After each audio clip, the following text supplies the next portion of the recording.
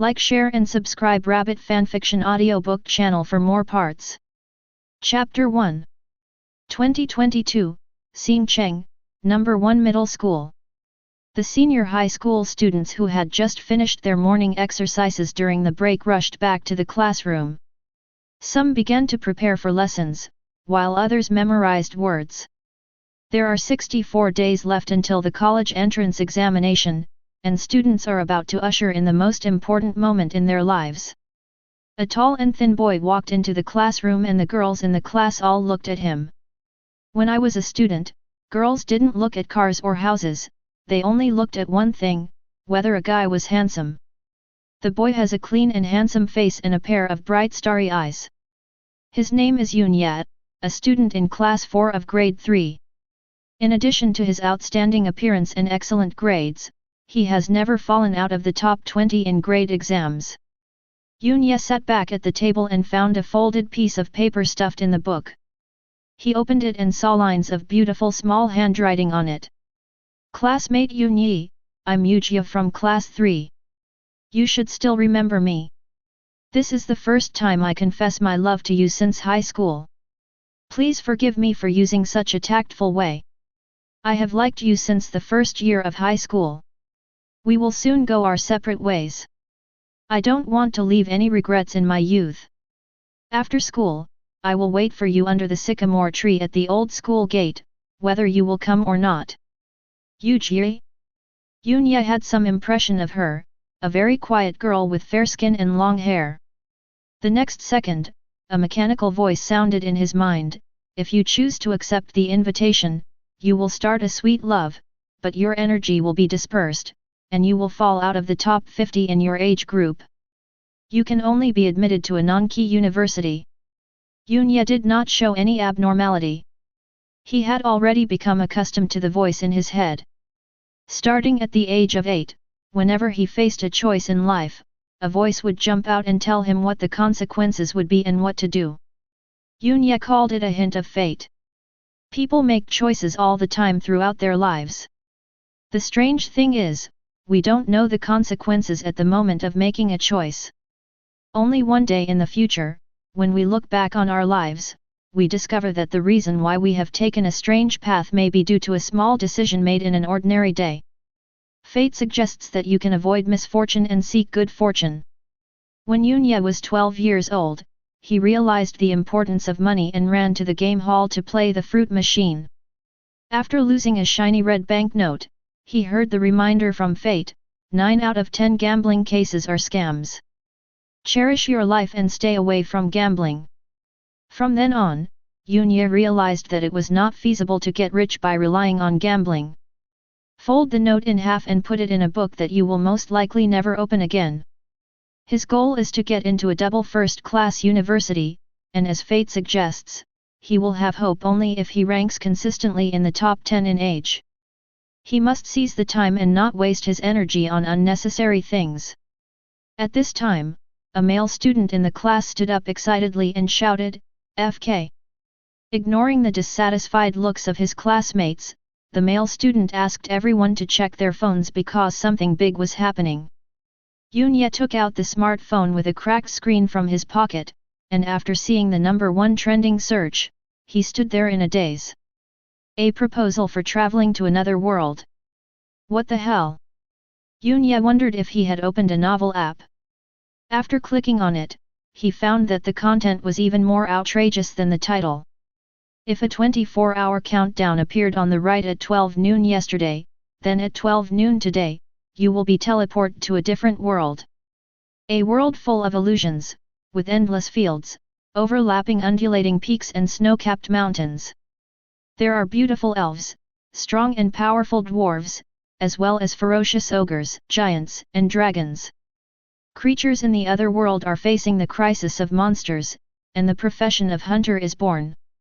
Hunters possess extraordinary powers, such as magicians, knights, swordsmen, or exorcists. Once you reach the other world, you must become a monster hunter at all costs to ensure your safety. Yun was completely confused. This was serious nonsense. He clicked on the editor's profile of this article, but it was blank and had no authority at all. This is a prank. It must be a promotional method for some online game. I remember that before a superpower movie was released, someone filmed a superpowered person. Won't this kind of behavior be punished? The classmates were talking about it. Even though they were young, they would not believe such a ridiculous thing. Okay, students, focus on your studies. Study committee member Wenting stood up and restored order in the classroom. Yunye put down his phone and didn't take it seriously. As class was about to start, Huang Peng, my desk mate and good friend, walked into the classroom with a chubby face full of worry. After sitting down, Huang Peng asked seriously, "Tell me, if the world is about to be destroyed, what will you do? Entering the sage state so early? What did you do in the toilet just now?" Yunye joked. Under normal circumstances, Huang Peng would have responded fiercely, but now, contrary to his usual behavior, he held his cheek with his hand. What happened? For some reason, Yunye thought of the article he had just read. You wouldn't understand. Huang Peng sighed and rubbed his eyes. The countdown was still floating in the air. When it returned to 0, it would be 12 noon. Suddenly, he made a decision, stuffed the phone to Yunye, and gritted his teeth and said, if something happens to me, you must delete all my browsing history, no, restore my phone to factory settings. Yunye lowered his voice and said, you can't be seeing a countdown with your right eye. How did you know?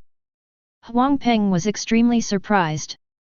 He had kept this matter to himself for a whole day and hadn't even told his parents. Yunye found the article on his mobile phone and observed Huang Peng's expression. Seeing a few keywords, Huang Peng quickly took out his mobile phone and read it carefully. Huang Peng's expression relaxed a lot. Most people's fear comes from the unknown. Knowing what you are going to face, you won't be so panicked. I will travel to another world, become a monster hunter, and go on an adventure? Isn't this the plot of an anime? I am a warrior. Hey, there is a princess waiting for me to save. Huang Peng's middle school soul began to burn. Yunye withdrew his gaze. Huang Peng could not have lied, but no one could be sure whether the other world existed. This is not something a high school student can figure out. During the last class in the morning, Huang Peng was restless, twisting his body constantly, with a fanatical look in his eyes. Yunye was also not in the mood to attend class and kept looking at the wall clock in the classroom from time to time. The bell rang for the end of get out of class, and the stopwatch on the clock completed its last tick. The minute and the clock overlapped, pointing to 12 o'clock. Yunye stared at Huang Peng, and when 12 o'clock and 1 second came, the other party was still standing there. Huang Peng did not go to another world. Wrong. Yunye was thinking of something. In his trance just now, Huang Peng's figure seemed to blur for a moment. The process was very short, less than 0.15 seconds. In addition, although Huang Peng was sitting in his seat, his expression was completely different from a second ago.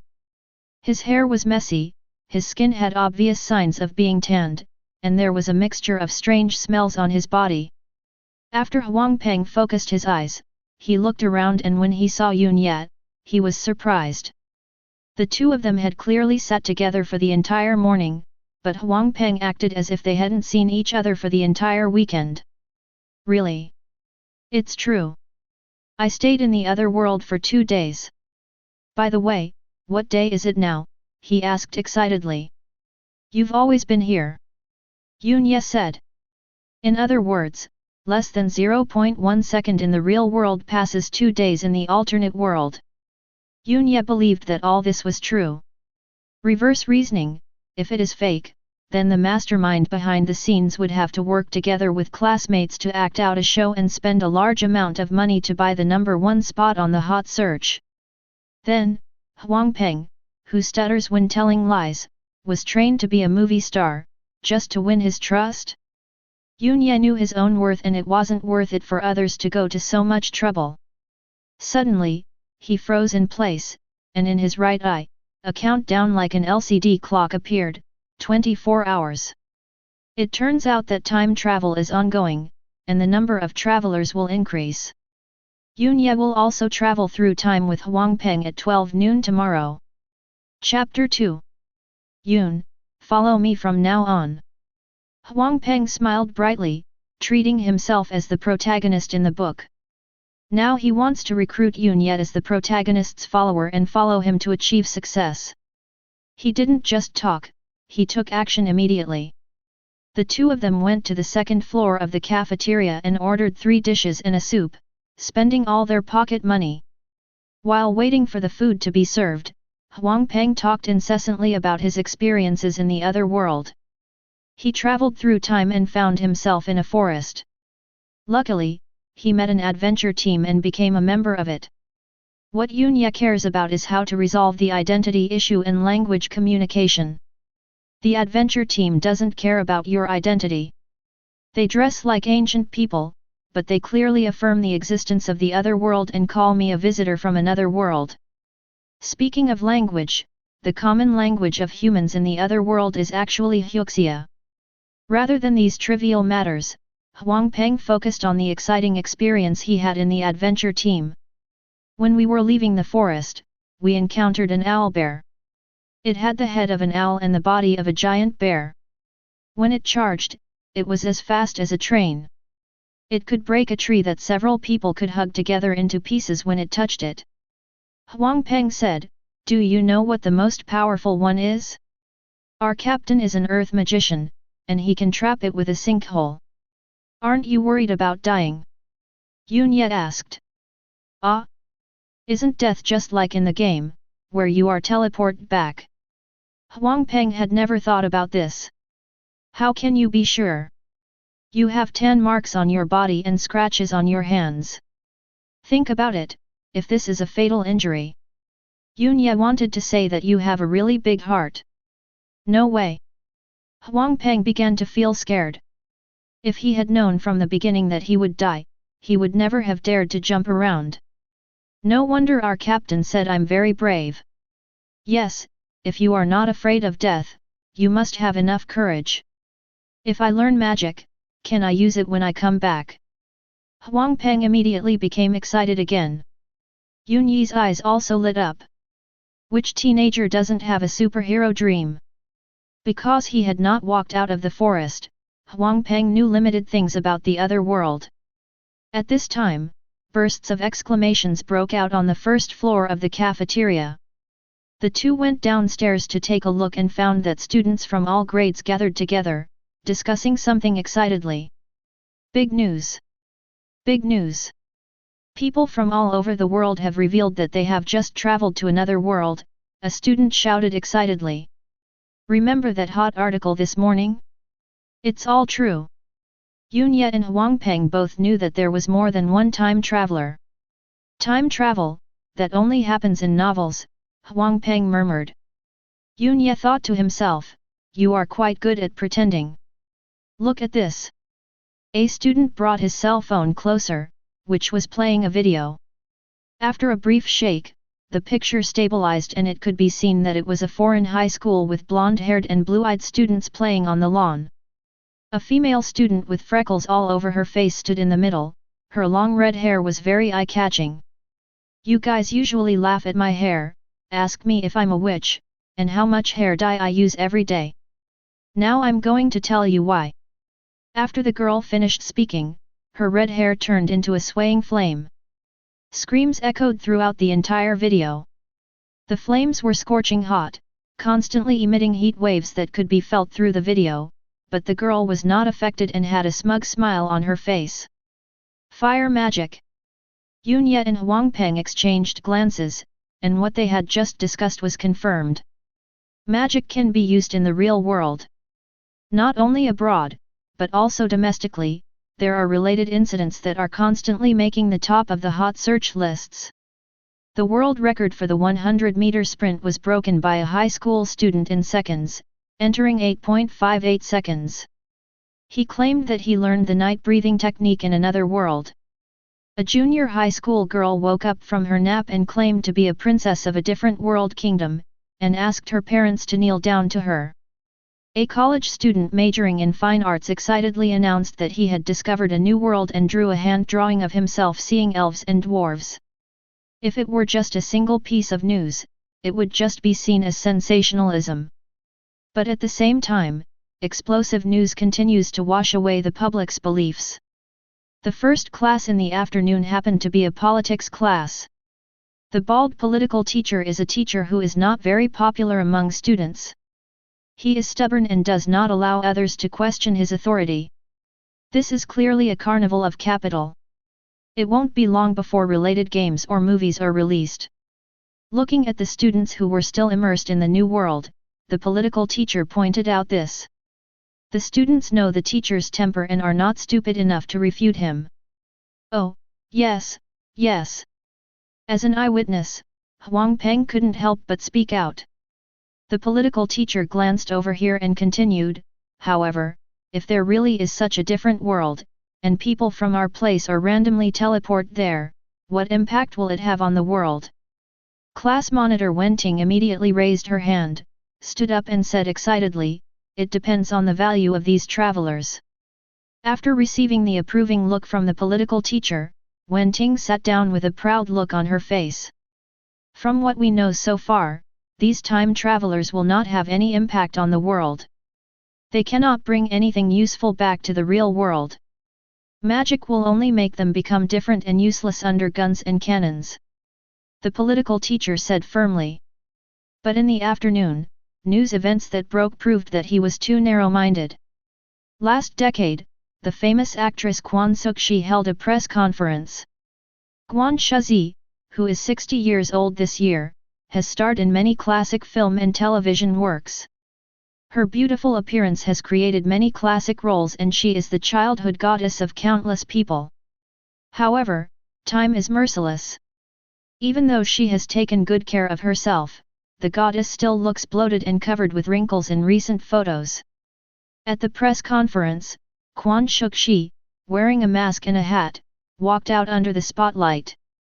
People were surprised to find that the goddess had successfully managed her figure, regaining her previous curvaceous figure and walking as lightly as a girl. The purpose of holding a press conference today is.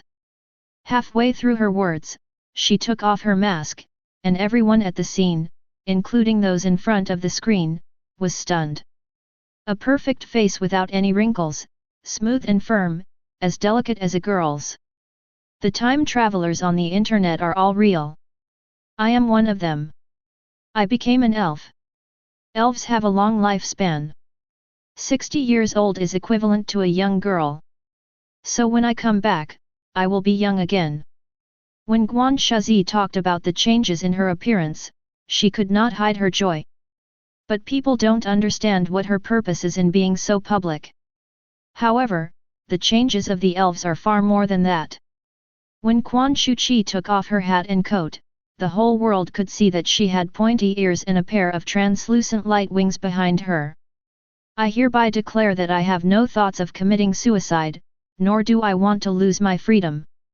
Even if I die accidentally, I do not agree to donate my body for research, Guan Shuzi said solemnly. Everyone suddenly realized that she was doing this to protect herself. The characteristics of the elves are too obvious to be concealed. She may be kept in captivity by perverted tycoons abroad and be sliced and studied by cruel scientists. Standing in front of the public and protecting yourself through attention is not 100% feasible, but it is the best solution.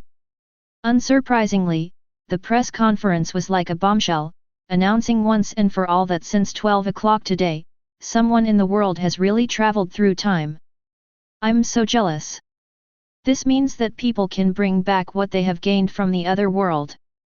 The value of time travelers suddenly increases. Major online live streaming platforms are offering high prices to recruit time travelers to tell their experiences in another world.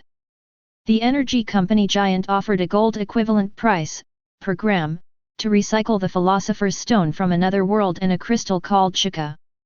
The pharmaceutical company recycles all herbs from another world, and if you can bring out a potion, regardless of the grade, you will be given 10 million directly. Methods on how to carry things into the real world have been announced, and objects that can be wrapped by the body in a natural state will be brought back with them. For example, you can clench your fist, hold it in your mouth, and the most efficient way is to stuff it into your butt. It says here that what you can stuff into your butt is beyond your imagination. Huang Peng felt a chill. Chapter 3. Countdown, 15 hours. After the evening self-study, groups of students walked out of the school gate, and the vehicles of parents picking up their children blocked the outside. Yunya wore headphones to block out the noisy sounds and pushed his bicycle silently by himself. Suddenly, he thought of something and walked towards the old school gate. Outside the old school gate faces the old city. On the right is a group of low, abandoned old houses. The lights here are dim, and a century-old sycamore tree is located in the middle of the road. Yunya was thinking that he couldn't let a girl wait in this environment. Under the phoenix tree, he saw Yujia's graceful figure, looking nervous and uneasy, looking at the door from time to time. After seeing him, Yujia was very excited, but immediately lowered her head shyly. Seeing this, Yunya couldn't bear to say the next words. "Student Yujia, the college entrance examination is approaching, so we still have to focus on our studies." Yunya walked forward and said. Yujia raised her chin, her watery eyes filled with loss, sadness, and a hint of regret. "Let's go, let's leave here."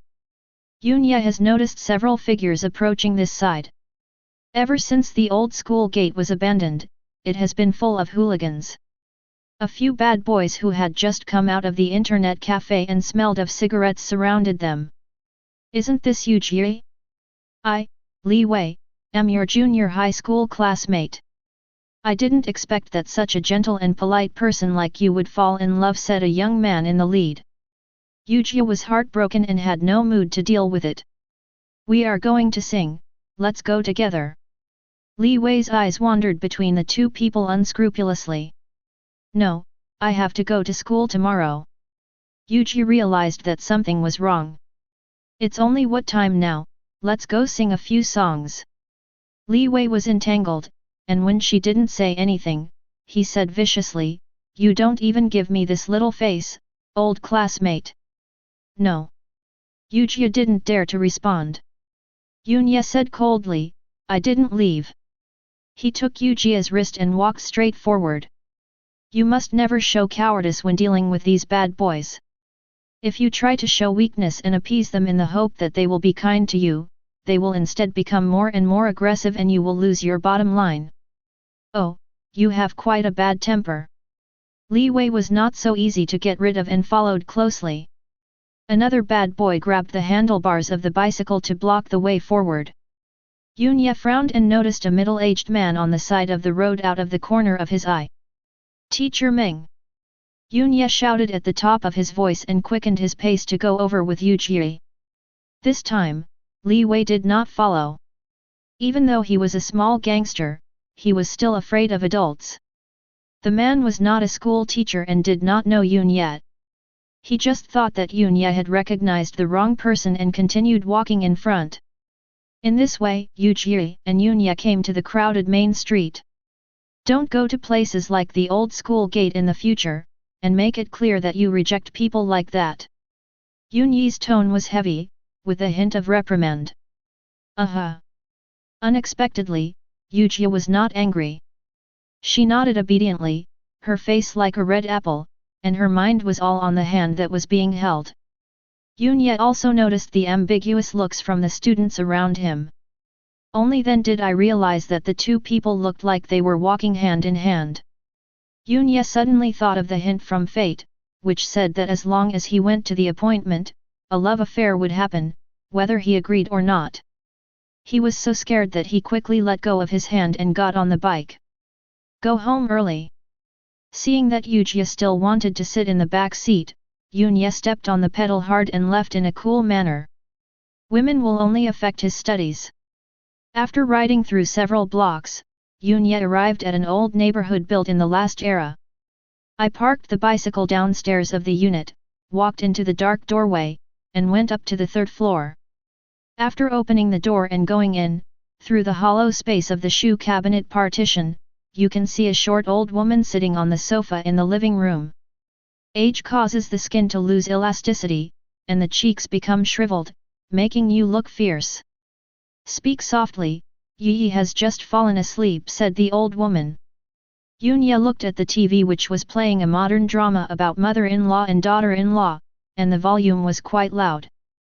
After changing into slippers, a middle-aged woman came out of the kitchen with a big belly and a cup of hot milk in her hand. Don't study too late, or you'll tire yourself out. At this time, a little girl of 6 or 7 years old came out of the bedroom. She was wearing pajamas and her face was hazy. Milk. I want it. I want to drink it. Yi, be good. This is for your brother to drink. Go back to sleep, said the middle-aged woman. I want to drink, the girl cried sharply. The old lady on the sofa immediately said, just give it to Yi. This was bought by our Xiang Jun. Mom. The middle-aged woman looked embarrassed. Yunya put the milk on the table without saying a word, went straight back to the room and closed the door heavily. You still have a temper? You eat our food and use our food. The old woman's harsh voice came through the crack in the door. Yunya curled his lips, he was already used to it. This is his home, the middle-aged woman is his mother, and Yi is his sister. An old lady? Nothing. When he was 6 years old, his biological father passed away in an accident. His mother remarried and started a new family with him. When I was 8 years old, my mother gave birth to my half-sister, Yi. When Yi was 10 years old, her grandfather passed away, and she brought her grandmother to live with them. From then on, Yunya felt like an outsider in this family. The old lady doted on her granddaughter and thought that Yunya was a freeloader and that the awards and grades he obtained in school did not belong to this family. Originally, Yi was quite dependent on her brother, until the old lady instilled the ideas of the older generation into her every day. During one argument, Yi said, "This is my home, not yours." From then on, escaping from this home became his greatest wish. When I was a rebellious junior high school student, I thought about running away from home and working outside. As a result, fate told him, he went out to work in a factory, screwed screws until he became an adult, started a love affair with a nightclub girl, which ended in failure, and when he was 30, he spent 188,000 yuan in betrothal gifts to marry a woman who had had enough of the world of pleasure outside. As a last resort, Yunya focused on studying. Studying is the best way for a person of his birth to change his destiny. But now. Countdown, 14 hours 32 minutes and 32 seconds. Yunyi's right eye was focused on the countdown. When he didn't pay special attention to it, this floating fluorescent countdown would not affect his life. He took out his cell phone and searched for all the information about the other world, focusing on hunters. More and more relevant information is being published online. Hunters are creatures from another world whose mission is to hunt monsters. Under hunters, there are more detailed divisions. Here, taking humans as an example, there are mainstream ones such as magicians, swordsmen, and knights. To become a hunter, you can't just get a secret book. Like a magician, one needs to place his hand on the magic stone, meditate correctly, and establish a connection with the magical elements. For a swordsman, you need a strong swordsman to hold your hand and guide you through hundreds or thousands of breathing techniques to form muscle memory. Otherwise, even a single mistake will cause harm to your body. The former can join the Magic Academy, and the latter can join the army of each kingdom. No matter which one, it must undergo strict examination. Of course, there are many other trial methods, such as the green grass trial. If you take 3 bottles of magic potion and do not die, you can have extraordinary strength, but the mortality rate is as high as 90%, and you will also lose your fertility. There are also special rituals that can give you extraordinary abilities, which need further exploration. Yunya didn't study for the whole night, but paid attention to every detail of the other world. The next morning, countdown, 5 hours. When he was leaving the house, his mother Zhang Kuihua stopped him and discussed with him about changing his surname. Absolutely impossible. Yunya was rarely excited and flatly refused. It is our legal obligation and responsibility to raise you until you are 18. Your university tuition and living expenses after you become an adult will cost tens of thousands of dollars every year. If you want us to pay for it, you have to change your surname. The old lady walked out of the room with an aggressive look in her eyes. Yunya said nothing, pushed the door open and walked out. The memories with my biological father, which have been eroded by time, are the most beautiful part. Changing the surname means that the Yun family will be cut off. He earns his own money. Chapter 4. At Xingcheng No. 1 Middle School, after a night of fermentation, the students' enthusiasm for the other world continued to grow. Their focus shifted from whether the other world was real or fake to whether there were other time travelers around them. I heard that my third aunt's cousin's son's classmate is a time traveler. I don't know whether words like these are true or false. Yunya walked into the classroom and saw Huang Peng sitting at the table, eating buns absent-mindedly. Whenever his classmates talked about time travelers, he would PK up his ears. Yunya probably guessed his current mood and wanted to show off in front of others and announce his identity as a time traveler. Needless to say, it will definitely become the focus of the whole school. No teenager can resist such temptation. Yunya did not intend to dissuade him because he would also face the time travel. Near noon, when the whole world was eagerly waiting to see what new changes the next wave of time travelers would bring, a vicious incident against time travelers shocked the world. Angela, who had demonstrated fire magic abroad, returned home to continue the live broadcast and inadvertently exposed her home address. That night, a group of armed thugs broke into her home. Her parents and 2 younger brothers were killed in the robbery, and she herself was kidnapped. Now, Angela's whereabouts are unknown. This frightened Huang Peng so much that his face turned pale, and all his desire to show off disappeared. The domestic security situation is not that outrageous. Yunya said this to himself. Angela's country is flooded with guns, but it is not the place with the worst public security. In some countries, drug dealers can even compete with regular armies. One can imagine what will happen to time travelers there. At this moment, he was glad that he was born in Huaxia. At 12 noon, the bell for the end of get out of class rang, and the countdown began, midnight. The world in front of Yunya fell into darkness, all senses were deprived, and his body was out of control. He seemed to be falling into the abyss, or floating in the sky.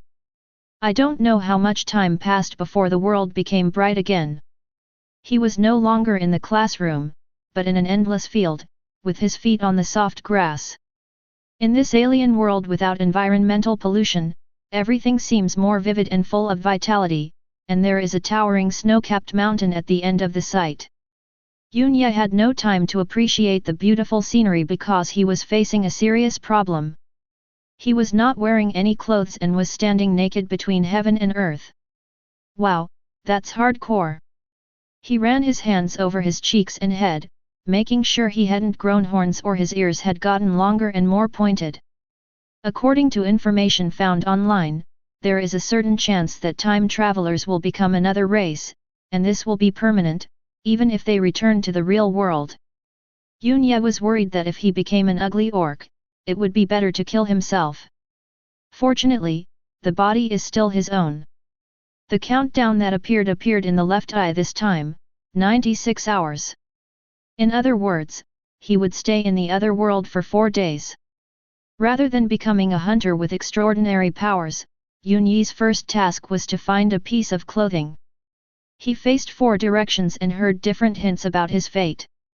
To the south, you will encounter a giant one-eyed beast, which is very dangerous. To the north, you'll reach the town where you'll be caught for being a hooligan. To the west, you'll be attacked by black boars. In the east, you will solve the problems of food, clothing, shelter, and transportation. Yunya walked towards the east. There is an indescribable sense of shame when walking in nature without clothes.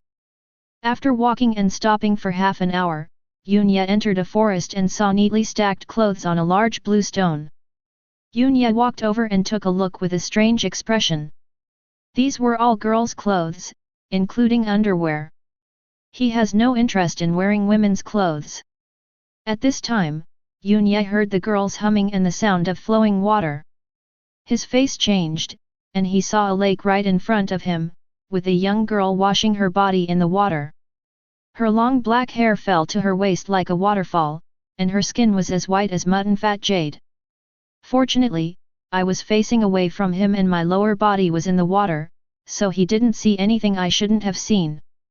Coming back to his senses, Yunya stepped back little by little, intending to pretend that he hadn't seen it. However, the girl put her hands on her chest and turned around without any warning.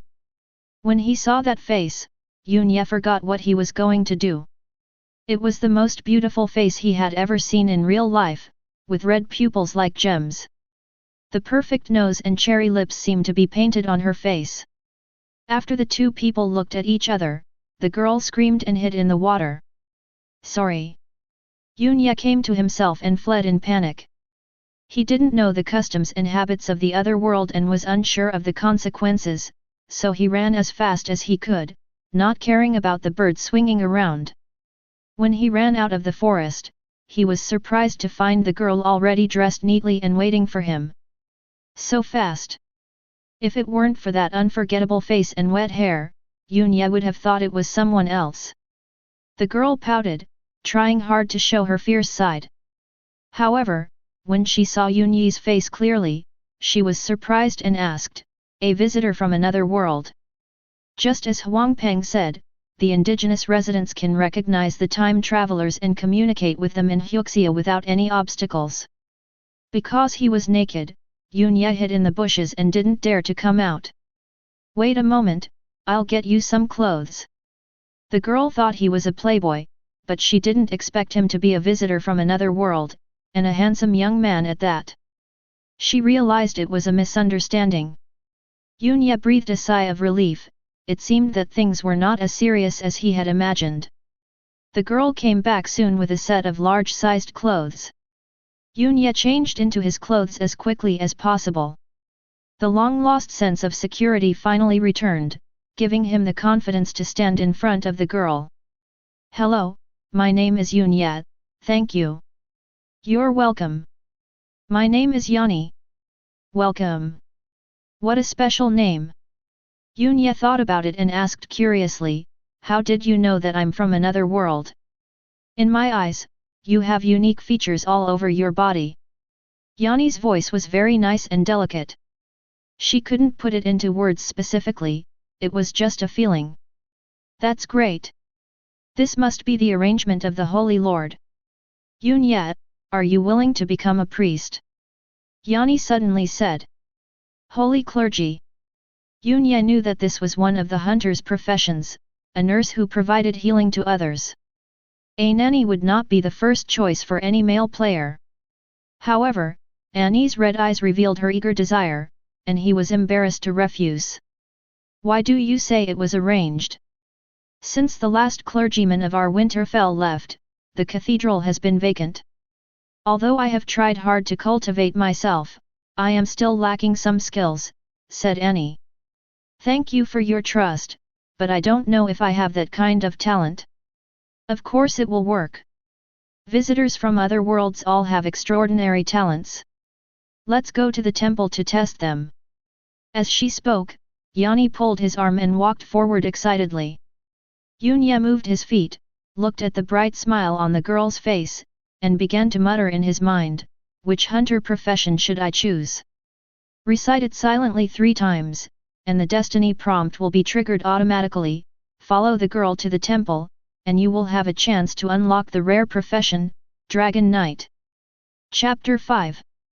Yunya followed the girl to an open space where there was a wooden church with white painted exterior walls and a triangular roof that overlapped front and back.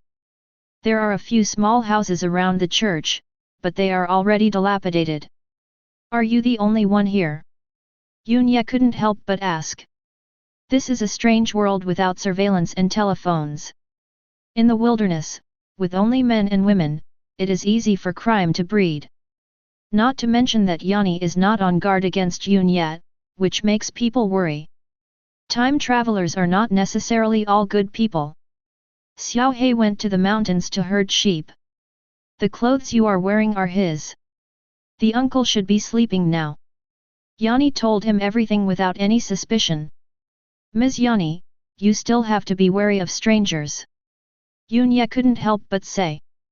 Yanni looked at him and smiled, do you want me to be wary of you? Yunya didn't dare to look directly into the other person's bright eyes. Although I didn't succeed in changing my profession, a saint cultivator can also sense other people's ill intentions, but I don't see that in you, said Yanni. Yunya suddenly realized that he had underestimated the other person. You rest here. I'll go prepare lunch. After we finish eating, we'll check the priest's talents. Yanni brought a hearty lunch of mushroom soup with minced meat, a vegetable salad and white bread. Yunya was a little flattered. In this strange world, he was truly penniless. After thanking him sincerely, he asked about the current geographical location and the nearest hunter guild. This is the initial wilds, the sanctuary outside Winterfell. If you want to go to the Hunters Guild, it's in town. Yunya silently remembered that he had no interest in clergy.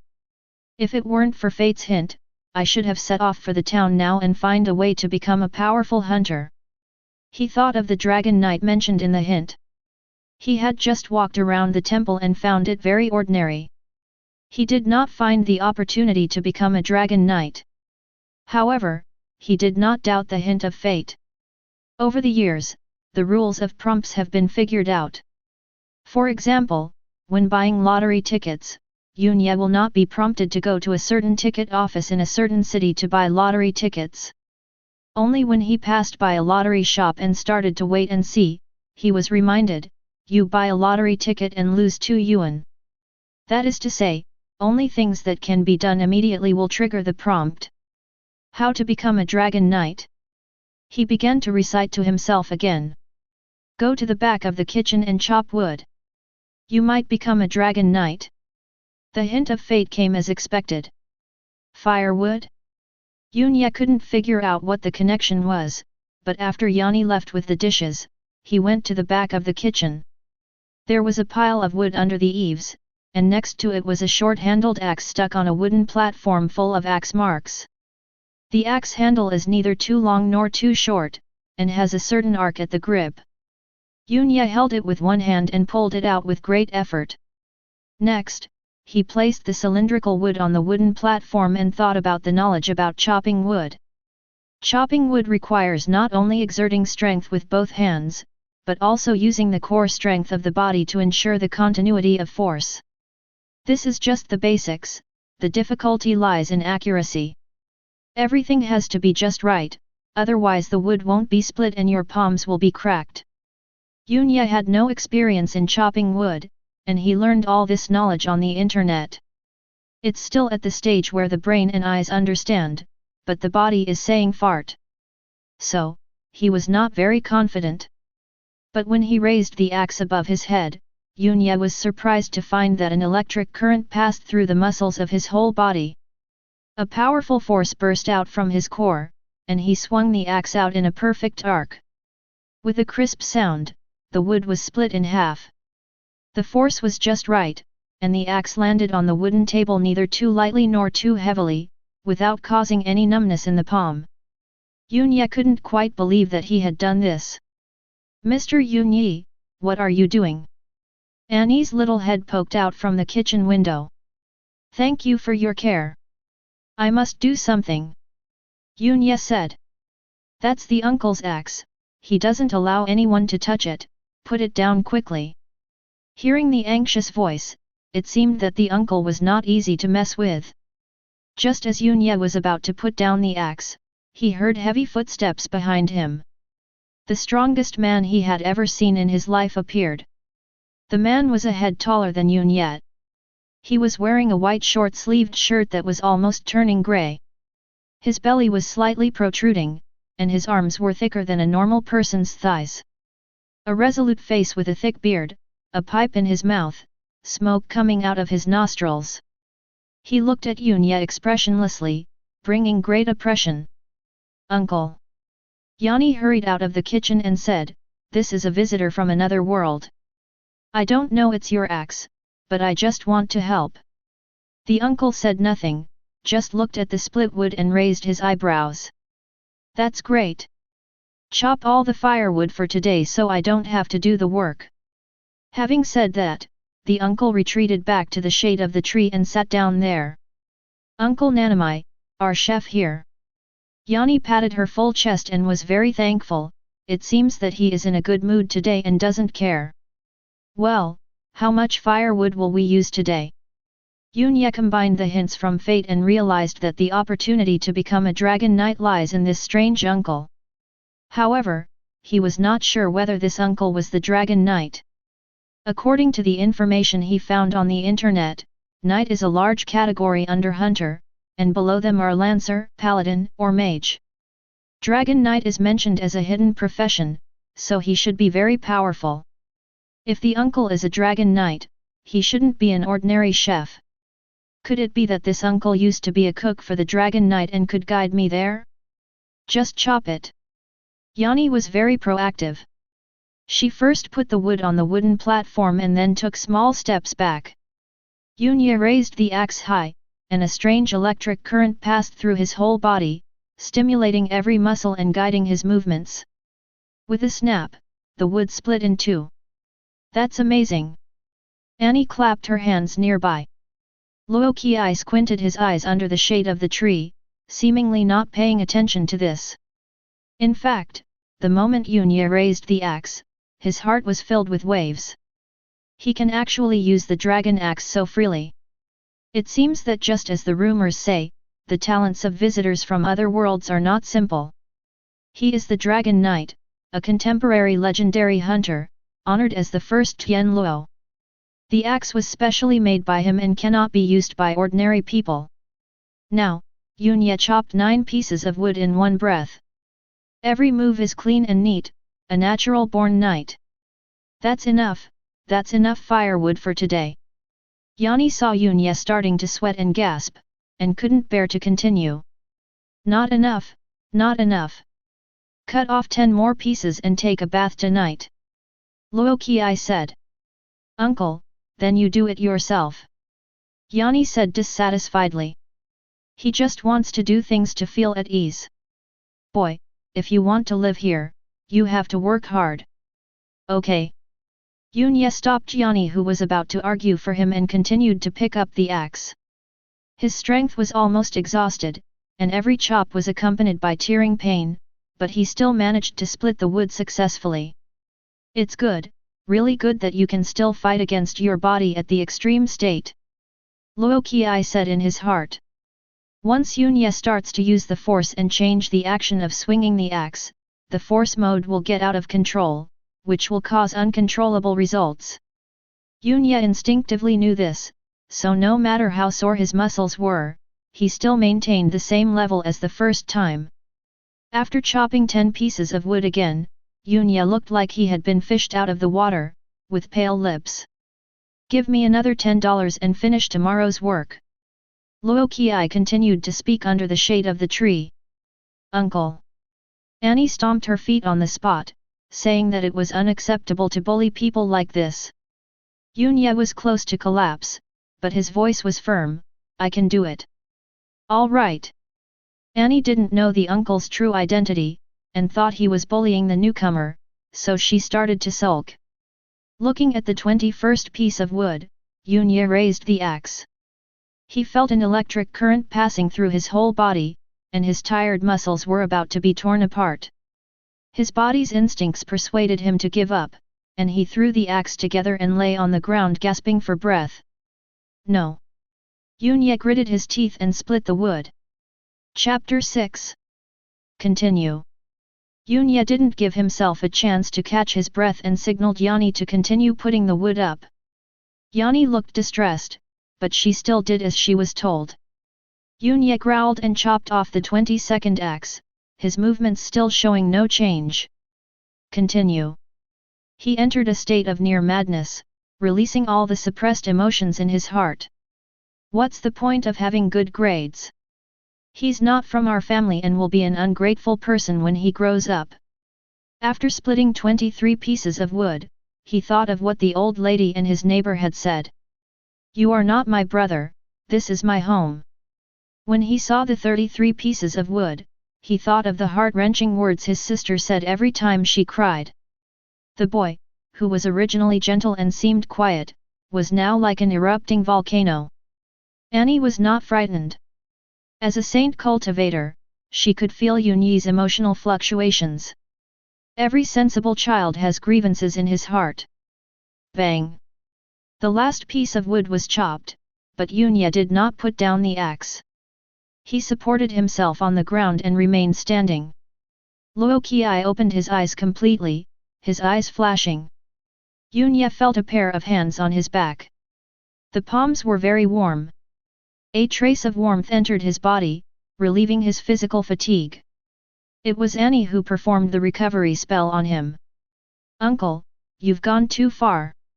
I'm ignoring you. Then, Yanni pulled Yunya away angrily. Luo Qiai looked at the backs of the two people and smiled brightly. Yunya had not walked far when he felt his body was about to collapse. If it were not for Yanni's recovery technique, he would not be able to walk at all. There is a big tree outside the church. 2 hemp ropes are tied to the thick and strong branches to make a swing. Take a rest. I'll get you some dragon fruit to replenish your water.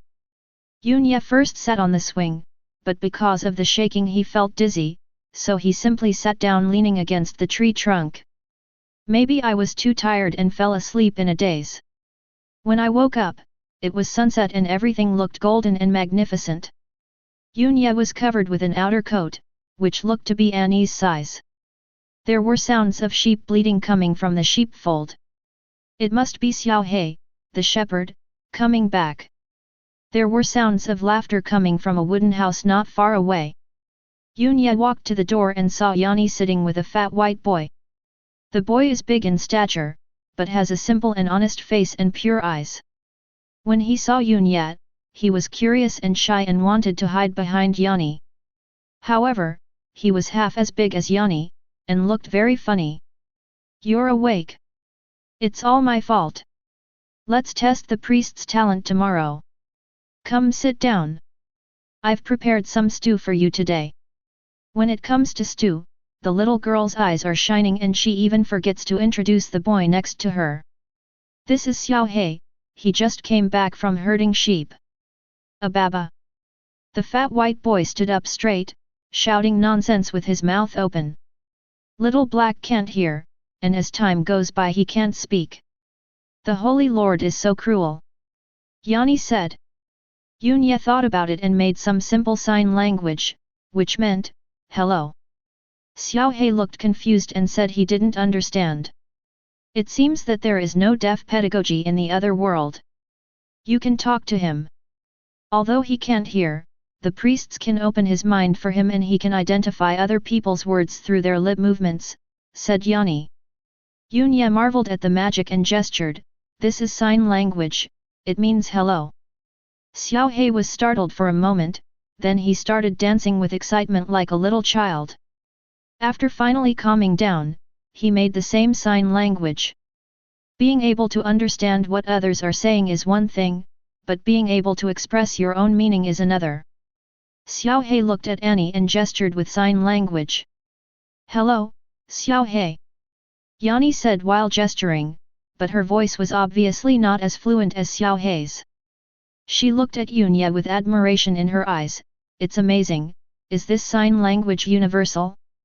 Can everyone like Xiao He communicate? Yes, it can replace normal communication and even quarrel with others.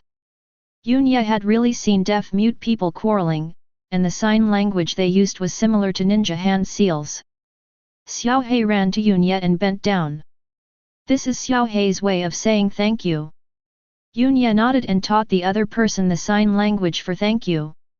Xiao He was very happy after learning 2 sign languages in succession. When Uncle Luo Qi came in with a pot of stewed meat, he immediately went over to him. He's saying hello and thank you. Annie looked at the uncle's confused expression and laughed like a silver bell. Yunye himself did not realize that a smile appeared on his face. At the same time, he felt a little regretful. The other people in the other world did not understand sign language, and the meaning of Xiao He's sign language could only be understood by the people in the room. Luo Qi motioned for everyone to sit down and served each person a bowl of stewed meat. Yunye found that there were a few extra pieces of radish in the stewed meat in his bowl. The aroma filled his nose, and he found himself extremely hungry, so he wolfed down everything in the bowl. Unfortunately, I wasn't full. There was only 1 bowl of food left in the pot, so I didn't open my mouth. Unexpectedly, Luo Qi poured all the remaining stew into his bowl. Eat your fill today and continue chopping wood tomorrow. Without waiting for Yunye to thank him, Luo Qi chuckled. Uncle, Yunye is here to become a priest, not to chop wood. Yanni said. Yunye's heart moved and he pricked up his ears.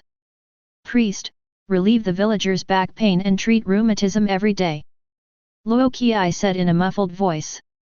The clergy are not that bad. Yanni argued and looked at Yunye. A priest can grow into a paladin and still have good combat effectiveness. Boy, are you willing to become a priest? But you can't kill powerful monsters like that. Luo Qi asked. Well, I'm not sure what I can become, but if I can become a priest, that would be great. What Yunye said was half true and half false. He doesn't know his own talents, and it's a bit shameful for him to try to judge the pros and cons of different professions. In addition, he hoped that after saying this, the uncle would speak out and guide the Dragon Knight on the path. Unfortunately, Luo Qi crossed his arms over his chest, feeling unhappy, and thought to himself, boy, if you don't have talent, those knight swordsmen will be killed. However, Luo Qi did not speak anxiously.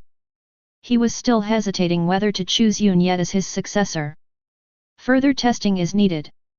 After everyone had dinner, it was already dark outside.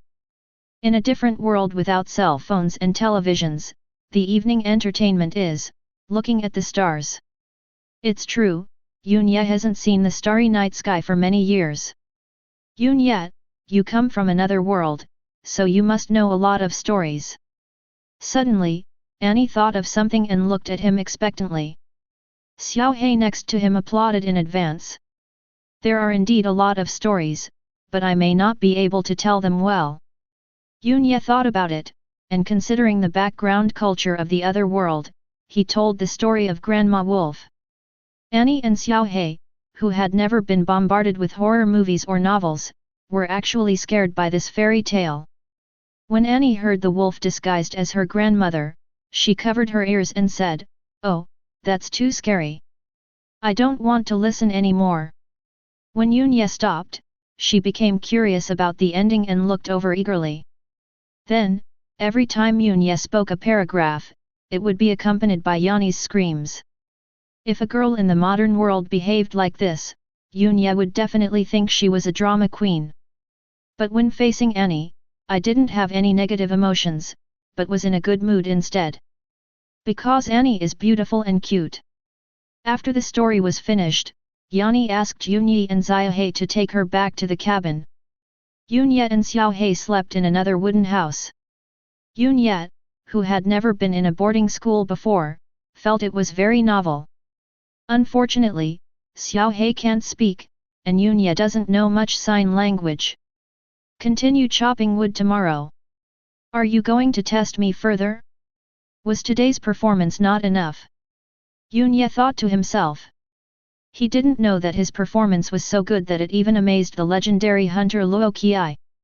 Maybe it was because he slept too long during the day, or maybe he was not used to going to bed so early. Yunye tossed and turned in bed. Xiao He, who was sleeping next to him, had already fallen asleep. Ah! Suddenly, the quiet night was broken by a scream. Yunya jumped off the bed as fast as he could. He recognized that it was Yanni's voice.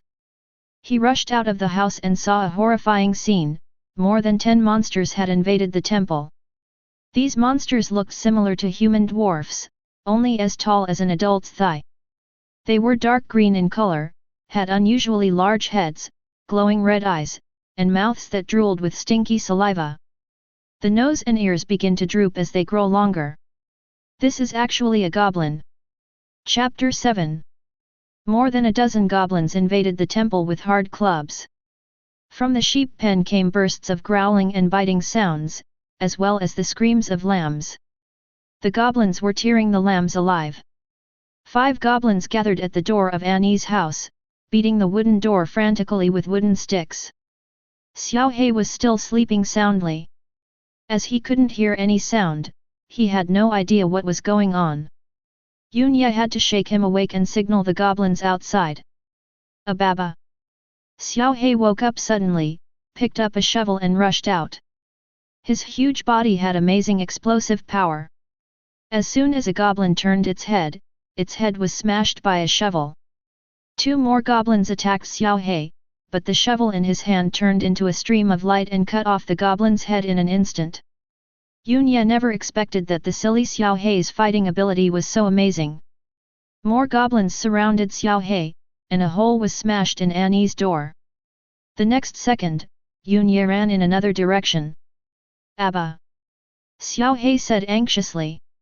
On the roof of the church, Luo Qiai, who was observing secretly, frowned, unable to hide his disappointment. Deserting from the battlefield? No matter how talented Yunya is, he won't even take a second look at him. Unexpectedly, Yunya turned back with an axe in his hand. It turned out that he went to get a weapon. Outside Annie's door, the 5 goblins turned around when they heard Yunyi's footsteps. Goblins clearly possess a certain level of intelligence, but they are like vicious beasts with murderous eyes. These goblins have no special powers. Their strength is about the same as that of adults. Their weakness is their bodies, and their advantage is their numbers. Yunya calculated in his mind. The goblin closest to him made a provocative cry and made exaggerated movements with his hands, attracting Yunya to hit him. The other 2 goblins quietly took action. Yunya sneered. He had used such crude techniques when he was fighting in junior high school. He pretended to attack, and when the goblin in front of him dodged, he tightened his waist and abdomen and raised the axe high. The familiar feeling of chopping wood during the day returned again, and this time he changed direction and chopped horizontally. The 2 goblins were cut in half by an axe, and the wound formed a straight line. Yunya did not stop moving and chopped the goblin that was luring the enemy in front of him into 2 halves, and green sticky blood splattered all over the ground. All of this came from instinct. In his eyes, the world seemed to have 2 more lines, one vertical and one horizontal, forming a crosshair. After being locked by the crosshairs, the goblin was as still as a piece of wood in his eyes and was easily split in half. Genius! Genius! Above, Luo Qiai was extremely excited. Yunyi's performance was far beyond his imagination. A day of chopping wood was enough to unlock Dragon Knight's Black Flash. Black Flash! Able to see through the enemy's weaknesses and deliver a devastating blow. The goblins are short and small, so their weaknesses are not difficult to find, but the problem is that Yunya has only been here for 1 day. As for Yunya, the remaining 2 goblins were scared out of their wits. One fell to the ground and trembled, while the other ran into the darkness. Yunya didn't bother to run away, and killed the goblin that couldn't resist with an axe. Eradicate all evil. He found that goblins were weak and their bones were far weaker than humans. A muffled sound came from the room, and Yunya was so scared that he thought there was another monster inside. He broke the door lock and rushed in. I saw Annie curled up at the foot of the bed, looking weak, helpless and pitiful. The clergy had no means of attack, not to mention that she was a holy practitioner. "It's me, Don't be afraid. Yunya didn't see any other goblins in the room, so he said soothingly, I'll go help Xiao He. Looking outside, the battle on Xiao He's side was over. A shovel was enough to kill more than a dozen goblins, and the rest fled in panic. Don't go! Annie screamed in panic, falling into deep helplessness. So Yunya walked to the bed and sat down. Just as he was about to say something, his words seemed to be stuck. It turned out that Annie was only wearing a thin and fluffy white pajamas. Her snow-white skin seemed to glow in the night, and the right places were thin and the right places were big. Her long light brown hair fell on her shoulders, which was really beautiful. Annie's cheeks flushed when he looked at her, but maybe it was the sense of security he just brought her, so she didn't resist. You should have a good rest. After Yanni calmed down, Yunya walked out of the house. The uncle came out with a sleepy look on his face. You and Xiao He move the bodies together and burn them. Remember to move them to the downwind side. The bodies of these monsters stink when they burn. Xiao He did as he was told, but Yunya was reluctant. Those goblins almost hurt Annie. If he wasn't a stranger, they would definitely ask him where he had gone. These goblins are all low-level monsters. Xiao He can deal with them alone. Luo Qiai noticed Yunyi's thoughts and yawned indifferently. Abba Abba. Xiao He nodded to him repeatedly and gestured randomly. The general meaning is that I hope he won't blame the uncle. Yunya didn't intend to say anything. He silently dealt with the goblin's body with Xiao He. You have a pretty bad temper. Luo Qiai chuckled. Early the next morning, Yanni appeared in front of Yunya, looking energetic and having recovered from the fright. This is already the town area. How did the goblins get here? Fortunately, you and Xiao He are here. Speaking of Xiao He, he has gone up the mountain to herd sheep. Before Yunya could say anything, Yunya said, let's test your talent. She did not forget what she had to do today, which was to see if Yunya could become a priest. The invasion that took place last night was commonplace for people from another world. When they arrived at the church, Annie motioned for him to kneel down. Kneel down? To the Holy Lord. Yunya was very resistant. He looked at the walls of the temple but did not see any statues. Yes, only by kneeling down can the Holy Lord hear our voices. But I don't even know what the Holy Lord looks like. Yunya couldn't bear to refuse directly. Yanni patiently introduced, the wind in the mountains makes us feel refreshed, the clouds and rain in the sky nourish the earth, and the crops that grow allow us to live and experience all of this. Don't you think it's magical? Yunya asked, so these were all created by the Holy Lord? No, the wind, clouds, rain, and earth are all holy masters, including every blade of grass and every tree, which construct this world. Yunya suddenly realized that the priests did not believe in a personified God, but the omnipresent Holy Lord of heaven and earth. As the saying goes, kneel to heaven, kneel to earth, and kneel to your parents. Knowing this, Yunya had no resistance in his heart and knelt on the ground with Yanni. Yanni was very happy and asked him to follow her movements. His hands were moving in front of him and he was muttering incomprehensible words. Suddenly, something wonderful happened. Yunya found that his senses were being magnified. The clothes on his body seemed to disappear, and every pore was sensing the heaven and earth.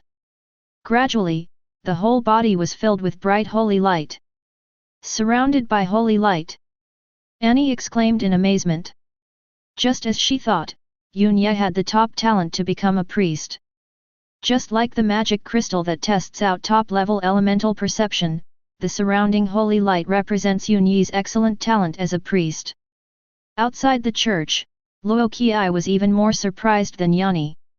Because he saw that Yunya possessed top-level night talent, he determined that he would not achieve anything as a clergyman or a magician. As a result, Yunya directly created a holy light surround. This disrupted his plans. Originally, he wanted to observe Yunya for a while. Yunya, you can become an excellent clergyman. Annie was happier than she had imagined. This way, both of them would be holy practitioners. So what should we do next? We can go to the town to get the Bible and ask for the Lord's blessing, and then we can gain the skills of the priests. The abilities of the clergy were actually granted directly by the Holy Lord. Chapter 8. Chop wood, chop wood. Otherwise there will be no firewood for lunch. In the holy hall, Luo Qi's rough and loud voice was heard. Yanni ran out happily. Yunya has been recognized by the Holy Lord, we are going to the town soon. We have to go to town to purchase goods for the market tomorrow. Wouldn't it be troublesome to go back and forth? We can go tomorrow. Let him chop the firewood today. Luo Qi said without question. Annie didn't know how to refute. It's okay, I'll go tomorrow. Yunya came out soon after. The order of professions is very important. Well, you're welcome to join us. Annie's eyes turned into crescent shapes when she smiled. Before this, Yunya was a guest here. If he had not become a priest, he would naturally have to leave and find his own path as a hunter. At least, that's what Annie thought. Behind the kitchen, Luo Qi and Yunya looked at each other. Luo Qi held a pipe in his mouth and kept exhaling smoke. Are you really willing to become a clergyman and heal silently at the back of the team? He asked. I have no other choice. Yunya said. The native residents assume that time travelers are eligible to choose different hunter professions, which is really stressful. No, you do. Yunya was shocked. The other party was about to reveal his cards. On the surface, he looked puzzled. After my constant use, this axe has developed a unique power-generating mode. Anyone who can use it has extraordinary talent. Seeing that Yunya was still confused, Luo Qi knew that talking was useless. Watch it. He held the axe in one hand and swung it at the air. Following the sound of breaking air, nothing happened. Yunya looked around, as if he wanted to say something but hesitated. Look at the sky. Luo Qi said. Yunya raised his head, his expression froze and his pupils trembled uncontrollably. Above the blue sky, a sea of clouds stretching for more than 10 kilometers was split into two, just like a piece of chopped firewood, with neat cuts. Moreover, the scope is far more than just the sea of clouds. If you look closely, you can see traces in the front and back. With just a casual stroke, he plows the sky for 100 miles. Yunya did not hide his inner thoughts and his face was full of excitement. Fate told him that the opportunity to become a dragon knight lay in Luo Qi. However, he only had a clear understanding of Luo Qi's strength now. Don't ask me why I'm a cook here. I'll let you know when it's time for you to know. After showing his strength, Luo Qi spoke more confidently, so, do you want to become that strong? Can I? Yunya asked. You are so awesome. Luo Qi said in his heart, pretending to be embarrassed on the surface, under my wise guidance, you may become a great dragon knight. Yunya no longer concealed his yearning and said, as long as I have the opportunity, I will study hard, teacher. Teacher. Luo Qi touched his thick beard. No one had ever called him like that before. You know what, it feels quite strange. How much do you know about Dragon Knight? Luo Qi asked. Yunya shook his head, indicating that he didn't know. Knights, as opposed to magicians, focus on physical strength, which is enhanced through different breathing methods. Depending on the choice, there are lance knights, magic knights, and so on. However, the Dragon Knight is above all else and is the strongest way of knighthood. Speaking of this, Luo Qi's face was full of pride. Master, where is your dragon? Yunya asked a question. Dragon? What dragon? Luo Qi didn't react. Shouldn't a dragon rider ride a dragon? Dragon rider refers to our powerful ways and armor. Luo Qi said helplessly, not only do we not have dragons to ride, on the contrary, we have to hunt evil dragons. Hunting dragons. Yes, but we will talk about this later. Now what you need to do is to meet the standards of a knight. Then start chopping wood. Let's chop 100 pieces of wood today. Luo Qi handed over the axe. Yunye took the axe and began to practice. Seeing Yunye chopping wood seriously, Luo Qi was a little surprised. Compared to the other knights' training, chopping wood was extremely boring, and he was ready to explain why. Unexpectedly, Yunye didn't even ask. He couldn't help but ask, "Aren't you curious why I asked you to chop wood?" Yunye asked uncertainly, "Is it because my talent is not good enough and I need to lay a good foundation?" Luo Qi was speechless. If your talent is not good, other knights in the world would just retire. Swinging the axe will guide your movements and stimulate muscles throughout your body. Once you complete this step, you can then breathe the dragon. I understand. Yunye chopped even harder and persisted until the afternoon. Luo Qi used the firewood he had chopped to boil a bucket of hot water and mixed it with the special medicine. Soak in it. Yunye did as he was told and soaked in the hot water. He immediately felt excruciating pain and his hands seemed to be on fire in the water.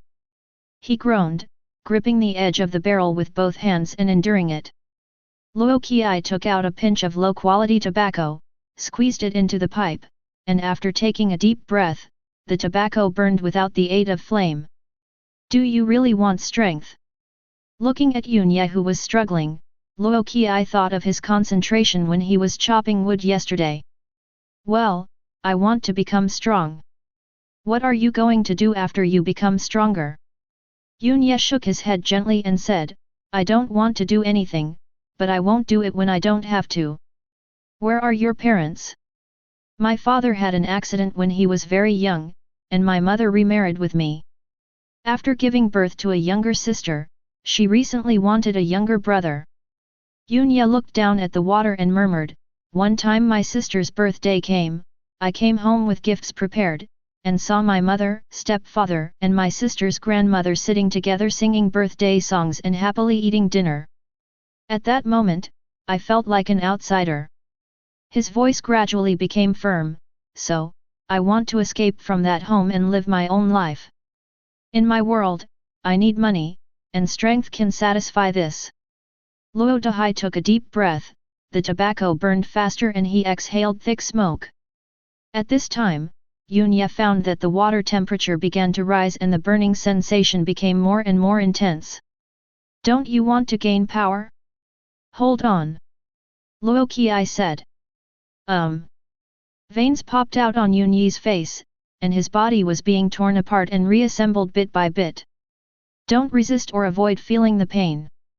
Yunye nodded, constantly telling himself to relax. After Luo Qi took his last puff of his cigarette, he signaled that it was time to end. Yunye immediately jumped out of the wooden barrel. He was surprised to find that his body had undergone significant changes, starting with muscle tones and increased strength. If this were to be exercised in the real world, it would take at least several weeks for such a change to occur. Medicinal baths shorten this process, speed up metabolism and promote muscle growth. The hunger that followed was so great that he felt like he could eat a whole cow. There was no cow, but Luo Qi prepared a whole roasted lamb. Yunye wolfed down 2 lamb legs. Teacher, can I learn the breathing technique now? His current physical fitness exceeds that of the top athletes in the real world, but only by mastering the breathing technique can he truly move towards extraordinariness. Can. Luo Qi said. Chapter 9. Luo Qi brought Yunye to the forest where he met Yani yesterday and began to introduce the breathing method. Different hunter profession systems have different breathing methods. Master the energy called dragon flame through the dragon rider's dragon breath. The form and amount of qi determine strength. I don't know when it started, but magicians and knights were divided into the same levels: beginner, intermediate, advanced, saint, king, emperor, and god. If you master the breathing technique, you will be a junior knight and a junior dragon knight. Luo Qi said, this is a level division, it does not represent absolute strength. A person's comprehensive strength is more authoritative when it is recognized by the Hunter Guild. Hunters are divided into Bronze, Silver, Gold, Star, and Legend. Teacher, what realm are you in? Oh? So I haven't told you yet. Luo Qi took down his pipe, coughed a few times to clear his throat, and then spoke with great ceremony, Legendary Mercenary, Demigod Knight. I had seen the teacher plow the sky for 100 miles before, so I was mentally prepared, but when I heard this, I couldn't help but feel excited. After the brief introduction, Luo Qi picked up the axe. Without any preparatory movements requiring accumulation of energy, he swung it lightly, and a blazing flame rose from the axe. This is Dragon Flame. Luo Qi handed over the axe and said, if you hold it, your body will breathe like a dragon uncontrollably. If you can't control it, you will be hurt. After saying that, Yunye stretched out his hand. You really don't doubt it at all. Luo Qi didn't give him the axe right away, and continued, according to the methods of other knights, I should hold your hand and continue to perform dragon breathing. Take a pipe as an example. I can teach you how to use a flint to light the tobacco while you inhale. They can also directly give you a lit pipe, and you just need to keep it from going out to master it. 2 ways, choose according to different talents. Yunye's talent is there, and Luo Qi tends to let him choose the latter. As he thought, Yunye chose to take the axe. He felt that he lacked talent and his teacher was unwilling to guide him in breathing techniques. Before handing the axe to Yunye, Luo Qi said seriously, I taught you to chop wood before, which is part of the normal training of a knight. Once you master the dragon's breath, you will officially become a dragon knight. You will be my successor, and I will shoulder the responsibility. If you do evil in the future, I will personally take action. Teacher, I'm not sure if I will be a good person in the future, but I definitely won't be a bad person. Yunye took the axe and his fingers touched the swaying dragon flame, but he didn't feel any pain. But when he gripped the axe handle, his pupils dilated and his heart beat like thunder. If you experience strenuous exercise, you may breathe heavily and uncontrollably. The air inhaled into the lungs was scorching hot, forming waves of heat that raged through the body. Control. As Luo Qi spoke, he pointed at the tree that 3 people could hug together and said, cut the tree down. Yunye felt extremely uncomfortable every time he moved, but now he had to grit his teeth and continue chopping wood. The axe blade hit the tree, and the recoil force spread through the arm to the whole body, intensifying the pain. Yunye couldn't breathe when he thought of the drowning experience he had as a child. The dragon flame is about to go out. Luo Qi said. The dragon flame on the hatchet was extinguished before his eyes. Yunye roared and chopped down with the axe again. The dragon flame immediately surged, but could not be sustained. So Yunye slashed like crazy. The dragon flame is more vigorous than when it was first obtained. However, the dragon flame could not stabilize.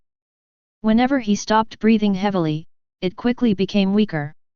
I can make the dragon flame surge, which means that the dragon's breath is successful, but I can't maintain it because I have lost control. Yunye summed up his experience, slowed down his movements, recalled every detail that had just happened, and tried his best to control his body. Soon, his chopping movements became regular and the dragon flame no longer fluctuated, but tended to be stable. Luo Qi, who was watching from the sidelines, couldn't help but smile. Back then, he made the same choice as Yunye and managed to maintain balance after the dragon flame was extinguished 4 times. He thought he had to succeed in one go, so he tried his best. He didn't expect that he could actually do it. Luo Qi said in his heart. People need motivation. If you tell Yunye from the beginning that he has amazing talent, he will definitely become proud and complacent. Look, under Luo Qi's expectant gaze, after Yunye stopped, the dragon flame in his hand continued to burn. At his signal, Yunye relaxed the control of his breathing method and allowed the dragon flame to extinguish. Now light the dragon flame yourself. If you can do it, you will be a dragon knight. Luo Qi emphasized. Yun Yi's heart was pounding and he opened his right hand. Concentrating all his attention and recalling the breathing rhythm just now, gradually, the entire palm was covered by dragon flames. Well, it's okay. You are very talented in dragon breathing, but don't be complacent. Looking at the smile on Yun Yi's face, Luo Qi did not blindly belittle him. Appropriate encouragement was necessary. Let's stop here today. You need to give your body some time to adapt. Luo Qi led him down the mountain, and halfway down, he asked, I heard you talking about your family before. From what you said, can you still go back? Yun Ye was stunned. He didn't expect that the carefree teacher had such a delicate side. Yes. He did not deny it. Luo Qi added, when you first came here, your health was not even as good as Yanni's. Are all people in your world like this? We have no magicians or knights there. That would be dangerous. Luo Qi smiled mysteriously. Dangerous? Why? Aren't you wondering why people from another world know about visitors from another world? Because the humans in this world also come from another world. Luo Qi told him a shocking secret. The original inhabitants of the other world also traveled here from other worlds. According to ancient records, when the original world begins to teleport, it will also be invaded by monsters. Luo Qi said. Yun Yi's heart was filled with shock. He had never seen these things on the internet. On second thought, his teacher was a demigod dragon knight, a person at the top of the world's combat power, and knew history that others didn't know. Monsters will appear in the real world. If this news were brought back, it would definitely cause an uproar. He couldn't help but wonder, are the current time travelers the means by which the world will resist the invasion of monsters? Yun Ye shook his head. This was not something he should worry about. Just like someone who earns 2,000 yuan a month would not worry about how the Fortune 500 companies operate. Luo Qi did not continue the conversation because he only knew the general idea. Back at the church, Annie stood at the door with her hands on her hips, looking very imposing. Uncle, are you bullying Yun Ye again? Yanni pulled Yun Ye over and checked him up and down, saying distressedly, oh my god, how could he be so weak? Saint cultivators can check the conditions of others, and Yun Yi's body is almost hollowed out now. It's okay. Uncle taught me some basic fighting skills. Uncle, do you know martial arts? Yanni was skeptical and expressed disbelief. Yanni didn't know Luo Qi's identity and thought he was just an ordinary uncle. Of course. I was a legendary hunter back then, until I was hit by an arrow in the knee. Luo Qi deliberately used a vicissitudes of life tone. Annie simply couldn't associate the uncle in front of her with the legendary hunter. Yun Ye was also curious, but the teacher said that he would tell him when he knew. Okay, let's prepare dinner together. The three of them came to the kitchen. Yun Ye and Yanni helped out, while Luo Qi was responsible for cooking. This is much simpler than the training of a dragon knight, but Yun Ye feels very fulfilled. Annie was humming a cheerful tune and washing the vegetables happily. Teacher, do I need to become a priest when I go to the town tomorrow? Yun Ye suddenly thought of this. If you use the Dragon Knight's standards, you don't meet the requirements to be a hunter, but if you are a clergyman, then maybe you can. Luo Qi said that hunters can have two professions, one main and one secondary. The priority is determined by the order. If Yun Ye becomes a clergyman, then the Dragon Knight as a secondary profession will become a joke. That's why he was so anxious today and didn't allow Yun Ye to go to town. Yun Ye seemed to understand, but he didn't quite understand. Dragon Knights were much stronger than clergymen, and the requirements were different. The Hunter Guild's judgment criteria are also different. He can use the cleric as the open hunter and the Dragon Knight as the trump card. Tomorrow, become a hunter. When the meal was ready, Xiao He drove the flock back. Xiao He was very happy when he learned that Yun Ye was going to stay, and he waved a shovel in front of him. Yunye was confused. He asked you to teach him sign language, and he taught you how to use a shovel, Yanni said with a smile. Yunye thought of the scene where Xiao He killed everyone with a shovel yesterday. Other people in the world don't know sign language. Even if you learn it, you can only talk to me. Yunye explained this point. Abba Abba. Xiao He nodded vigorously, indicating that this was enough. I can learn it too, so that Xiao He can talk to two people. As she spoke, Annie looked at the uncle next to her, and under her gaze, Luo Qi nodded. Yunye agreed. Xiao He was very excited and handed the shovel to Yunye. Yunye wanted to say that he didn't want anything in return, but Luo Qi lowered his voice and said, "Don't refuse. If you learn Xiao He's shovel, you can defeat the sword god." Yunye looked at the harmless Xiao He and thought, wow, this small church actually has a lot of hidden talents. Go to bed early today. We have a lot to do in town tomorrow, said Annie. Yunye began to look forward to the customs of the other world. Chapter 10. The next day, Yunye woke up and heard Yanni's energetic voice outside the house. Today, Yanni was wearing a simple white long dress and her brown hair was tied into two small braids. The morning light fell on her, and her skin seemed to glow. Feeling Yunye's gaze, Yanni felt a little embarrassed and stroked the outside of her left arm with her right hand. Does it look good? It looks good. Yunye said truthfully. Before we set off, let's pray. Annie was very happy and went to the lawn outside the church with him. In Yunye's opinion, praying is a bit like a monk chanting sutras while beating a wooden fish. He couldn't be said to be sincere, but he could always get into the mood, because this time outside, not only could he hear the wind whispering, but the grass beneath him was also asking for caress. Yanni immediately discovered that the holy light on Yunye was even stronger than yesterday. She found a withered flower from the garden and placed it in Yunye's hand. Please, Lord, heal it. Yunye tried to communicate with the so-called Holy Lord, and then all the holy light on his body gathered in the palms of his hands. The flowers wrapped in holy light soon bloomed again. Yunye couldn't believe it. The 3 years of biology he had learned in high school told him that if he could use scientific and technological means to achieve this reversal process, he could directly win the Nobel Prize. Yunye, now that you have the Bible this time, you can definitely become a priest. Yanni said excitedly.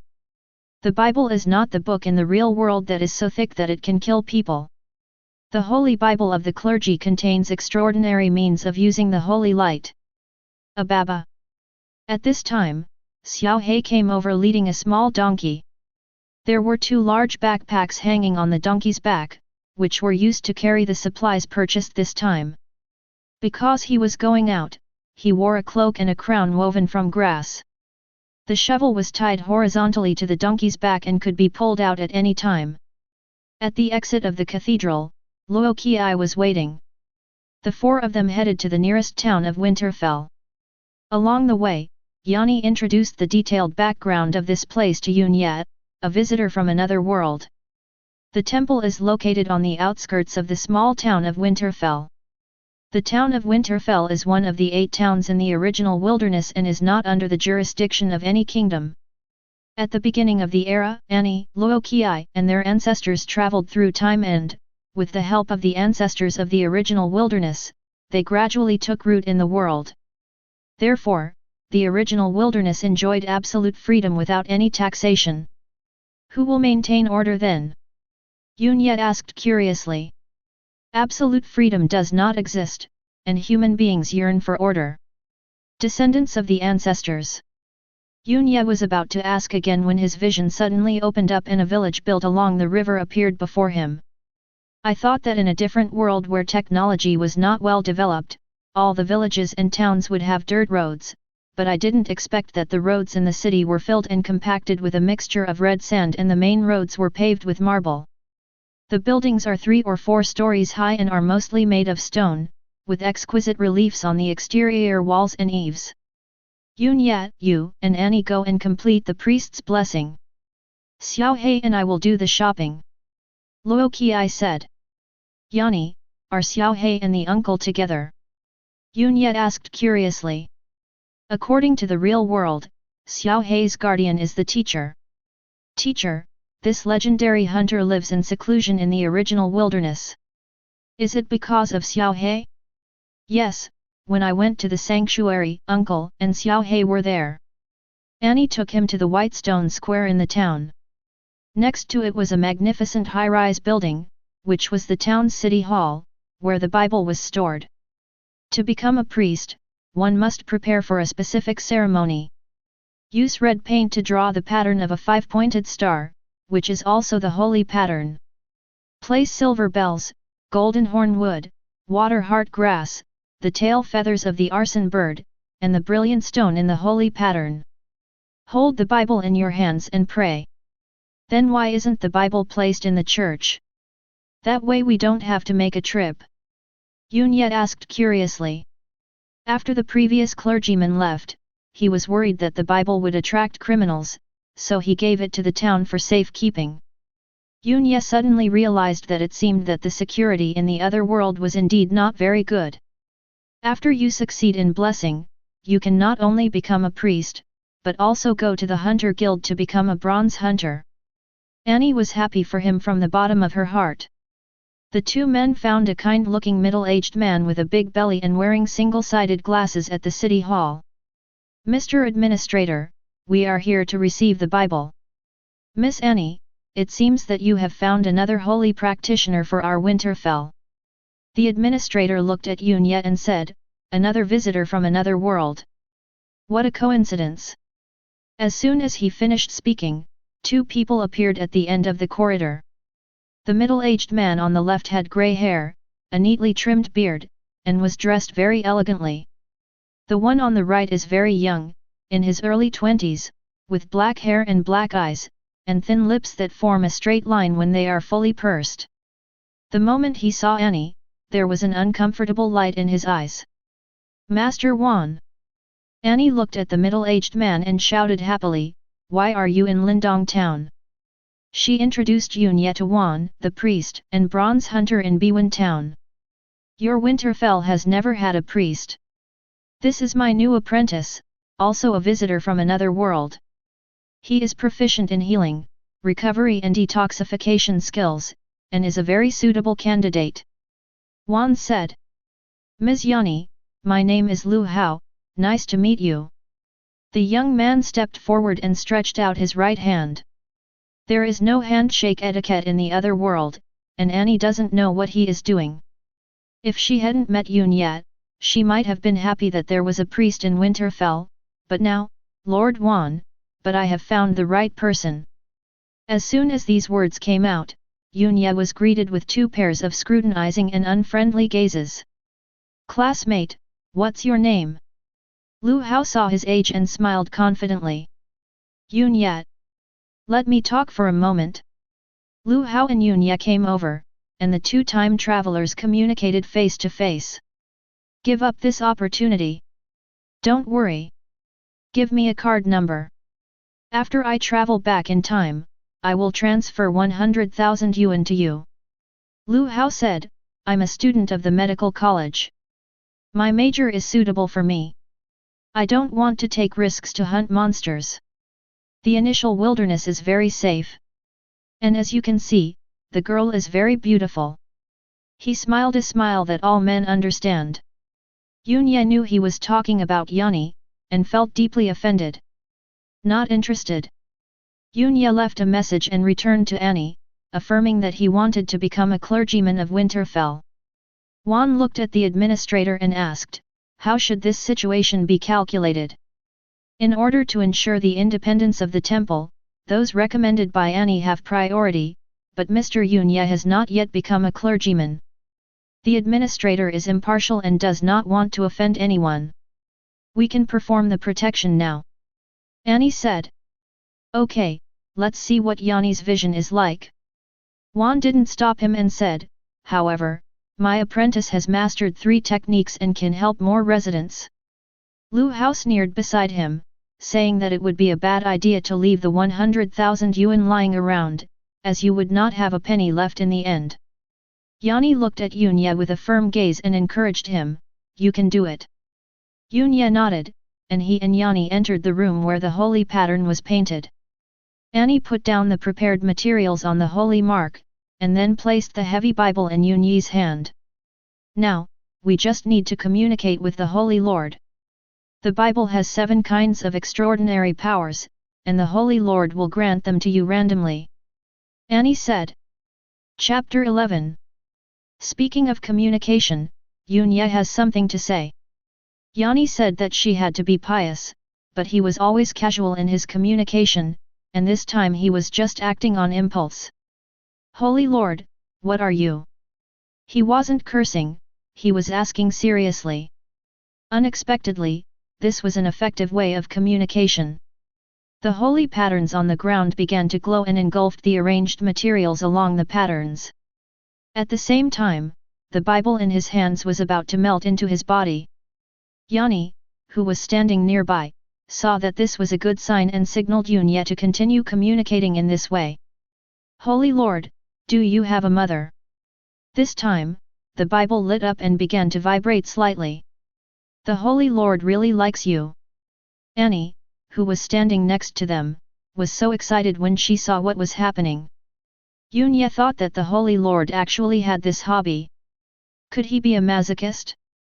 Unfortunately, before he could continue communicating, the Bible merged into his body, the protection was completed, and the 7 basic extraordinary abilities of the clergy began to emerge like a lottery on a roulette wheel. The 7 extraordinary skills of the priests: healing, recovery, blessing, purification, protection, detoxification, and amplification. Generally speaking, clergymen will master 1 or 2. Lu Hao outside the door has mastered 3 of them and is a gifted person. Suddenly, all 7 skills lit up in front of Yunya, which made him unbelievable. At the same time, the holy light around him lingered for a long time and gathered at the center of his eyebrows. Yanni clapped her hands and asked impatiently, "Yunya, how many extraordinary abilities have you been blessed with?" "I seem to be, all protected." "Oh my god!" Yanni exclaimed that this was a unique situation, which meant that Yunya would have many options in the future. A priest can transfer to a paladin, provided that he heals his teammates in 10 life and death battles and ensures that there are no casualties. If the clergyman is not blessed with healing skills, it is impossible to do it. By the same token, if you want to change your job to become an evangelist, you must have the blessing skill. An exorcist needs to perform exorcisms. Yunya possesses 7 basic protection skills, which is equivalent to a full-time clergyman. "Yunya, how do you communicate with the Holy Lord? Do you have any special techniques?" Yanni couldn't suppress her curiosity. Yunya thought to himself, "I do have it, but if I tell you, your Taoist heart might collapse." "Just as you said." He expressed confusion. "My sister is right.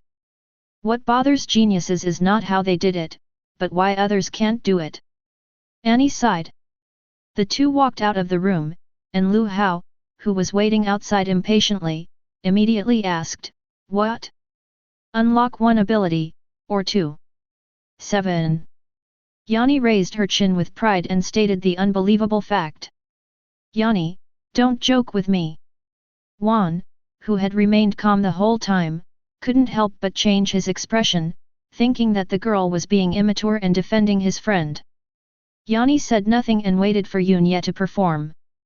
She had never seen Yunya perform the technique with her own eyes, but she believed in it unconditionally. Yunya raised his hands under the disbelieving gazes of the 3 people. As the mind was urged, white light gathered in the palm of the hand, with a hint of warmth. The first technique, recovery technique. Lu Hao sneered with disdain, this was the most basic priest technique. The next second, the white light in Yunyi's palm rose up into a vigorous green color, symbolizing vitality, and wrapped around his 5 fingers. The second method, therapeutic technique. After 2 kinds of techniques, Lu Hao's smile disappeared from his face and his brows were furrowed. If there is one more, Yunya will be on par with him. Then, Yunye casually turned over his palm, and the holy light condensed into a special light pattern, which was imprinted in the air. After a second, it turned into starlight and entered Annie's body. "Thank you for your blessing." Yanni smiled. The third technique, blessing. At this moment, Lu Hao's face turned ugly and there was no need to continue the demonstration. However, Yunye seemed to want to embarrass him on purpose as he slowly demonstrated the other 4 moves, a true full-time saint practitioner. Lu Hao looked as if he had eaten a fly, but his teacher no longer tried to hide his feelings and kept exclaiming, "Incredible! Incredible!" The administrator next to him was smiling happily, so there was no need to make things difficult for him. "Yunye, are you willing to become a clergyman of Winterfell?" he asked. "Yes," Yunye said. "I'll register you right away." The administrator's words made Annie very happy. Yanni has a good vision indeed. Congratulations to Winterfell for having another outstanding clergyman. Wan put away his surprise and regained his composure. Lu Hao snorted coldly and left without saying a word. He felt that the teacher was deliberately mocking him. Wan said nothing and left immediately. It turns out that not all time travelers are like Yunye. Yanni couldn't help but sigh as she looked at Lu Hao's back. "Why do you say that?" "That person is narrow-minded and has impure vision," said Yanni. Yunye was startled, and suddenly thought of something, and asked curiously, "Yanni, you said that saints can feel the good and evil in other people's hearts, why can't I feel it?" "No." Annie looked puzzled. "Shouldn't this be something every saint practitioner can do?" Yunye understood that this was Yanni's unique talent, but she herself didn't know it. As Yanni herself said, geniuses only wonder why others can't do it. Anyway, after achieving their goal, the 2 men left the city hall happily and went to find Luo Qiai and Xiao He. Next he becomes a hunter, and he wants to complete it under the witness of his teacher. In the market, Yunye was amazed. He saw the descendants of the ancestors mentioned earlier. These people had long ears, similar to elves, but without other elven characteristics. And they all have devilish bodies, the men are tall and strong, the women are curvy. He also learned that Annie was a hybrid of the descendants of the ancestors and humans, so she had flaming eyes and hair color. Looking at the huge crowds of people, Yunye suddenly felt troubled. Without a cell phone, how could he find Xiao He and the teacher? "Ababa." In an alley, Yunye heard Xiao He's voice, accompanied by laughter. In the alley, Xiao He was surrounded by 5 or 6 children. 3 children who were only as tall as Xiao He's thighs stood in front and sang, "Big silly boy, can't speak, can't hear, can only yell Abba Abba." The older child who was in the lead looked to be about 7 or 8 years old. He was more mischievous and would often throw stones at Xiao He. Xiao He waved his hands to block the stones, his face full of anxiety, not knowing what to do. Yunye thought about his bravery in dealing with the goblins and wondered why he didn't resist. Without time to think, he shouted and walked in with a cold face. Xiao He hid behind Yunye immediately as if he had seen a savior. Children always bully the weak and fear the strong, so the 3 little kids who were singing ran away. The worst older child looked at Yunye from where he stood and recognized him as a visitor from another world. Suddenly, the older boy threw the stone in his hand at him and ran away. Chapter 12. Yunye was about to reach out to catch the stone, but unexpectedly Xiao He suddenly stepped forward and used his body to block it. The stone hit the back of his head with a loud thud. The older kid who ran to the corner laughed triumphantly and then ran off. "No matter which world we are in, naughty children are annoying. Abba Abba." Seeing Yunye angry, Xiao He quickly spoke up and told him not to be impulsive. Yunye thought of his fighting ability and felt a little angry at him for not fighting back. Then he thought of the other party's situation and sighed in his heart. At this time, Yanni walked into the alley. "Xiao He, why are you here alone? Where is the uncle?" Xiao He brought 2 people to the entrance of a bathhouse. The little donkey was parked outside, and the bags on it were still empty. The guard outside the door had an indifferent expression and pointed at the sign that read "No entry for those under 18 years old." Annie complained that the uncle was irresponsible. Yunya was embarrassed to speak for his teacher. Then, the three people led the donkey and continued to purchase supplies. As a result, they met the naughty kid who had bullied Xiao He again in the market. This time, there were two tall teenagers next to the naughty kid. They were strong and muscular, and they were all descendants of our ancestors. "Brother! It's that visitor from another world." The naughty kid's mind was not on Xiao He, and his finger was pointing at Yunya. The two young men looked over here, sized up Yunya, and moved closer. Yunya shook his head helplessly, roughly guessing what would happen next. Recently, visitors from other worlds have caused quite a bit of trouble to public security. "Yanni, you'd better not stay with him." The boy's tone was full of hostility, and he was very dissatisfied with Yanni and Yunya walking together. "Raymond, Yunya is different. He is already a priest in our town," Yanni said. The young man named Raymond was startled, his brows almost knitted together. "What's wrong with the city hall? A guy who comes to our place to beg for food can become a clergyman. Yanni, this is all your credit. Mixed bloods are mixed bloods, they only know how to show their elbows to the outside. How can you talk like that?" Even though Annie has such a good temper, she was still very angry. Yunya narrowed his eyes. The sense of superiority will not disappear because of the different worlds, but will be reflected in different places. The young man named Raymond is a pure descendant of the ancestors. He is proud and arrogant from the bottom of his heart. Just the facts. Raymond left after saying something. He originally wanted to bully Yunya, the visitor from another world, but he didn't expect that he would be a priest, so he had to give up. Unexpectedly, Yunya stepped forward and blocked his way. The difference in size between the two was obvious, but Yunya did not retreat at all, and said in a deep voice, "Apologize to Yanni."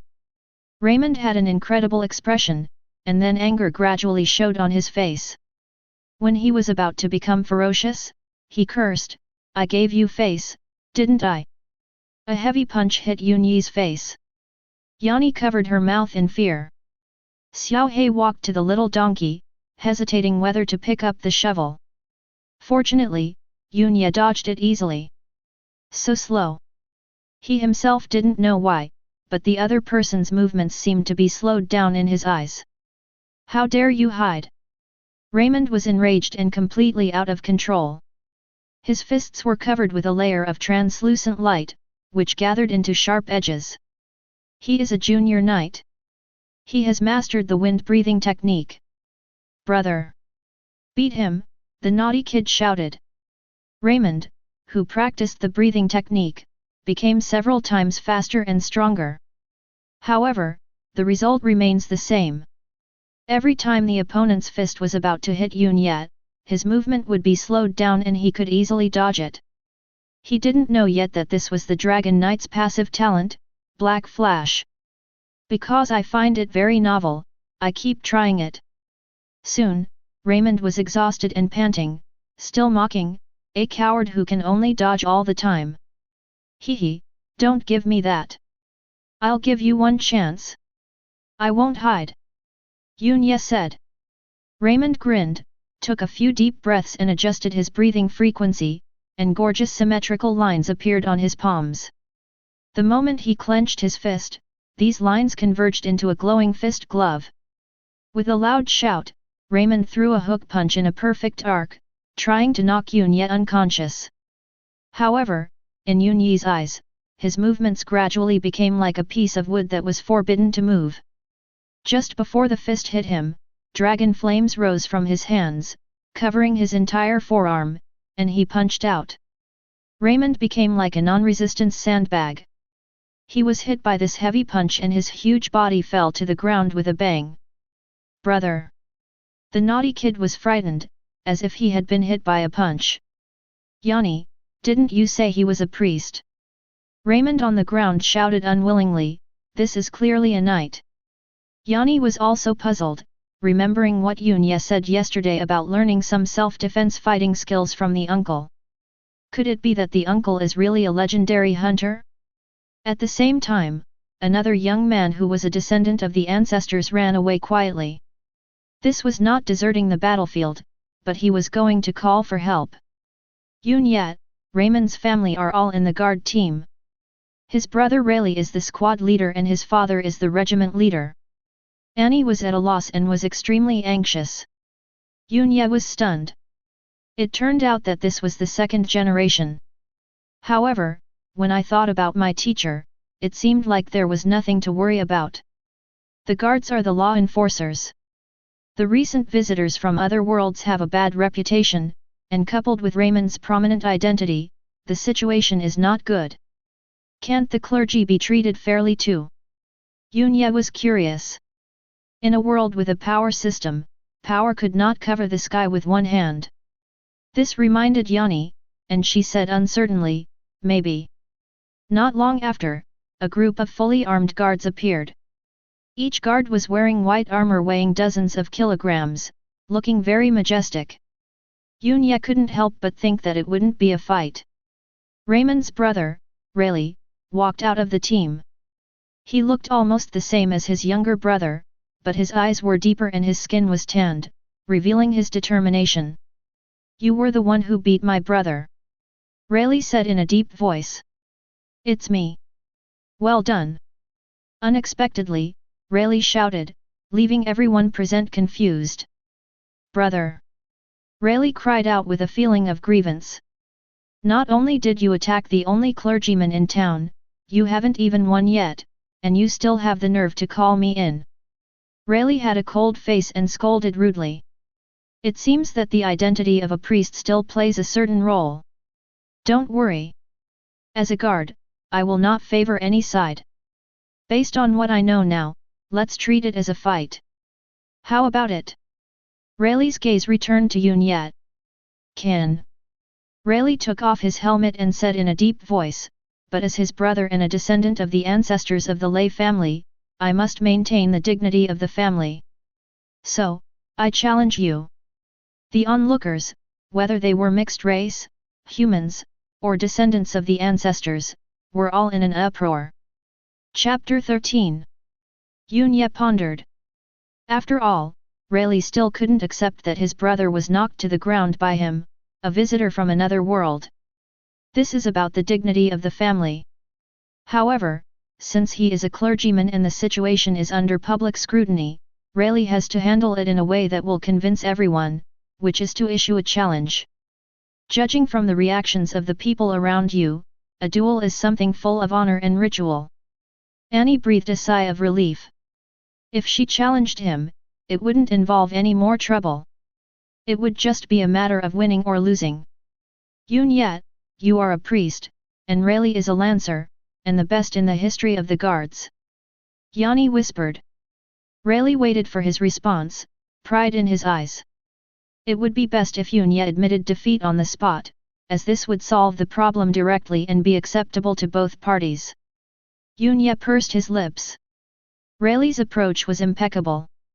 It all depends on how he chooses. Not accepting challenges will not have an impact in the short term, but it will become a regret from time to time in the future, causing you to toss and turn in sleep and causing your thoughts to become unclear. The fateful hint popped up in time. Even the idea of not understanding came up. Yunya wondered if it was a bit too exaggerated. On second thought, admitting defeat is tantamount to giving in to cowardice. Since I have chosen the path of a dragon knight, I should move forward courageously. I accept your challenge. Yunya said. Annie, Rayleigh, and everyone in the audience were stunned. You really agreed? Can the clergyman defeat the lancer? You can figure it out with your A. He didn't mean to lose to me. Rayleigh, on the other hand, was not sure. If he really defeated Yunya, there would be no honor at all. Okay, you just came to our world, I'll give you a month, during this time, you can come to me anytime. In order to maintain his status, Rayleigh gave a certain deadline. Can. Then, Rayleigh took his brother and other guards and left the market. "Young man, you have courage." An old man not far away grinned, causing a burst of laughter.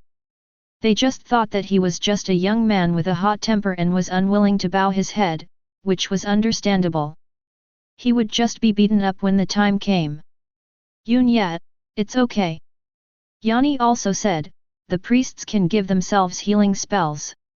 After hearing what she said before, Yun Ye thought she believed him, but who knew that the next sentence almost made him sprain his waist. "Hey hey!" A familiar laugh was heard, and Luo Qi appeared with a pipe in his mouth. He looked radiant, and his beard and messy hair had been washed. "Uncle, it's all your fault, otherwise there wouldn't be so many problems." Yanni said angrily. It's okay, it's okay. I'm your uncle, a legendary hunter.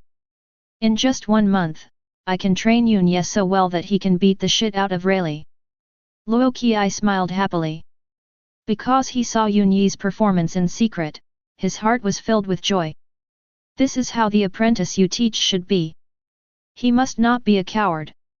That's disgusting." Annie said with disgust on her face. Because it was a challenge, if she lost, the worst that would be physical pain, she wasn't that worried. Yun Ye has successfully become a priest. Oh? How many skills can be protected? Luo Qi was not surprised. 7. Cough cough.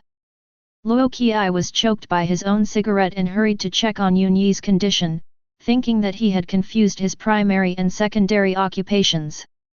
That was really a joke. Fortunately, Dragon Knights are still the main focus. Strange. Luo Qi was puzzled. Are we going to the Hunters Guild now? Annie asked. After this incident, Yun Ye was not so anxious anymore. Now that he had the qualifications, it would be the same sooner or later. "Teacher, I want to reach the hunter standard of Dragon Knight first," he said in a deep voice. "Can?" Luo Qi said, "but before that, let us celebrate your becoming the Holy Messenger." "Okay, let's go to my house," Yanni said. Her home is in Winterfell, and as a saint, she will stay in the temple. 4 people and a little donkey came to a restaurant in the town. This is Yanni's home. The first floor is used for business and the second floor is used for living. Because it was not meal time, there were not many people in the store. Hearing their movements, footsteps were heard from the second floor. A woman with a graceful figure walked down. Even though she was wearing a scarf, it still couldn't hide her slender waist and firm chest. The woman took off her scarf, and Yun Ye was surprised to find that she was wearing a low-cut long skirt underneath. The snow-white color made him not know where to look. Moreover, the woman's ears are very long, indicating that she is a descendant of the ancestors. "Mother!" Annie happily ran into the woman's arms. "Yanni is back." The woman smiled and her voice was very gentle. "Yes, this is Yun Ye, a visitor from another world," Yanni said. "What a young boy! This is what a visitor from another world should look like," said the woman. Her name is Meglaya, a very traditional name for a descendant of an ancient people, and she runs this restaurant. After learning that Yun Ye was a new clergyman, Meglaya came to Yun Ye, put her hand on his shoulder, bent down slightly, and said softly, "That is indeed worth celebrating. Please take care of our Annie." Next, Meglaya asked Yanni to greet Yun Ye and the other 2 while she prepared a feast in the kitchen. Not long after, the door of the hotel was pushed open. A girl who looked very similar to Annie walked in. She had green curly hair, but it didn't look out of place at all because her skin was very white. Like Annie, her eyes are also fiery red. "Sister!" Annie shouted happily. However, her sister responded rather coldly and looked towards Yun Ye. "Sister, this is Yun Ye." "Yun Ye, this is my sister Wei." Yanni introduced enthusiastically. Yun Ye stood up and wanted to say hello, but unexpectedly Wei sat down in front of her. She was wearing a short dress, the hem of which reached just above her knees, and her legs were round, slender, and straight. It is not a thin bamboo pole, and you can still see beautiful lines. He was wearing leather boots similar to high-top shoes, with white socks extending a little beyond them. Therefore, Yun Yi's first impression was that Via was more powerful than Bonnie. You agreed to the challenge from Rayleigh today? Via asked. Yes.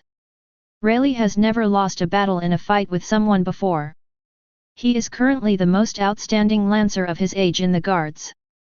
She was qualified to say this because she was the only female half-blood in the guard. The advantage of the descendants of our ancestors is too great. Humans in our mixed bloods are no match for them. Wei Ye said. Yun Ye was a little confused as to whether the girl's words were a blow or a reminder. Because her expression didn't change and her tone didn't fluctuate when she spoke. It sounds like a statement of established facts. Sister, it's okay. Yun Ye can treat himself. Yanni said. The corner of Yun Yi's mouth twitched. He was sure that Yanni had no ill intention in saying this and was truly doing it for his own good.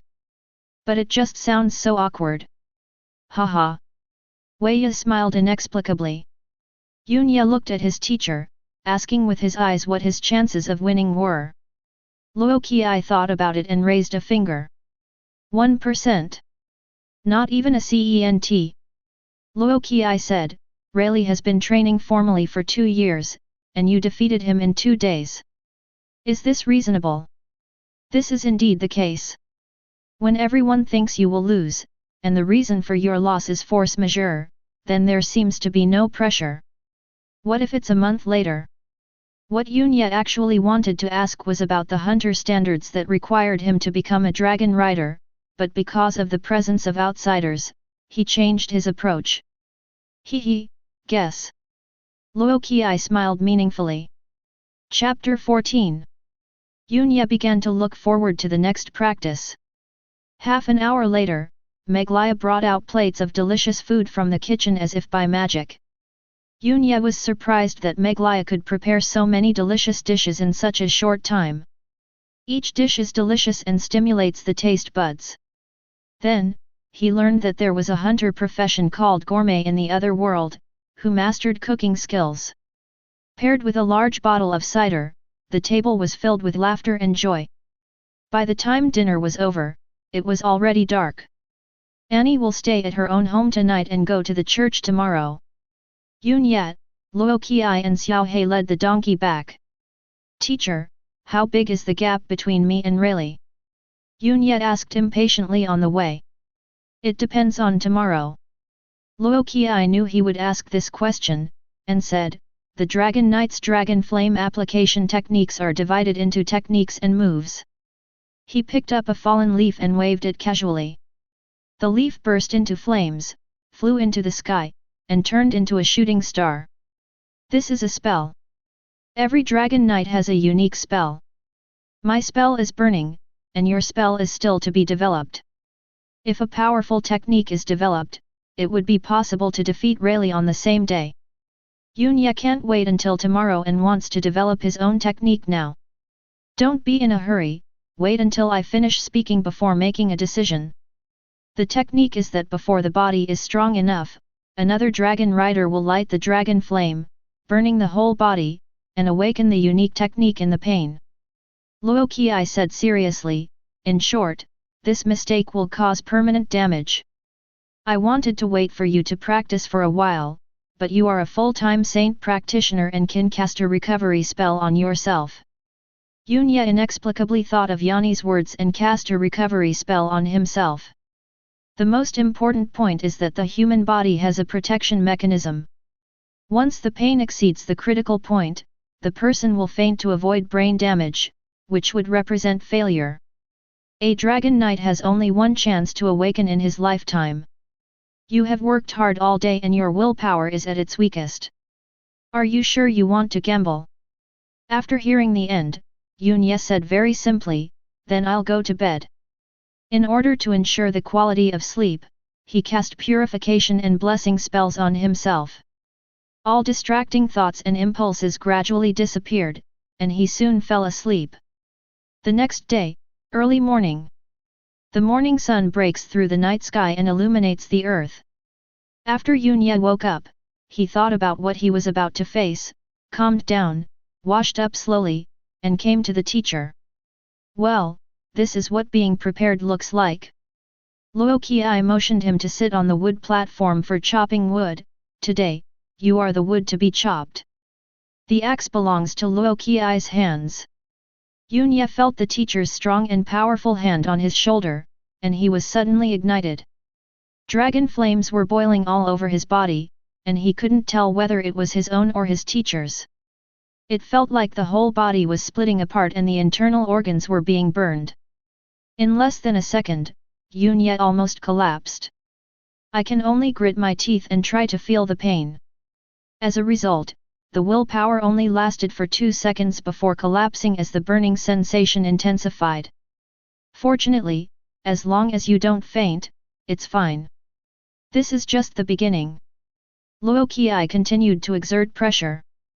The dragon flame suddenly enveloped Yunye's entire body.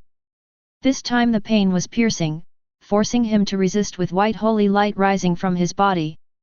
During this tug of war, Yunye inexplicably thought of a sentence, "How steel is made." I don't know how long it took, Luo Qiai let go of his hands, and the pain subsided little by little.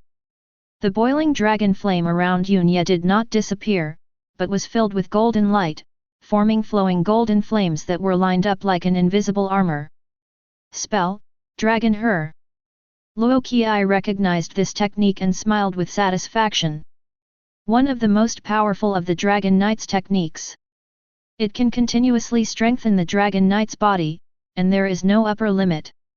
By controlling the dragon flame to a certain vibration frequency, you will obtain an invisible armor with super strong defensive power. Gradually, the golden flame became weaker and weaker, remaining at the true level of Yunye's dragon flame. It reached 33 vibrations at the beginning, which is not bad. Luo Qiai nodded slightly. Only when it reaches 100 times can there be substantial changes. Yunye used recovery and healing techniques on himself and only then did he manage to stand up. Teacher, is my technique still okay? One of the techniques with the highest upper limit. Luo Qiai said truthfully. Then, Yunye knew that his technique was called Long He. It is to make the dragon flame vibrate around the body. When the frequency reaches a certain number of times, it can strengthen itself. It has both offensive and defensive capabilities and has the potential to grow. It is indeed a good technique. Because of this characteristic, it is unrealistic to defeat Rayleigh immediately. If the acquired technique can defeat Rayleigh immediately, then the upper limit of this technique will remain there. This is the law of all things in the world. Go have breakfast and rest for a while. I will teach you how to Black Flash today. Black Flash, the passive talent of Dragon Knight. Whether it was Mew Mew, Goblin, or Raymond yesterday, they would all appear to be briefly stagnant in Yunye's eyes. This is the Black Flash, which unleashes powerful attacking means in the Black Flash, and is the most powerful aspect of the Dragon Knight. Luo Qiai demonstrated it himself and let Yunye take the initiative to punch. Yunye threw a punch, and then his eyes blurred. The teacher's fist was less than half a centimeter away from his face. The teacher was clearly standing there with his hands hanging naturally. Black Flash does not stop time, but the Dragon Knight's thinking transcends time and launches a counterattack. Luo Qiai motioned for him to stand 10 meters away. Then, 3 pieces of wood shot towards Yunye like arrows.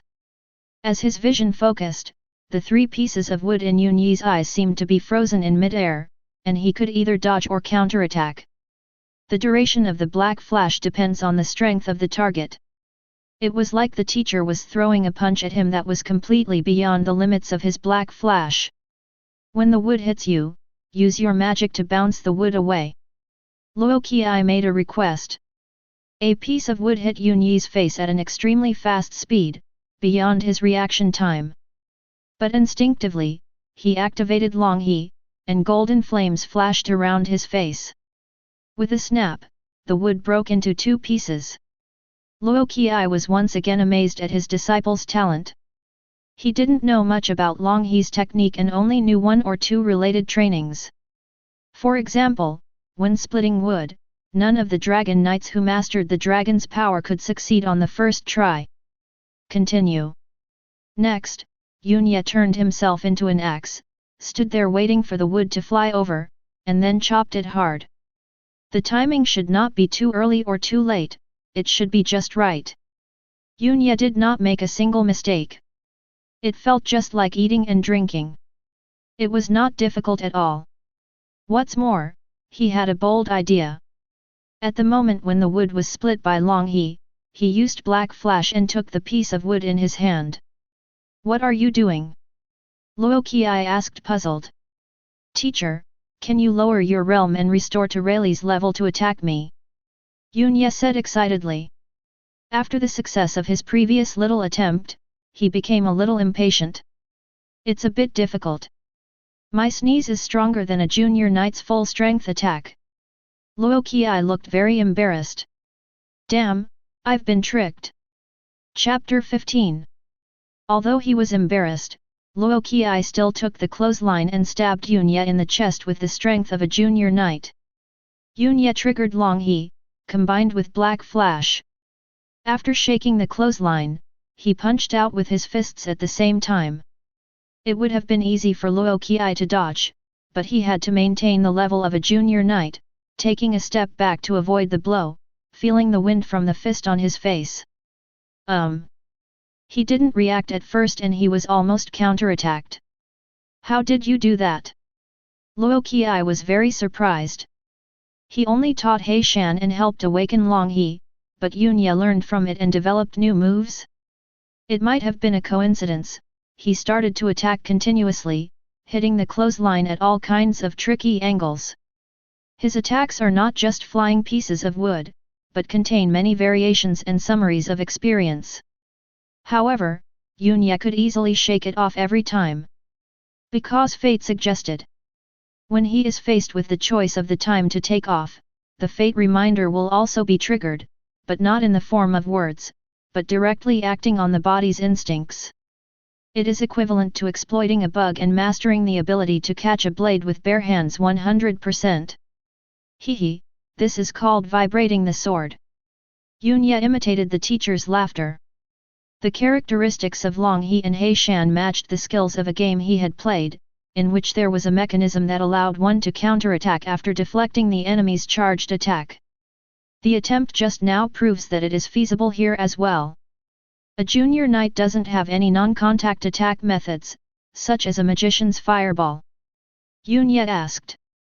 Luo Qi was startled, looking at the light in his apprentice's eyes. Are you planning to challenge Rayleigh now? Your vibration sword can only counterattack, not defeat. That's all. Okay, after you finish the medicinal bath, you can make your own decision. Medicinal bath. Yunya thought of the heart-wrenching pain of yesterday and the transformation he had experienced, and felt both excited and scared. Soon, he was pressed into a wooden barrel by his teacher and endured the painful growth. Maybe it's because I've endured too much pain recently, so I can accept it this time. Teacher, how do I prepare this medicinal bath? He asked curiously. The main ingredient is a drop of dragon blood. Dragons are almost extinct now, and a drop of dragon blood is priceless. The other ingredients will cost thousands of gold coins. The main ingredient is the medicine recipe, which is a secret that dragon knights never pass on. Luo Qi said casually. Yunya blinked his eyes. He had thought that medicinal baths were expensive, but he had never thought they would be so expensive. Taking a bath by yourself is worth $1 million in the real world. Thinking of this, he soaked his chin in the water. Even though Luo Qi indicated that the time was up, he was still unwilling to come out. This is all money. You are useless. Once you become a demigod and a legendary mercenary, mountains of gold and silver will be given to you. Luo Qi said helplessly. But I'm not now. Yunya came out reluctantly, and watched the teacher pour out the water, his heart bleeding. After this bath, the changes became more obvious. The control of the dragon flame became handy, and even the newly awakened technique became proficient. The last time you took a bath, your body was too weak. This time it was to consolidate it. From now on, you have to rely on yourself to practice step by step. Explosive improvements like this are only limited to the beginning. Are you planning to go find Rayleigh now? Luo Qi asked. Learn a few more counter-attack moves. As for techniques and moves, he had only awakened the former and had not yet come into contact with the latter.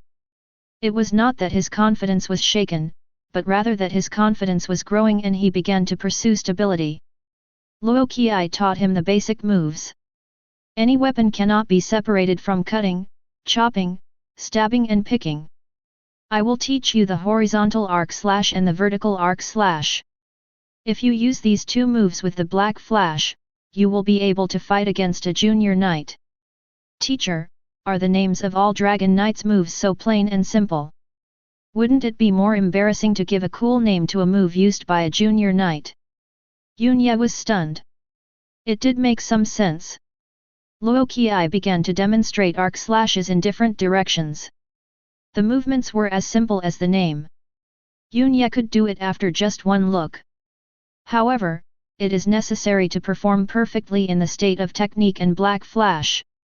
When you chop wood and swing, the force you guide is what the body instinctively accepts, but the moves are different, going against the body's habits in exchange for lethality. Luo Qi said, this requires a lot of practice. Halfway through his words, Yunye was seen performing a perfect horizontal arc slash, with golden flames covering his hands. Ahem! Luo Qi almost forgot his apprentice's talent. Suddenly, he saw Yunye standing there, looking thoughtful. What's wrong? Is there something unclear? Luo Qi asked excitedly. Finally, he understood what Yunye was confused about, and as a teacher, he had a chance to show his abilities. Teacher, can I call these two moves the cross slash? It turns out that Yunye is still struggling with the name. Whatever you want. After he becomes proficient in the cross slash, Yun will go find Rayleigh for a duel as he said. Wait a minute, you have mastered the guardian technique of the priests. The most common weapon of this type of priests is the guardian shield, which is perfect with your vibroblade. Influenced by his apprentice, Luo Qi also had a burst of inspiration. Guardianship, which can block an attack, is the defensive ability of the clergy. Yunye's eyes lit up, but the problem was where to find a shield now. Wait. Luo Qi walked into the kitchen and took out a large frying pan, the kind without sides. Teacher, this isn't the guardian shield, is it? Yunye had seen his teacher frying eggs in this pan with his own eyes. This pot is made of dragon blood iron. It will fit your dragon he perfectly. But how do I hold it? Yunye was puzzled. Shouldn't a shield be a place to hold onto? Easy. Luo Qi simply folded the handle of the pot back to form a grip. The corners of Yunye's mouth twitched, and he always felt that the teacher was joking. This pot is worth 10,000 gold coins if sold. Luo Qi said. Yunye's eyes lit up and he immediately realized the value of this frying pan. This is an absolute magic weapon. He took it excitedly and used long he, and the golden flame ripples really echoed at the bottom of the pot. He told the teacher to continue attacking with the clothesline. The frying pan vibrates and directly shatters the clothes drying rack. Not bad, not bad. Yunye was very satisfied. Although the appearance was not cool enough, it was very practical. Good morning, Yunye. At this time, Annie appeared with light steps, her light body like an elf on earth. Yunye, are you planning to go out? Yanni noticed that Yunye changed into his coat. Yes, accept the challenge. Yunye said. Annie wondered if she had heard it wrong. Wasn't it less than a day? Rayleigh said 1 month. I'm going to lose anyway, so what's the difference between 1 day and a month? Yunye smiled bitterly. Everyone thought that he had little chance of winning, so there was no need for him to be so passionate. Of course, He didn't blame Annie. Yanni said happily, "It's great that you think this way. I was worried that you might not be able to get over it." So, Annie, who had just walked back, accompanied him back to town. Chapter 16. I came to Lindong town again, found the guard team, and explained my purpose. Duel. Duel. Soon, people were beating drums and gongs along the streets, announcing the news. The duel was set at Whitestone Square, with a row of guards standing on the sidelines. Residents of the town are constantly pouring in, most of them with their families. In this world where entertainment is scarce, the duel between the cleric and the lancer is worth watching. Not really. Yunye was surprised. I thought it would be held in an open area with no one around, but I didn't expect the sense of ritual to be so strong. He also saw someone holding a white paper, which turned out to be a ticket. There is a dealer opening the market for people to place bets. Different tickets have different odds, and the details are even down to how many minutes Yunye can last. Looking at the vendors around who were doing good business, Yunye suddenly understood why the guards went to so much trouble. This is relying on one's own strength to boost the town's GDP. Rayleigh appeared soon. He was not wearing heavy armor, but was lightly equipped. He had a sturdy build and was full of power. He held a long gun in his hand, with the gun tip covered with a hard leather sheath to avoid causing casualties. Similarly, Yunye got an unsharpened dagger. I said 1 month before. Rayleigh walked forward. He had thought that Yunye would drag it until the last day. Time is not the key. Yunye replied. It seems that he has faced the reality and wants to end this farce as soon as possible. You are very courageous to come on stage, and I will give you the respect you deserve. Rayleigh nodded slightly, looked at the frying pan in Yunye's hand, and asked the guard next to him to bring a round shield. No, I'm used to using this. Yunye said immediately. Rayleigh said nothing, put his spear hand on his chest and stood straight. Yunye didn't understand the etiquette of the other world and remained silent. Rayleigh retreated 10 meters away, and the two men stood facing each other, and the atmosphere suddenly became tense. A girl appeared with a horn with a flag attached. It was Yanni's sister, Via. She was wearing light armor and looked heroic, but the look in her eyes when she looked at Yunye was rather strange. She didn't understand how visitors from other worlds thought. The horn was blown, announcing the start of the duel. There were not very enthusiastic cheers coming from the sidelines. Because of the huge disparity in strength, no one thought it would be exciting. Rayleigh lowered his center of gravity and moved back and forth like a cheetah. The 2-meter-long spear did not affect him at all. He had already achieved oneness between man and gun. He attacked conservatively, stabbing forward with his spear. I vibrate. Yunye relied on his intuition to activate Long He and swung the frying pan out. The moment the dagger and the spear collided, Rayleigh felt a powerful recoil force. At the same time, Yunye used Black Flash to seize the opportunity. Rayleigh woke up in shock, gritted his teeth and retreated, swinging his spear like a dragon to block Yunye's attack. The first round of confrontation is over. Both sides, including the audience, were silent, wondering if something was wrong. To be able to get rid of the Black Flash in such a short time, he is indeed very strong.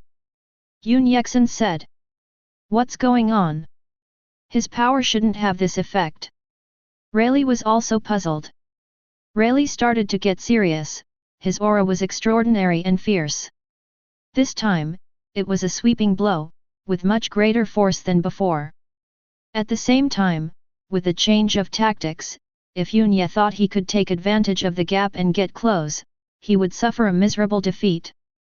However, Yunye stood still, waiting for this to happen, and raised the frying pan. With a snap, the spear was bounced away. Because it was a charged attack, the Black Flash lasted longer this time. Yunye stepped forward quickly and pointed the dagger at Rayleigh's neck. As long as the tip of the sword touched the skin, he would win the duel. Rayleigh was so scared that he broke out in a cold sweat, and his pupils gradually dilated in the slow motion of the black flash. Suddenly, he breathed rapidly, hot air gushed out of his mouth and nose, the wind came from his feet, and he burst out with a powerful force to dodge. This time, the whole audience exclaimed. Compared to before, they saw it more clearly this time. What's going on? Isn't he a priest? He is indeed a clergyman, and he has no special means of attack. Is there a shield? Isn't that something that only a mid-level clergyman can do? The residents of Winterfell didn't understand. Wei, who was in charge of blowing the trumpet next to her, also didn't understand. Can humans gain an advantage over the descendants of their ancestors? Does this mean that mixed bloods are no less powerful than humans? Ani is awesome. The happiest person was Yanni, who was the first to cheer for Yunyat. Rayleigh narrowed his eyes and did not hesitate. Instead, he began to go all out. The gun comes out like a dragon. The spear gave off flaming waves and was swung like a dragon. The whole set of continuous moves was like a violent storm, so dense that it left no one a chance to breathe. Yunya knew that his challenge was coming. The Lancer has no ranged attacks, but his bursts are as swift as thunder. His sword must be based on himself. If you exceed the limit, you will be knocked to the ground. Soon, the sound of metal colliding was heard on the field, and those who didn't know would think it was iron forging. The spears and the frying pans kept colliding. Yunya is like a rock in the sea, standing still no matter how rough the waves are. After Rayleigh finished the whole set, his arms began to feel numb. Although he suppressed Yunyi's black flash counterattack, he did not achieve the victory he expected. So he retreated a few meters away and paced back and forth. He was waiting for Yunya to attack. Of course Yunya would not be stupid, and the two of them stood there frozen. The two men looked at each other, waiting for the other to make a move. Come here. Yunya thought of this sentence. After a few minutes, people on the field could no longer sit still. How about we draw? Yunya took the initiative to suggest. This was the result he wanted from the beginning. The world of martial arts is not about fighting and killing, but about human relationships and worldly wisdom. It would be very unwise to defeat the son of the captain of the guards in front of all the residents. Rayleigh's eyes lit up. This was not the result he wanted, but it was the best at the moment. Don't. Those who placed bets were dumbfounded. If it was a draw, basically everyone would be a loser. Those who bet on Riley seek safety and hope to win enough money for a meal. Those who bet on Yunyi want to gain wealth and fame by taking risks. However, they never dreamed that the game would end in a draw. Okay, it's a draw, said Rayleigh. Wei, who is responsible for announcing the results, should pick up the horn and blow it at this time. However, she stood there in a daze, not moving at all. It was not until the people next to her urged her that she woke up from her dream. Your guardian shield is good. You are a qualified priest. Rayleigh put down his spear, stared at Yunya, and said this. Now it seems that this Rayleigh is indeed an upright person. You are also very strong. Yunya said. Then, Rayleigh and the guards left. Yanni ran to Yunya excitedly. Now she didn't have to see Yunya treating himself. Yunya, don't rely on this path, you still have to focus on the right path. Luoqi was both relieved and worried. The vibrating sword is indeed a unique move. However, the draw result also speaks volumes. I know. Yunya didn't even think about focusing all his energy on defense. So, are you ready to become a hunter? Luoqi suddenly said. Yunya was surprised and happy. What the teacher said meant that he had reached the hunter standard of a dragon knight. He thought he would have to wait until the next time he traveled through time to do it. Chapter 17. In this world, everyone, whether a knight, a warrior, or a magician, is a hunter. Hunters are there to hunt monsters. Regardless of your identity, hunter is your first duty. Rayleigh is a lancer, a descendant of the ancestors, whose duty is to maintain peace and stability in the original wilderness. However, if Rayleigh wants to grow, he must hunt monsters. Of course. Yunya said firmly. Then let's go. Annie just thought that he registered as a hunter as a priest and didn't think much about it. The Hunters Guild was created with great effort by the 7 kingdoms and has branches all over the world, including the 8 towns in the original wilderness. The 3 people came to the door of the guild and saw all kinds of hunters here, all wearing weapons. The guild building was grand and spacious, with 10-meter-high pillars supporting the ceiling. However, there were few people inside and the hall was deserted. Yunya found something wrong. None of the hunters who had just entered were seen in the hall. There were no other rooms to enter in the hall, but there was a round iron plate embedded in the center of the ground, which was covered with special patterns. The initial wilderness is peaceful and tranquil, and hunters have no use here. This is just a teleportation station. Luo Qi said, tell me what you know about the Hunter Guild, so that I won't waste my breath. Yunya nodded. He had seen relevant information on the internet. Monsters from the other world all emerge from underground. Under the ground of the other world, there is a dimension called the Abyss, which is the nest of monsters and the source of disasters. The Abyss will continue to release monsters to the surface if it is not controlled. Therefore, the Hunters Guild of the 7 Kingdoms was built on the Abyss, and hunters entered continuously, weakening the power of the Abyss. In addition, there are precious materials in the Abyss that can enhance the hunter's strength. The Abyss beneath the original wilderness has been silent for countless years and is inaccessible. We need to teleport to the nearest Chinayu kingdom. Luo Qi said. Every hunter guild is a large space teleportation array. Not everyone can use it. People like Yunya and Yani can't do it. Luo Qi took out a special gold coin and threw it into the air. The gold coin touched the round iron plate, making a crisp sound. The disc began to rotate clockwise a little bit, and the light that burst out gradually engulfed the 3 people. Annie's eyes were full of anticipation. This was the first time in her life that she had left the wilderness. Of course, this is just an outing. When Yunya becomes a hunter, he will definitely come back. The moment the light completely engulfed the 3 people, they disappeared. Yunya found that the teleportation process was similar to time travel, but the teleportation was not so gentle. After a dizzying moment, a noisy sound rang in his ears. The 3 were still inside the guild, with the same huge dome and more than a dozen stone pillars. The difference is that the hall is full of people and there are banners hanging, "Welcome to the Chinayu Kingdom." Here, he saw an elf with wings of light growing from its back and an angelic face. "Watch your step." A strong dwarf walked past him, mumbling in a muffled voice. Of course, there are more humans. Looking for a berserker to go into the dungeon. Go into the abyss. A hunter with a sword on his back shouted. From what he said, one could tell that he was a time traveler. Looking for an archer. Female only, no men allowed. A short girl yelled. Good guy, coming to another world to fight. Hunters can also exchange information in the guild and sell items they obtain. Compared with here, the original wilderness is just a small town that is not affected by the world. Yunya, will you go back? Annie was watching all this with curiosity. However, after seeing Yunyi's same reaction, she couldn't help but feel a little worried. There were many people in this small town who yearned for the outside world and never returned. Of course, I am a clergyman of Winterfell. Yunya said. Anyway, I can be teleported here, so it doesn't matter where I live.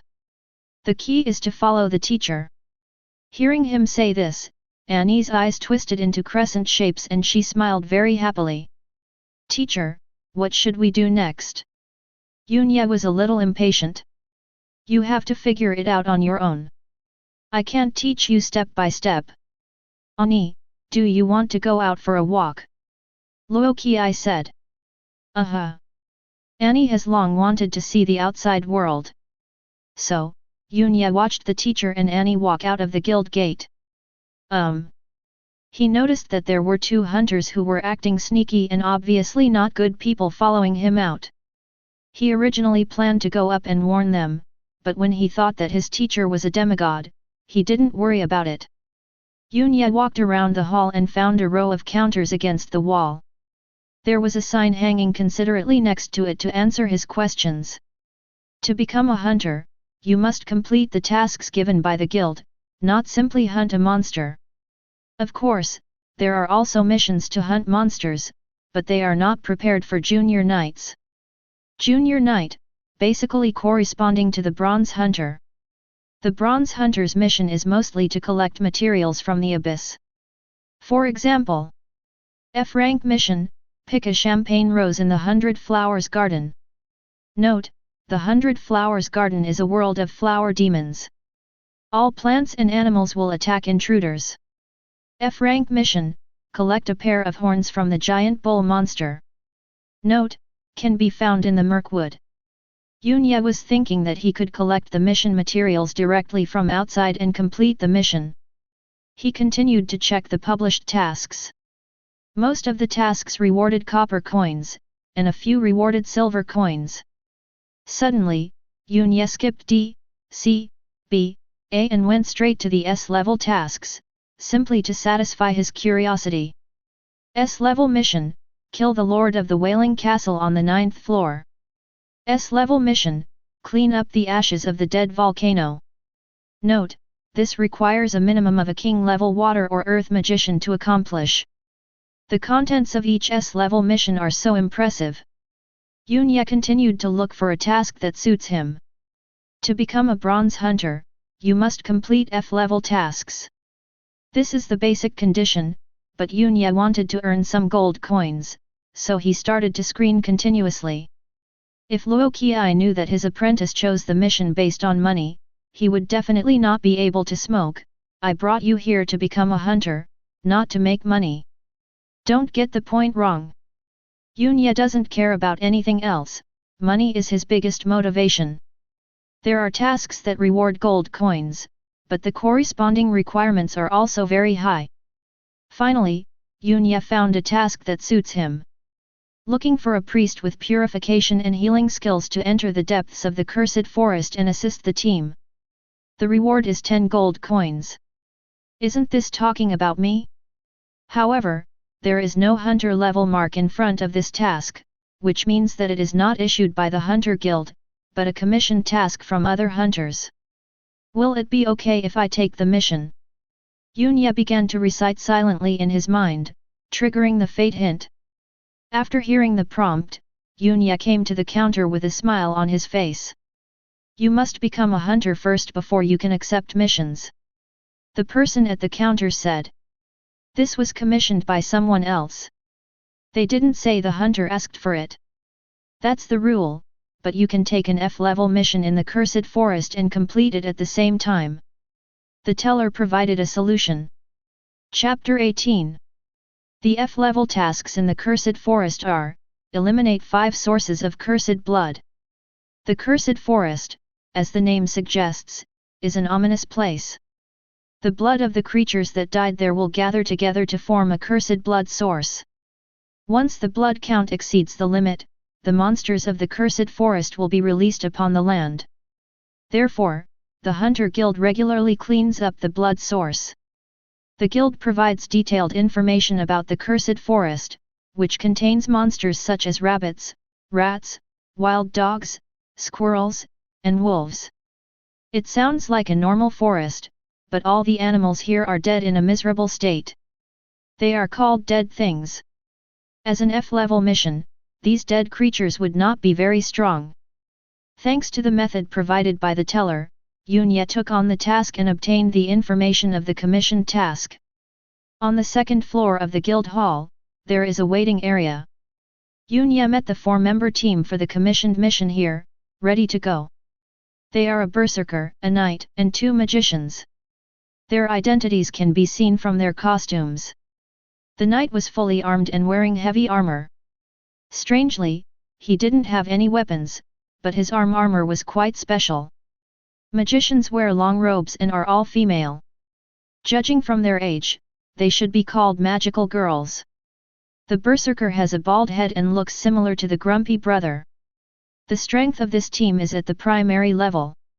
Junior Knight, Junior Berserker, and Junior Magician. The team of 4 looked at Yunya and found that he had no professional characteristics. Until he made his purpose known and displayed his healing and purification skills. It's actually a newcomer. The knight frowned, unable to hide his worry. What are you afraid of? The priest is just standing at the back of the team. Let's set off quickly.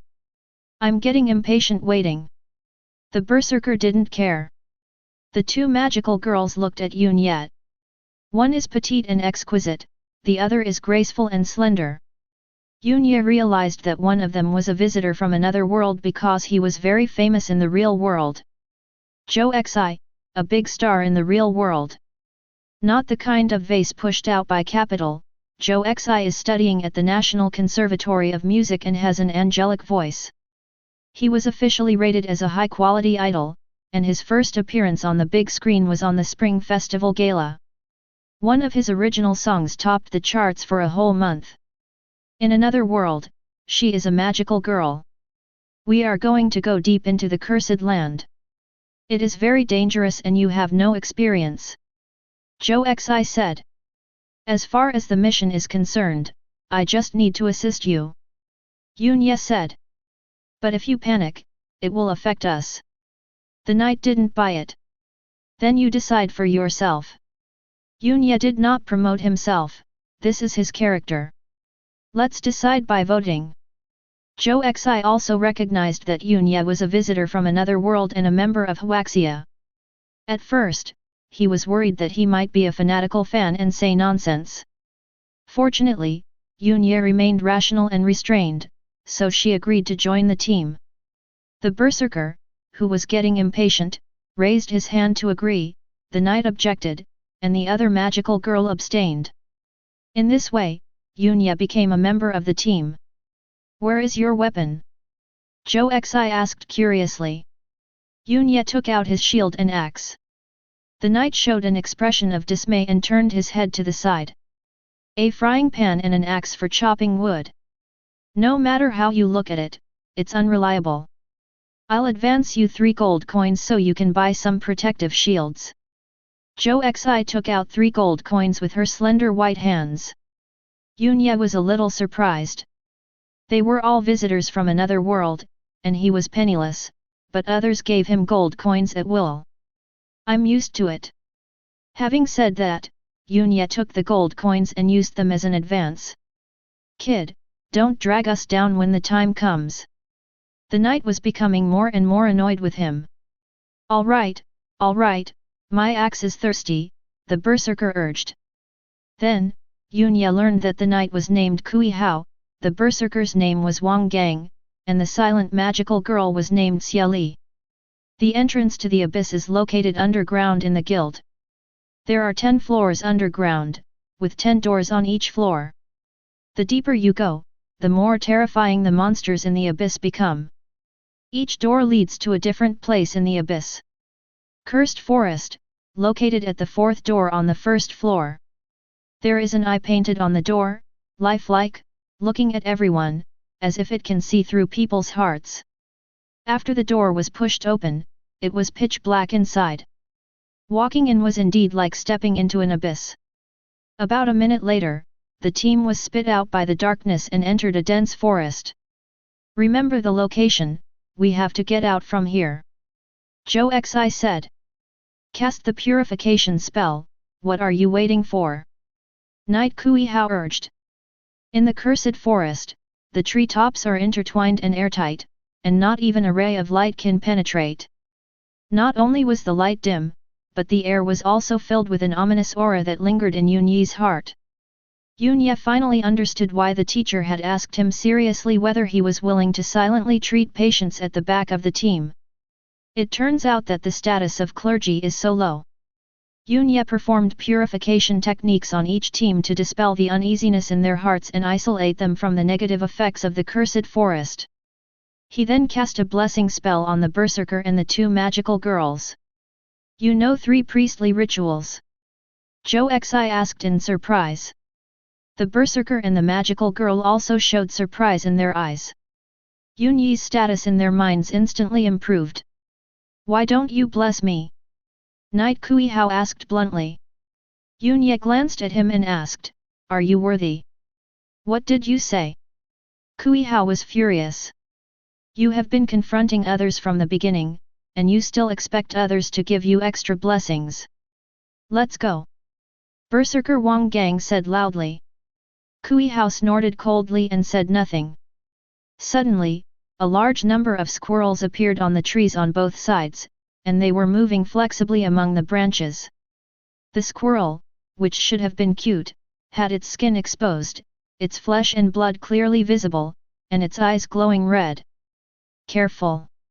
The squirrels swooped down and attacked the team, but fortunately the lethality of these creatures was the same as that of normal squirrels, so no casualties were caused. Why are all these cursed things targeting me? Kui Hao was shouting in dissatisfaction as he was attacked by squirrels intensively. The reason is very simple. Others are blessed with blessing magic, and the peaceful holy light is silently blessing them. The knights who were not blessed became the target of public criticism. He glared at Yun Ye and said nothing. Yun Ye knew that he had an enemy with this guy, but he didn't care. The knight is like a mad dog, and he still expects his kindness. After driving away the squirrels, everyone continued to move forward. Soon, Yun Ye was attracted by a big tree. There was a hole in the tree trunk, and sticky blood was constantly gushing out of it. It was the source of the cursed blood. This is Yun Yi's bronze mission, and everyone else in the team knows about it. He walked forward and continuously cast purification spell on the source of the cursed blood. As the blood supply was weakened, a dead wild dog with its skull exposed ran out to stop it.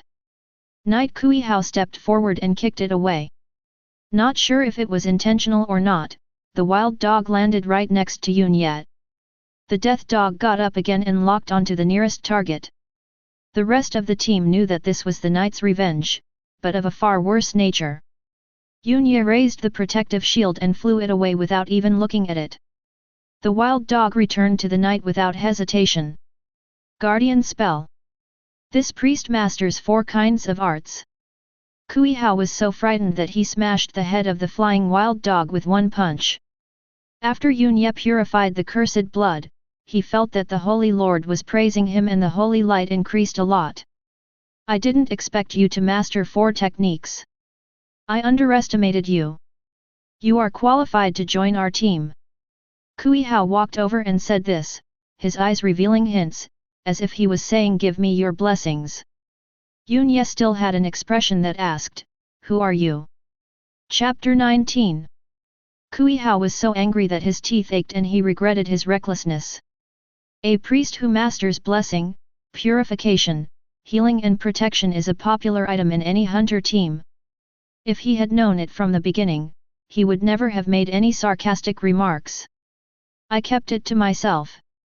Kui Hao attributed his unhappiness to Yun Yi's failure to explain it in advance. The team continued to advance in the cursed forest.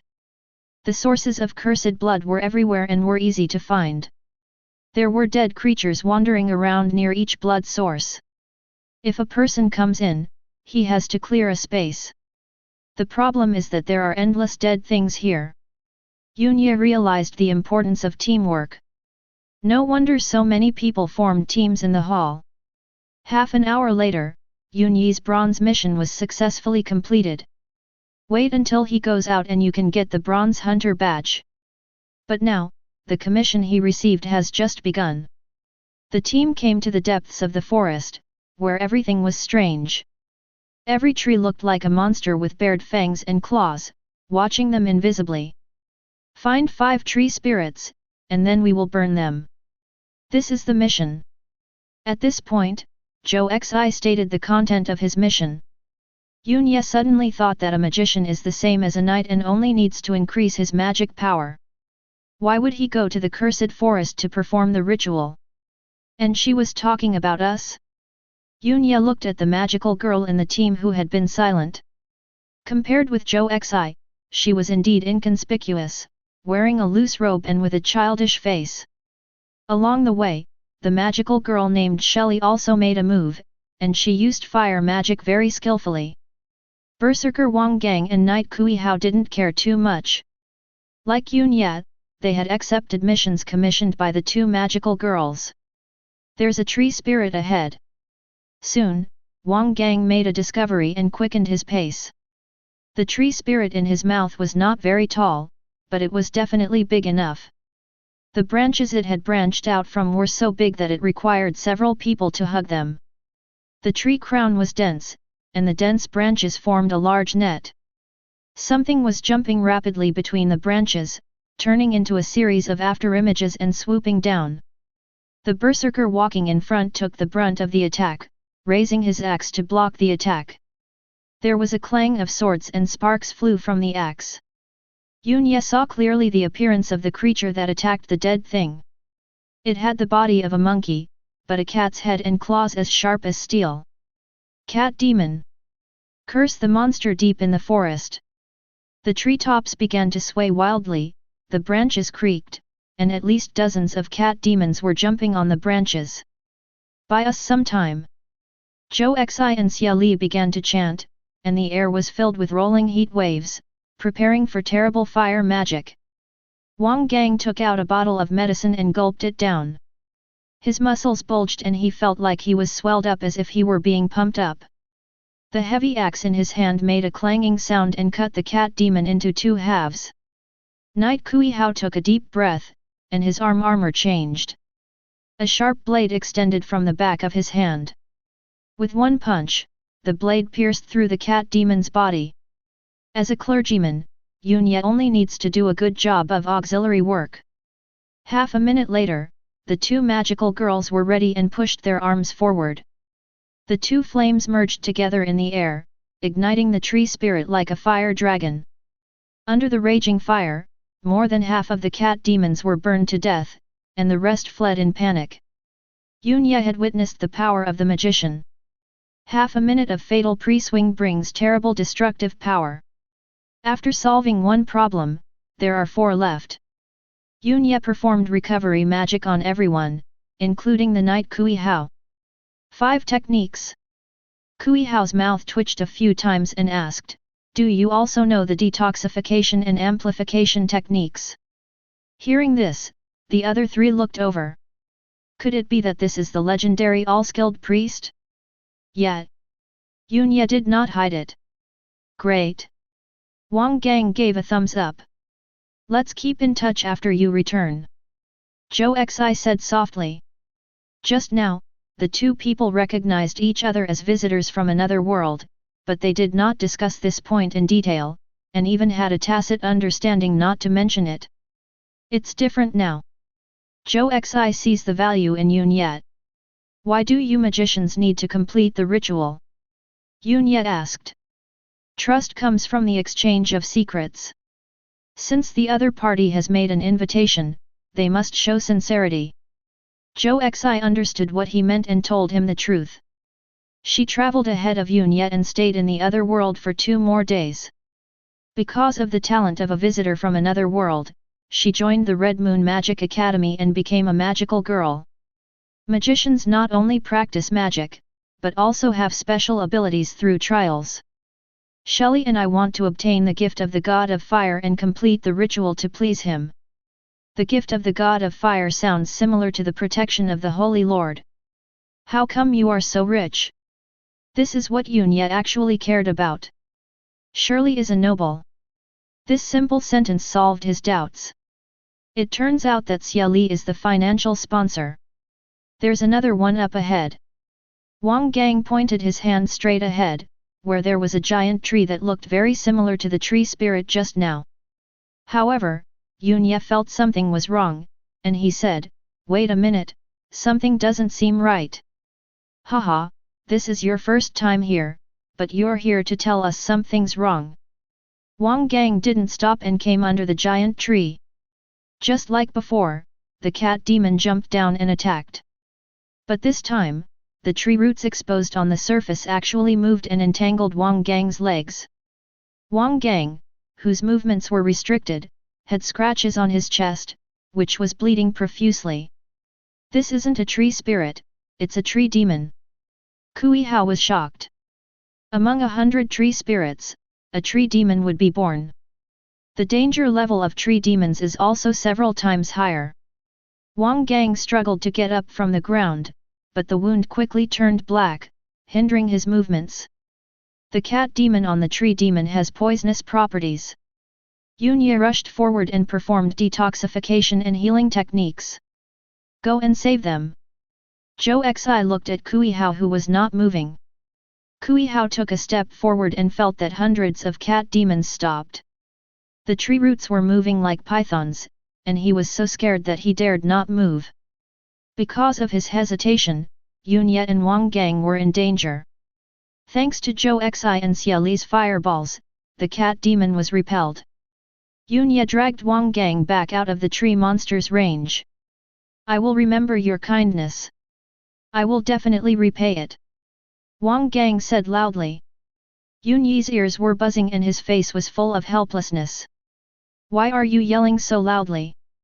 Wang Gang glared at Kui Hao and shouted even louder, "How dare you say that others are dragging down the team? What were you hesitating about just now? You were impulsive and didn't see clearly. That's a tree demon." Kui Hao's face flushed. "Other clergymen dare to charge, but you, the knight, don't. How shameful!" Wang Gang cursed. "Just ignorant and fearless." Kui Hao turned his face away. "Berserkers all have this temper. If you choose to argue, conflicts are bound to occur." Chapter 20. Although an accident occurred, the mission continued. This time the team unanimously decided not to allow Wang Gang to go in front. If a tree spirit was found, Yunya would be responsible for confirmation. "I'm just an assistant." Yunya found himself becoming the core of the team, and looked at the magical girl Shelley meaningfully. The reason why Xia Li didn't speak was because she was shy and hid behind Zhou Xi when he saw her. Yunya actually planned to ask his sponsor for more money, but when he thought about the team helping him purify the cursed blood, he didn't feel comfortable asking. Before long, the team found a giant tree that met the characteristics of a dryad. Yunya did not have the same ominous feeling as before, but to be on the safe side, he gave the fate hint. When he accepted the commission, fate reminded him, it was a close call. However, it does not mean that the result is certain. You can't just act recklessly after getting a hint, because you will still die if you do that. For example, if fate tells him to study hard, it doesn't mean he will get high scores if he does so. Having said that, after hearing the hint from fate, Yunya told the others, "This is a tree spirit." The team entered the tree canopy and was attacked by a cat demon. Wang Gang and Kui Hao stood in front to block the cat demon's attack, and the two magical girls prepared powerful magic. Yunya suddenly had an idea, and at the moment the magical girl released the flame, he cast the amplification spell. With a loud bang, the fire dragon became twice as strong as before and directly blew up the tree spirit. Dozens of cat demons could not escape. Zhou Xi's pretty face showed surprise at such power. A full-skilled cleric is extremely important to a team. Kui Hao felt the same way, but he couldn't bring himself to lose face because of the previous unpleasantness. With 2 successful experiences, the team dealt with the next 3 tree spirits and destroyed them successfully. This is the 2 magical girls successfully completing their mission, burning 5 tree spirits without the protection of a strong person. Suddenly, their bodies began to emit a crystal light and turned red. The god of fire among the gods of magic responded to them and was bestowing blessings. Watching the excitement, Yunya discovered that his dragon flame also reacted and his body temperature began to soar. What happened? Did the god of fire give him a gift? But he is not a magician. He had never burned the dryad, and even when he had performed the amplification technique, he was only indirectly helping the 2 magical girls. No matter what, with the blessing of the god of fire, the dragon flame is growing rapidly, which is what Yunya wants more than anything else. In addition, a bright holy light began to emerge from his body. It is the Holy Lord who is blessing us with holy light. Because of his outstanding performance as a clergyman in the team this time, the Holy Lord was very satisfied and increased the intensity of the holy light. The God of Fire's gift and the Lord's blessing are in effect at the same time. No one would believe this if I told them. After a long time, Zhou Xi and Xia Li, blessed by the God of Fire, had more powerful magic power. They were like furnaces, and the area within 2 meters around them was warm. Thanks. Xia Li spoke for the first time and performed standard aristocratic etiquette towards Yunye. Yunye said that he was just paying for the job and there was no need to thank him. At this time, Zhou Xi blinked his left eye at him. Yunye understood that this was a signal for him to look at the time, and the countdown to return was 6 minutes and 20 seconds. It's finally over. I almost died today. I must have a good drink when I get back. Wang Gang sighed repeatedly. The most dangerous moment for the team was when he was scratched by the cat demon because he did not listen to Yunye's dissuasion, but all berserkers are so impulsive. As soon as he finished speaking, the team heard the sound of branches swaying wildly again, which was several times louder than before, as if a strong wind was blowing through the forest. The faces of several people in the team changed drastically, and they cursed the forest that there would be no wind. The cause of this commotion was the countless cat demons running across the tree branches. Looking back, we saw a large number of cat demons with red eyes approaching the team. "Brother, don't talk when you act next time," Yunye said helplessly. He used to not believe in Crow's mouth. Run! There was no way to deal with so many cat demons, so I could only run away. Wang Gang couldn't get angry in the face of this situation. Kui Hao was the fastest in the team, and at this moment, he was already in the front. In this situation, the magicians and clergy were at a disadvantage, especially the 2 magical girls, who unsurprisingly fell behind the team. Yunye could see at a glance that if this continued, they would be in great danger.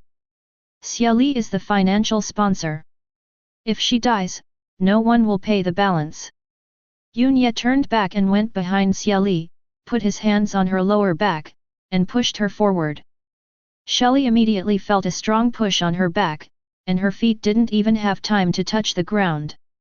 The 2 cat demons were approaching, and their steel-sharp claws slapped Yunye's back.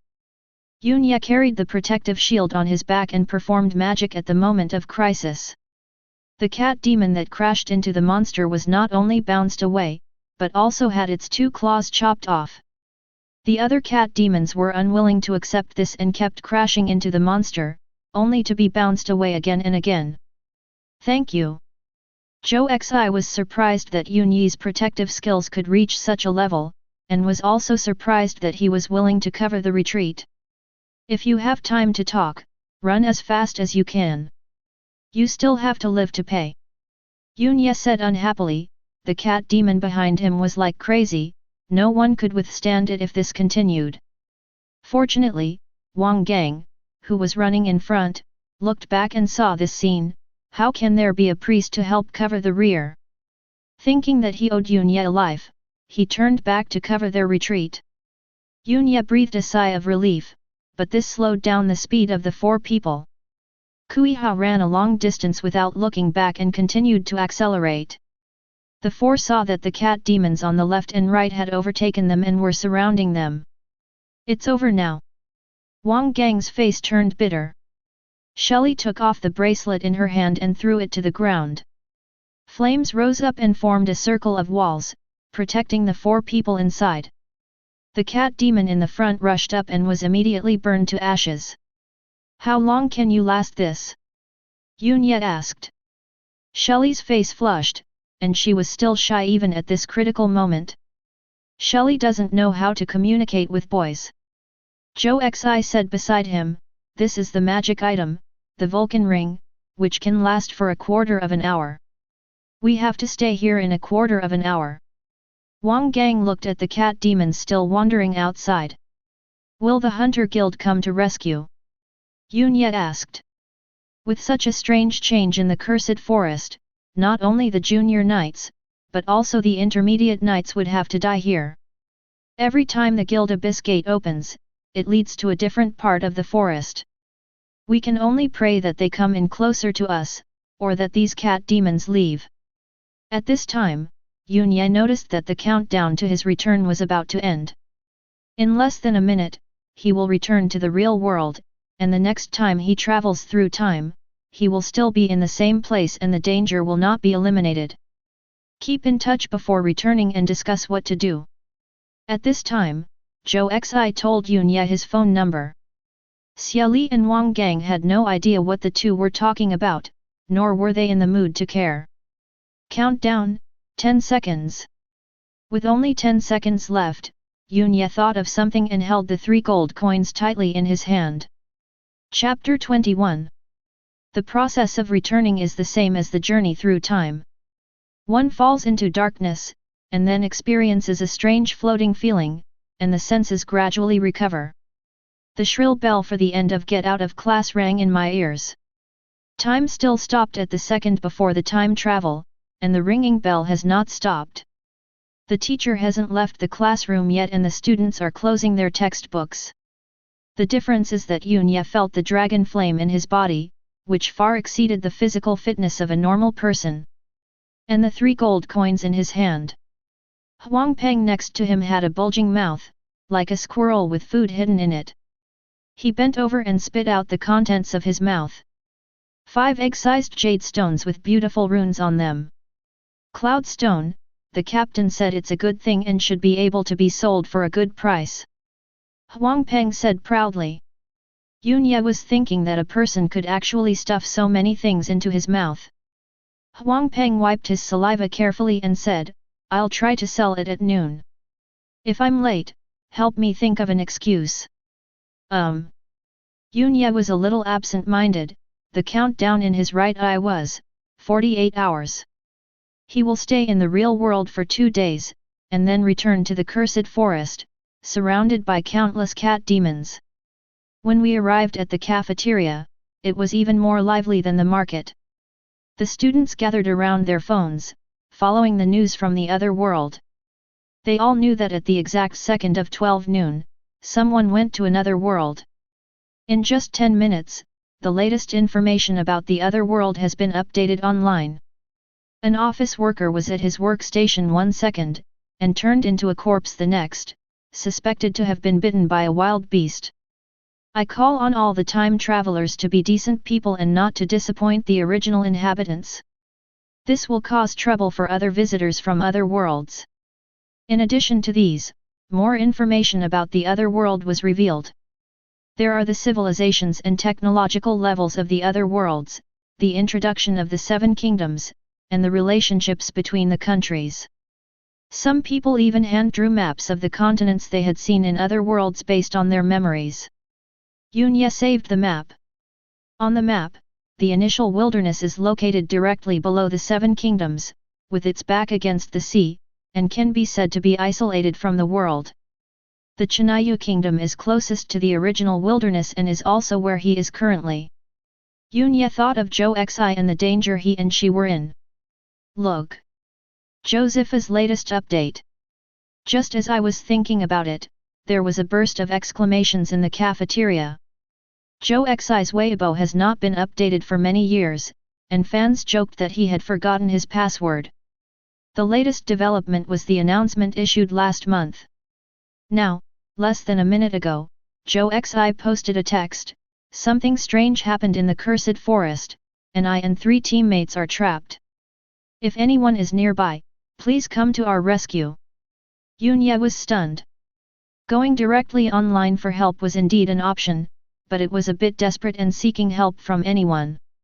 Not to mention whether the nearby hunters can find them. Even if they are found, how can they be rescued? Currently, the strength of all time travelers is at most intermediate level. Isn't it just suicide to come here? Zhou Xi is also a time traveler. There were bursts of exclamations in the cafeteria. This was the public's first reaction. She's in danger in another world. After this was realized, the number of comments under that Weibo post quickly exceeded 10,000. Many people volunteered below and talked about methods that had no practical significance. Yunye was upset and began to mutter to himself, "How should I live? Because the other person is not in the other world, he cannot start fighting right away." So, he was not asking how to break out, but what he could do to survive at the moment. Destiny immediately gave a hint: increase the vibration frequency of Long He to 100 times. The method is simple and clear. To improve his strength, vibrate 100 times, the golden dragon flame will form a piece of armor to help him rush out. The problem is that there are no conditions for spiritual practice in the real world. He only vibrated 33 times, it's impossible to do it in 2 days. How can I do this? He hoped that fate would give him some clues. If there is no response to the destiny prompt, it means that no matter what you do now, you cannot reach the 100th time. Increase the dragon flame through magic. Fortunately, the hint of fate still works. Yunye thought about the gift from the god of fire, which indeed brought a significant boost to the dragon flame. Maybe the number of times it vibrates now is not just 33. As for how to improve magic power, all he had to do was pick up his phone, call Zhou Xi, and ask the magician to teach him. However, Yunye was hesitating. Because he was not sure whether he could take Zhou Xi away smoothly at that time. You can't let the other party teach you magic and then die heroically on the spot.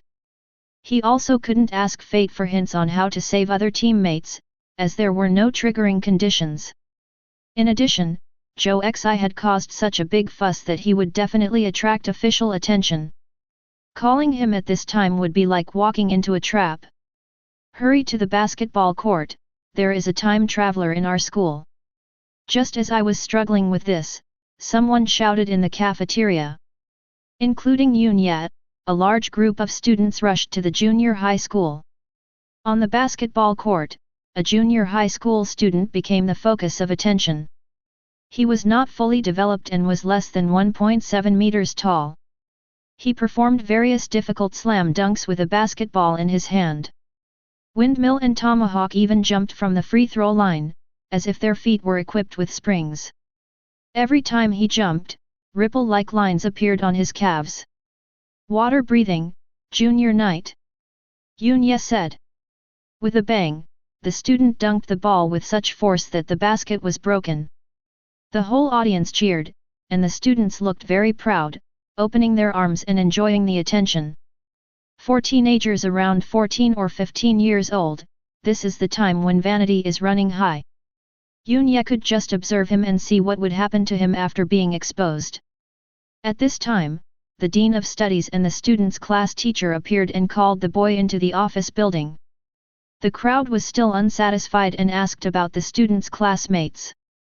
A junior high school student named Lu Lang traveled to a night order in another world and spent 4 days training to become a junior knight. Although they are at the same level, Yunye feels that he can subdue the opponent in 1 round. During the first period in the afternoon, Huang Peng appeared at the classroom door 15 minutes late. "Why are you late?" "It happened to be during the class taught by my homeroom teacher. The road is too congested." "Is this my fault?" asked the head teacher. "I don't blame you." Huang Peng's shocking statement caused the whole class to exclaim in surprise. "Stand outside and call your parents to come over." The head teacher didn't tolerate him. "Okay." Huang Peng also spoke in an aggressive tone and turned and left. The angry head teacher slammed the door shut. Yunye was very surprised. Huang Peng was usually a bit playful and his temper wasn't that bad. When the get out of class was over, Yunye found Huang Peng and asked, "Did you eat explosives today?" Alas, the after effects of the berserker. Huang Peng has calmed down, looking disappointed. "What's wrong?" Yunye asked puzzledly. "The captain lied to me. The cloud stone is the feces of the iron-eating monster. He actually tricked me into swallowing it." Huang Peng's eyes almost fell out as he spoke. It turned out that this was the reason why he was in a bad mood. Yunya felt much better when he saw that someone was as unlucky as himself. Chapter 22. What about the time you talked back to Lao Mi? Yunya didn't forget about it. Lao Mi is their class teacher. What are you afraid of? The worst that can happen is that I reveal my identity. Huang Peng didn't care. He told Yunya some gossip. The school not only did not pursue the matter of Lu Lang in the junior high school breaking the basketball hoop by dunking. The principal showed up in person and asked about our well-being. Lu Lang's grades might not allow him to be admitted to the high school department, but now he has been admitted to the elite class of high school. If there are time travelers, the school will give them special rewards. There are also reports online that the 3 major universities are lowering the threshold for time travelers. Huang Peng said proudly, if Lao Mi really wants to get serious with me, I will show my cards and go straight to Yanda University. Yunya didn't know the news yet, and as a student he was quite excited. His grades have never fallen below the top 50 in his age group, but that is relative to number 1 middle school. Among the top-ranked middle schools in Star City, it's probably not even in the top 100. It's not that he doesn't work hard or that he's not smart. This is determined by educational resources. For example, in the 8 key middle schools in Xincheng, the minimum requirement for high school teachers is to graduate from a prestigious university, with an average postgraduate degree. Students who can attend key middle schools come from wealthy families and can meet all their needs. The students there compete in mathematical Olympiad and English communication every day. Yunya tried his best to do the best he could in the environment he was in, but that was all he could do. If time travelers can be admitted without taking exams, it would be very attractive. Why think so far ahead? Yunya shook his head. The most urgent task was to curse the forest. He decided that if Lu Lang was not taken away without restriction before school was over, he would take the initiative to contact Zhou Xi. During the second class in the afternoon, a black car drove into the school and stopped at the junior high school basketball court. 2 men in black went straight to Lu Lang's classroom. Half an hour later, they drove away without taking Lu Lang with them. Yunya immediately came to the outside of Lu Lang's classroom and watched him being asked questions by his classmates. Facing the curiosity of his classmates, Lu Lang said proudly, they said it was the 2 world bureaus. They asked me some basic information and gave me a number to notify in case of emergency.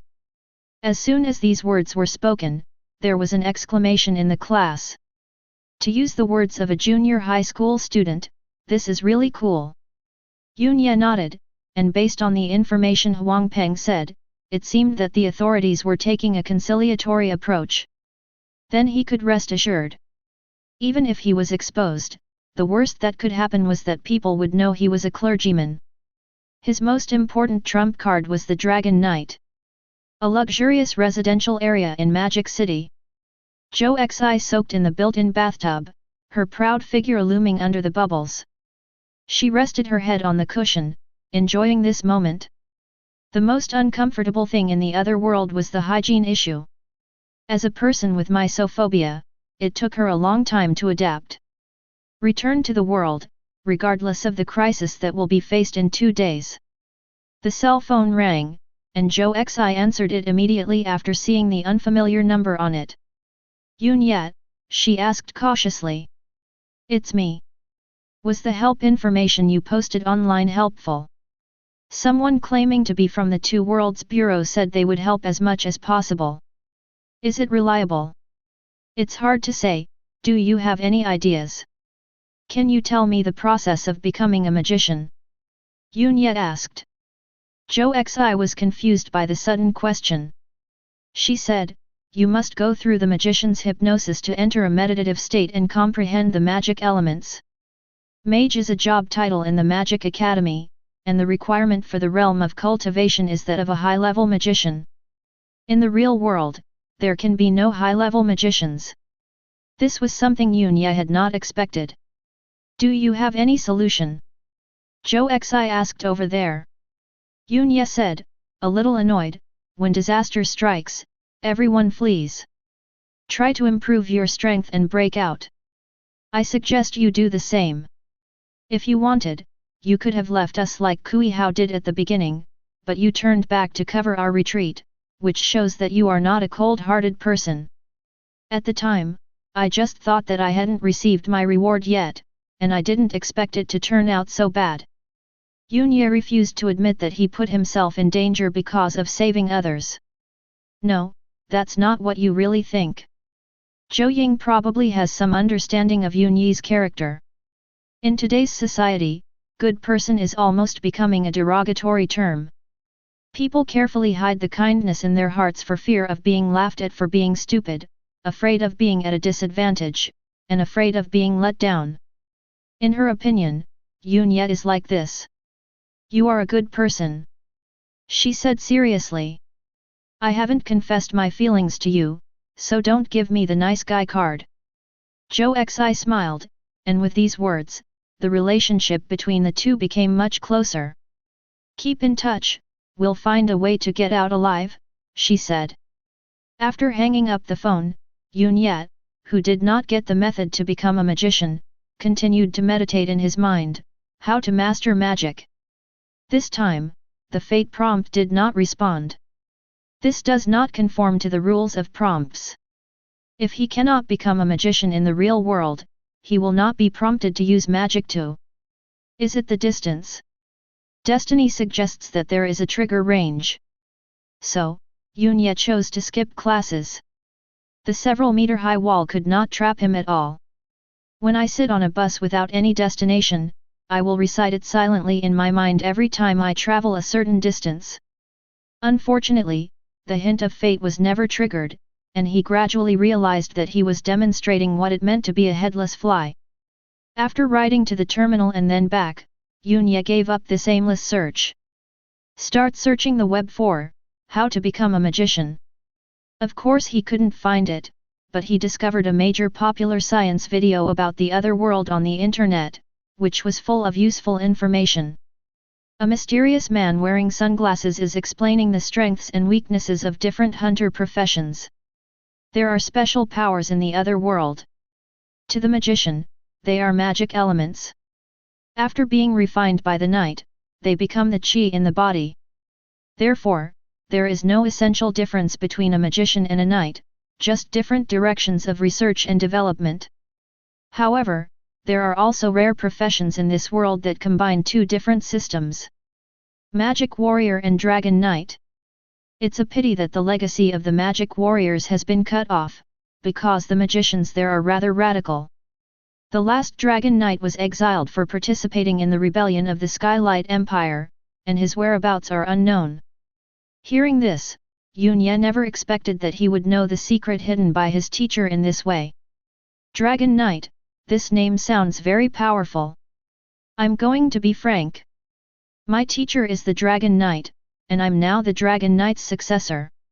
As comments float by one after another, the video continues to popularize science. The levels of different hunters are the same: beginner, intermediate, advanced, saint, king, emperor, and god. However, there is no detailed division within the same level, such as the early stage, late stage, and perfection as in novels. People in the other world measure strength and weakness entirely based on experience and feeling, which is unacceptable to us who are used to quantifying everything. So, we quantify the magic power and qi as follows: stream, river, and sea. Every time you break through a level, your magic power and energy will change qualitatively, and this quantitative grading still applies. Yunye suddenly thought of something, pulled the progress bar back to the front, and listened to the introduction about qi and magic. According to this theory, the Dragon Knight himself can also be considered a fire magician. As soon as this thought came to his mind, he suddenly remembered that he had received the gift from the god of fire in the cursed forest. He has been looking for a way to become a magician, but he doesn't know that he is already one. So fate prompted no response to his repeated nonsense. Chapter 23. Yunye came to a nearby park and found a secluded pavilion.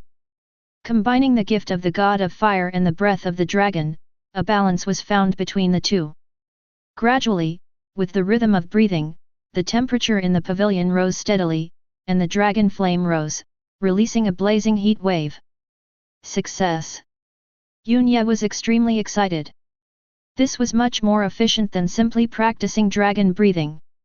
He also discovered that after being blessed by the god of fire, the dragon flame was much stronger than he had imagined, with a vibration frequency of 41 times per second. Check out the crossing countdown, 43 hours. For some reason, Yunya suddenly felt that he had more than enough time, and the sense of urgency he had felt since his return had subsided a lot. After only half an hour of practice, he began to feel an intense hunger. Without the teacher's medicinal bath and roasted whole lamb, the body would not be able to withstand the consumption of practice, and adequate nutrition must be ensured. He used his pocket money to buy a few buns, but it was just enough to fill his stomach. Without meat, his body could not improve. If you want to eat meat, you need money. Yunya thought of his 3 gold coins and took the subway to the other side of the city. The gold coins came from another world, but Yunya had checked the information and found that recycling only considers the gold content. I ran to the other side of the city just in case, and found a jewelry store with a luxuriously decorated storefront and a sign on the wall saying it was being recycled at high prices.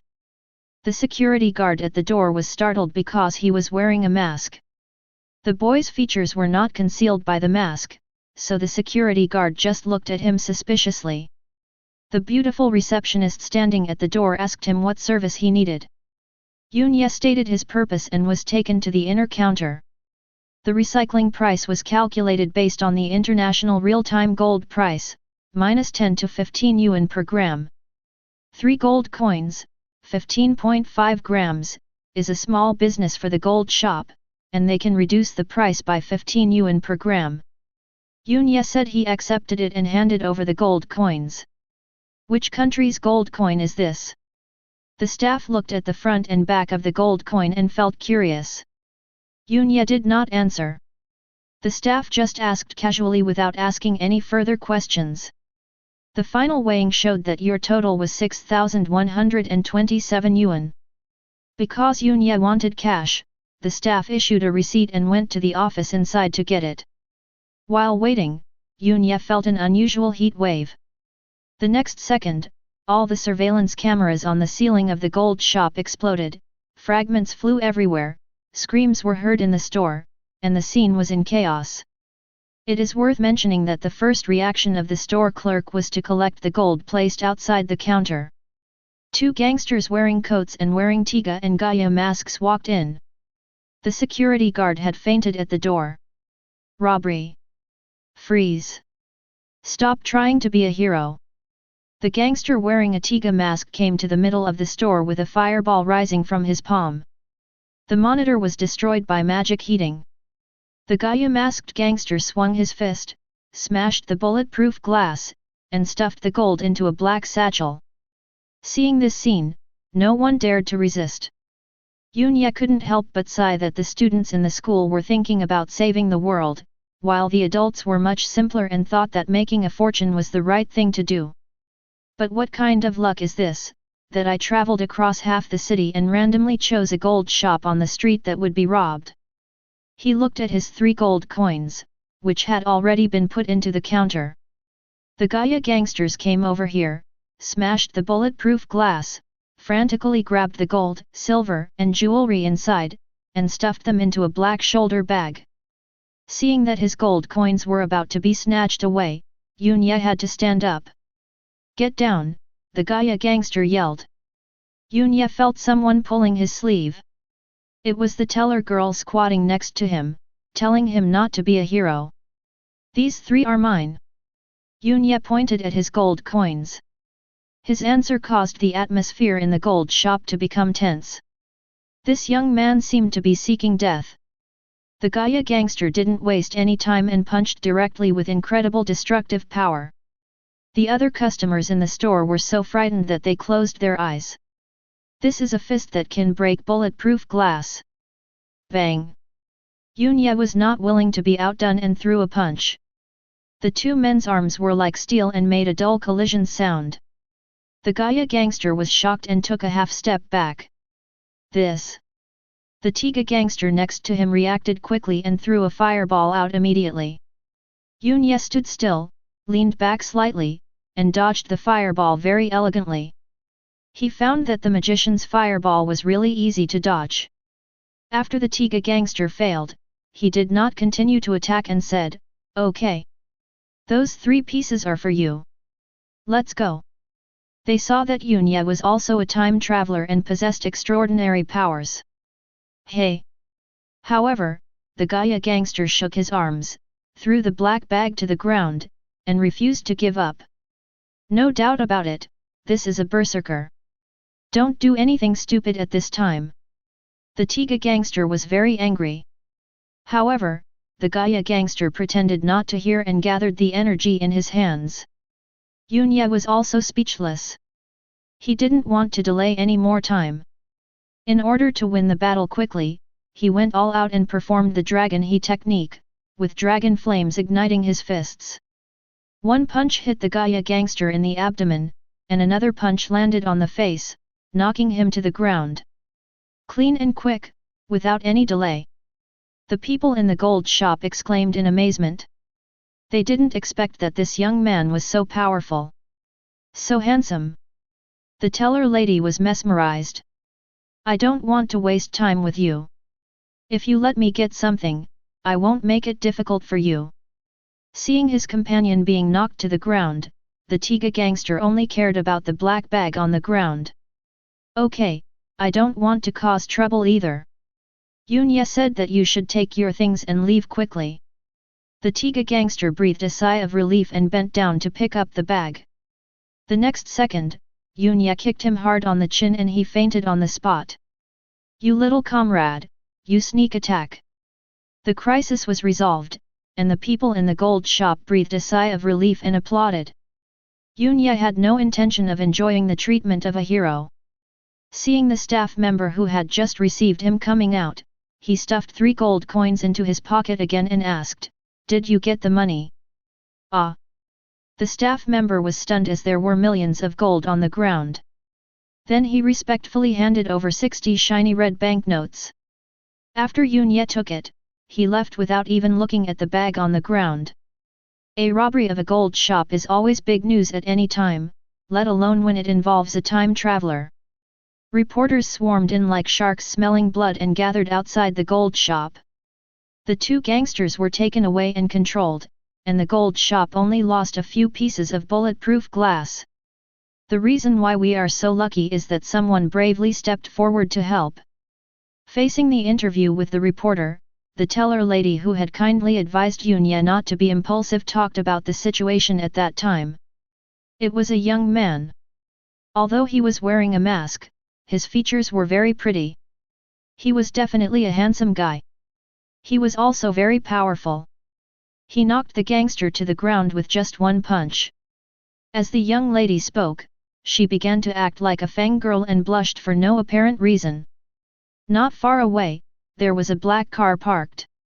"Captain Zheng, we have confirmed that the 2 gangsters are the pair who returned last time. The berserker is called Yang Ming, and he was the one who injured Xiao Jian." The young man driving the car reported the situation. Didn't the bureau speculate that this junior berserker Yang Hao has a broad mind?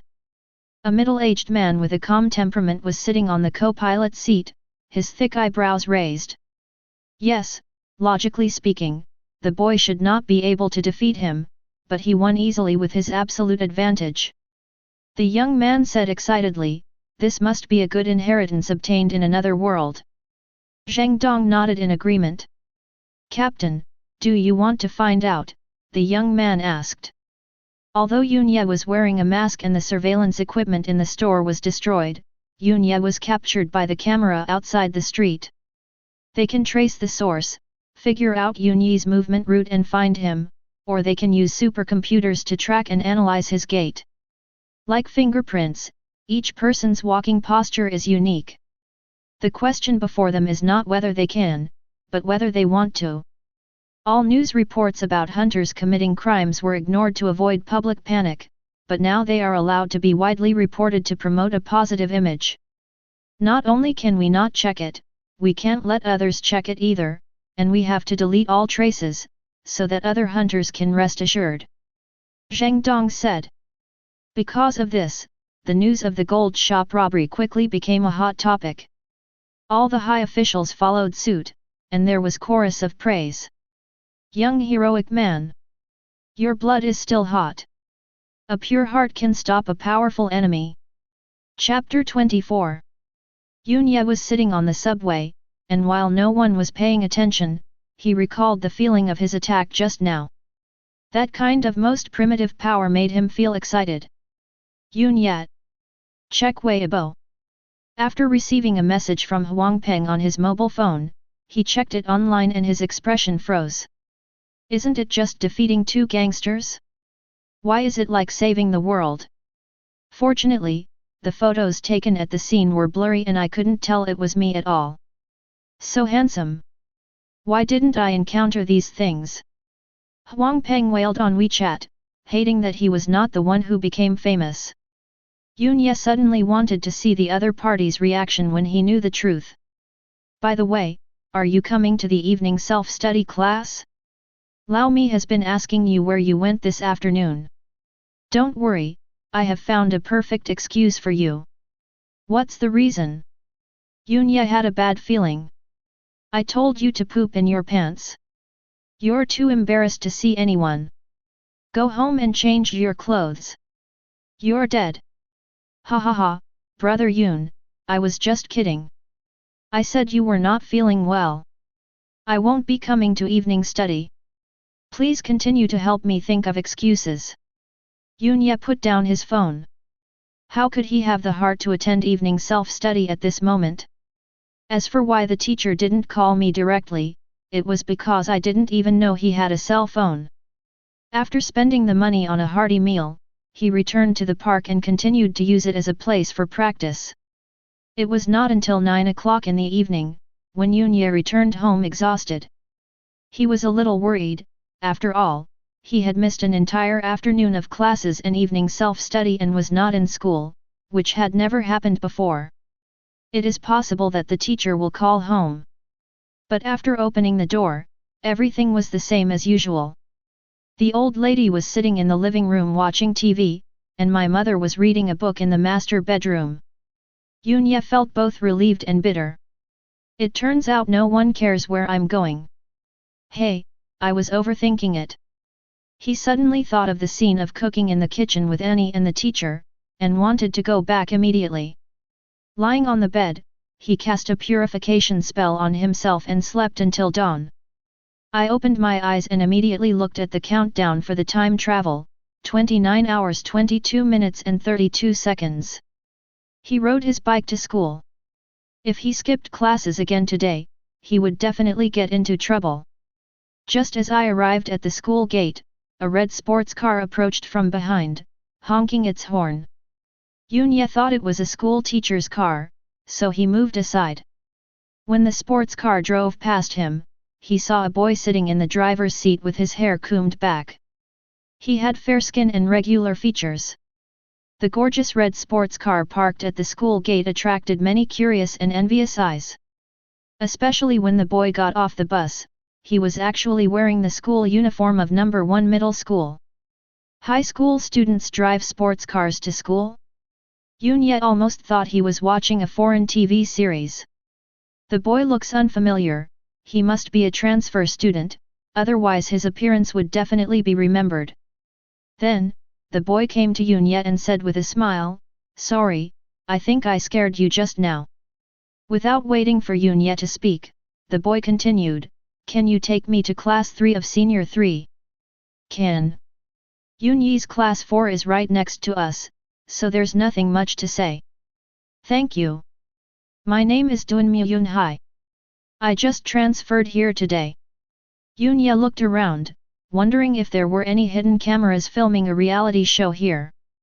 The two came to the high school department, and Yunye pointed in the direction of class 3. After expressing his gratitude, Dunmyu Yunhai walked into the classroom with great grace. He was wearing a school uniform, but he had an indescribable air of coolness that made him stand out from the other students. What's even more exaggerated is yet to come. Duan Yunhai walked into Class 3 classroom, ignoring all the surprised looks, and went straight to Yujia's desk. "Good morning, my princess."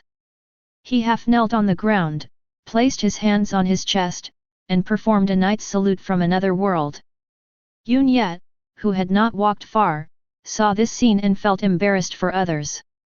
"When I walked into the classroom, I saw Huang Peng eating a bun at the desk and talking about what had just happened. You didn't come yesterday." Yujia from Class 3 was revealed to be a time traveler. Her identity is not simple. She is the princess of Chinayu Kingdom. Huang Peng said. "What's with what?" Yun Ye felt like he couldn't keep up since he hadn't been here for the whole afternoon. A time traveler may become another race, but his soul will not be transformed into another person. Huang Peng told him that the reason Yujia became a princess was because of her special talent among awakened magicians. This talent is inherited from the royal bloodline of the Star Moon Kingdom. The king was very happy to see that she was a visitor from another world. He adopted her as his goddaughter and held a grand coronation ceremony for her. The travelers in Chinayu Kingdom therefore remembered Yujia's face. After returning, the time travelers conducted a human search and really found them. Even Yujia's family information was dug out. In the real world, her parents were ordinary workers, but in the other world, she was a princess enjoying wealth and glory. Countless people are envious. Is there any way to become a time traveler? This is the #1 hot search today. What's outrageous is that many people have been deceived. A girl believed the scammer's words and after transferring the money, she was told that she could travel through time by drinking a bottle of red wine. The girl really believed it and drank so much that she ended up in the hospital. You really don't pay any attention to the other world." Huang Peng changed his tone to that of an experienced person, and said, "The show-off you just mentioned should be a traveler from the Xingyu Kingdom, a citizen of that country, who calls Yujia a princess and intends to come close to Yujia to seek benefits for them in the other world." Yun Ye nodded, he also figured this out. Yujia is the princess of the kingdom and possesses considerable power. The breathing techniques and magic potions that others dream of are nothing to her. Any random reward in the other world is what other time travelers dream of. Just wait and see, there must be more than one transfer student like him. Huang Peng said firmly. These second generations are really smart. Yun Ye sighed. He thought of Duan Yunhai's car, which was definitely not something an ordinary family could afford. Born in such a family, I am willing to transfer to this ordinary middle school. It means that they realize that the other world will affect the future. Huang Peng's prediction soon came true. In one morning, Xingcheng #1 Middle School welcomed more than 10 transfer students. Class 3 simply couldn't accommodate so many people, so 2 people transferred from Class 4, a boy and a girl, named Shen Li and Shen Xin. It seems that this brother and sister's family is from the Shen Group. Huang Peng said in surprise. Shen Group is the leading local enterprise in Xingcheng. Brother Shen Li was sunny and generous, with thick eyebrows and big eyes, and he introduced himself seriously on the stage. On the contrary, sister Shen Xin was rather cold when introducing herself, revealing a condescending attitude. Classmates, applaud. The smile of our homeroom teacher, Lao Mi, was brighter than any other day in the past 3 years. Yun Ye discovered that because of Shen, his teacher had forgotten that he did not attend yesterday afternoon and evening self-study. After the Shen siblings sat down, they immediately became the focus of attention. Are you time travelers? A classmate asked straight to the point. Shen Li smiled without saying anything, which was considered as his agreement. The students in Class 4 were excited. Tisk. Huang Peng, who was also a time traveler, was not convinced. These guys don't even know that I am the same. He whispered. You don't know who I am either. Yun Ye said silently in his heart. Chapter 25. In class, Shen Xin pulled her brother Shen Li's clothes and pointed at the rusty table legs with a look of disgust on her face. This was a far cry from the aristocratic school she attended. There was no tennis club, no swimming pool, and the school uniforms were old-fashioned and ugly. Sister, Yujia's family conditions are very ordinary. Most of the students here are like her. If you want to make friends with her, you have to adapt to the environment and get along well with the students here. Shen Li said, Class 4 and Class 3 are so close, maybe there are people who are close to Yujie, we can take the opportunity to get to know them. Even if there are, Yujie is a princess now, so why would she care about these people? Shen Xin disagreed. Yunye heard every word of the brother and sister's whispers without making any comments. The news that Yujie became a princess from another world did shock him, but he had no other thoughts. I won't regret the previous rejection, nor will I take action just because the other person is a princess. He wants to improve his strength. During the break, students who finished their morning exercises were basking in the sun outside. The transfer students gathered around Yujie, preparing various reasons to get close to her. Yujie, it's almost the weekend, let's go to Disneyland. There's no need to queue for any of the attractions. The college entrance examination is coming up soon, why are we still going to the amusement park? Yujie, I know a famous teacher at Yanjing, we can ask her to talk to us about the key points of the college entrance examination. That's a good idea. Let's form a sprint team. Do you like shoes? I have all kinds of out-of-print ones. Those who can transfer to the school at the first opportunity are basically the second generation. Yujie was annoyed, but being as soft-hearted as she was too embarrassed to refuse, so she looked around at Class 4 with a vague gaze.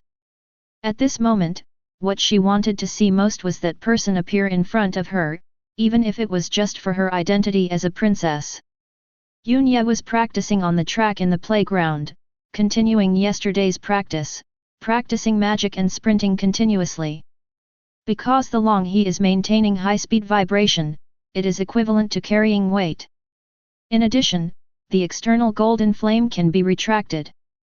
In the eyes of other students, Yunye is similar to other students majoring in sports. It works. After repeating the sprint for dozens of times, Yunye's lower body felt sore and Long He's vibration frequency increased.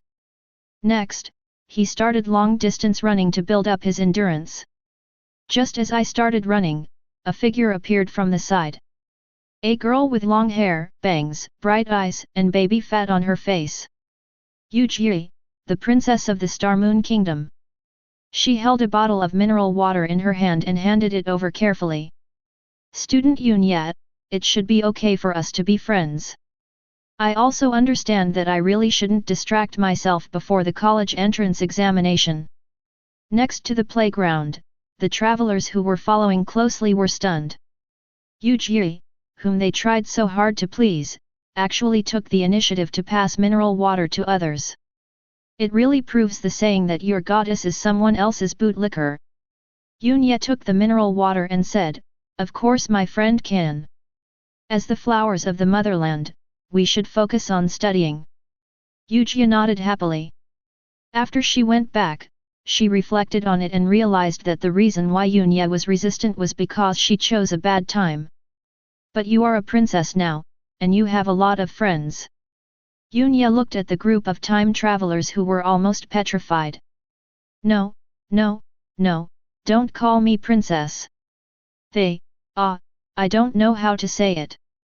Yujie was in a panic. Every time she heard others say that she was a princess, she felt uncomfortable from the bottom of her heart. It's said on the internet that you've awakened a special magical talent. What is it? Yunye couldn't help but be curious and said, if it's inconvenient to say, I can understand. No, do you want to know? Yujie asked.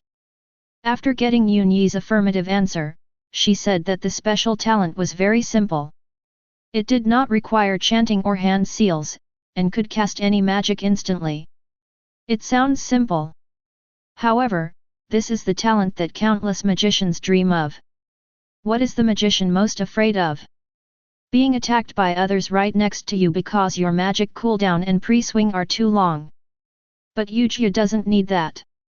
If someone else gets close to him, they might be hit by the fireball. She demonstrated it herself, turning her palm from bottom to top, and in a brief moment, a fireball appeared. Seeing Usse's enthusiastic demonstration, the time travelers were unable to understand.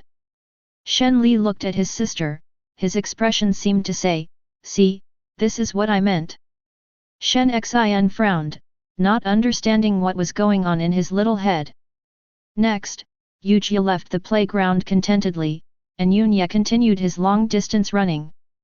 Not fast, not having an irregular heartbeat, definitely not a hunter.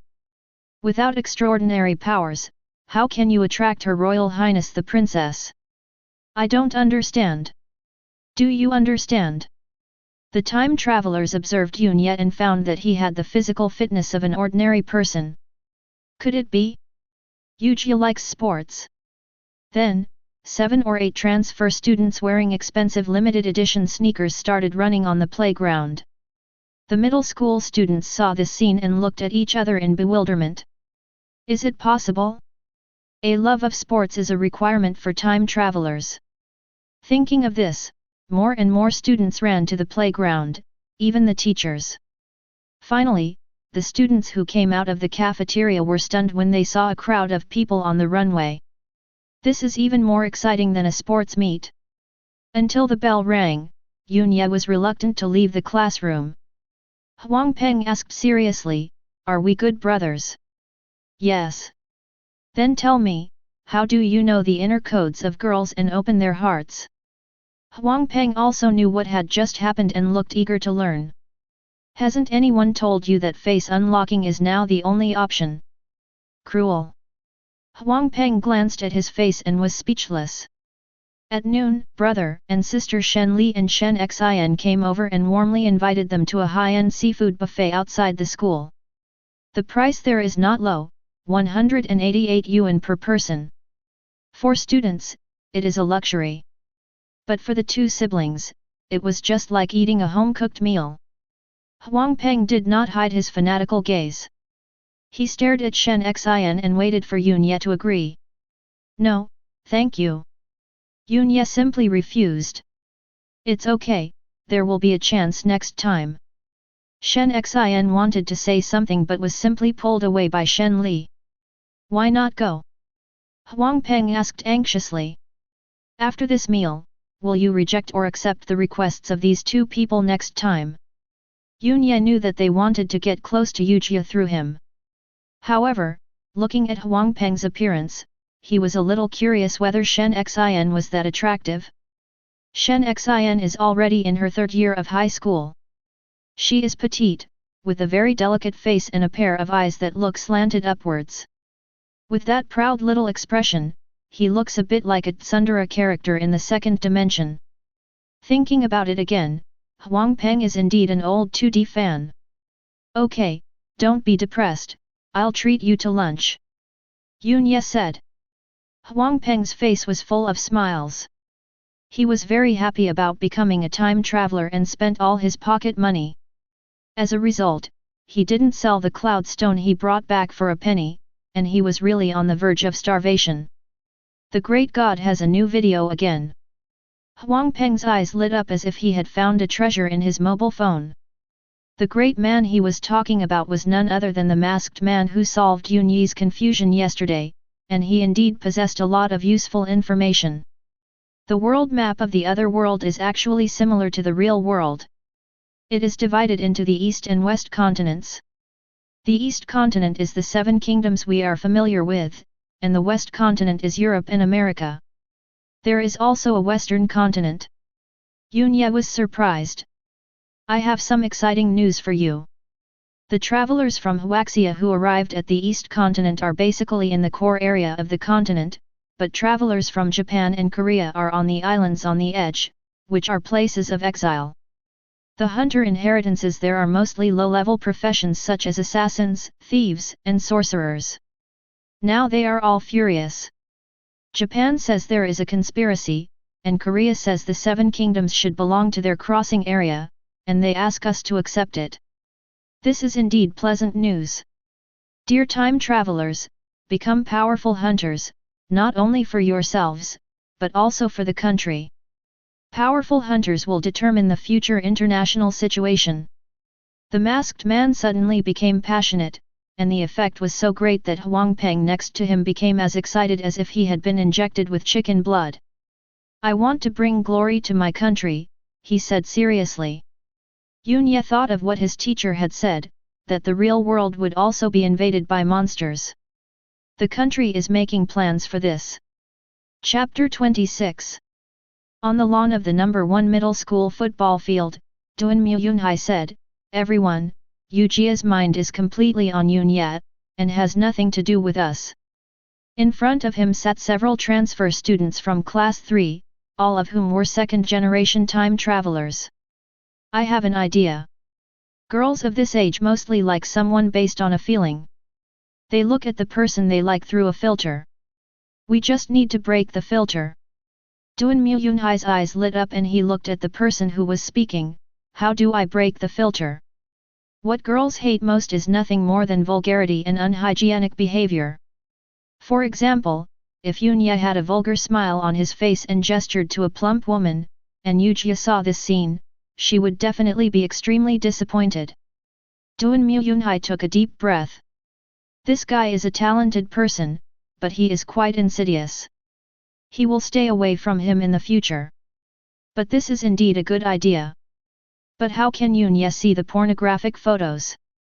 Duan Muyunhai couldn't go over on his own, as it would definitely arouse Yun Ye's guard. He thought of Yun Ye's desk mate, the one with baby fat on his face and round eyes, whose name seemed to be Huang Peng. Then he asked someone to call Huang Peng over. The circle of the second generation of time travelers is now attracting much attention, and they are looked at sideways by many students when they sit here.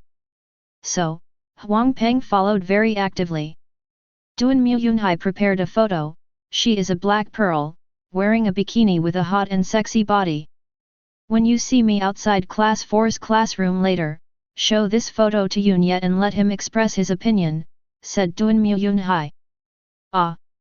Huang Peng didn't understand what was going on. Just do as we say and come play with us from now on. You should know that we are all time travelers.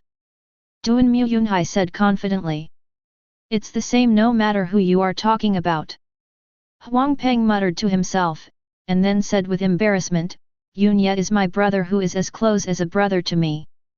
Duan Muyunhai was startled, and then he heard him speak again, it costs more money. Money. This was not a problem for Duan Muyunhai, and he readily took out 500 yuan. Huang Peng raised a finger to indicate that it was not enough. Duan Muyunhai frowned.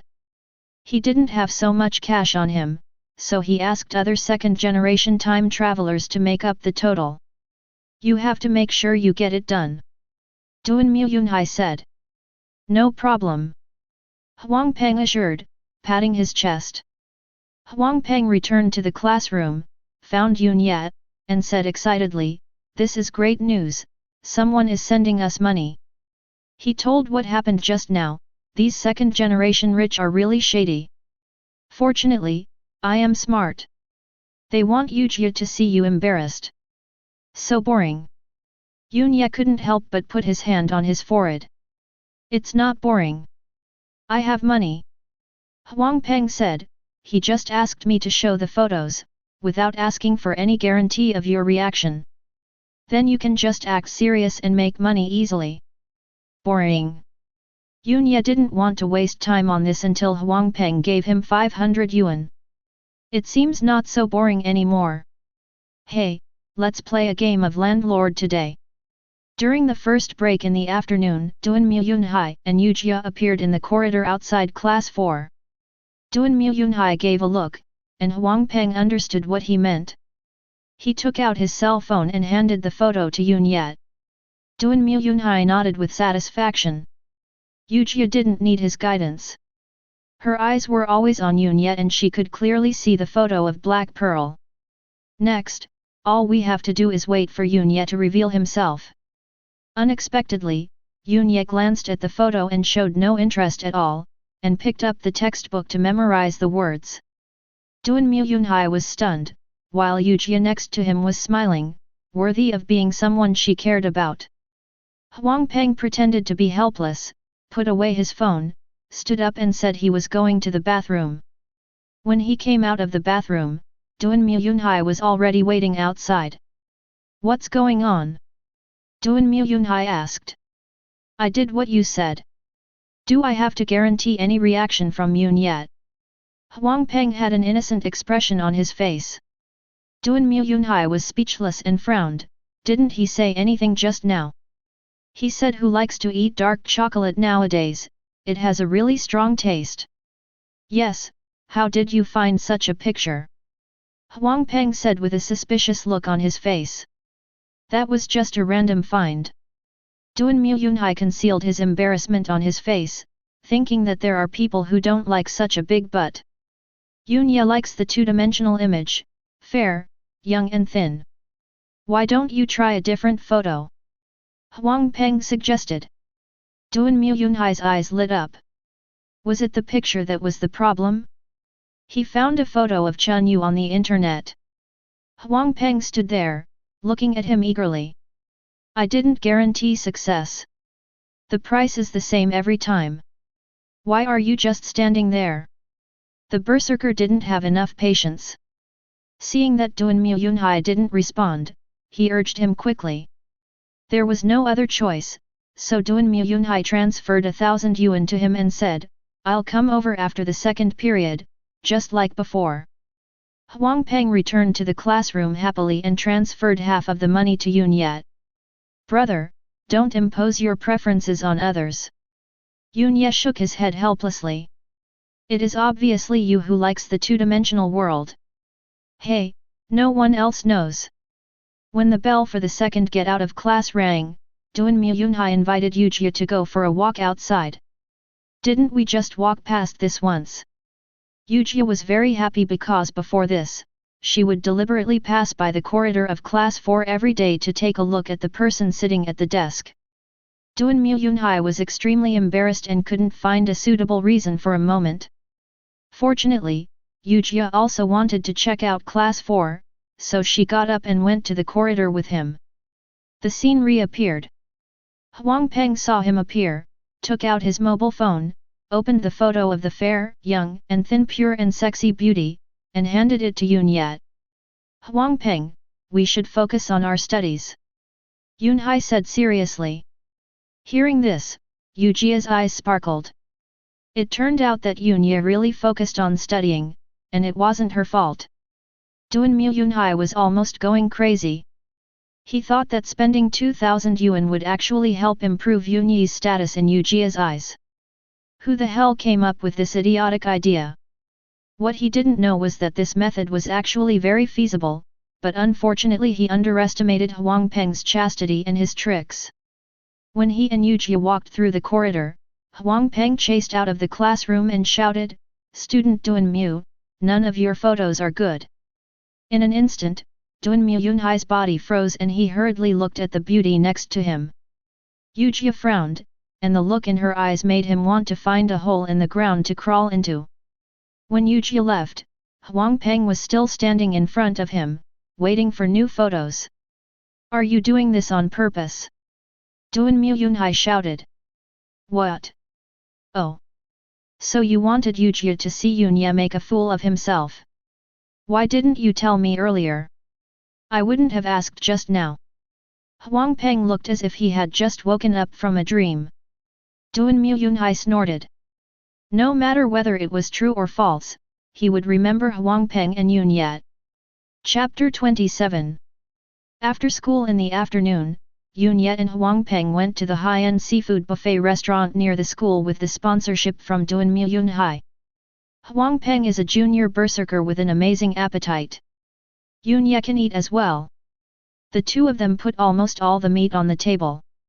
My dear classmates, if you waste anything, you will have to weigh it and pay for it. The waiter came over and reminded us. I know. Huang Peng waved his hands and thought to himself, who are you looking down on? The restaurant waiter walked back and forth to prevent the two people from secretly throwing away the food. Next, they watched Huang Peng and Yun Ye put pieces of steak into their mouths, followed by lamb skewers one after another, and neither shrimps nor sweet shrimps were spared. Everyone in the buffet restaurant was dumbfounded. They had never seen two people eat so much. That's not right, Yun Ye, why can you eat so much too? Huang Peng realized it belatedly and looked towards the opposite side. Guess. Yun Ye smiled mysteriously. What happened to Dunmu Yunhai today made him decide not to hide it from the other party. Dunmu Yunhai's background is obvious, and he is now the center of the most envied circle in the school. However, Huang Peng stood on his side without any hesitation. Because of this trust, Yun Ye decided to tell the truth. Otherwise, when it is discovered later, Huang Peng will have a strong sense of frustration that he is not trusted, which will affect both of them. Sharing secrets is the best way to strengthen a relationship. FK. Huang Peng shouted excitedly, then lowered his voice, you are also a time traveler? Why didn't you say so earlier? You didn't ask either. Yun Ye said. Huang Peng quickly accepted this fact and asked about his identity in the other world and his profession as a hunter. Holy Clergy. Dragon Knight is his trump card, and the teacher is still in seclusion, so it is not convenient to tell others. That's the nurse. Sure. With me as the berserker, we can form a team that will take off. Huang Peng seemed to see a bright future for the two of them. Let's talk about it after I get out alive. Yun Ye did not forget what he was about to face. After finishing the meal, the restaurant manager came over without wasting a second, holding 2 coupons in his hand, and said with a smile that was uglier than crying, my 2 classmates, today I will give you 20% off. This is the preferential price of the restaurant across the street. You can go there to eat next time. Yun Ye and Huang Peng left the restaurant with the coupons, and not long after they walked away, they laughed out loud at the same time. I'm going to complete my berserker training and won't go back to school. What about you? Huang Peng said. How do you plan to practice? Yun Ye asked curiously. My uncle runs an iron gym. I went there yesterday and it can meet my needs, said Huang Peng. The iron gym is different from commercial gyms. There are no treadmills in it. Instead, it is all about strength training with heavy weights, which is very suitable for a berserker like Huang Peng. Yun Ye decided to go back to school by running. On the way back, he received a call from Zhou Xi, who said in a hurried tone, I was attacked by gangsters at home just now, you have to be careful. Yun Ye stopped and was unable to react to the sudden news. Who are the attackers? Why should you be careful? What's going on? I went out to the supermarket, and 2 people blocked me in the snack aisle. Please tell me the result directly. Yun Ye was not in the mood to listen to such a detailed process. Zhou Xi over there pouted. She hated that others only treated her as a big star and not as a normal person. However, Yun Ye was the complete opposite, and she couldn't accept it for a while. Anyway, I beat them down, and then someone claiming to be from the Two Worlds Bureau showed up. I suspect they are an official organization, but they didn't say so clearly. Two Worlds. A name I've heard a lot these days. The Two Worlds Bureau said they are from Zhejiandao, a killer organization that indiscriminately attacks Huaxia's time travelers. If your identity is exposed, you must be careful. Zhou Xi continued. Yun Ye breathed a sigh of relief. It turned out that he was so cautious. He thought Zhou Xi had leaked his identity information. Although he had just told Huang Peng his identity, he was not worried because Zhou Xi was being too high profile on Weibo. The killer of Zhejiandao also has an organization? Yun Ye had an indescribable weird feeling. The real world is not like novels and movies. Killers are all shady and no one dares to organize them together. In front of the state apparatus, these people are rats in the gutter. A plot in which a killer is killed and his organization retaliates is simply unrealistic. The killer who has logistics, equipment, and strategies is correctly called an agent. A battle for national destiny. Suddenly, Yunya thought of the video of the masked man. There are time travelers in every country. Whichever country's people have the power to destroy the world will dominate the future. Huaxia has a large number of people and abundant talents, and has a unique advantage in this regard. Other countries cannot sit idly by. Japan, which can only travel to the land of exile, will definitely not sit idly by and watch itself fall behind. Zhou Xi's life or death is uncertain in the cursed forest. They are willing to take action because of her celebrity aura. If she dies in the real world, it will cause panic. Suddenly, Yunya thought of Yujie. She is also a princess of the kingdom and possesses considerable influence. I'll be careful. After hanging up the phone, Yunya returned to Xingcheng No. 1 Middle School. He entered the school gate without any anxiety, but started strolling around, and found that there were black vans parked at every entrance and exit, which he had never seen before. They should be people from the Two Worlds Bureau. There are more than 10 time travelers in Xingcheng No. 1 Middle School, so they will definitely be strictly protected. Yunya felt relieved. From this perspective, the school was still very safe. Kid, what are you wandering around here for? Suddenly, someone came quickly from behind. Yunya thought that he had alarmed the people from the Two Worlds Bureau, but he suddenly found that the voice was very familiar. Brother Wang. Looking back, it was indeed that familiar face. Wang Hai, a neighbor who lives near his home, is 4 years older than Yunya. He is the king of the kids in that area and also studies at Xingcheng No. 1 Middle School. He is a celebrity on the basketball team. Yunya was blackmailed by a bad boy when he was in junior high school. Fortunately, Wang Hai came to his rescue. Later, Wang Hai graduated from high school and joined the army. It was said that he became a special forces soldier because of his outstanding performance. It's not a holiday now, and Yunya was so surprised to see him suddenly appear. Wait, the field staff of the Liangzhi Bureau must be military elites, and Brother Wang is a native of Star City, so everything seems to make sense. Good, you've gotten stronger. Is anyone bullying you at school? How are your studies going recently? Have you taught your girlfriend? Wang Hai showed his white teeth and was very happy to see Yunya. Brother Wang, how can I answer so many of your questions? Yunya said with a wry smile. Ha ha ha, then wait until your evening self-study is over and we'll go eat some skewers. Wang Hai thought of something, his eyebrows dancing with joy, and said, I'll let you meet my sister-in-law when the time comes. Sister-in-law? Brother Wang, when did you get married? Yunya was stunned. He remembered that the other party was still single. I met him through a blind date. He's a serious civil servant. We just got married. This time I came back to hold the wedding. Come and drink at my wedding. Okay. By the way, what were you wandering around here for? Wang Hai suddenly asked casually. Yunyi's heart tightened. It seemed that the people from the Two World Bureaus had noticed him. People in school said that these cars belong to a mysterious department, something like the Huaxia Dragon Group.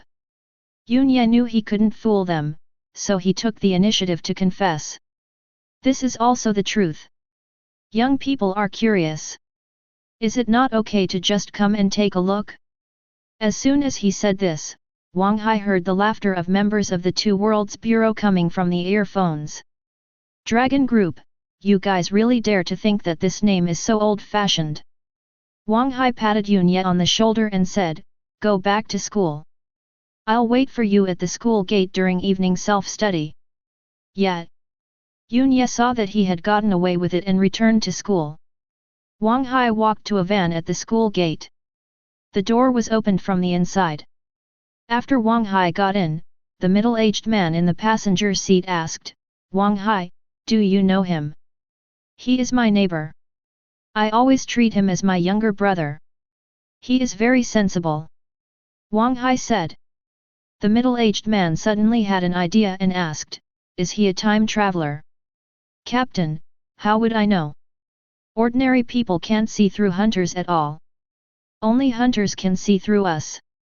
Wang Hai said. The middle-aged man seemed to be thinking about something, and continued, today, both Magic City and Yanjing City have been attacked. Everyone, please be alert. We cannot let any student get into an accident. Clear. Chapter 28.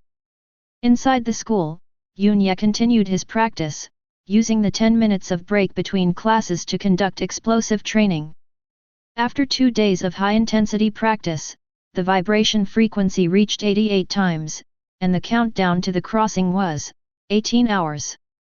Looks like I'll have to stay up late today. Yunye gave up the second evening self-study session and went to the school football field. The football field is close to a cliff. Every rainy season there is a small waterfall to enjoy. So to ensure safety, the school uses a fence to separate the pool under the waterfall. There is a private space behind the fence, which is where Yunye uses to practice. He had just climbed over the fence when he keenly sensed something and dodged to the side to hide. On the cliff, a dozen men in black dressed like ninjas came down the ropes. They landed on the ground silently, took off their black clothes, and wore the uniform of No. 1 middle school underneath. They began to wear communication headsets and make adjustments in a low voice. They were speaking a foreign language. Although he couldn't understand what was being said, Yunye could be sure it was Japanese. Then, these ninjas dispersed and walked towards the high school teaching building. This is too coincidental. Yunye thought about Zhou Xi's call, and it was really just the beginning. No, it was not a coincidence. They deliberately chose to take action in various places on the same day, just to catch the two world bureaus off guard. Star City is not as big as Magic City, and Yunye is worried whether the two world bureaus outside can cope with it. Brother Wang, I saw a dozen guys dressed like ninjas, speaking Japanese, in the back hills of the school. Yunye didn't want to be the first to make trouble, but since it involved patriotism, he couldn't just sit back and watch. At the school gate, in the van. When Wang Hai saw the content of the text message on his mobile phone, his face changed drastically and he immediately told the captain. Western Kendo. What the hell is Group C doing? The captain's face changed drastically. Group C was guarding the back mountain, and they learned this information from the students. Group A, Group B, all get off the bus. People from the two bureaus rushed to the school as fast as they could. Suddenly, the sounds of various motors stopping were heard, and the entire Star City No. 1 middle school fell into darkness. The next second, the joyful voices of students were heard from the school. The power outage during evening study is undoubtedly the thing that students are most happy to see, as they can leave school early without light. Groups of students walked out of the classroom with laughter.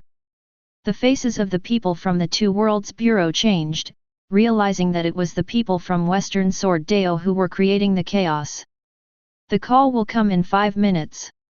To make matters worse, someone shouted and the students were stunned for half a second, then they all rushed to the school gate as fast as they could. However, the movable door at the school gate could not be opened for a long time, and the students were pushing and shoving each other, creating a chaotic scene. The people from the Two Worlds Bureau saw a large group of students in the dark and felt like they had no idea where to start. Everyone, hurry over there, second, third, fourth shift. Li Hua is injured. There are assassins from the Western Sword sect among the students. Be careful. Someone restore the power. The advantage of the people from the two world bureaus is that they have guns, but now they dare not fire at all. Hundreds of students were like a sea, blocking their way. At this moment, the front and back doors of the 3 classes were locked. Students fretted in the darkness, using cell phone flashlights for illumination. I'm so annoyed. This crappy school.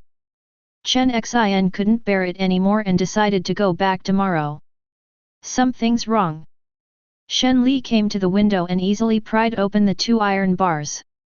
After getting out, he saw an iron lock on the door. Just as he was about to break the lock, he heard a sharp sound of breaking air behind him, and his knight's instinct made him bend down. 2 diamond-shaped darts hit the door and penetrated more than halfway, sending wood chips flying everywhere. Shen Li turned around and saw several figures approaching rapidly in the darkness. It was obvious from their speed and strength that they had not mastered extraordinary powers, but each figure was very dangerous and was a strictly trained killing machine.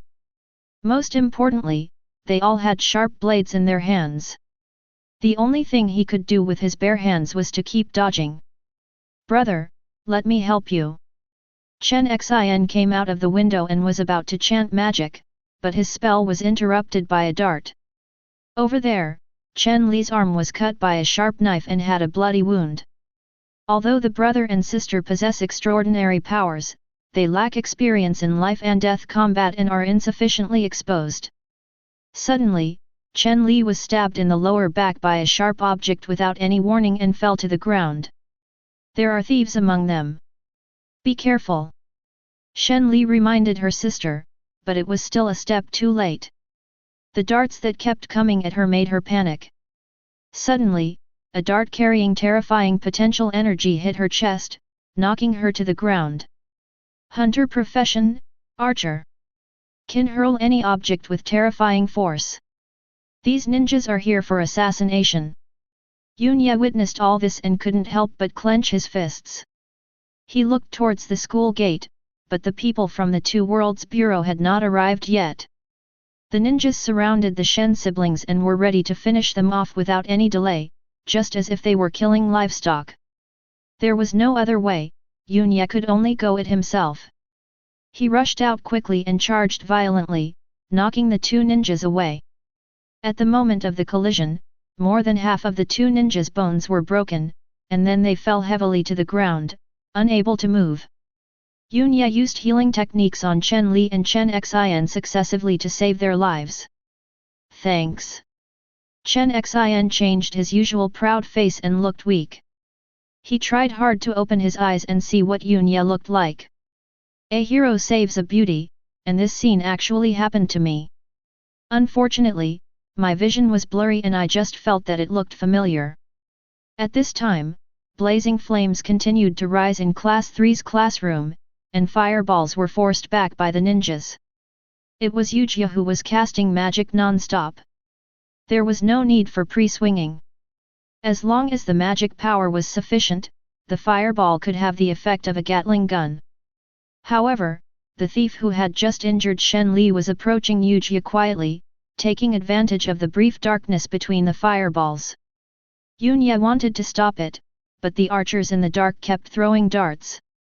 He had no choice but to dodge, as the dart was as powerful as a steel ball bomb. Seeing that Yujia was about to be killed, Yunya felt anxious, but at the same time he felt like a fish in water. The vibration frequency of the golden dragon flame around his body suddenly exploded, forming a golden coat that shone dazzlingly in the darkness. Long he, 100 vibrations. At the critical moment, he actually did it in one go. The dart hit him, no longer needing the protective shield, and was directly bounced away. No longer having to worry about the archers, Yunya rushed into Class 3 classroom. Before the thief could succeed, he grabbed the man's arm and punched him with his backhand. Because the fist was stained with golden dragon flames, he could see the assassin's face clearly the moment it fell.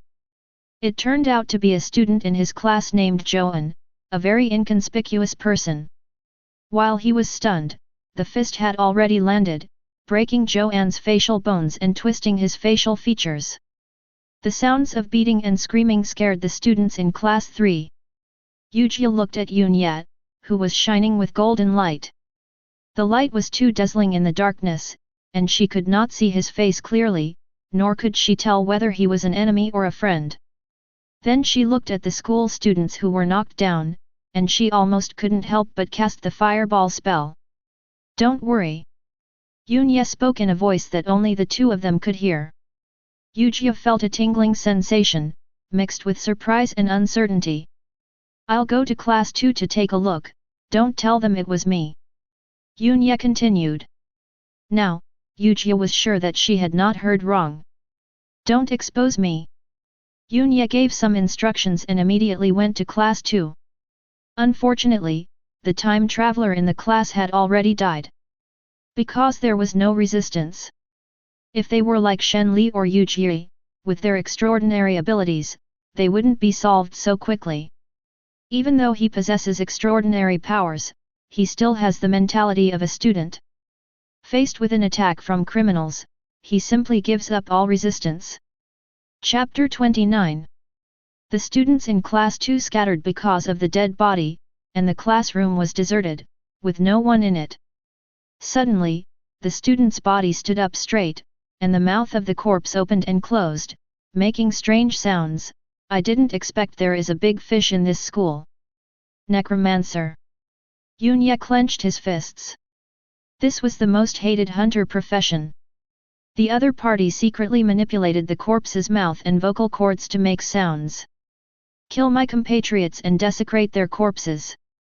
Yunya, who always controlled his emotions, narrowed his eyes and began to observe his surroundings. The necromancer must be within his sight to control the corpse. The classroom is on the first floor. To the right of the window is the art building, and to the left is the playground and cafeteria. Everything is pitch black and I can't see anyone. This has nothing to do with personal hatred. You Huaxia travelers can all choose the path of light, so why is our hunter profession considered inferior? The corpse continued. Well, it may have something to do with the national character. Yunya said. The corpse showed no expression, but fell silent. Do you want to avenge him? Yunya did not reply. The other party was trying to delay time, but what was his purpose? At this time, two figures appeared at the front and back doors of the classroom. The one in front is holding a straight knife, and the one behind is holding a small meteor hammer. Assassin, one of the hunter professions, has the ability to fight head-on. Regardless of their levels, these ninjas have been trained since childhood and combined with their extraordinary abilities, their combat power is extremely terrifying. At the same time, corpses pounced towards Yunya like zombies in a movie theater, and darts kept shooting in from outside the window. He was attacked by 4 hunters at the same time. Delaying time is just to send someone to die, haha. Yunya was more than happy to do so. He used all his strength to perform the technique, avoiding the bodies of his classmates and flashing in front of the ninja behind him. He was barehanded, his entire body was covered in golden flames, and his arms were as hard as steel. This ninja is proficient in fighting and killing skills, and has the extraordinary ability of an assassin, but there is only one thing, his skills are not enough. Facing Yunyi's fist, he couldn't react at all. He was hit in the chest by Yunyi's punch. He was struck by lightning and flew out on the spot. The other ninja was stunned. Even though he was well trained, the training did not include committing suicide. He was so scared that he wanted to run away. Yunya picked up the straight knife and stored energy through Longhe's vibration. The next second, the blade flew out with a whoosh and pierced through the ninja's body. Outside the classroom, on the basketball court, the ninja with the extraordinary ability of an archer who kept throwing darts was stunned.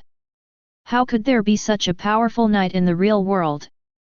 Could it be that he has already reached the intermediate level? Suddenly, the ninja saw that Yunya was no longer in the classroom. The next second, his hair stood on end because the Grim Reaper had appeared next to him.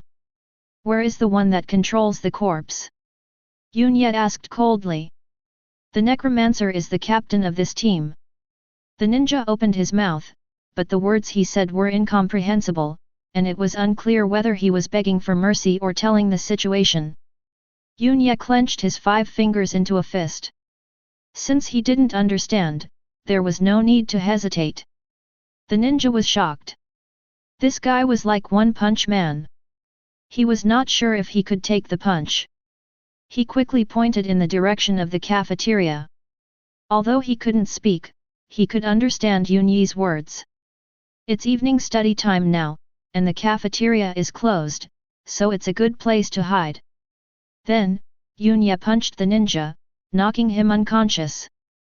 Bang! At this time, 2 gunshots were heard at the school gate. The students stopped where they were, wondering who was setting off firecrackers. Until one student saw the sticky blood under his feet and let out a shrill scream. Who shot? Who the hell told you to shoot? Pay attention to the students. The captain's scolding voice was heard in the earphones of all members of the Two Worlds Bureau. Students become a torrent that they cannot get through, and several ninjas lurking in their hearts possess extraordinary assassin powers. Xigeondeo focuses on these field personnel from the Two World Bureaus who are equipped with guns.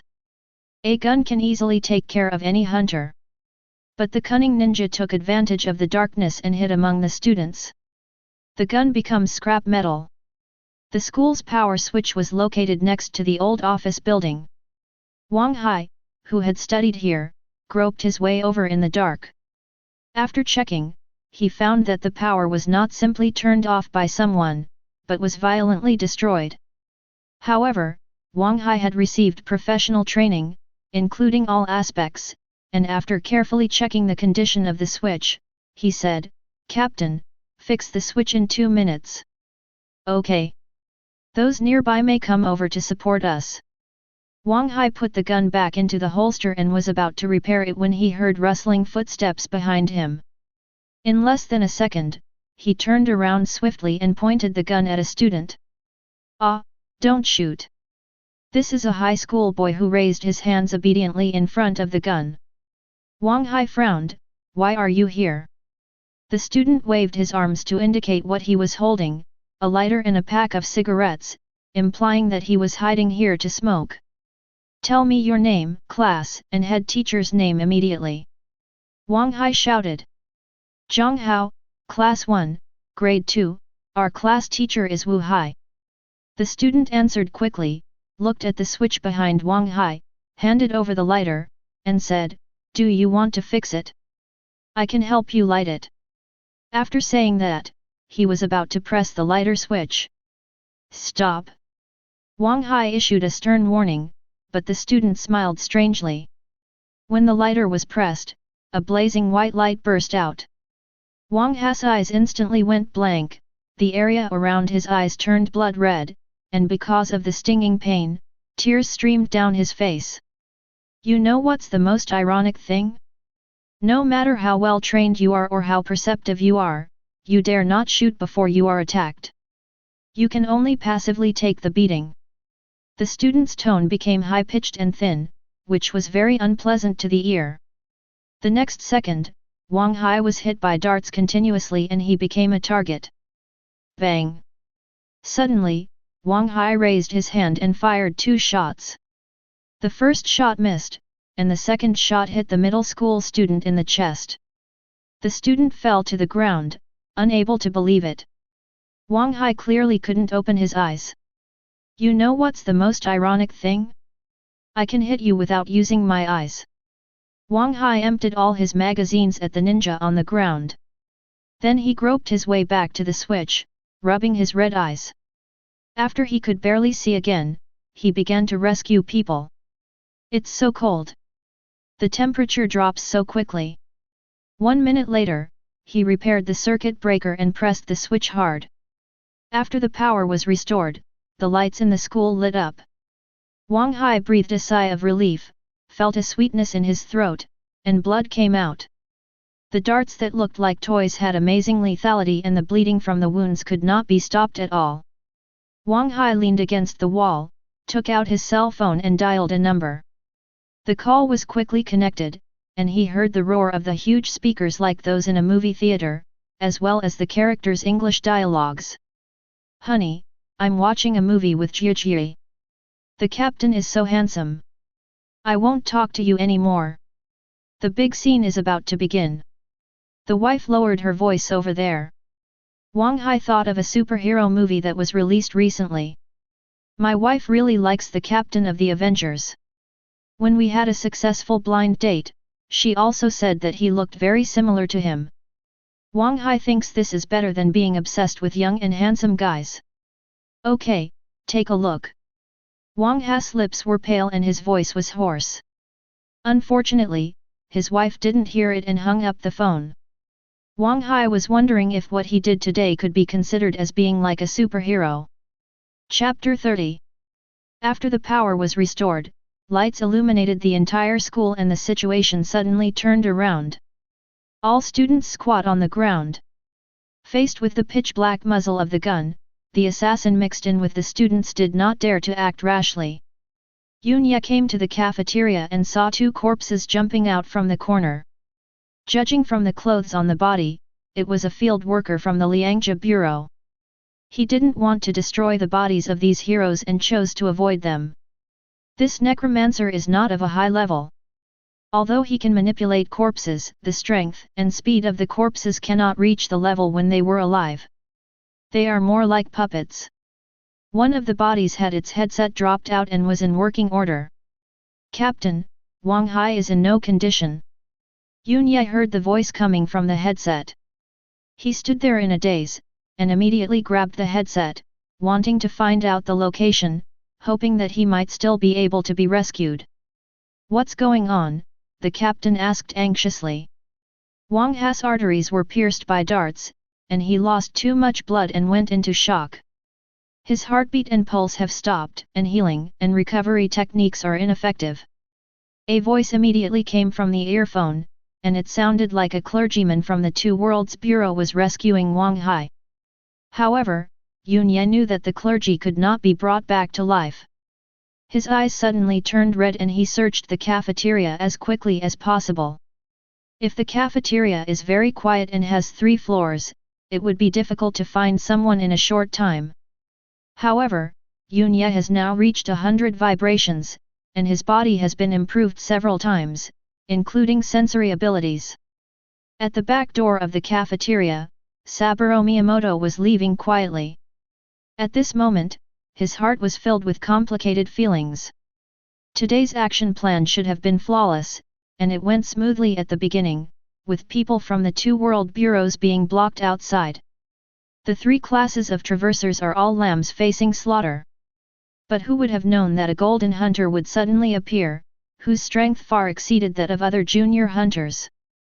Now, Saburo Miyamoto is only thinking about saving his life. There was a dog hole in the wall. Before he could feel happy after he got out, he noticed a flash of golden light next to him. Without even looking at it, the middle-aged man knelt on the ground as fast as he could and raised his hands high.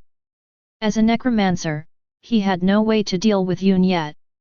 Yunya walked towards him step by step with an expressionless face. Sanlang was startled and felt something was wrong, so he said hurriedly, "I surrender, I will not resist, please let me accept the punishment." "What did you say?" Yunya frowned. "I said." Sanlang calmed himself down and was about to speak his words again clearly. Bang! Yunya punched him in the face, causing him shock and great pain. This punch was filled with hatred and was delivered with all its strength, directly shattering Saburo's skull. Yunya looked at Sanlang who was about to die, and he did not feel disgusted as described in movies and TV shows. He put away the golden dragon flame and returned to class 4. After a series of events, the students were in a state of panic and gathered on the playground. Everyone registered and left in an orderly manner. People from the school and the 2 border bureaus came out and asked the students to line up in a long queue for registration. There will definitely be some that slip through the net, but the safety of students is the most important thing, and it is easy to push people into desperate situations at this time. The brother and sister Shen Li and Shen Xin almost died.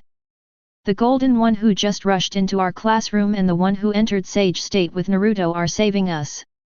So handsome, is he from the Raikai Bureau? Class 3 had the most time travelers, but there were no casualties because all the firepower was attracted by Yunya. They believed that the 2 world bureaus were secretly protecting them.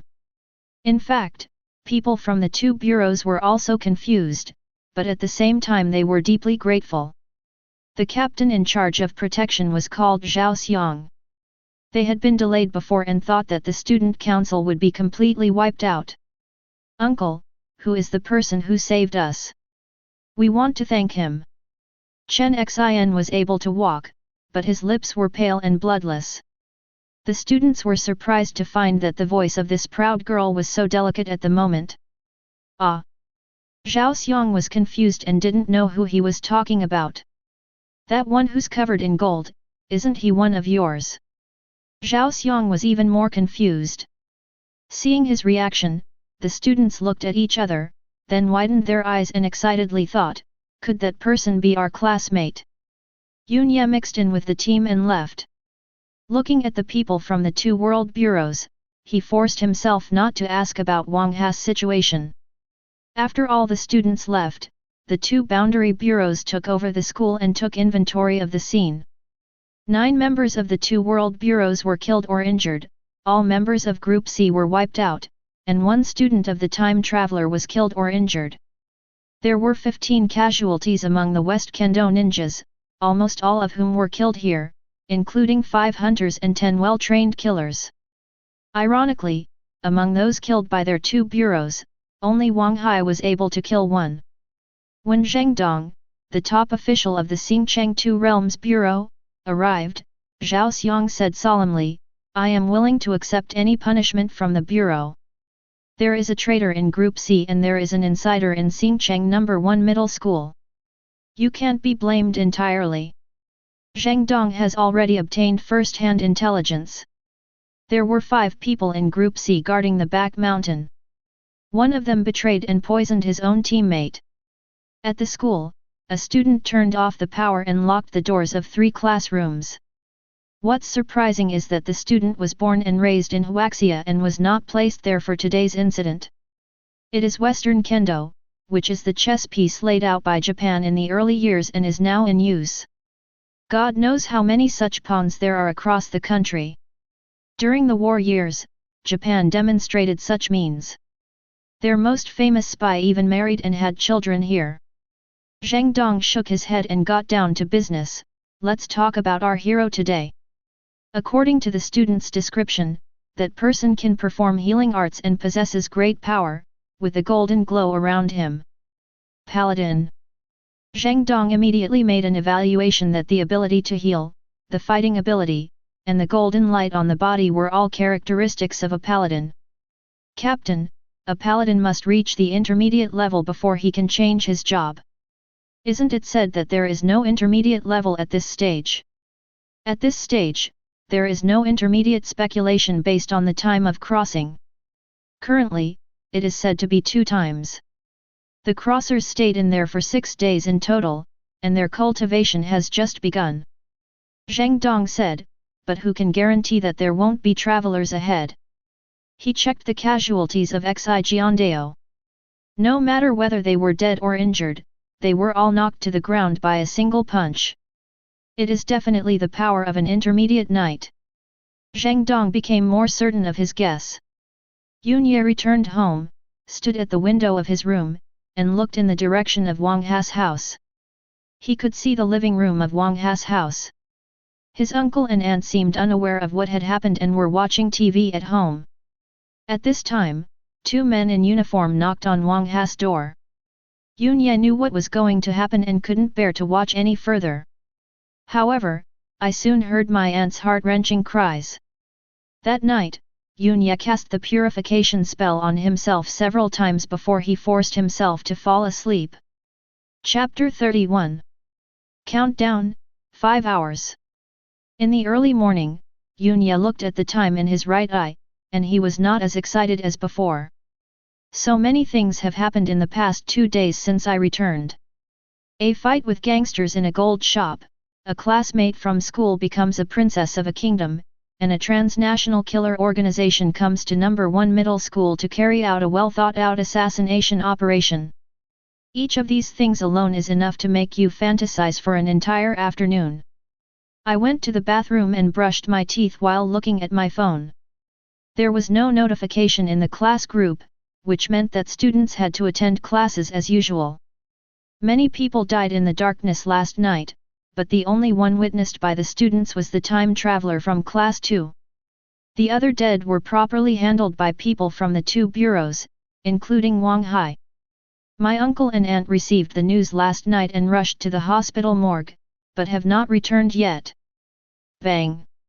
There was a loud BG sound outside, and a small figure was reflected on the glass of the door frame. I need to go to the bathroom. Come out now. My sister Yi's voice is sharp and bright, and it is very uncomfortable to listen to. Yunya bent down to rinse his mouth and clean his toothbrush. He was so skilled at this that the old lady outside started to yell at him, "You are a burden. Did you do this on purpose? What if Yi gets upset?" The door was opened from the inside, and the old lady was about to continue scolding when she suddenly shuddered. Yunya did not avoid eye contact like he did before, lowering his head like a mute. He looked down at her with an indifferent look. For some reason, the old lady thought of the tiger she had seen in the zoo. After last night's fight, Yunyi's character has changed. The old lady's dry mouth moved but she didn't say anything. He went back to his room, picked up his school bag and went to school. "Yunya, Mom made you some meat buns, come and eat them." Passing by the kitchen, Zhang Kuihua greeted us. Yunya paused, looked at his mother's gentle eyes, and still sat at the dining table. "Are you tired of studying recently? I heard from the parents' group that something bad happened in school last night, and someone was killed." The sudden concern made Yunya a little uncomfortable. "Are we going to talk about changing our surname again?" But Zhang Kuihua didn't continue. In fact, such a big incident happened in the school last night, involving a loss of life. Zhang Kuihua thought of her son studying at the school and realized that she had neglected to care for him. "A moment of tenderness is just to make up for the debt in my heart. This kind of moment has happened before." When Yunya rekindled his hope and expectations, he was ignored for a long time. After realizing this, Yunya stuffed the meat bun into his mouth in one breath. At this time, miserable crying sounds were heard from the street downstairs. Yunya felt even worse when he heard that it was his aunt who had just returned from the hospital. The woman from the Wang family always tells everyone how great her son is in the army. Now, the only child in the family is sent to the army. Something unexpected must have happened. The old lady leaned against the window, showing no sympathy. Yunya took a deep breath and suppressed his emotions. The old lady came to the dining table as if on purpose and said, "Kuihua, you can't let my grandson grow up to be a soldier and die in vain." The grandson she was talking about was not Yunya, but the fetus in Zhang Kuihua's belly. Before Zhang Kuihua could say anything, Yunya suddenly stood up and said through gritted teeth, "You! Do you have to be so mean? I have been holding these words in my heart for years, and now I finally can't help but burst them out." The room fell into silence. The old lady's face was full of surprise and suspicion, which gradually turned into anger. Then, she stepped back repeatedly, holding her chest, wailing, "Oh my heart! I can't breathe." In the master bedroom, the stepfather, wearing only pajamas, ran out angrily. "How dare you talk to my mother like that?" He picked up the ashtray in the living room and was about to smash it. "Xiang Jun, the child is ignorant, please don't do that." Zhang Kuihua quickly stood up to stop him. "Get out of the way. If you weren't pregnant, I would have dealt with you too for the son you raised." Xiang Jun said angrily.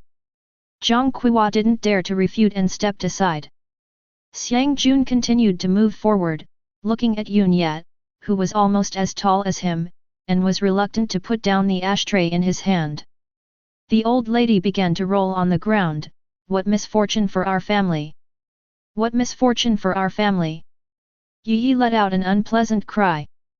Xiang Jun gritted his teeth and was about to slam the ashtray down. However, Yunya glanced at him, and he was so scared that he dared not move. At this moment, Yunya understood the difference between hunters and ordinary people. He took the ashtray and crushed it under Xiang Jun's horrified gaze. "I will never come back to this home." As soon as these words were spoken, the old lady on the ground stopped rolling around and a look of joy appeared in her eyes.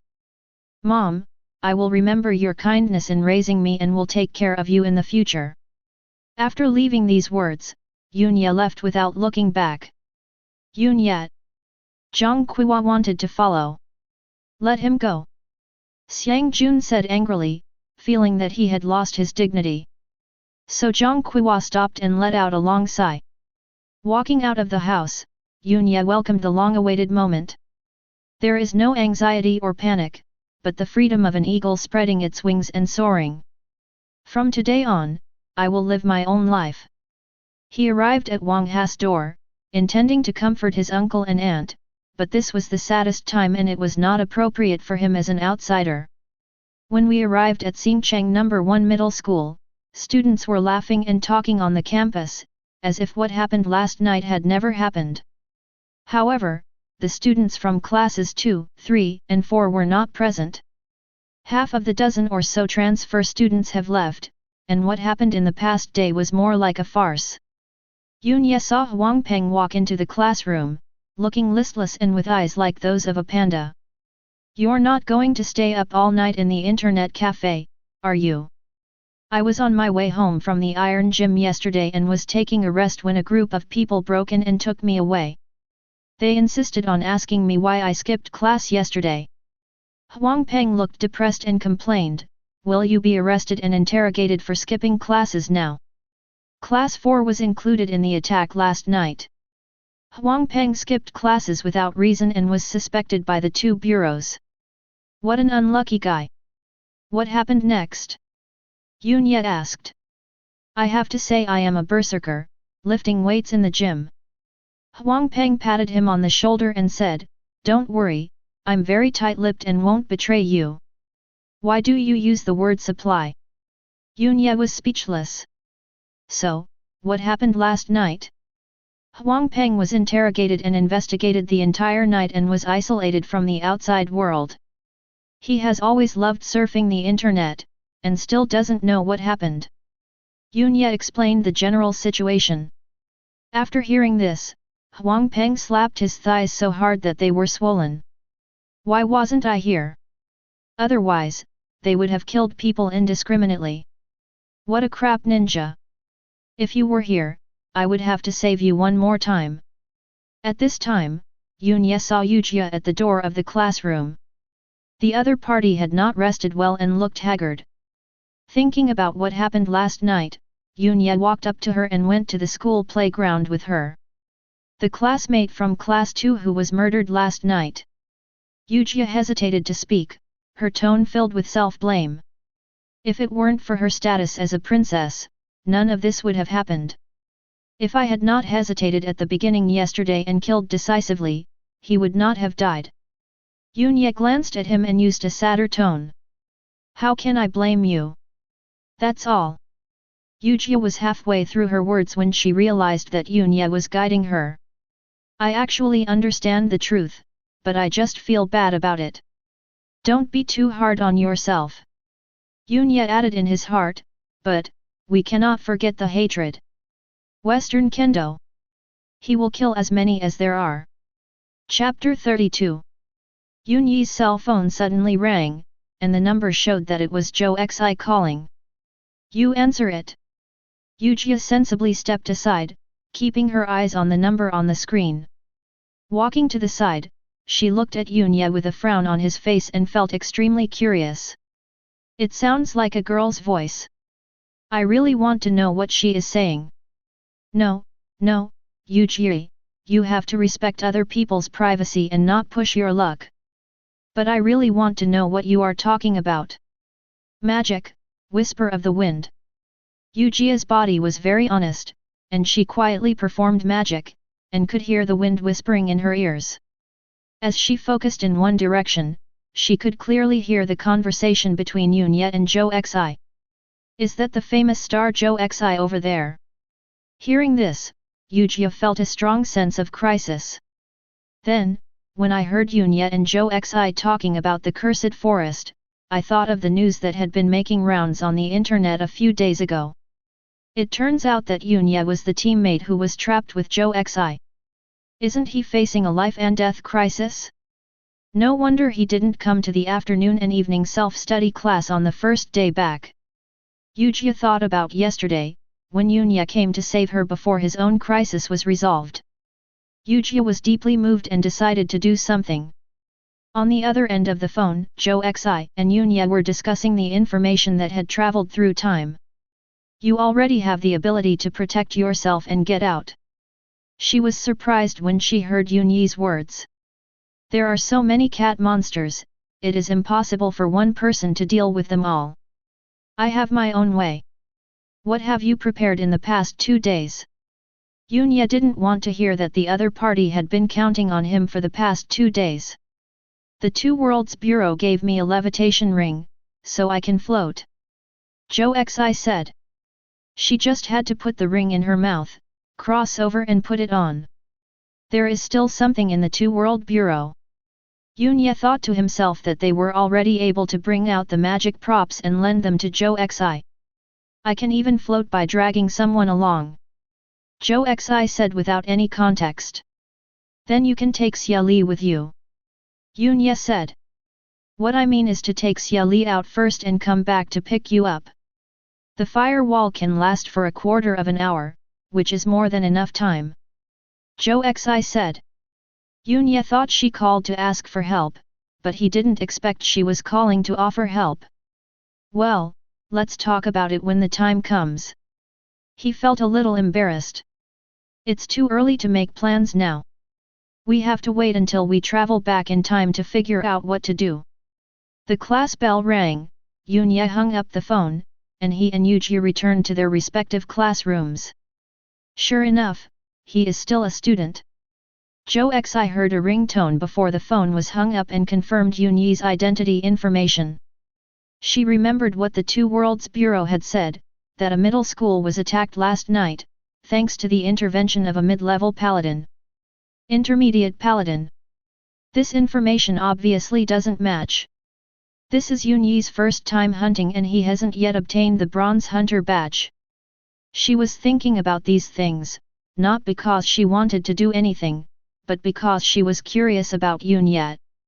She did not tell the Two Worlds Bureau that there was a time traveler in the trapped team. Teenagers today are really wary. Recalling the impression Yunya left on him, Zhou Xi sighed. Sitting back at the table, Yunya saw Huang Peng's face was ashen and he was gritting his teeth.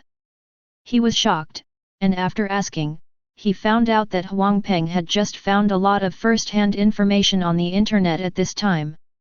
Xi Jiandao committed crimes in various places in Huaxia in the past day, and many time travelers were killed. He was angry about this. This news was not reported, but Huang Peng was particularly good at using the internet to search for news. It was once said that if you give it a name, you can find the related seeds. Zhejiandao is not an isolated case. Our Huaxia travelers have been maliciously targeted. Huang Peng also found out on the internet that several forces composed mainly of time travelers have emerged abroad. The North American Hunting God Society, the European Order of the Phoenix, the Nordic Pantheon, and so on.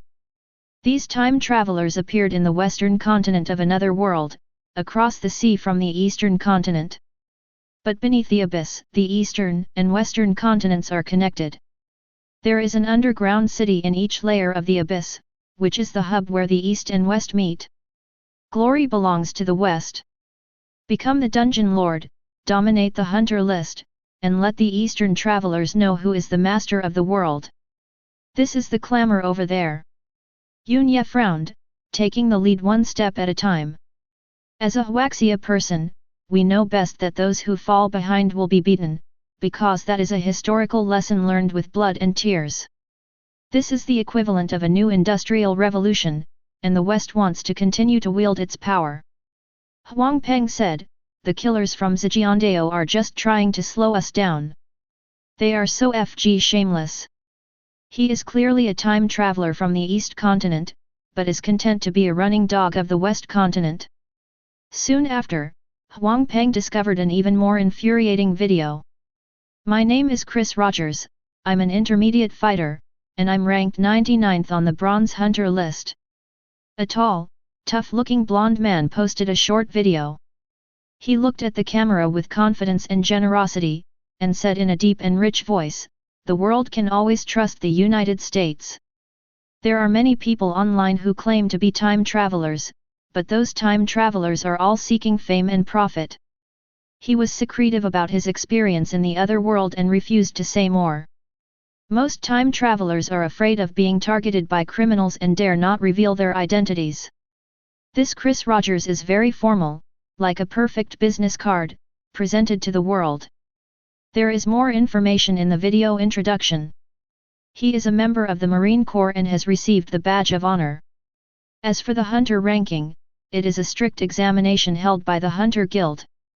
Those who rank high can enjoy rights that other hunters do not have, such as free use of public facilities, no need to pay taxes on mission rewards, etc. On the internet, someone listed the bronze rankings, and the 100 lists were basically empty because no one cared about the names of the indigenous people on the list. Only number 99 appears, Chris Rogers. Representing all the time travelers in the real world, only this person is on the list, and the list includes time travelers from both the eastern and western continents.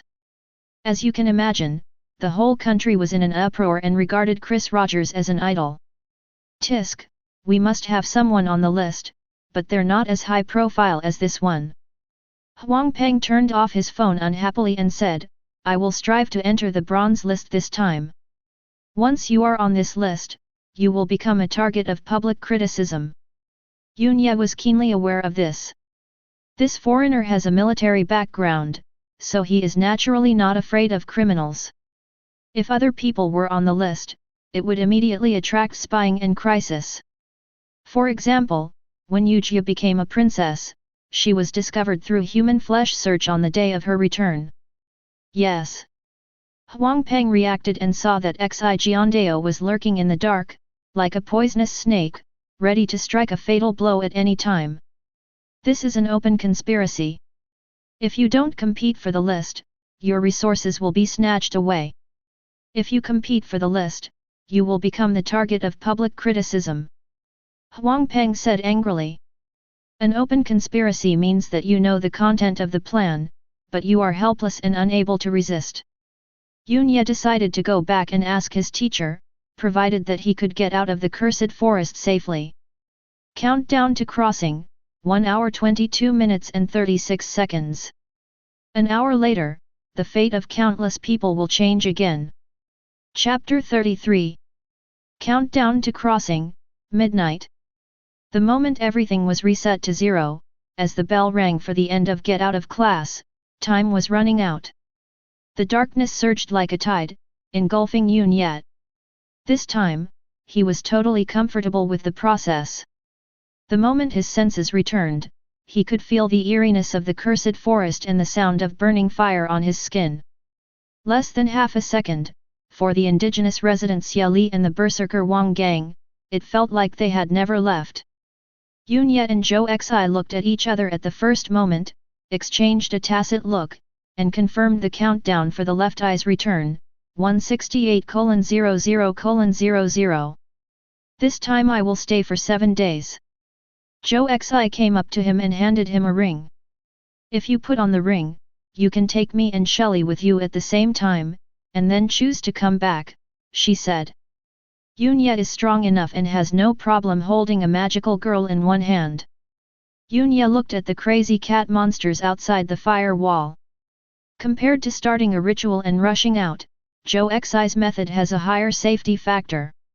Wang Gang noticed the conversation between the two and the floating ring, and understood what was going to happen next. I'm stronger. He showed off his well-developed biceps, wishing he could replace Yunye and pick up the two magical girls. Zhou Xi simply ignored him, came to Xia Li, and explained the situation softly. When Yunye put on the ring, he felt as if he was endowed with extraordinary powers. After concentrating his mind, his feet gradually left the ground and floated in the air. After mastering his center of gravity and balance in a very short time, he landed in front of Zhou Xi and Xia Li.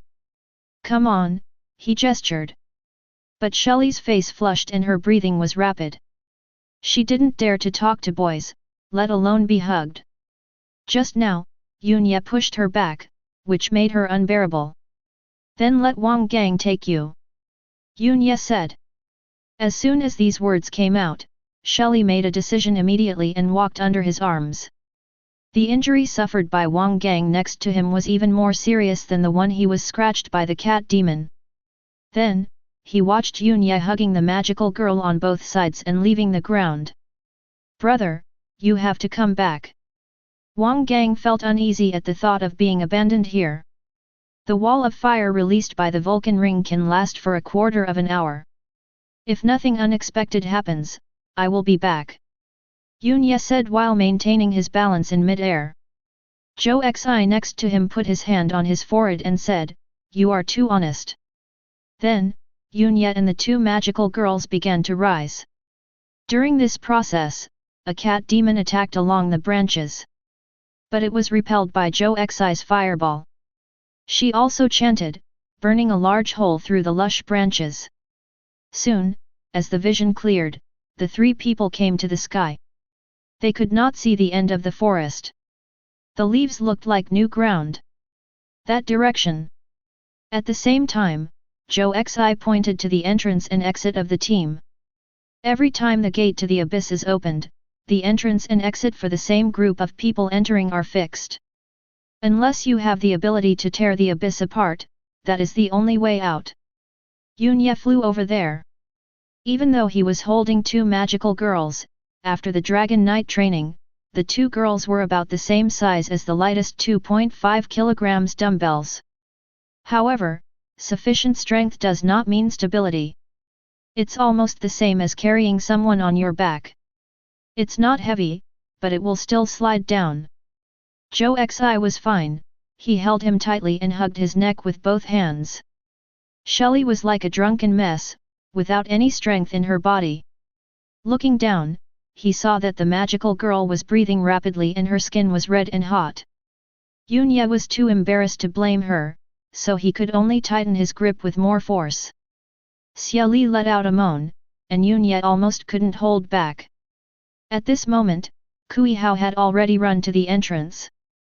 There was a thick black color in front of his eyes, and if he walked into it, he would be able to leave the abyss. Kui Hao turned around and found that the cat demon was no longer chasing him, and there was no sign of the rest of the team. No one escaped. Kui Hao recalled what had just happened. The priest Yunya ran back to cover the retreat, followed by the berserker Wang Gang. What a pity! Logically speaking, the priest and the berserker should be able to run away, and the two magical girls can only blame themselves for their bad luck. Because of this result, Kui Hao did not think there was anything wrong with his behavior and acted very calmly. He was about to leave when he heard a noise above his head. Kui Hao entered a state of alert, with the sharp blade of his armor extended. Fortunately, the people who broke through the tree canopy and fell down were Yunya and the two magical girls. Floating ring. He understood when he saw the ring emitting green light on Yunyi's hand. I'm glad you're okay. Kui Hao said. However, Yunya, Zhou Xi and even Xia Li did not respond. There is nothing wrong with Kui Hao's behavior. If a person does not work for himself, he will be punished by heaven and earth. But you can't expect other team members to be nice to you. Go and bring Wang Gang back. The energy of the floating ring can go back and forth. Zhou Xi said. Yunya had no objection. Bringing back a teammate without any risk could improve the Holy Lord's favor. However, as he rose, he gave Kui Hao a meaningful look. Kui Hao, who was treated coldly by his teammates, became seriously unbalanced and had a gloomy face. The four teammates supported each other and survived in times of crisis. This is the story that people will talk about most. With Wang Gang's loud voice, he will definitely tell about this experience in every bar after he returns. So, how would you talk about yourself? He imagined Wang Gang's speaking style and said for sure, "Oh, you mean our knight?" All he did along the way was complain and run away. Finally, Add that loud laughter. Kui Hao clenched his fists, his reputation as a knight would plummet. Different hunter professions have their own beliefs or ideas. Knights often symbolize fearlessness and bravery. Kui Hao thought of his brother, the great leader of the Knights Templar. Kui Hao, you will become a great knight. His brother's words full of expectations and praise echoed in his ears. Gulp. Kui Hao swallowed his saliva and looked at the two magical girls with eyes like a wild beast. What are you going to do? Zhou Xi immediately felt the crisis. Kui Hao couldn't hear her voice, but he felt someone whispering in his ear, "Be quick, you must be quick, otherwise when the berserker comes back, there will be no room for turning back." Then, he took action and hit Zhou Xi with his iron fist, the sharp blade emitting a cold light. Zhou Xi's heart sank. She didn't expect someone to be so cruel. Because of this, the distance between the two sides is very disadvantageous to her. The fireball that was barely rolled out was easily dodged, and the fist was about to land on the chest. Zhou Xi had thought of countless crises in the past 2 days, but he never expected this to happen. Suddenly, a figure fell from the sky and landed between Zhou Xi and Kui Hao. With a thud, Kui Hao was knocked back. Yunye came down holding his protective shield. "You didn't leave." The two magical girls and Kui Hao were very surprised. "I never underestimate the evil of human nature," said Yunye. In fact, he heard the hint of fate. Chapter 34. Kui Hao's eyes were already red with anger. Seeing Yunye coming back, he was not surprised but happy. This will save him from having to look for Wang Gang later. The berserker will die at the hands of the cat demon if no one rescues him. He was confident that he could easily deal with 2 magical girls and a priest. "Kui Hao, it is the evil power of the cursed forest that is corroding you and affecting your mind." Just as he was about to take action, he heard Yunye say, "Let me help you perform the purification spell." Kui Hao frowned. It didn't matter whether it was true or not. Yunye was giving him a chance to turn back. He had just attacked the magical girl and was suspected of murder, which was a serious accusation in the Hunters Guild. If you blame everything on evil forces, you can make big things smaller. However, Kui Hao sneered and rushed forward, and the armor on his body collided with a sound full of power. Yunye frowned. He actually didn't want to fight with the other party. "It's not that I don't dare, it's that there is no need. I didn't expect Kui Hao to be so cruel." Facing the fierce iron fist, he raised his protective shield and used magic to counterattack. "I really want to know what the limits of the clergy are in combat." Kui Hao laughed mockingly, and white air waves spurted out from the joints of his armor. The next change in attack is like stepping on the accelerator of a car to the bottom, and the iron fist starts to soar. Every time it hits the guardian shield, a sound is heard, "Duan." Zhou Xi next to him felt like he was listening to percussion instruments. Yunye and Kui Hao even played out a sense of rhythm. What surprised her was that Yunye was able to block all of the densely packed punches. The strange and cheap-looking protective shield was not only not broken, but there was not even a mark left on it. "You know, a knight will spend most of his wealth on armor. Kui Hao's armor has been upgraded several times, and the blade that extends out is made of 1000 thunder steel. This kind of steel is made by dwarves using a casting hammer with electric properties, hammering it 1000 times. It is no exaggeration to say that it can cut iron like mud." Zhou Xi didn't just watch. He called Xia Li and prepared to cast magic. However, the 2 magical girls did not dare to act rashly, as fire magic had great destructive power but poor accuracy. The fireballs in their hands do not have the function of preventing teammates from being accidentally injured. If he were an earth magician, he could cast ground-sinking magic to trap Kui Hao's feet. At this time, Yunye was observing the magical girl out of the corner of his eye and was also in a dilemma. "If you use Black Flash, someone will definitely notice it." "Brother, it's not necessary. You can go back," he said helplessly. Kui Hao regarded this as a provocation. He could still be so relaxed under his fierce attack. The next second, his breathing became intense, and he concentrated all his energy on practicing his breathing technique. The patterns engraved on his armor began to glow brightly. The blade at the tip of the fist extended outward a little further and reached the length of a dagger. "Why are you still so anxious?" Yunye was helpless. He tightly grasped the protective shield and began to concentrate his breathing. Long he vibrated 100 times, and the golden flames gathered on the protective shield. With a dull thud, the blade on Kui Hao's armor hit the shield, causing it to break into pieces. Yunye's mind moved, and he used the black flash. In an instant, he pinched a piece of debris and used the vibration frequency to briefly store energy on the debris. The black flash ended, and the exploding fragments carried terrifying potential energy and hit Kui Hao's neck. This is the weakest spot in the knight's armor, and the fragment has penetrated more than half of it. Kui Hao, who was full of vigor and vitality, seemed to have been stopped by someone, and he stood still. He touched his neck and felt the stickiness and wetness. He looked at Yunye angrily, but he no longer had the strength to attack. Zhou Xi and Xia Li didn't expect things to turn out like this. They couldn't see the black flash and just thought that Kui Hao had swung a punch, breaking the blade and injuring himself. Could this be retribution? Kui Hao burst out with a strong desire to survive, turned and walked towards the darkness, and disappeared. Yunye did not go up to finish off the opponent.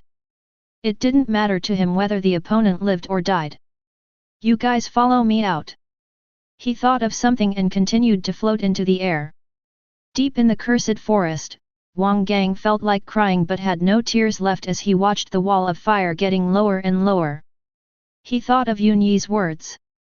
If nothing unexpected happened, then something unexpected would happen. The cat demon outside was ready to make a move, and he clenched his battle axe in both hands. Berserker, even if it means death, he cannot give in. Fortunately, at this time, Yunye fell from the sky. "I swear, I never thought I would be so excited to see a man," said Wang Gang. Then he saw Yunye stop above his head and reach his hand down. "You won't hold me?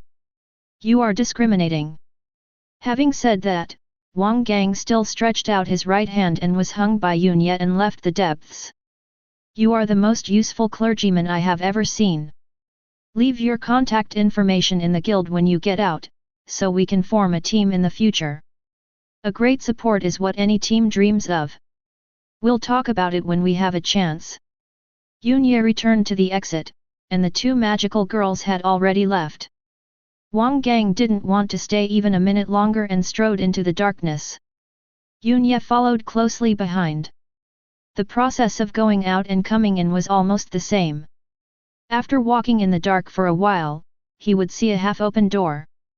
Pushing the door open, they returned to the basement level of the Hunters Guild in the Chinayu Kingdom. Unexpectedly, besides Zhou Xi and Xia Li waiting outside, there was also a team of guards. The guards of the human kingdom are not as tall as the guards composed of the descendants of the ancestors in the original wilderness. However, the armor on the human guards was well made and the spears in their hands were sharp. "Is that him?" The captain of the guard pointed at Yunye and asked the magical girl. Zhou Xi came to Yunye and whispered, "Kui Hao died in the corridor after running out. This is a big deal in the Hunter Guild, but don't worry. Xia Li and I saw everything that happened." Yunye nodded. He let Kui Hao walk out because he had a clear conscience. "I'm Yujing from the 3rd Guard team of Chinayu Kingdom. Because of the death of Bronze Hunter, Junior Knight Kui Hao, I ask for your cooperation," said an older guard. "Can." Then, the team of 4 was taken to a room on the 3rd floor of the guild. At the beginning, the 4 people were not separated and were able to enjoy black tea. According to this trend, they could leave after the investigation was completed. Half an hour later, Yujing walked in with 2 guards. The 2 guards held anklets and bracelets in their hands respectively. "What are you planning to do?" Zhou Xi realized that the situation was not good. Kui Hao's brother is the leader of the kingdom's 3rd Knight Order. Wang Gang understood and said angrily, "How can you treat a clergyman like this? You're here too." Yu Jing glanced at him and said in a deep voice, "After our investigation, it turned out that the priest Yun Ye and the bronze hunter and junior berserker Wang Gang teamed up to murder Kui Hao because they hated him." Wang Gang's face was full of question marks. He was not there when the incident happened. "Xia Li is the daughter of Earl Zijuan. Are you going to ignore the facts?" she said. Zhou Xi said coldly. "Oh? Miss Shelley, do you have anything to say to me?" Yu Jing smiled inexplicably. This is not right." When Xia Li saw Yun Ye being framed, her face was filled with excitement, but because of her strange disease, she was unable to communicate normally with the man. "You are being partial." Zhou Xi was anxious and angry because the legal system in the other world had not yet developed a prosecutorial system. "The guards have the final say. The reason why you have changed so much must be because Kui Hao's brother has come," Yun Ye said. Guard Captain Yu Jing did not deny it and said, "He is looking at his brother's body.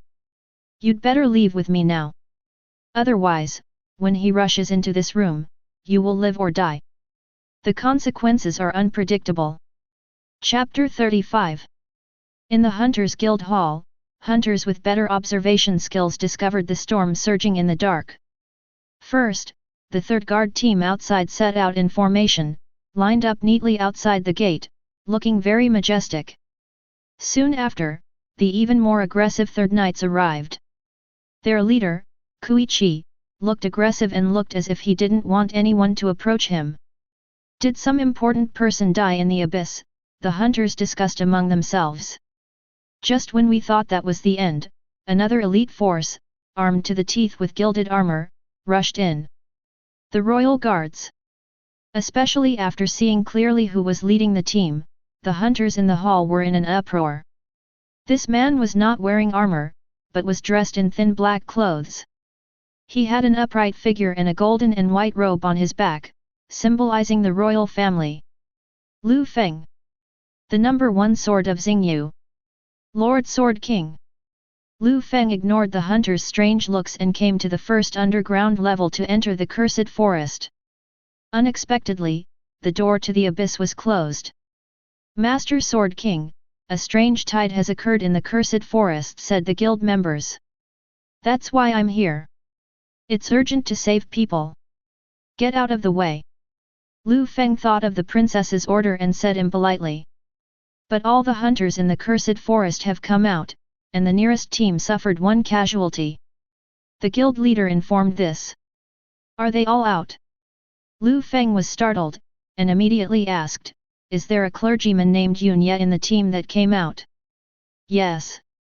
He came out safe and sound," said the guild member. Lu Feng's expression relaxed. It seemed that he had made a wasted trip. This was a good thing, as the princess no longer had to be sad. He was about to leave when he looked at the guild member suspiciously. "Why are you so sure about your answer?" Because Yun Ye was suspected of murder, he was locked up upstairs by the guards. It turned out that this was the reason why the members of the guild were so impressed. In the room upstairs in the guild, Yun Ye looked at the captain of the guards. The other party was not as cunning and arrogant as he thought. It seems that in this person's eyes, what he did was normal. Yu Jing said, "I will give you a chance to introduce yourselves." Before Yun Ye could react, Wang Gang beside him said hurriedly, "I used to be in the Blood Alliance Knights and served as a personal soldier of General Ivan." Yu Jing lowered his eyes and said calmly, "Not enough." Yun Ye understood that the so-called self-introduction was to explain one's background. Don't wait until a knife is pointed at you before you say you know some important person. A guard came up holding a chain. Wang Gang gritted his teeth and thought about fighting to the death, but he soon realized something, gave up struggling, and obediently stretched out his hands. "What about you?" Yu Jing's cold gaze fell on Yun Ye. Yun Ye thought of his teacher and remained silent. Another guard approached him. At this time, dull footsteps and the sound of armor colliding when walking were heard in the corridor outside the door. "This is a powerful knight, and he stops at the door. Even through the wooden door, everyone inside the house could feel the oppression. Yunye and others thought of what Yujing said, Kui Hao's brother is the leader of the knights. The unlocked wooden door was pushed open, and a man almost as tall as the door frame walked in. His appearance is similar to Kui Hao, but his facial lines are more rigid, as if they were carved with a knife. Captain Kui Chi. Yujing said respectfully. Kui Chi, leader of the Third Knight Order, Holy Level Knight. Kui Chi's eyes swept across the people in the room and stopped on Xia Li and Zhou Xi. Please ask the two ladies to leave. As soon as he finished speaking, a knight walked in from the door and forcibly took the two magical girls out. I'll find a way. Zhou Xi whispered. After they left, Kui Chi looked at Yunye with eyes as cold as a knife. My younger brother told me when he went out today that he would strive to become an intermediate knight and join my knight's order after today. He has taken me as his role model since he was young, and he is also very talented and hard-working. The misfortune that happened today may be fate. Kui Chi just kept talking to himself and sounded quite rational, and we could communicate with him. Unexpectedly, he changed the subject and said, however, my brother cannot die as a coward. He died in the cursed forest and was killed by others. To ensure this, please die. After saying this, his murderous intent was about to explode. Captain Kui Chi, I saw you on the battlefield. I shed blood for the kingdom. I was injured for the kingdom. Why do you include me in this? Wang Gang was not clear about his innocence. He was afraid that others would know that his brother died at the hands of a priest, which would be embarrassing, so he found another berserker. Yunye looked at the powerful leader without fear and said, you looked so shameless and serious that I almost thought I was the one who was wrong. Kui Chi clenched his fists, and Yujing beside him immediately said, Captain, we still have to go through the necessary procedures. Don't worry, these two won't cause any trouble. However, Kui Chi came here and didn't intend to wait any longer. Stop! At the critical moment, a figure appeared at the door and shouted at the people inside. Who is yelling nonsense? Yujing looked over with dissatisfaction. These two words were his exclusive rights. When he saw clearly who was standing at the door, he was so frightened that he felt cold all over and immediately knelt on the ground. Major Sword King. Kui Chi also put away his murderous intent and forced himself not to take action. Are you Yun yet? Well, it should be you. Lu Feng's eyes wandered between Yunye and Wang Gang, and landed on the former. Wang Gang next to him touched his head, feeling offended for some reason. What are they going to do to you? Lu Feng asked. Seeing this scene, the captain of the guard's face changed drastically and his heart sank to the bottom. This kid actually has a royal background, which alarmed Lord Sword King and caused him to mobilize such a large force. Damn it, why didn't you say that just now? However, Yunye was also confused. Lord Sword King. Wang Gang next to him saw hope of survival and quickly told him the situation. Kui Chi pursed his lips and did not interrupt or argue. The princess cares about you very much, nothing will happen to you. Lu Feng said. Yunye suddenly realized that it was Yu Jie. Did she hear his phone call with Zhou Xi in the playground and send people to rescue him? By some strange coincidence, Lu Feng ran into this incident. Is what he said true? Lu Feng turned around and looked at Kui Chi and Yujing. The Imperial Master can test lies. Lying is meaningless. This, that. Yujing was sweating profusely, not knowing what to do. I only want one. Kui Chi did not argue and pointed at Wang Gang next to him. He did not pursue Yunye, the murderer, but he wanted to maintain his brother's honor.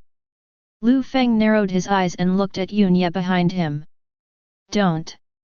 Wang Gang got furious. After all the trouble, it turned out that the clown was actually himself? Fortunately, Yunye shook his head gently. Business is business. So Lu Feng expressed his attitude straightforwardly. Yes, yes, yes, let's do business as usual. Yu Jing nodded repeatedly beside him. Stand on Yun Yi's side in time, even if Kui Chi is hostile to him. Kui Chi clenched his teeth and stared at Yun Yi, wishing he could kill him with his eyes. Then he turned and left without saying a word. Wang Gang felt relieved that this troublesome matter was finally over. Yun Yi was the complete opposite. He was actually very angry and unwilling to see Kui Chi leave like this. However, he couldn't possibly order Lu Feng to do things for him. If he really asked for it, it would be immature. Something unexpected happened again. Kui Chi walked to the door and backed up into the room. Although his back was facing away from them, one could imagine the fear on his face from the slight shaking of his shoulders. This is puzzling, as he didn't have this reaction when facing Lu Feng. Suddenly, Yun Ye saw a pipe appear at the door, with tobacco burning one by one. My good disciple, you made such a big fuss just to become a bronze hunter. Luo Qi was standing at the door, puffing out smoke and smiling. Luo, Luo. Kui Chi couldn't speak clearly and his forehead was full of sweat. My lord, it is an honor to see you again. Lu Feng placed his right hand on his chest and half knelt on the ground respectfully. Yu Jing was completely dumbfounded. Who is this? Yun Yi's master? The captain of the guard had a look of resentment in his eyes. He looked at Yun Yi, as if saying, Brother, you should have told me earlier. Chapter 36. Luo Qi's image was far less dazzling than Kui Chi and Lu Feng in the room. Even the captain of the guards, Yu Jingdu, dressed himself meticulously, with shiny hair and neatly trimmed mustaches. Luo Qi was wearing a linen shirt on the upper body and an inconspicuous cloak on the outside. The only thing that stood out about him was his burly figure, thick beard, and the pipe that seemed glued to his lips. However, the oppressive feeling he brought just by standing at the door frightened Kui Chi so much that he dared not move. Teacher! Yun Ye was filled with joy. He had never felt this sense of security since his father's death. Kui Chi's face changed and cold sweat ran down his cheeks. You threatened my apprentice and made his pure and kind heart see the dangers of adults. In order to ensure his healthy growth both physically and mentally, please die. Luo Qi imitated the other person's speaking style, but his voice was deeper. This also shows that he has been paying attention to every move in the room from the very beginning. Even if Lu Feng did not show up, Yun Ye would be safe. At this time, Luo Qi exhaled lightly, and a steady stream of smoke with heat waves quickly enveloped Kui Chi. Kui Chi wanted to resist, but he was powerless and could not do anything. Finally, the smoke rose up to a fiery red color, and the harsh sound of steam was heard. Then, the smoke dissipated and disappeared, including Kui Chi. A holy knight, the leader of the Knights Templar, just disappeared. Even the armor on his body was completely melted. Yun Ye was stunned. The most shocking thing was that under such horrific high temperature, no one else in the room felt it. There were no signs of burning even on the ground, only condensation on the ceiling. Is this the power of a demigod? Xiao Lu, you don't have any explanation, right? Luo Qi said with a smile. Lu Feng said nothing, just lowered his head. So, what's this person's name? Luo Qi looked at the captain of the guard casually. With a whoosh, the captain of the guards knelt on the ground, not caring about his image at all, and kept his head against the ground begging for mercy. When his head was broken and bleeding, he knelt down and moved to Yun Yi's feet, begging for mercy. Wang Gang watched all this in amazement. This was more exciting than any story he had told. How are you going to deal with him? Luo Qi left the decision to his apprentice. Yun Ye glanced at the captain of the guards, then looked at Lu Feng, Lord Sword King, please punish him according to the law. The adult from another world is a respectful title similar to a senior. In novels, people who have a higher level of cultivation than themselves are called senior brothers. In another world, everyone is an adult. Lu Feng is the #1 swordsman in Chenayu Kingdom. He came here specially to help me, so I naturally have to respect him. Those who abuse power for personal gain shall be hanged if the circumstances are serious. As he spoke, Lu Feng called 2 guards to take away Yu Jing, who was lying limp on the ground. The bald guy over there. Luo Qi looked at Wang Gang over there and asked him what he had seen just now. Wang Gang was startled, and immediately said, "Thanks to the arrival of Lord Sword King, the conspiracy of the guards and the knights was stopped, and the captain of the guards, Yu Jing, was punished. The leader of the knights, Kui Chi, escaped through the window and his whereabouts are unknown." After saying that, he picked up a chair and smashed the window. "Just write it like this." Luo Qi expressed his satisfaction. "Yes." Lu Feng had no objection. Soon, Wang Gang and Lu Feng left together, leaving only the master and his disciple in the room. "How was it? Did you feel relieved?" Luo Qi put on a smug expression, waiting for his apprentice's flattery. "Have you seen the elegance of our teacher? Why don't you bow down to him in worship?" "Teacher, have you been here early in the morning?" Yunya looked suspicious. Luo Qi looked away guiltily. He mainly wanted to see what Yunya would do under pressure. Facing Kui Chi, there is absolutely no room for resistance. So, will you kneel down and beg for mercy? Or they might cry and talk about their grievances. Or shout at the top of your lungs that your master is a dragon knight. Yunya didn't do that, showing enough strength. "Hey? The dragon flame in your body has grown so much." Luo Qi changed the subject. For him, it has been 2 hours since Yunya entered the cursed forest. The result was that the dragon flame in Yunyi's body surged significantly. "Have you been back?" Luo Qi's expression became serious. "Yes." Yunyi's heart tightened. "Then didn't you bring some local specialties?"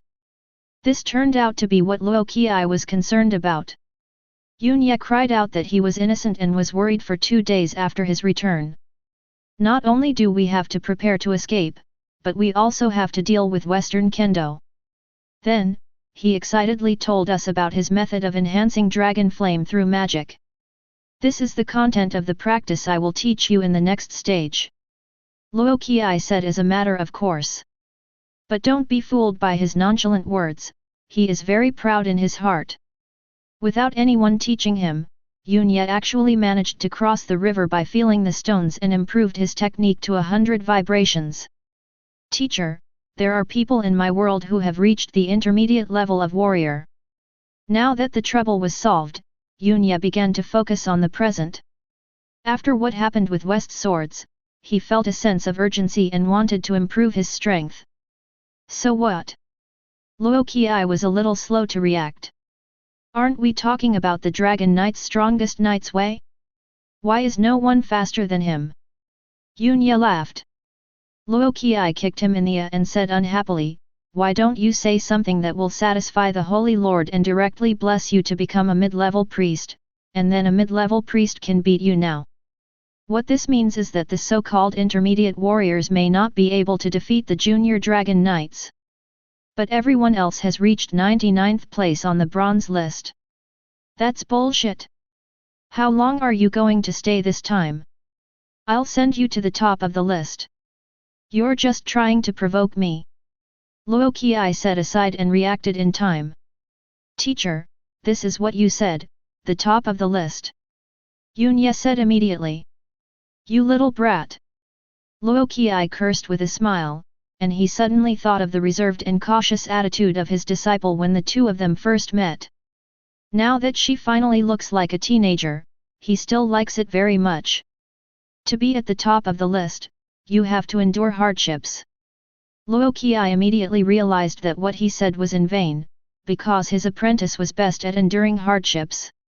Put on the dragon armor, wield the king's sword, and be at the top of the bronze list. He set a small goal.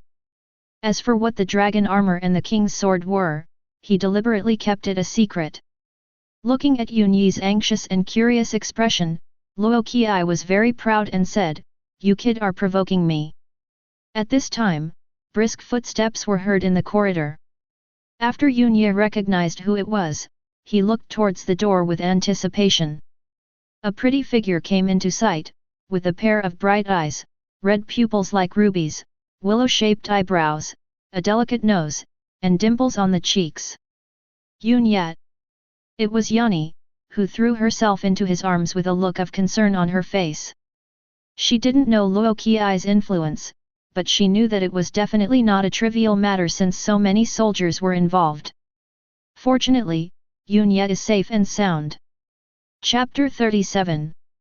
At this moment, Zhou Xi hurried back to the Hunter Guild. She just ran back to the Magic Academy to explain the situation to her instructor. The instructor first asked her if she was implicated, then said she would find a way. Zhou Xi, who is already an adult, could sense the perfunctory tone. Another instructor in the academy who was known for his misconduct learned about this and said he could find a way, but it would require Zhou Xi to make a sacrifice. Zhou Xi could tell that this was an attempt to deceive her about her body. This kind of trick was too common in the real world. The scammers find victims whose relatives or friends have committed crimes and are imprisoned, and then they cheat them of their money in S** X after saying they have connections. I didn't expect that there would be such shameless guys in the other world. Xia Li was taken back by her family. Judging from Earl Zijuan's attitude, he did not intend to get involved in this troublesome matter. There was no other way, so Zhou Xi returned to the guild to find out the latest developments. Then she learned Wang Gang's version of the story. The royal family stepped in, put things right and severely punished the guard's unfair behavior. The whereabouts of Knight Kuichi is unknown, but Yunya is safe. Although he didn't know why the royal family came forward, Zhou Xi felt relieved. Although he did not see Yunya with his own eyes, it was true that guard Captain Yujing had become a prisoner. Oh, it's inconvenient without a mobile phone. Zhou Xi looked at the busy hall and felt helpless and anxious. Would Yunya misunderstand that she didn't take it to heart and was only concerned about herself? I can only wait for the next phone call. She left the hall and returned to Red Moon Academy. In the next 7 days, she would complete her training with the help of the God of Fire's gift. At this time, Yunya was still in the guild. He completed the F-level mission and officially became a bronze hunter, but because of a Kuichi that popped up, the process formalities had not been completed. The procedure for becoming a bronze hunter is not complicated. You just need to confirm the task completion in the lobby, register your information, and receive the bronze badge. The whole process takes less than half an hour. But when it comes to Yunya, the situation is different. Still in the original room, the guards and the knights had left, and it was the guild members' turn to walk in respectfully. Leading the group was a hot, mature, and sexy woman wearing a cheongsam-like dress and had a pair of long and round legs. Behind her stood 2 guild members, each holding a strange iron box in their hands. One iron box was carved with the sun, and the other with the moon. The woman called herself Lu Fei, the vice president of the guild. Who is Lu Tian to you? Luo Qi asked. Sir, Lu Tian is my father. He is not in the city, otherwise he would come here in person. Lu Fei was a little nervous and uneasy, which was inconsistent with her temperament and dress. Yunya noticed this because the person she was facing was her teacher. Let's get started. Luo Qi took out a black dragon head badge from somewhere. The carving craftsmanship was outstanding and the details were perfectly presented. If you look into the dragon's eyes, you will see a burning flame. It is an honor for our Chinayu guild to welcome the new dragon knight here. Lu Fei's voice trembled slightly. She carefully took the dragon head badge and put it into the box in the hand of the person on her right. The moment the box was closed, the box on the left made quite a bit of noise, crackling and clacking, and I had no idea what it was doing. Yunya looked doubtful. Is it so complicated to register as a bronze hunter? After the movement of the box stopped, Lu Fei opened the box on the right first and returned Luo Qi's badge.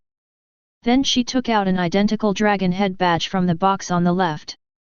The only difference is that this badge is bronze and the eyes don't have fire. This is a dragon head badge made of star stone. When your hunter level increases, it will change color automatically without replacement. Lu Fei noticed the curiosity on his face and said, "Please drop your blood on it." Yunya looked at the teacher, and after confirming that it was the correct procedure, he dripped blood on it. The dragon head emblem completely absorbed the blood, and red flames rose from its eyes. "So handsome." Yunya sighed. "Is that it? Don't hunters all have titles?" Yunya has already thought of several awesome titles, but it seems like they won't be used. After hearing what he said, Lu Fei and the two guild members were stunned. Luo Qi laughed loudly. Yunya understood that the teacher was deliberately hiding important information to make him look bad. "My apprentice doesn't know anything. Please explain it to him." Hearing this, Lu Fei suddenly realized and said softly, "When the Hunter Guild was first established, the world paid attention to the brave team and defeated the big devil before the end of the world. There are 7 people in the brave team, in addition to the brave himself. They are Tianluo, Wang Xiang, Shenmin, Kang Zi, Fa Wang, and Ming Shen. The titles of the 6 people were permanently preserved and passed down from generation to generation, and they were called the Inheritance Team. Their emblems are unique and cannot be replicated. In other words, Yunya is the new generation of Tianluo. Tianluo is his hunter title. At the same time, it is a kind of inheritance." The word inheritance made Yunya feel strange. He thought of his teacher's kitchen. Could it be that those pots and pans were his inheritance, or the pipe that his teacher held in his mouth every day? Luo Qi suddenly said, "He also wants to be the top of the bronze hunter list, you can talk to him about it." Lu Fei was not impatient at all. On the contrary, after making sure that the master and disciple were not arrogant, she gradually recovered and a confident and generous smile appeared on her face. She sat opposite Yunya, with her legs raised elegantly. Bronze, silver, gold, star, and legend, each of the 5 levels of hunters has a corresponding list, listing the 100 best hunters. The ranking is not based on duels, but on performance in the abyss. Yunya nodded slightly. He knew all of this. "What is the connection between hunter rankings and dungeon rights?" he asked. "Each layer of the abyss has a dungeon, which brings together hunters from the eastern and western continents. Hunters can grow in the abyss and grow several times more in the dungeon. For example, the dungeon builds training grounds in various places with abundant energy, and only those on the hunter list can use them. The top 10 on the bronze list will also receive a flawless potion. Flawless potion, a potion that has no side effects when consumed. It is equivalent to an experience fruit, which allows direct upgrades. Then those who are on the list have these advantages, won't they always stay on the list?" Yunya asked curiously. "To avoid this, the list will be refreshed every once in a while. If the new ranking does not catch up with the previous one, there will be no reward." Although it is impossible to completely avoid the situation Yunya mentioned, it is also a way to strike a balance. After saying so much, Lu Fei looked at Luo Qi and said, "After a while, the guild will prepare a ranking task for bronze hunters. You can sign up now. Don't look at me, look at him." Luo Qi said with a smile. Lu Fei was stunned. Isn't it the teacher's job to consider the apprentice's own situation to determine whether he is qualified to challenge? "I'll sign up." Yunya didn't know what level he corresponded to, but this statement was very firm. Yet, the new generation of Tianluo participating in the bronze ranking challenge will definitely cause a sensation. Lu Fei was very excited because she was a close witness. Chapter 38 East Continent, Xianxin Kingdom. In the royal palace, on the spacious and flat training ground, more than a dozen members of the country's most elite troop, the Po Jun guards, took turns attacking a tall young man. Po Jun's personal guards were armed with wooden swords and their spears had leather wrapped around the tips. They were not lethal, but demonstrated their superb martial arts. The young man held the spear in his hand, practiced breathing techniques, and rushed into the group of Po Xing's guards. The spear was tumbling like a giant dragon, exquisite and unstoppable. In a flash, Po Jun's personal guards were defeated one by one. There was immediate applause from the sidelines. The young man's mouth curled up slightly, unable to hide his pride. Among people of the same age, there are only a few who can stand shoulder to shoulder with His Royal Highness Prince Daichi. Daichi was a great winner in the Seven Nations competition last year. With the Gun Warrior and the 9-Dragon Gun Execution, who can compete? Even if a Dragon Knight Inheritor shows up, he is no match for the prince. As the last guard finished speaking, he saw the prince appear in front of him, and he was so scared that he immediately knelt on the ground. "You just said, the successor of the Dragon Knight?" asked Prince Daichi. "Yes, it is." The guard suddenly remembered that His Royal Highness the Prince had always admired the deeds of a brave man defeating a great devil since he was a child, and wanted to become the successor of the 6-man team. Unfortunately, those are opportunities that you only encounter once. The latest news from the Hunter Guild is that the new generation of Tianluo will take part in the next Bronze Hunter ranking exam. The guard said, "Every generation of Tianluo is a Dragon Knight, so..."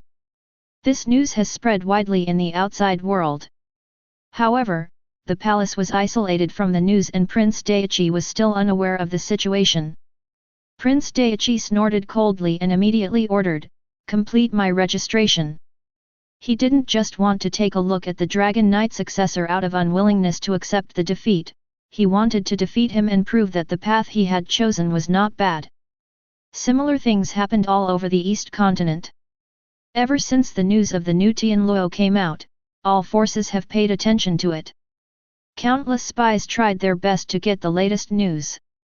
In a corner of the continent, there is a luxuriously decorated room with a large bed in the middle. A young girl was lying on it, her feet exposed and kicking in the air, her flawless fair skin tinged with a layer of pink. Is it true? Tianluo has a successor. The girl looked at the housekeeper beside the bed, her eyes revealing surprise. That's what the outside world says, said the housekeeper. That's great.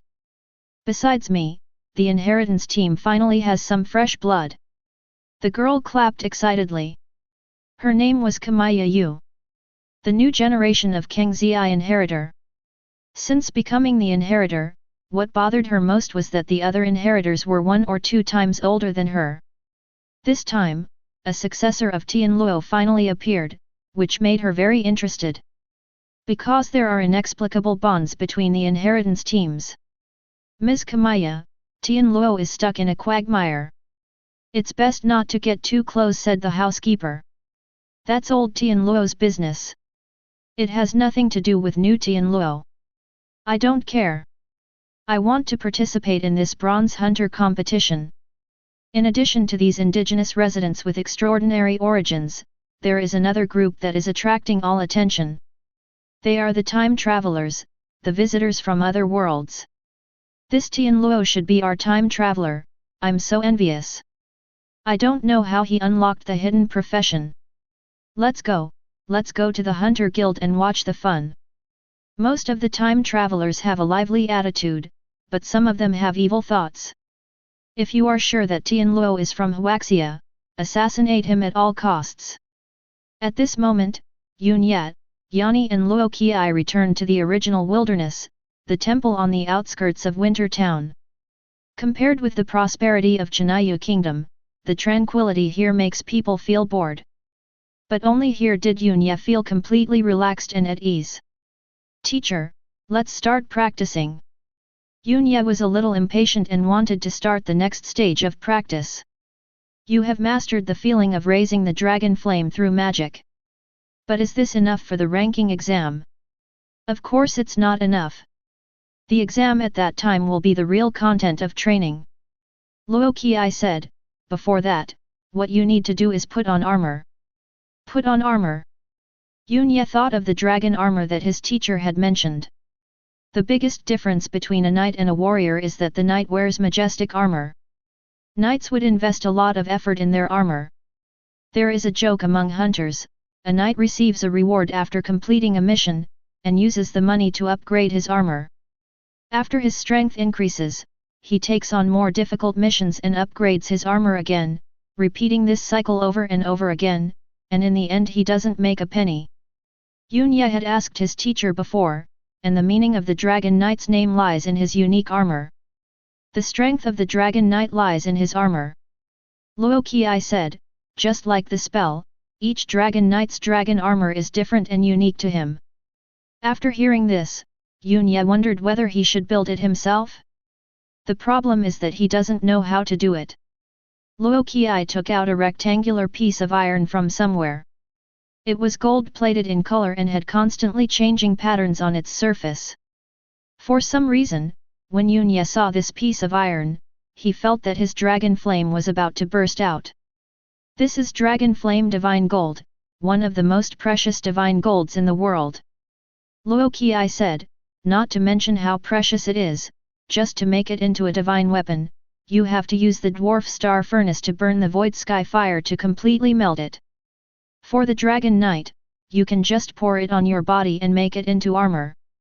If the teacher had not changed his tone to a serious one, Yunya would have suspected that this was a lie. The boiling hot water from burning metal is then poured on the body. You need to let the rising dragon flame cover your entire body and absorb all of the Dragon Flame Divine Gold. Luo Qi said. Yunya breathed a sigh of relief. This is right. What if not all of it is absorbed? He asked curiously. The Dragon Flame Divine Gold will melt into your flesh and settle into your internal organs, torturing you to death bit by bit. Luo Qi chuckled and deliberately didn't say the second half, so I need a teacher to watch by the side and be ready to put away the Dragon Flame Divine Gold at any time. Yunya was not scared this time and was very calm. After absorbing the Dragon Flame Divine Gold, go to the exam to practice and activate your dragon armor. Luo Qi said, there are only a few days left, let's start now. Teacher, didn't you say that we need to use the dwarf star melting furnace and the void sky fire to melt it? Yunya thought that our temple did not meet the requirements. That's true, but my dragon flame is 100 times better, isn't it? Luo Qi waited for him to ask this and proudly took the pipe. Yunya suddenly realized that it was necessary to learn the teacher's way of pretending to be cool. Let's start when you are ready. Luo Qi said. Yunya nodded and began to take off his clothes. Why are you taking off your clothes? Luo Qi asked curiously. Yunya was stunned, realizing that it was because of his preconceived ideas that he thought the body absorbing the divine gold was like taking a bath. Luo Qi threw the Dragon Flame Divine Gold into the sky, took a deep breath, and exhaled a blazing dragon flame from his mouth. This was the first time Yunya saw his teacher seriously performing Dragon Flame with a look of concentration on his face. It can be seen that the Dragon Flame Divine Gold is indeed not an ordinary thing. In about 10 minutes, a whole piece of Dragon Flame Divine Gold was melted into golden liquid, floating in the sky. Release the Dragon Flame. Luo Qi said in a deep voice. Yunya opened fire at full power, and dragon flames filled his entire body. It was as if a pair of invisible hands kneaded the Dragon Flame Divine Gold like dough until it was almost the same size as Yunyi's body and then covered him. Feeling the terrifying temperature of the Divine Gold, Yunya swallowed his saliva. It was impossible not to be nervous. Chapter 39. Yunyi's whole body was surrounded by golden flames, as if he was wearing a gorgeous coat. The liquid Dragon Flame Divine Gold covered everything in all directions, and produced a miraculous reaction the moment it came into contact with the dragon flame. With a hissing sound, the divine gold and dragon flame merged into one. Yunya felt something was being stuffed into every cell of his body. He had no time to think about it, because the divine gold continued to flow in and the dragon flame was weakening during the absorption process. Once the dragon flame is extinguished, the boiling hot divine gold will be poured directly onto the body. Even if it is made of steel, it will be dissolved. In order to avoid this tragedy from happening, Luo Qi didn't even smoke, and concentrated on controlling the divine gold. The awakening ritual for the new Dragon Knight and the armor for him are the inheritance. Luo Qi was pleasantly surprised to find that Yun Yi's absorption rate was very impressive and not a single drop was wasted. Every Dragon Knight will prepare 100 kilograms of Dragon Flame Gold, and must absorb a weight equal to his body weight in order to forge the dragon armor. If he can continue to absorb beyond the limit, it means that this Dragon Knight has a bright future. Yun Ye completed the requirement without any suspense, and only 1/3 of the divine gold was left. What followed was the real test. After exceeding the limit, the dragon flame on Yun Yi's body was almost extinguished and stuck tightly to his skin. The high temperature brought by the divine gold ignited his clothes, and real flames burned his body. Luo Qi held his breath and concentrated, ready to put away the divine gold at any time. Even if a drop seeps out, it will burn through Yun Yi's body. Yun Ye felt like he was being stretched apart. This was not just pain, the fear of facing death was boiling. You have already completed the minimum requirements for the dragon armor. You can further integrate it, but don't force it. Luo Qi's voice reached his ears, and Yun Ye was unable to distract himself at all. Releasing panic, cutting off retreat, and completely igniting the dragon flame, this is the state he wants to enter. But it is always the easiest to say. If you fail, you will die. You must be ready to survive if you are ready to die. Yun Ye thought of the historical knowledge in the textbooks. Xiang Yu burned his boats and won a great victory with 50,000 troops fighting against 400,000 troops. He remembered that when he saw this, he was overwhelmed with emotion and his blood boiled. He felt that this was a true hero. Next, Yun Ye thought of his ancestors one by one in his mind, Xiang Yu, Huo Qubing, Yu Fei, Guan Yu, and so on. These outstanding people of Huaxia civilization are giving him courage. This is my battle. Yun Yi's dragon breathing resumed its rhythm, and the dragon flame that was about to go out began to sway. Luo Qi was both surprised and delighted that his apprentice had reached the most important juncture of life and death at this stage. After that, Yun Ye never wavered, and the last drop of divine gold was absorbed into his body. Fusion! With a loud shout, the dragon flame materialized, and divine purple gold armor pieces grew inch by inch along his entire body, forming a flawless and sacred armor. Sacred level dragon armor. Fortunately, Luo Qi was not holding a pipe, otherwise it would have fallen to the ground. He opened his mouth slightly, his face full of shock. The dragon armor of Dragon Knights also has different levels.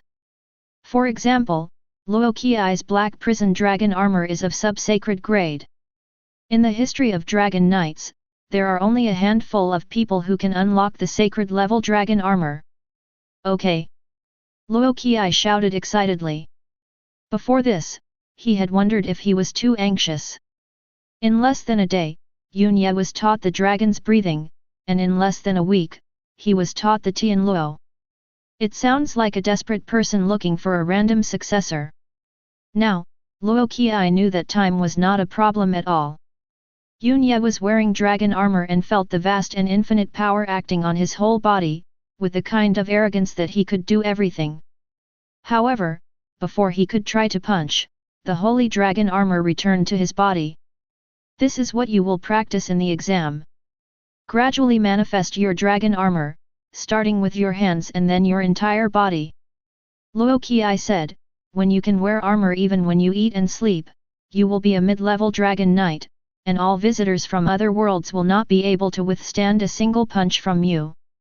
These words made Yun Ye very excited. Teacher, what is the sword of the king? Yun Ye did not forget this. The dragon armor improves overall strength, and the king's sword is a means of attack. No hurry, eat first. Luo Qi's ears moved slightly and he chuckled. Seeing the teacher's smile, Yun Ye realized that something was wrong. The next second, Yanni came over happily, it's time to eat, both of you. Before she finished speaking, she ran away without saying a word. It turned out that all of Yun Yi's clothes were burned, and he returned to the embarrassing scene of his first time traveling through time. Perhaps she was used to it. Annie came back, covering her eyes with one hand and holding a pile of clothes in the other. This is the clothes I bought in Chinayu Kingdom. She left quickly. Yunye was a little surprised. He put the clothes on and found that they fit him very well. It is the most popular style in the Chinayu Kingdom, a bluish-white short shirt that conforms to women's aesthetic tastes. There is also a loose dark outer coat, which is convenient for movement and carrying weapons, and this color is more resistant to stains. After spending 5 silver coins, Annie's purse was almost empty. Luo Qi smiled and said, I saw it with my own eyes. Yunye was stunned. 1 gold coin was equivalent to 2,000 yuan in the real world. 10 silver coins can be exchanged for 1 gold coin. 5 silver coins are equivalent to 1,000 yuan. Considering that there is no inflation in the other world, this is a considerable amount of money. No wonder the material is so comfortable to wear. I heard from the teacher that most of Annie's purse was filled with copper coins, which she collected one by one in the store. It was also because the owner thought Annie was cute, otherwise he would have kicked her out long ago. This money may have been saved by Yanni for several years. That's why Yanni has to follow us all the time. Otherwise, she wouldn't wear a purse on purpose. Thinking of this, Yunye's nose felt sore. This was the first piece of clothing that belonged to him in the other world. When they arrived at the cafeteria, Annie immediately came up to him, looked him up and down, then smiled with satisfaction, feeling proud of her own vision. Yanni, why do you want to buy clothes for me? Yunye asked tentatively. You are a clergyman of our temple. Of course you can't wear Xiao Hei's clothes anymore. Yanni spoke as a matter of course, and Yunye, if you become a bronze hunter, you must also have your own clothes. Clothes make the man, so that others will not look down on you. A delicate voice sounded in his ears. Yunye looked at Yanni's bright smile and had a strong urge to hug her in his arms. However, he still put his hands behind his back, grasped his left hand with his right hand, and controlled himself. Nothing. Luo Qi came up from behind and saw his disciple's appearance, and sneered at him mercilessly. Not long after, Xiao Hei came back from herding the sheep. Xiao Hei, Yunye is now a bronze hunter. Annie immediately shared the news happily. Xiao Hei ran towards Yunye excitedly and threw him into the air to celebrate. Such a strong power! Yunye was helpless and surprised. Chapter 40. Xiao Hei's appearance is similar to the robot Dabai in Yunye's impression. Of course, his torso is not that fat. He has a fair and clean appearance, and I don't know why he is called Xiao Hei. Yunye thought of the scene where he swung a shovel to kill the goblin. After practicing for some time, he thought carefully about his actions at that time and found that there were many implications. The teacher told him that Xiao Hei's shovel could defeat the sword god. Could it be that the sword of the king refers to this? The 4 of them gathered together to enjoy dinner, and Luo Qi suddenly said, Xiao Hei, he can learn sword now. Hearing this, Xiao Hei became very excited and gestured with his hands. As the 2 people before him had said, they could practice sword fighting by exchanging sign language. Yunye thought that he had only been back for 2 days and had not had time to learn new sign language. Upon learning this, Xiao Hei was a little disappointed, but he immediately smiled again. He said we can owe it first. Luo Qi helped translate. Yunye breathed a sigh of relief. He decided to study sign language seriously the next time he returned, and it would be best if he could find a way to bring the teaching materials with him. After nightfall, Yunye and Xiao Hei came to an open place. Xiao Hei, who was unable to speak, taught in a simple and direct way. His huge body was as agile as a cheetah, and he chopped at an angle with the shovel in his hand. The moves are simple, but very practical. Yunye had to step back and was surprised to find that if it weren't for his improved cultivation, he would not be able to keep up with the other party's reaction. The scary thing was that Xiao Hei seemed to know that his attack had failed, and his movements were as smooth as flowing water. The shovel continued to attack Yunye, and the attack was continuous, one wave higher than the other. Ye found that he had no room to fight back and finally had nowhere to retreat. Looking at the honest smile on Xiao Hei's face, Ye found it a little hard to accept. I can't even fight back? Don't worry about it. Even the sword god can't stop him. Luo Qi said from the side. At this moment, Ye had too many questions in his mind. You are the new generation of Tian Luo. It's time to tell you something. Luo Qi took a deep puff of cigarette and talked about the past. In addition to being the last dragon knight and a legendary mercenary, he is also the hand of the king and prime minister of the Skylight Empire. The empire is a giant in another world, and the seven kingdoms have no right to but submit to it. Ye thought of the news on the internet, saying that his teacher participated in the imperial rebellion and was exiled. According to the teacher, it was a completely different story. Xiao Hei is the eldest prince and the heir to the throne. After the death of the previous king, he should become the new emperor. Hearing this, Ye looked at Xiao Hei not far away with a stunned expression. No one could connect him with the emperor. Xiao Hei can neither speak nor listen, and his heart is pure, so he is considered to be flawed and unable to deter other countries. The imperial meeting decided to enthroneize the second prince, thus tampering with the wishes of the previous king. As the hand of the king, I strongly opposed it, but that night, 7 white knights of the King's Guard attacked me. The King's Guard are the 7 strongest knights in the Skylight Empire. Because they wear white robes, they are also called the White Knights. If I am determined to fight to the death, even if I get hurt, I can annihilate them all. But if that happens, the empire will be seriously damaged and in turmoil. So, I left the empire on the condition that I guarantee Xiao Hei's life, and was forbidden to set foot on human territory. After listening to this, Ye thought, didn't the teacher just accompany him back from Chinayu Kingdom? That's the thing, anyway. Luo Qi returned to the topic. The King's Sword is the King's Sword art of the Tianguang Empire, and is known as the strongest sword art. Isn't there a rule that this cannot be spread outside? This was Ye's first reaction. Unexpectedly, Luo Qi said that this was not the case. You can learn anything you want, provided you can learn it. What did you learn from the fight with Xiao Hei just now? Luo Qi poured the tobacco in his pipe onto the ground, his tone lacking the previous energy. Ye thought about it.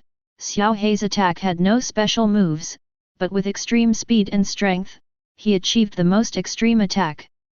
This is the essence of the King's Sword art. Any move cannot be separated from the word control. Once controlled, it is bound to maintain a balance between strength and speed. The King's Sword Dao can unlock the heart, and can achieve a rapid burst in an unrestrained and rampaging state. It sounds easy but is difficult to do. The turtle punch of a child in a rage is in line with the essence of the King's swordsmanship.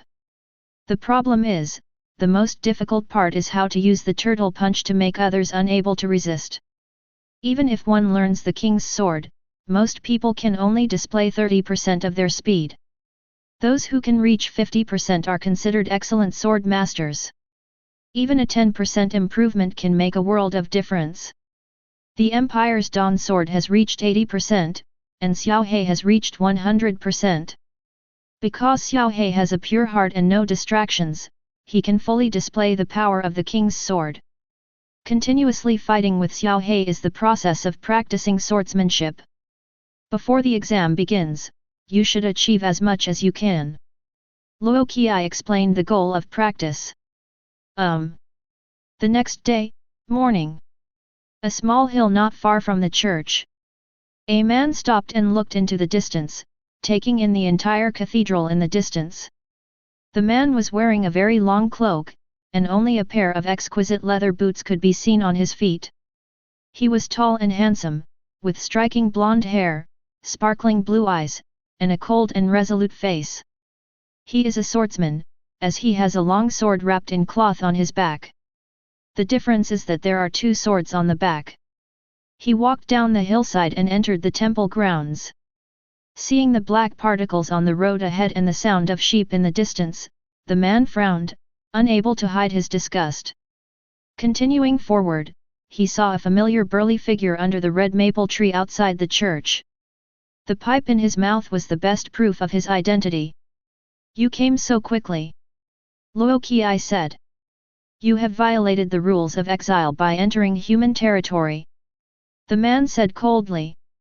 Luo Qi slowly exhaled smoke and grinned, "I'm back, aren't I?" The man had imagined various scenarios in his mind, but he had never expected him to say this. "Yes, he has returned to the original state." "You chose a new Tian Luo? Why did you do that?" The man said in a helpless tone, "For most humans, the inheritor squad has different feelings, but for the nobles of the empire, they will not be able to sleep well. I don't mind giving them eternal sleep," Luo Qi said. The man shook his head, already knowing the character of this dragon rider. "Are you here to ensure their sleep quality this time? It's not enough just for you," Luo Qi said. "Thanks to you, I will act as the supervisor," the man said. Luo Qi was startled, then burst into laughter. "I haven't seen the Dawn Sword God for a few years. How come he has become like this and has been kicked out?" "I am carrying the mission of the new king," the man said sternly. Okay, there are a lot of empty houses here, you can just pick one to live in." Luo Qi waved his hand and didn't care. At this time, the two people heard the sound of sharp weapons colliding not far away. "Are you asking your apprentice to learn the king's sword art?" The Dawn Sword God spoke as he moved his feet. He wanted to see what level the new Dragon Knight was at. Chapter 41. In the open space, Yun Ye and Xiao He were fighting with two wooden sticks. If someone passed by and saw this scene, they would think it was just teenagers playing around without any rules. But the Dawn Sword God was shocked when he saw it for the first time. Because he saw that Yun Ye had already mastered 50% of the speed of the king's sword. This is completely sufficient for the Dragon Knight, and the changes it brings will benefit them for a lifetime. The Dawn Sword God quickly regained his composure, his eyes fell on Xiao He, his expression became complex and intriguing. At this time, he heard Luo Qi walking towards him from behind. "How is it? My apprentice is pretty good, isn't he? It seems that you have been teaching this inheritor for a long time," said the Sword God of Dawn. "You are talking about the King of Swords. He fought with Xiao He for half an hour last night and went back to rest. When he woke up, he became like this," Luo Qi said in a very casual tone. "Impossible. Absolutely impossible."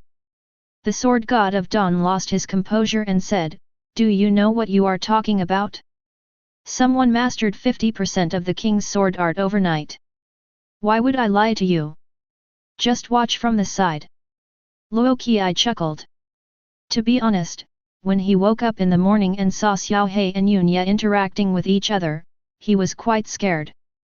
It turns out that my apprentice also has such amazing talent in kendo. At this time, Xiao He saw the Dawn Sword God and immediately put down his stick and ran over excitedly. Seeing the sincere smile on the prince's face, the Dawn Sword God lowered his head sadly, his tone full of guilt, "Your Highness." Yun Ye looked at the stranger in front of him. "Come, let me introduce you to this is Dawn Sword God Dane, the most outstanding white-robed knight and sword god in the Skylight Empire. Because he once boasted that he could defeat other white knights while peeing, we asked him to hold that part of the sword." Dawn Sword God Dane simply ignored the following words. "How long have you been learning sword?" he asked Xiang Yunyi. "It started last night." Dane frowned slightly. Could it be that Luo Qi and his apprentice had made an agreement that no matter who asked, they would say it started last night? Well, with Luo Qi's personality, he can really do it. "You guys continue."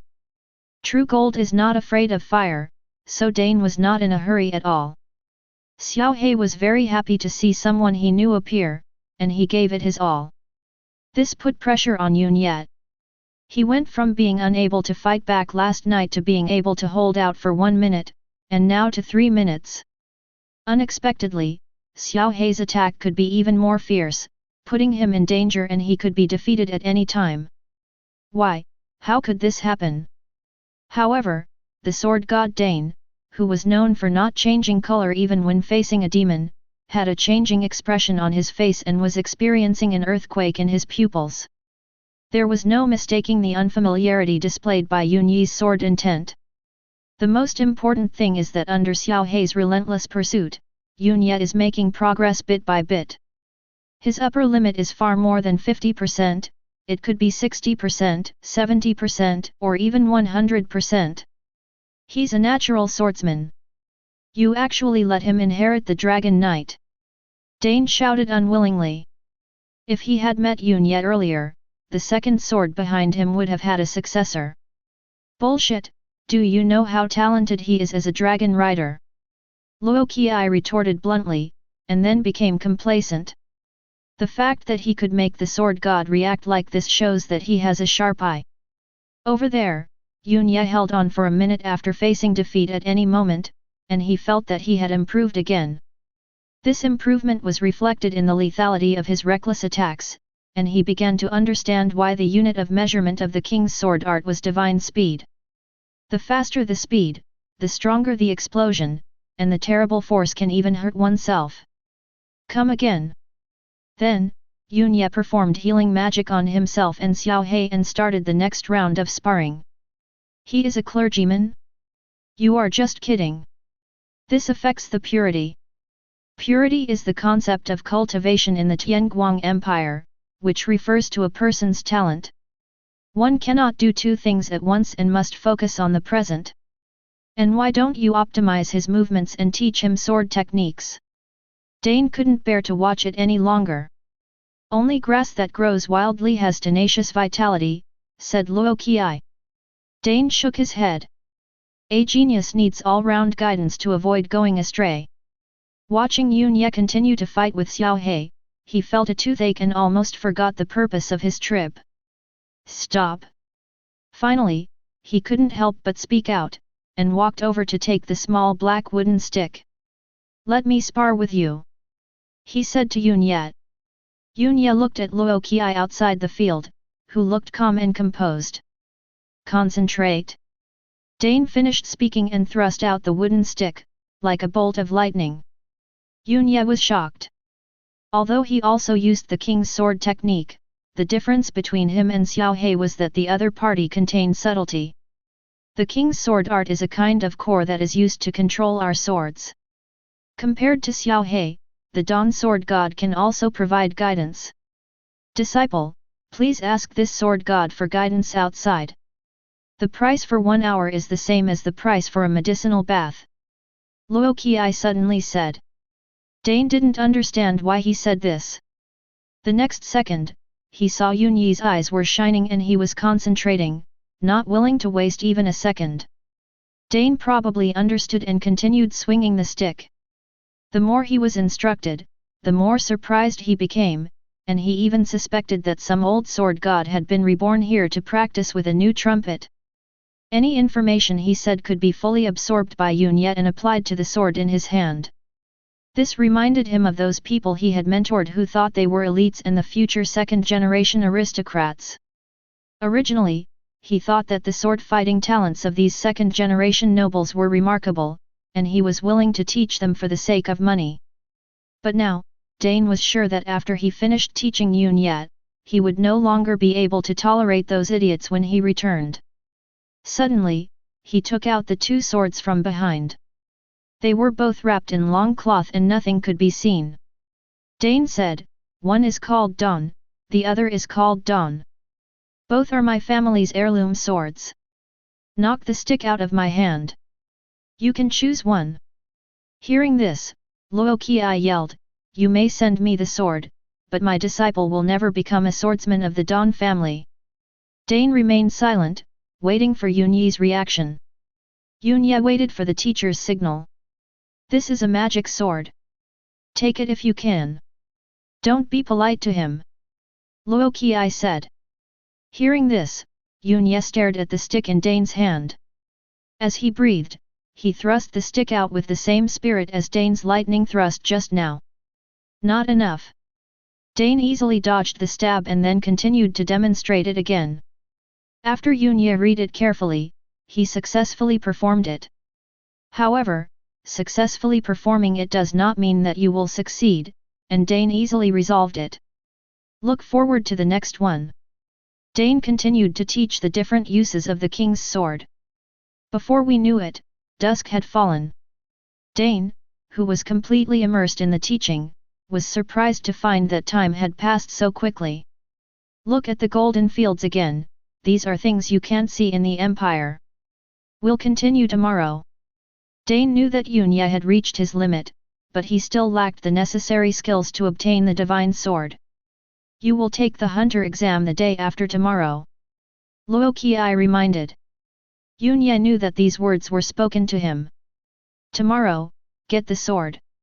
Retreat from the hunter exam, equip yourself with dragon armor, and go into the dungeon in this divine outfit. Chapter 42. In the evening, Annie saw Dane, the Sword of Dawn, in the cafeteria, her little face full of confusion. This is my friend. He couldn't make it out there, so he came here to seek refuge. From now on, he will be in charge of the temple's garden. Luo Qi said. But, the temple doesn't have that much money to maintain the garden. Annie said with difficulty. In the church, Xiao He is a sheep herder, Luo Qi is a chef, and before Yunya came, Yani was the only saint practitioner, receiving funds from the city hall and managing the finances. The flowers in the temple garden grew wild or she picked them from the mountains. If you want to take care of it deliberately, you need to buy expensive flower seeds and water them carefully every day. These will be at my own expense. I just need food and lodging. Dane's voice softened as he faced the woman. Hearing him say this, Annie felt a little embarrassed that she was taking advantage of others for nothing. Look, he's tall and strong, and can also serve as a security guard. Luo Qi continued. Dane was a little confused. How come this little girl had the final say in this holy temple? Uncle, are you good at fighting? Suddenly, Yani asked seriously. As soon as these words were spoken, Yunya and Luo Qi's expressions became intriguing. Known as the strongest white-robed knight in the history of the Tianguang Empire, the Dawn Sword God was also confused by the question. Probably. I think I'm a good fighter. His voice sounded a little unconfident.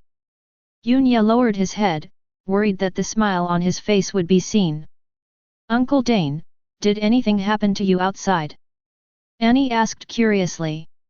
Dane had a sad look on his face. He used to be the most famous gardener. No one could match him in trimming flowers and plants. However, after teaching others the skills, he himself became starving, said Luo Qi. Yunyi's heart moved, this should not be a mere joke. How could this happen? Annie immediately stood up for Dane. Dane pursed his lips and said nothing. At night, Yunya and Xiao He brought Dane to an uninhabited cabin in the temple. The moment the door opened, dust flew and spider silk wrapped around my face. Looking inside the cabin again, Yunya thought of a poem, Ode to the Humble Dwelling. He noticed that Dane's hair was also disheveled in the wind, and the corners of his mouth were twitching. After spending time with him today, Dane gave me the impression of an old-school aristocrat from a TV drama, serious and quality-conscious. It's hard for him to live in this place. However, Xiao He had already walked into the house and started to clean up for him. Your Highness, you can't do that. Dane got anxious and quickly went into the house to help clean up. Thinking about how he had been taught by others all day, Yunya also went in to help. Dane looked at the busy figures of Yunya and Xiao He and couldn't help but think of the intrigues in the empire. Those who walk in the magnificent palace wear smiles every day, but they cannot feel any warmth. Afterwards, Yunya and Xiao He came out covered in dust and ran to the lake behind the church to take a bath. Although the lake water was cold at night, it was just right for two people. Suddenly, Yunya felt something pulling his feet under the water, and his face changed drastically with fright. The next second, Luo Qi's head popped out from underwater. Yunya was both angry and amused. What's exaggerated is that the teacher still has a pipe in his mouth. The tobacco had already been wet by the lake water, but he took a deep breath and relit it. Dane was sent by the Empire, but he is an honest man, so there is no need to worry about him using shady tactics. Luo Qi said, you learn what he teaches, you take what he gives, if you don't take advantage of it, you are a BD. Teacher, will he really give the magic sword to someone else casually? Yunya was a little uncertain. That's a divine sword. Now that he has said it, he won't regret it, and he has been looking for a successor for the second sword. Dane has an older brother who is also a legendary swordsman, known as the Skylight Twins. Needless to say, Yunya probably guessed that Dane's brother had passed away. Teacher, if I get the magic sword, will he let me avenge him? Yunya said. What? Are you planning to kill your master? Luo Qi said unhappily. Yunya was stunned for a moment, then realized that brother Dane was killed by the teacher. There was a look of surprise on his face. Is Dane still willing to give his brother's sword to his enemy's apprentice?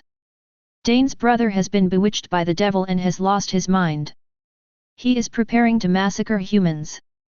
I have to take action to preserve the dignity and prestige of Dane's family. Luo Qi explained the reason. Finally, he told Yunya to learn as much as he could, and it would be best if he could squeeze the Dawn Sword God dry. The next day, afternoon, Yunya mobilized all his strength and stabbed the wooden stick out. Like lightning that breaks through the night sky, it is unpredictable and impossible to resist. With a bang, the wooden stick in the hand of Dawn Sword God Dane was knocked to the ground. A day's hard work pays off. Xiao He next to him clapped happily. The Dawn Sword God himself lowered his head in disbelief. He heard his brother's last whisper in his ears, we must find a successor for the sword. Over the years, he has been looking for a suitable swordsman. After the alien visitor appeared, he paid special attention to him. Those people did have good talents, but they still could not meet his requirements. Unexpectedly, I would meet him while carrying out the mission of becoming the new king. Moreover, this person is Luo Qi's apprentice. Somehow, the sword god of dawn felt the destiny. The legendary sword god won't regret it, right? Luo Qi saw that he was slow to react and fanned the flames. Dane snorted and didn't argue. With a wave of his hand, the two swords stood firmly. Dawn, or daybreak? He asked. Yunya didn't know the difference between the two swords, but since it involved a choice, that was what he was good at. If you choose dawn, Dane will die in the near future. If you choose daybreak, Dane will have a chance to survive. Surprisingly, the hint of fate turned out to be related to Dane. Breaking dawn. Although he didn't know what would happen, Yunya still gave an answer. You can't just eat everything, wipe your mouth and then cause someone else to lose their life. Dane nodded secretly. He and his brother would take turns using the two swords to catch the enemy off guard. Before my brother died, he used dawn. Swords in the other world are not divided into 3 feet or several feet long, but are divided into two-handed giant swords, one-handed swords, and 1.5 hand swords. Dawn is a one-handed and a half sword, daybreak is a one-handed sword. After the cloth strip fell off, Yunya finally saw the true appearance of the magic sword. It had not yet been unsheathed, and only the hilt could be seen, wrapped in soft black new leather. Because it is a one-handed sword, there is no counterweight stone ball at the end to maintain balance, making the overall look smooth and beautiful. At Dane's signal, Yunya drew out the magic sword. The weight is lighter than expected. There are 3 blood grooves on the sword body. The sword body is dark in color, showing the familiar wavy patterns. This is the characteristic of using divine gold for casting. Gently swinging it, you can feel a soft buzzing sound, which is very pleasant to the ear. The originally dark sword body emits a bright sword light, just like the name, Dawn. I won't let it down. At the first sight, Yunya was deeply attracted. This was exactly the answer Dane expected. When he saw Yunye holding the sword, he felt relieved that his mission was finally accomplished. Not bad, not bad. Luo Qiai came up and was very happy that his apprentice had picked up a magic sword for free. I came all the way here just for this. It must be hard work. Dane snorted coldly, emphasizing that he was here to keep an eye on him. He cannot leave the starting wilderness, even though Yunye is going to take the hunter exam. Oh? Then you can leave him alone. If he dies in there, your sword will be picked up by others. Luo Qiai's question stumped Dane. Yunye next to him was also speechless. His teacher didn't wish him well. Dane, who believed that geniuses needed to be carefully cared for, was indeed worried about Yunye being alone outside. You can't go, I'll go, Dane said. Yunye noticed the smug smile on the teacher's face and knew that he was deliberately provoking him. That's great. It saves me from running around. Go ahead. Tomorrow, the hunter exam will officially begin. Applicants should arrive a day in advance and be ready at any time. Yanni prepared his dry food for the next few days. She fully supports Yunye taking the hunter ranking exam. Get good grades and come back. She said in a soft voice. Must. Chapter 43. Chinayu Kingdom, Hunters Guild. Because of tomorrow's exam, the hall was almost packed with hunters and was noisy. Most hunters want to catch a glimpse of the new dragon rider. Yunye had already registered last time, which saved him a lot of trouble now. Dawn Sword God Dane led him out of the guild. The guild is located in the center of the royal capital, and its prosperity far exceeds Yunye's imagination. Although there are no skyscrapers, the buildings on both sides of the street are up to 7 stories high. Moreover, the area covered is not small, with 2 or 3 buildings forming an entire block. On the wide stone road, there was an endless stream of horse-drawn carriages, some transporting goods and some carrying passengers. The two walked out of the city center and came to a flat residential area. Dane led Yunye into a luxurious hotel. The lobby was magnificent and the dome had exquisite murals. When checking in, Yunye noticed that the room price was 2 gold coins per night, which was equivalent to 4,000 yuan per night. Rest is the most important part, and sleep quality is the most important thing, said Dane. Yunye nodded obediently, thinking in his heart, you pay, you have the final say. The two people came to the restaurant in the hotel, and lamb chops, steaks, and wine were served one by one. How does your teacher arrange the diet for practice? Dane asked. The body will crave the food it needs, Yunye said. The body is very honest. If a person suddenly wants to eat vegetables, it means he is lacking vitamins. Craving for white rice means your energy is depleted. So, the teacher's arrangement is that you can eat whatever you want. Dane frowned and said helplessly, if you take in too much salt, your body will overstore water, which will affect your energy and spirit. Then drink more tea and sweat more. Yunye muttered to himself the teacher's answer. People's condition will decline. The scary thing is that people can only feel their current condition. If they are in a bad condition for a long time, they will assume that this is the norm and will not be able to achieve their previous results, and will become mediocre. The simplest thing is, when you were a kid you could sleep through the night, can you still do it now? Yunye was stunned, it seemed to make some sense. Dane cut a piece of lamb chop and stuffed it into his mouth. So we must always stay in the best condition and restrain our desires. Yunye sighed and said that his style was completely different from that of his teacher. At this time, the hotel staff brought a thick stack of parchment. Dane stacked 10 gold coins on the table. The man took it with a smile and placed the parchment on the table. This is detailed intelligence about the hunter exam. If you want to get to the top, you need to know who your enemies are, what challenges you will face, and make a sufficient plan, Dane said. Yunye's expression changed, and he thought that this was not necessary, it would be better to give the 10 gold coins directly to himself. If he were his teacher, he would definitely kick him to an unknown examination venue and let him explore it on his own. Two completely different styles. Yunya prefers his teacher, but the other person did not express any criticism. On the contrary, Dane always thinks of him, and Yunya is not an ungrateful person. Uncle, thank you. Considering that the information has already been purchased with money, it would be a waste not to read it. Picking up the first parchment, it showed that the Hunter Guild had made full preparations for this Grand Hunter examination. The examination venue is the most extensive city of sorrow on the first layer of the abyss. The Wailing City, the largest human remains found under the abyss, is surrounded by the Bloody Forest. The topographic map of the Bloody Forest and the monsters that survive are all recorded in detail, including how to deal with them. Yunya began to think that this information would be useful.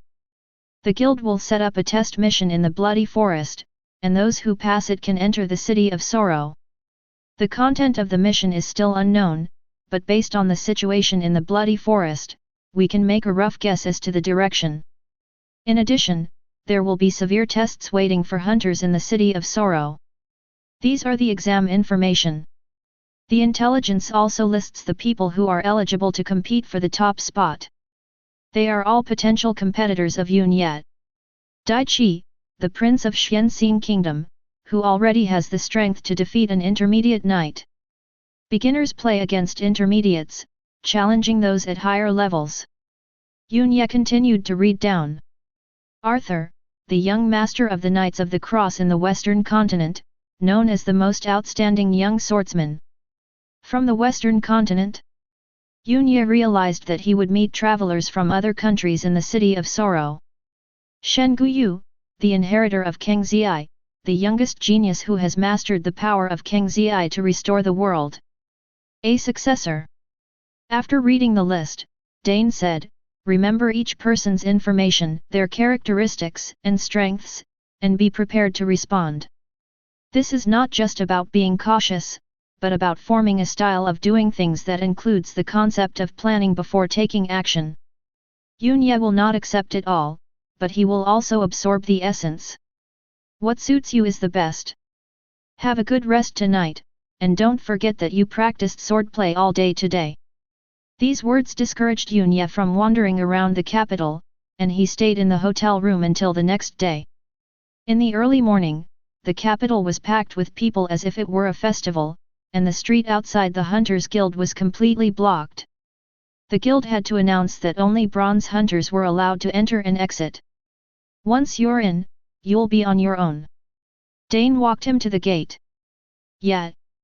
Yunya walked into the hunter hall with the bronze badge. Dane frowned, feeling a little worried. After all, Yunyi's training time was not long enough and he still lacked some proficiency. How could Luo Qi just leave this gem out there? Dane thought to himself. Urgently need a magician, would type preferred. The team is short of one of 4. A knight or a warrior will do. Attention, visitors from other worlds. Let's form our own team.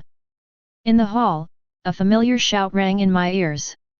You can form a team for the hunter exam, and the ranking and rewards are divided equally among the team. Most bronze hunters don't have the idea of rushing to the top of the list, and they focus on forming a team. Those who have the confidence to act independently must at least have the ability to be among the top 100.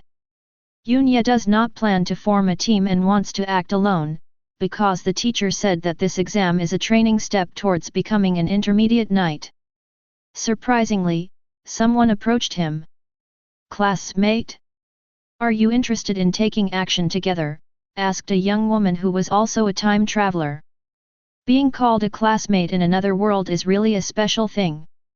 What's your occupation? Asked the young woman. I just came here to understand the situation. Yunya began to think in his heart that if he planned to act alone, it would definitely cause an uproar and he would be ridiculed. He didn't want to be like the protagonist of a novel and attract hatred without thinking, so he changed his euphemism and said, "Thank you, I have my own team. You can join us. We have an ace in our team." Unexpectedly, the young woman still didn't dare to give up. Ace. Yunya was quite curious. There.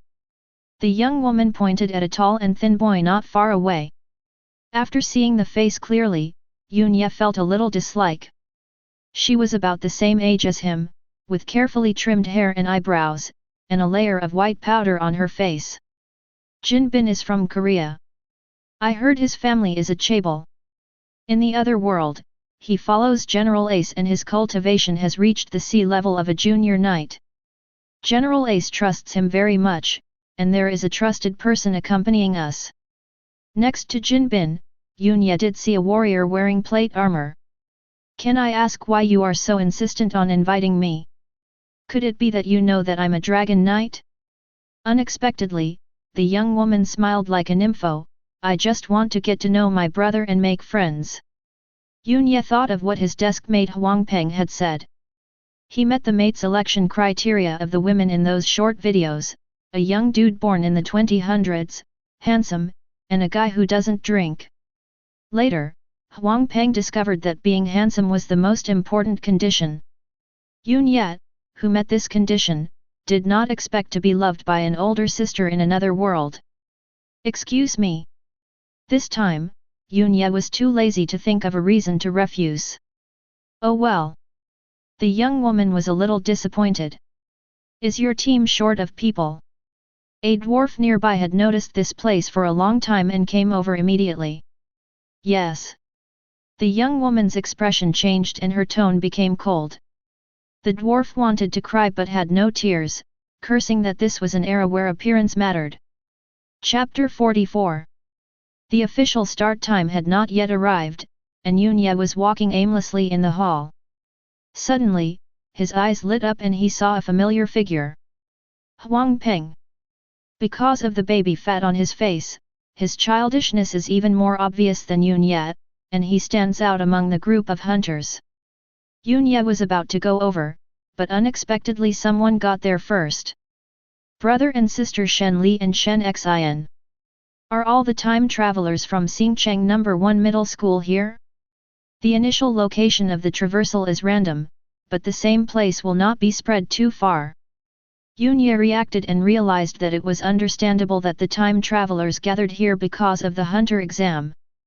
Speaking of the Shen siblings, the last time they encountered the attack of Xi Jiandao in the real world, they did not leave with the other transfer students and remained in class 4.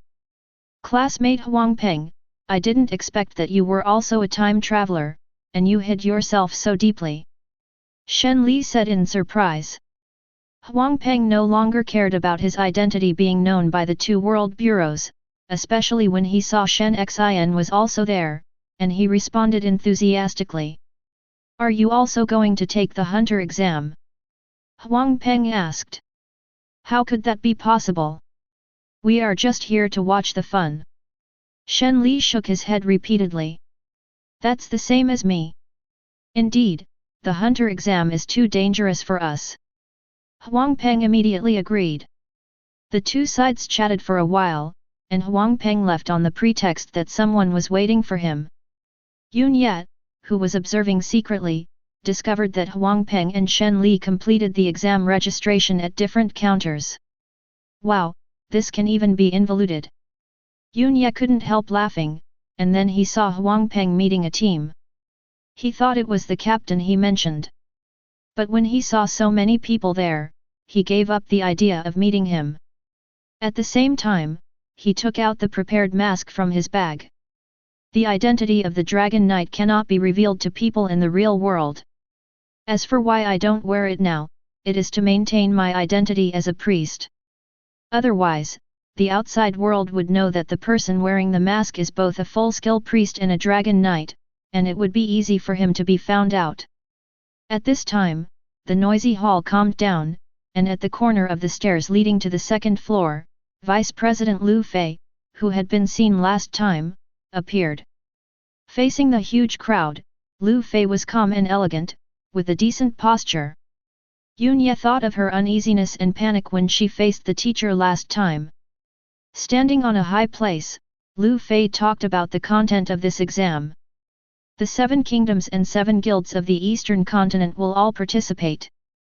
You will encounter hunters from the western continent, so in the early stages, hunters from the eastern continent should not be hostile to each other unless necessary. There are 8 areas in the Bloody Forest, and hunters taking the exam will be randomly teleported to one of them. All 8 areas can lead to the City of Sorrow, but the prerequisite is to collect passes, which are obtained by hunting monsters. To obtain the pass, you need to collect 2 scrolls, Heaven and Earth. You can only get the Heaven scroll by killing level 3 monsters. Before departure, the number of team members will be recorded, and the number of passes for each team cannot exceed the recorded number.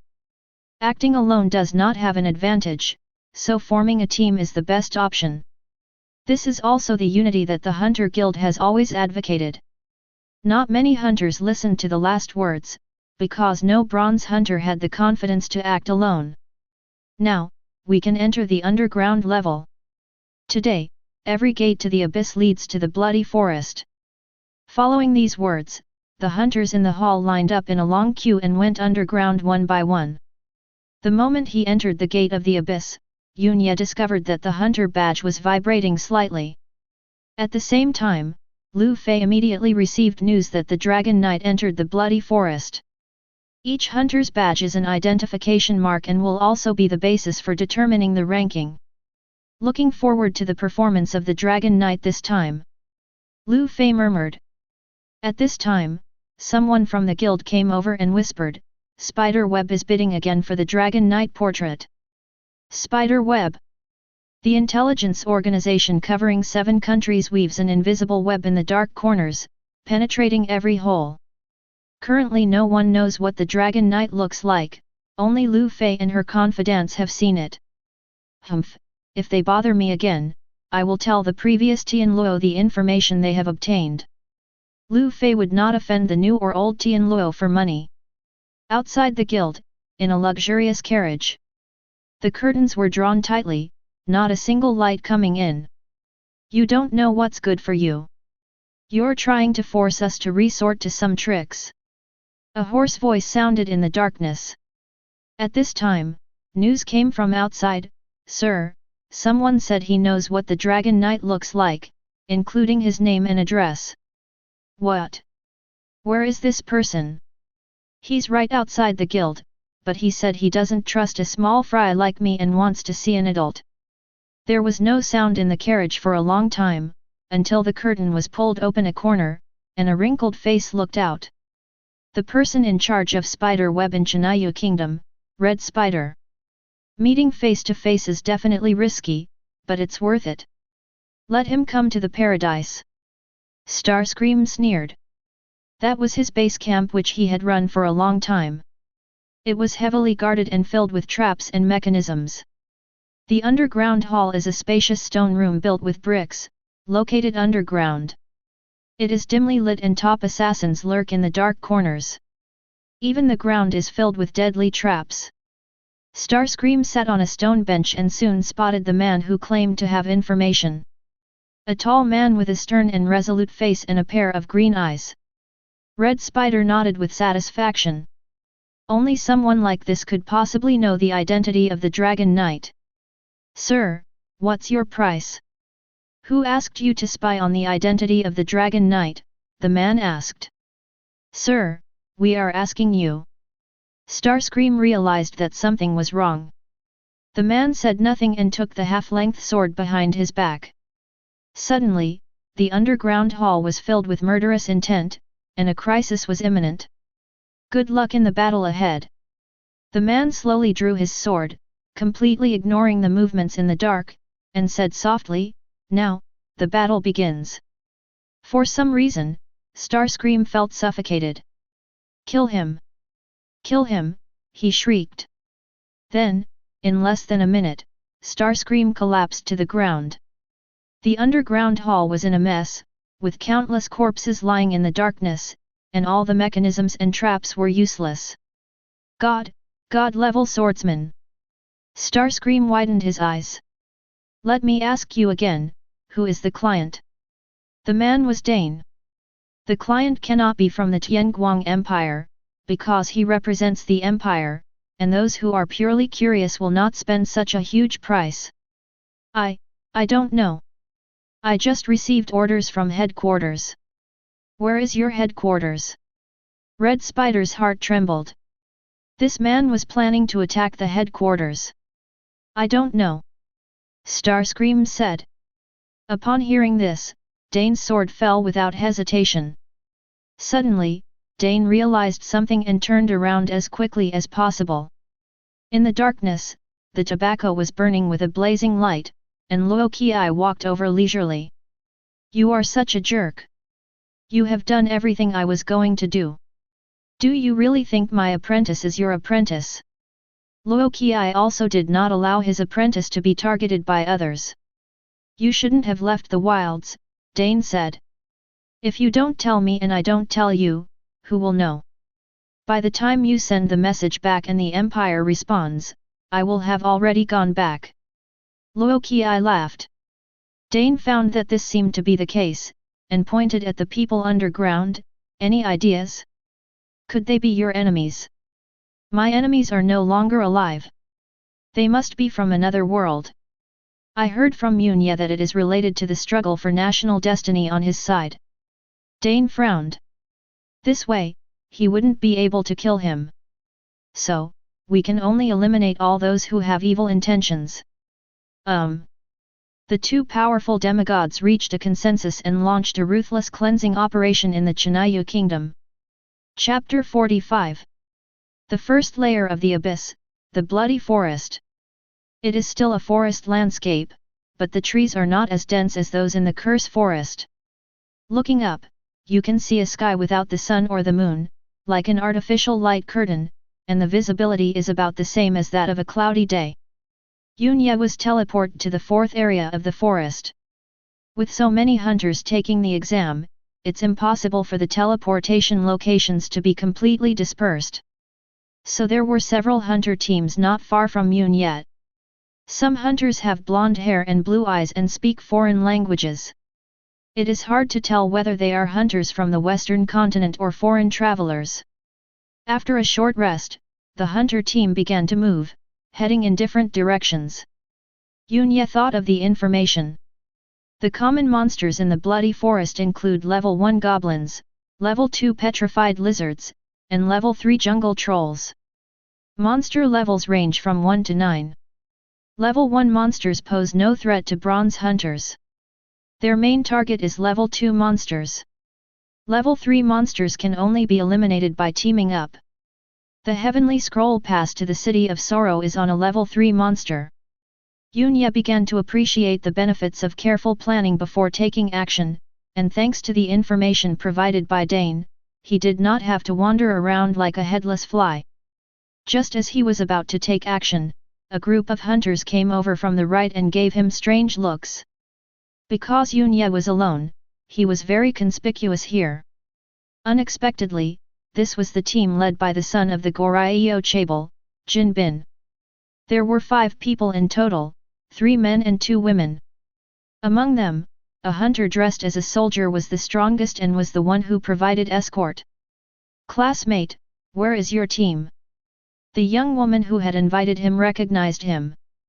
The hunt has begun. Unya answered the question irrelevantly. The young woman was stunned and realized that Unya did not want to answer.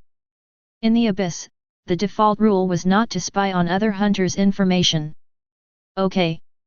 The young woman felt his distance and felt helpless, as she clearly had good intentions. Wan Lu, who is this person? The rest of the team followed, including Jin Bin. Wan Lu told him what happened before.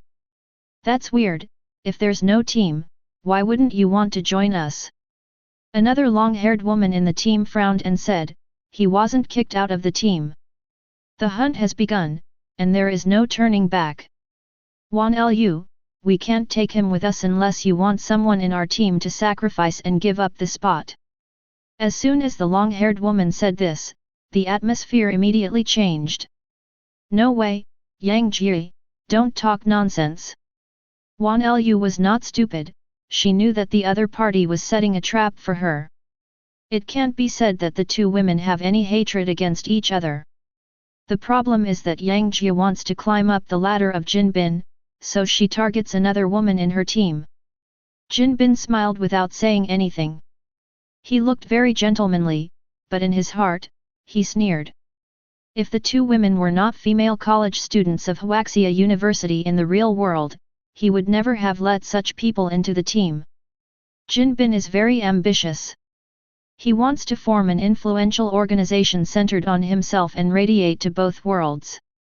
That person was attacked by a monster.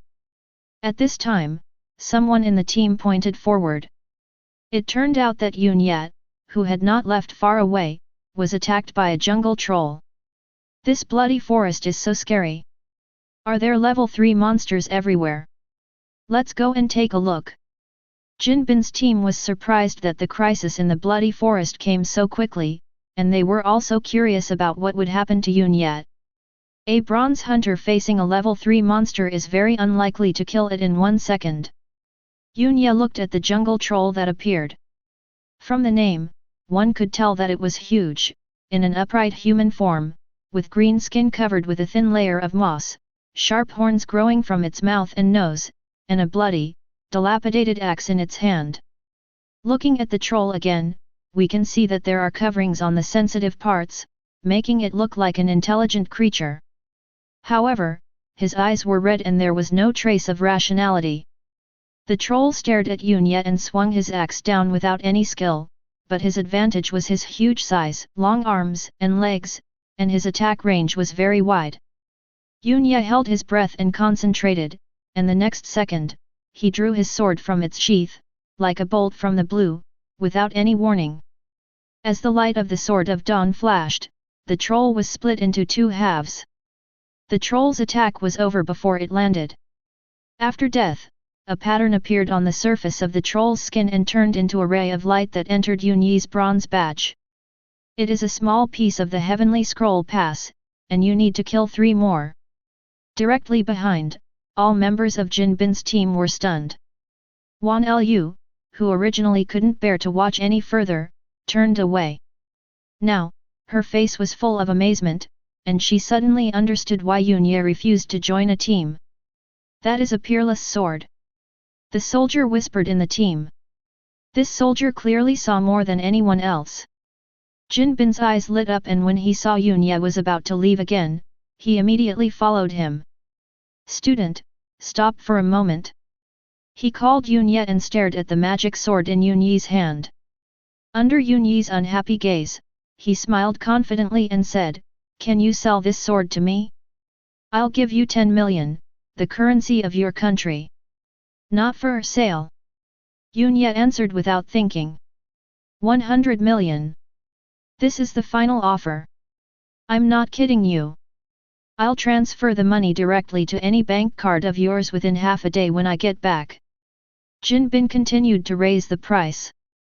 A market value of 100 million and a cash flow of 100 million are completely different concepts.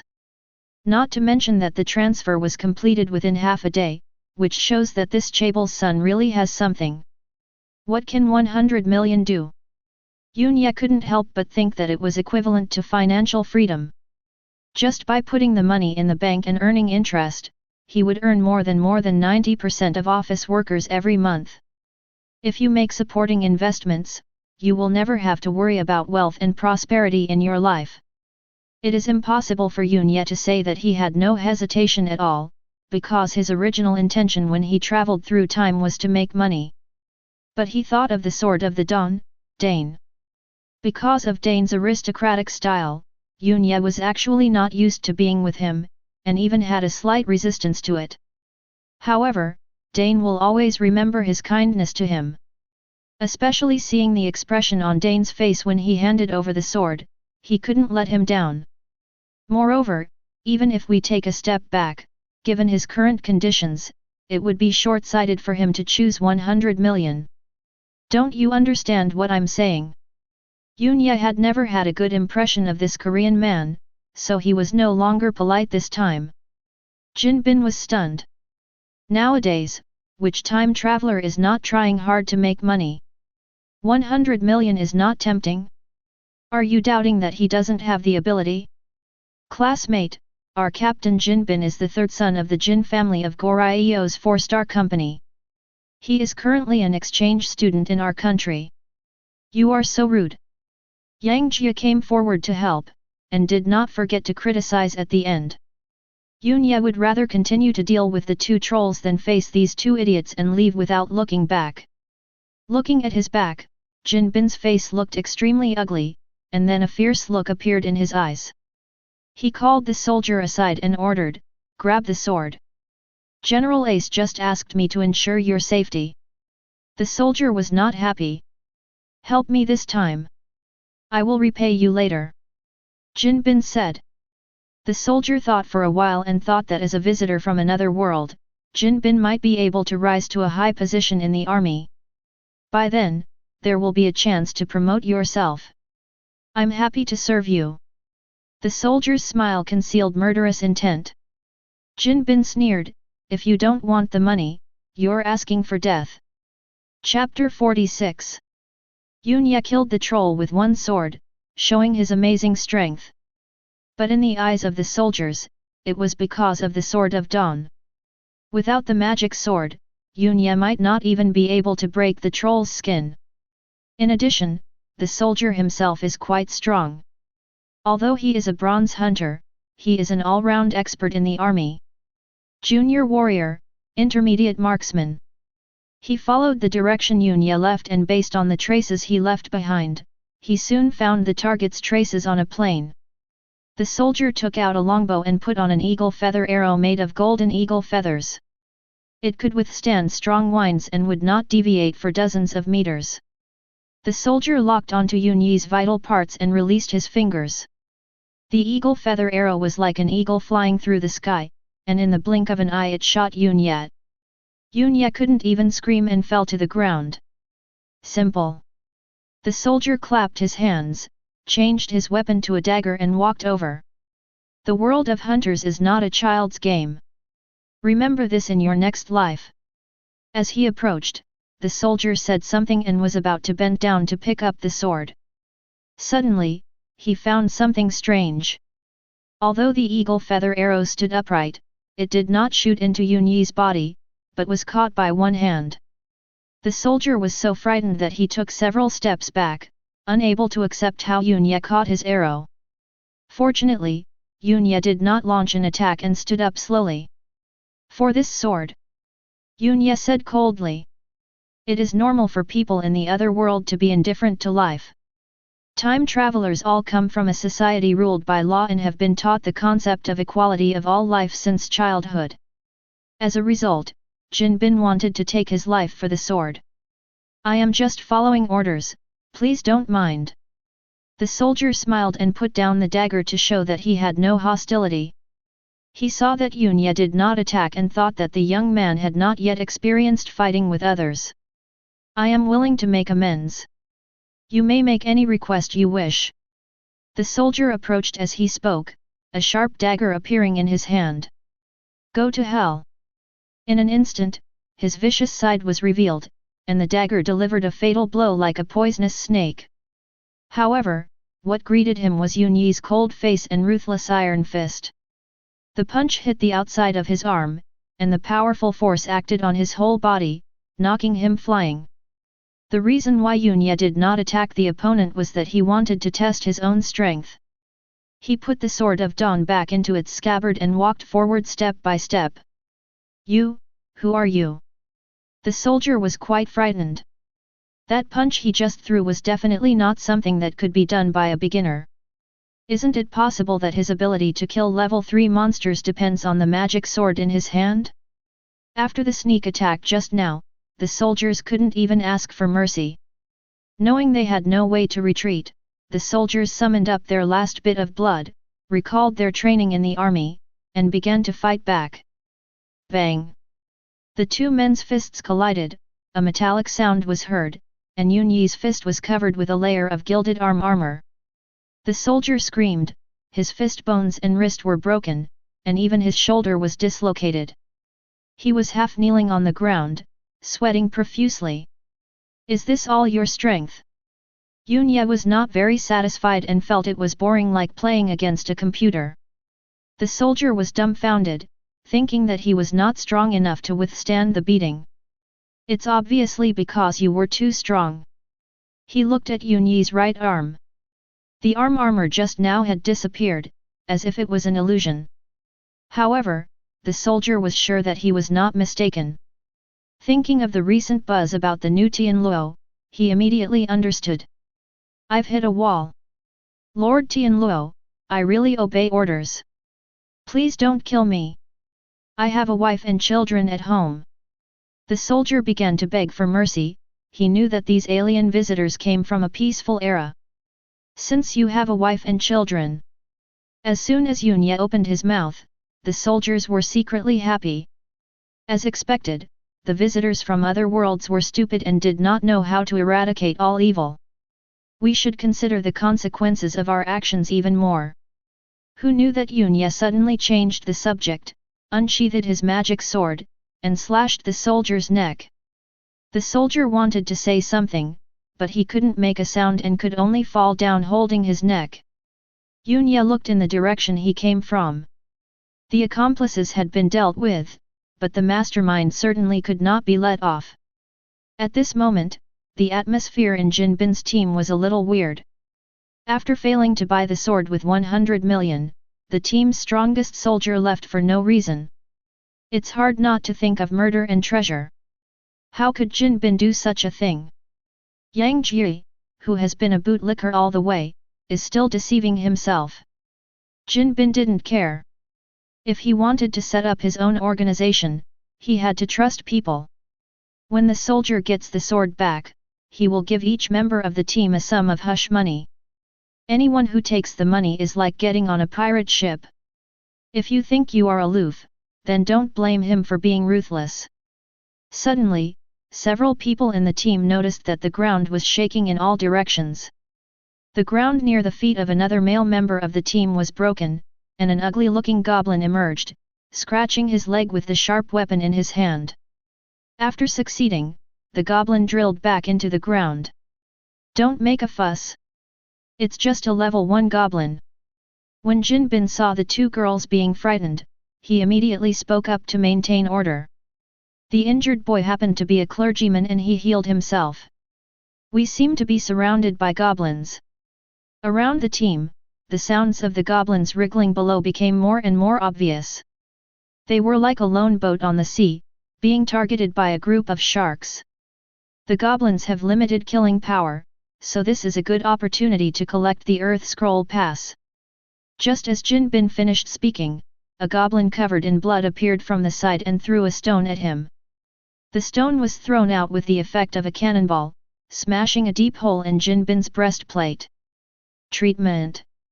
Give me treatment now. Jin Bin's chest felt numb from being hit, and his throat felt a hint of sweetness. These are mutant goblins. The mutated goblins have reached the strength of a Tier 2 monster, and even experienced hunter teams will suffer casualties. Without the soldiers, this team composed entirely of time travelers was thrown into disarray. Thanks to Wan Lu being a fire magician, he was able to temporarily block the mutant goblins' attack. If the soldiers don't come back in time and don't find a solution, they will all die here and survive with their arms cut off. Jin Bin narrowed his eyes. Of course, the arm that was to be broken was that of another team member. Each of you should launch your strongest attack to eliminate the mutant goblin leader. Jin Bin said. The other three did not suspect anything. However, when Yang Jie was about to launch an attack, Jin Bin suddenly grabbed her wrist, and she understood what he meant. With the help of the brief gap gained by Wan Lu's fire explosion, the two people ran out of the goblin encirclement. By the time Wan Lu and the boy came to their senses, the two men had already disappeared. The priest cursed loudly. Wan Lu didn't expect that foreigners had such poor quality. Considering the politeness shown before, it is extremely hypocritical. Looking at the goblins that were becoming increasingly crazy, Wan Lu fell into despair. The goblins seemed to understand this, and the red mutant goblin leader swaggered out of the ground. Similar to goblin, but looks uglier and more evil, and the round stone in its hand is a deadly weapon. Looking at the monster's throwing movements, Wan Lu could only grit his teeth and cast his last magic. However, before the magic could be cast, the mutant goblin suddenly turned around. A young man ignored the encirclement of the goblins and walked up. With a light swing of the sword, he chopped off the head of the mutant goblin leader. In an instant, the ground returned to calm and the other goblins dispersed. Wan Lu was pleasantly surprised to find that it was the young man she had invited. It seemed that the other party could still feel the concern she had shown before. "Where are the Koreans?" Yunye asked. Wan Lu pointed in a direction. "I'm giving you a suggestion. Leave now." Yunye left after saying this and walked over there. Wan Lu nodded. With the team in its current state, there was naturally no need to continue hunting. Fortunately, the entrance is not far away, so there will be no danger in going back. Chapter 47. Not far away, Yang Jia and Jin Bin climbed up a large group of rocks, panting. After what happened just now, the two felt that nowhere in the bloody forest was safe. Who knows if goblins will suddenly pop out of the ground? Jin Bin, thank you very much for choosing me just now. There was really nothing I could do in that situation. Yang Jia spoke, her face full of flattery. For her, abandoning her two compatriots was not as important as getting in touch with the son of a chaebol. She began to imagine how many envious looks she would receive after her return because of her relationship with Jin Bin. Jin Bin found it funny to hear such comfort. Suddenly, he heard something and immediately lifted Yang Jia's neck and held him in front of him. There are dangers among the rocks. A petrified lizard, which was the same color as the rock, had unknowingly moved to the side. With a hiss, the petrified lizard exhaled. During this process, Yang Jia only had time to show a shocked expression. The next second, her joints began to harden and she was unable to move. Jin Bin, who held infinite hope in her heart, jumped off the rocks. "Don't run, you can defeat the level 2 monster." Yang Jia wailed in his heart. Level 2 monsters can be killed, and as long as the petrified lizard itself is killed, she can still survive. Otherwise, if she is petrified for more than 10 minutes, she will stop thinking forever. Shit! Shit! Why hasn't that guy come back yet? Jin Bin had no intention of fighting any longer. He regretted letting his soldiers leave. The successive crises made him realize how terrifying the bloody forest was. I am still too naive. I actually formed a team of time travelers. At this time, he heard footsteps and looked over in surprise, only to find that it was not a soldier, but Yunye. It's you. Great. You guarantee my safety. You can make any demands when we get back. I'll give you a limited edition sports car.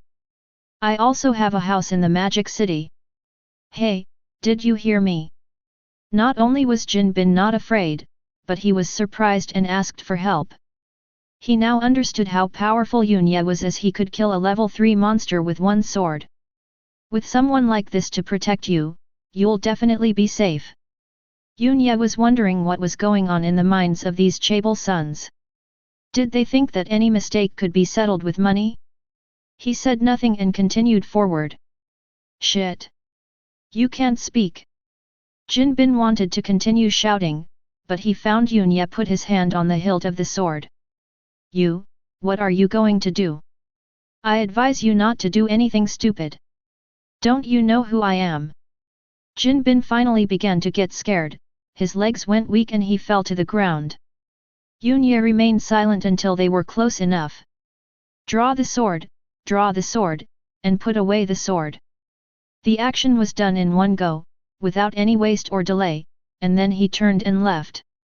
Jin Bin was kneeling on the ground with his chin up, and a barely visible line of blood appeared on his neck. 2 or 3 seconds later, blood gushed out like a waterfall.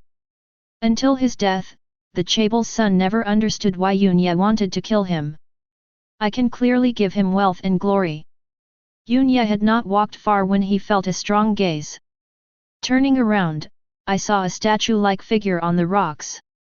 It was the woman named Yang Jia who was looking for help with her eyes.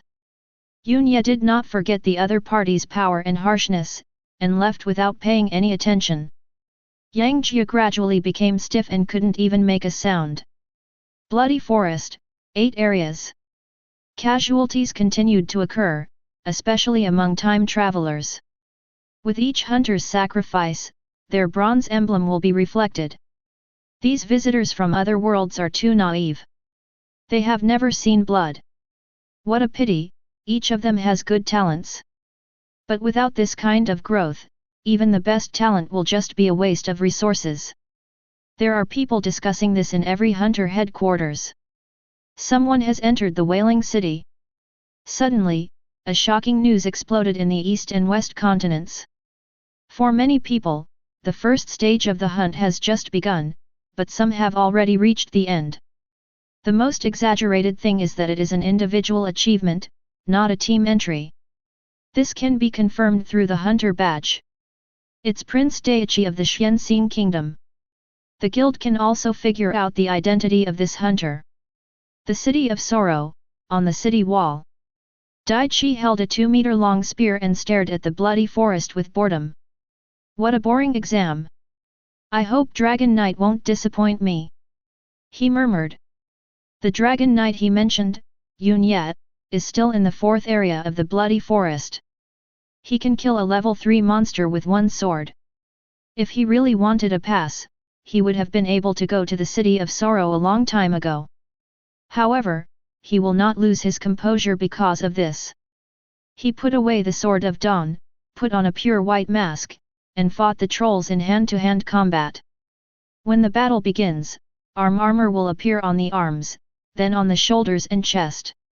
After the 11th troll was killed, the sacred dragon armor finally materialized.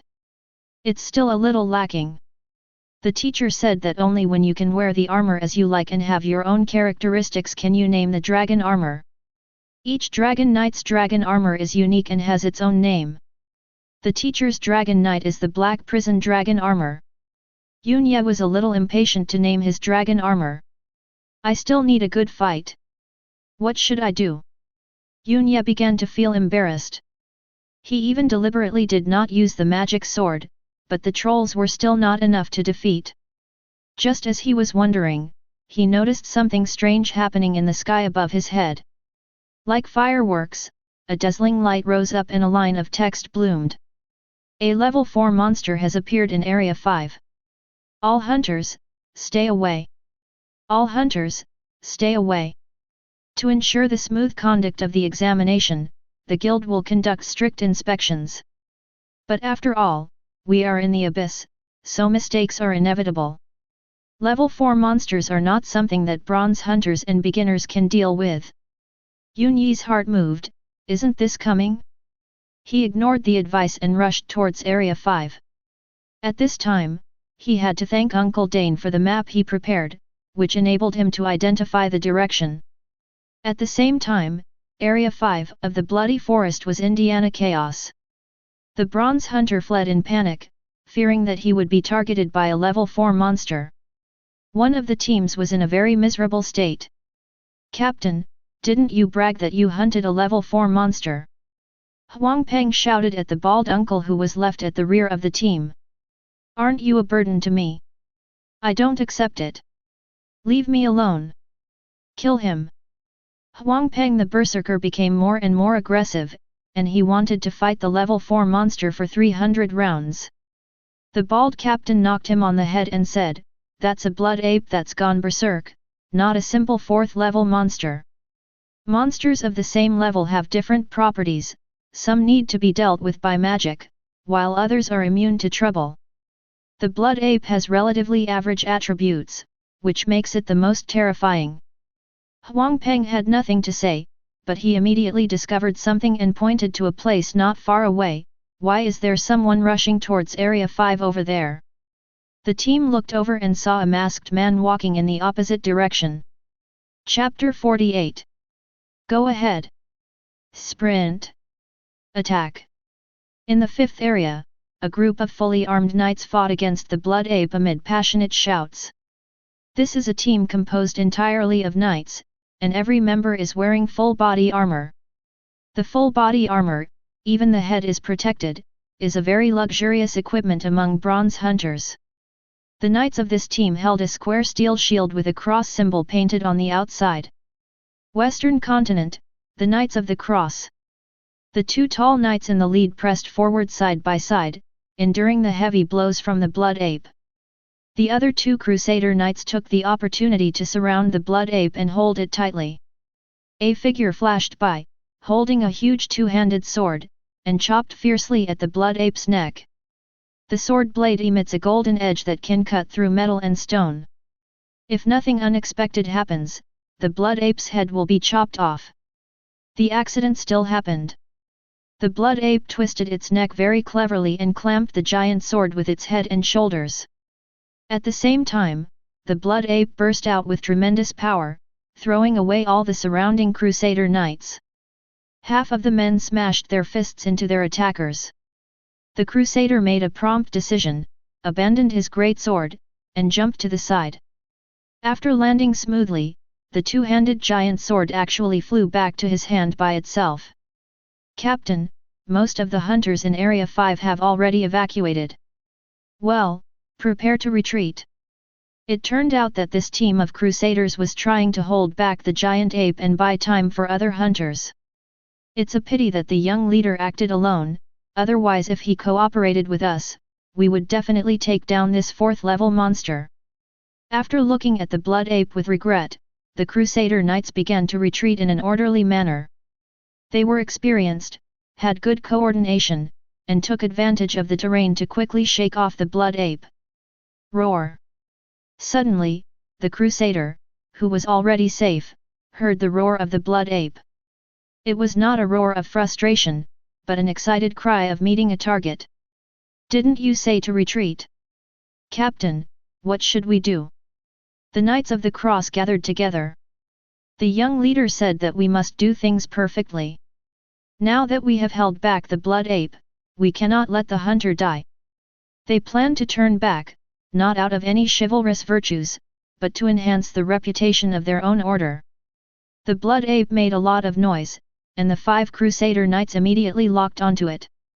However, they soon found that their worries were unnecessary, as the blood ape's new target did not need them to be rescued. He was also wearing full body armor, which was far superior to the fine armor they were wearing. It is hard to imagine what kind of craftsmanship was used to cast it. It is as sharp as the indestructible body of a dragon, with a unique beauty of lines. The whole thing is mainly gold, and it is also red like flames. The head armor does not cover the entire head, but starts from the center of the eyebrows and extends to both cheeks. During battle, 2 balls of golden flame will rise from its eyes. Dragon Rider. Even the Crusader Knights from the Western Continent could recognize the armor that belonged only to the Dragon Knights at a glance. The one who came was Yun. He was already able to wear the dragon armor steadily, and now he had to further stabilize it in the fierce battle. As expected of a 4th-level monster, Yun sighed. The blood ape in front of him did not look simple. Nearly 3 meters tall, a real giant ape, with dark red hair like a hedgehog. When it is running wild, the hair is flying around like a burning fire. Even an intermediate knight might not be confident enough to win. Yun has the Sword of Dawn, and if the timing is right, he can still kill the enemy with one sword. However, he didn't come here specifically to kill monsters. A sneer appeared under the visor, and his right hand gently patted his chest. This action frightened the Cross Knight in the dark. This is because the blood ape is not crazy enough and is being provoked further. Sure enough, the blood ape couldn't stand this and beat his chest wildly with his hands. The next second, he clenched his fists and smashed down with the force of a mountain. Yun did not dodge and took the attack head-on. The terrifying force acts on the dragon armor on his body. One can clearly see particles appearing on the armor vibrating at a high frequency and may disappear at any time. Long he. As Yun performed the spell, the dragon armor stabilized, and at the same time the recoil force pushed the blood ape away. The blood ape's hands were blown away, revealing a flaw on his chest. King's Sword Art. Yunya fired at full force, jumped up and punched with both fists. He did not draw his sword, his fists were the blade of the sword. He used the essence of the king's swordsmanship on the dragon armor. The blood red on the armor gives off a burning effect. His fists struck out like raindrops, reaching 80% of the speed of the king's sword art. This was also a move he created himself, and he hadn't thought of a name for it.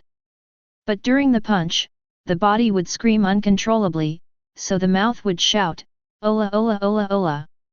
The blood ape's body weighing several thousand kilograms was knocked back by the fist and finally fell to the ground with a bang. So strong!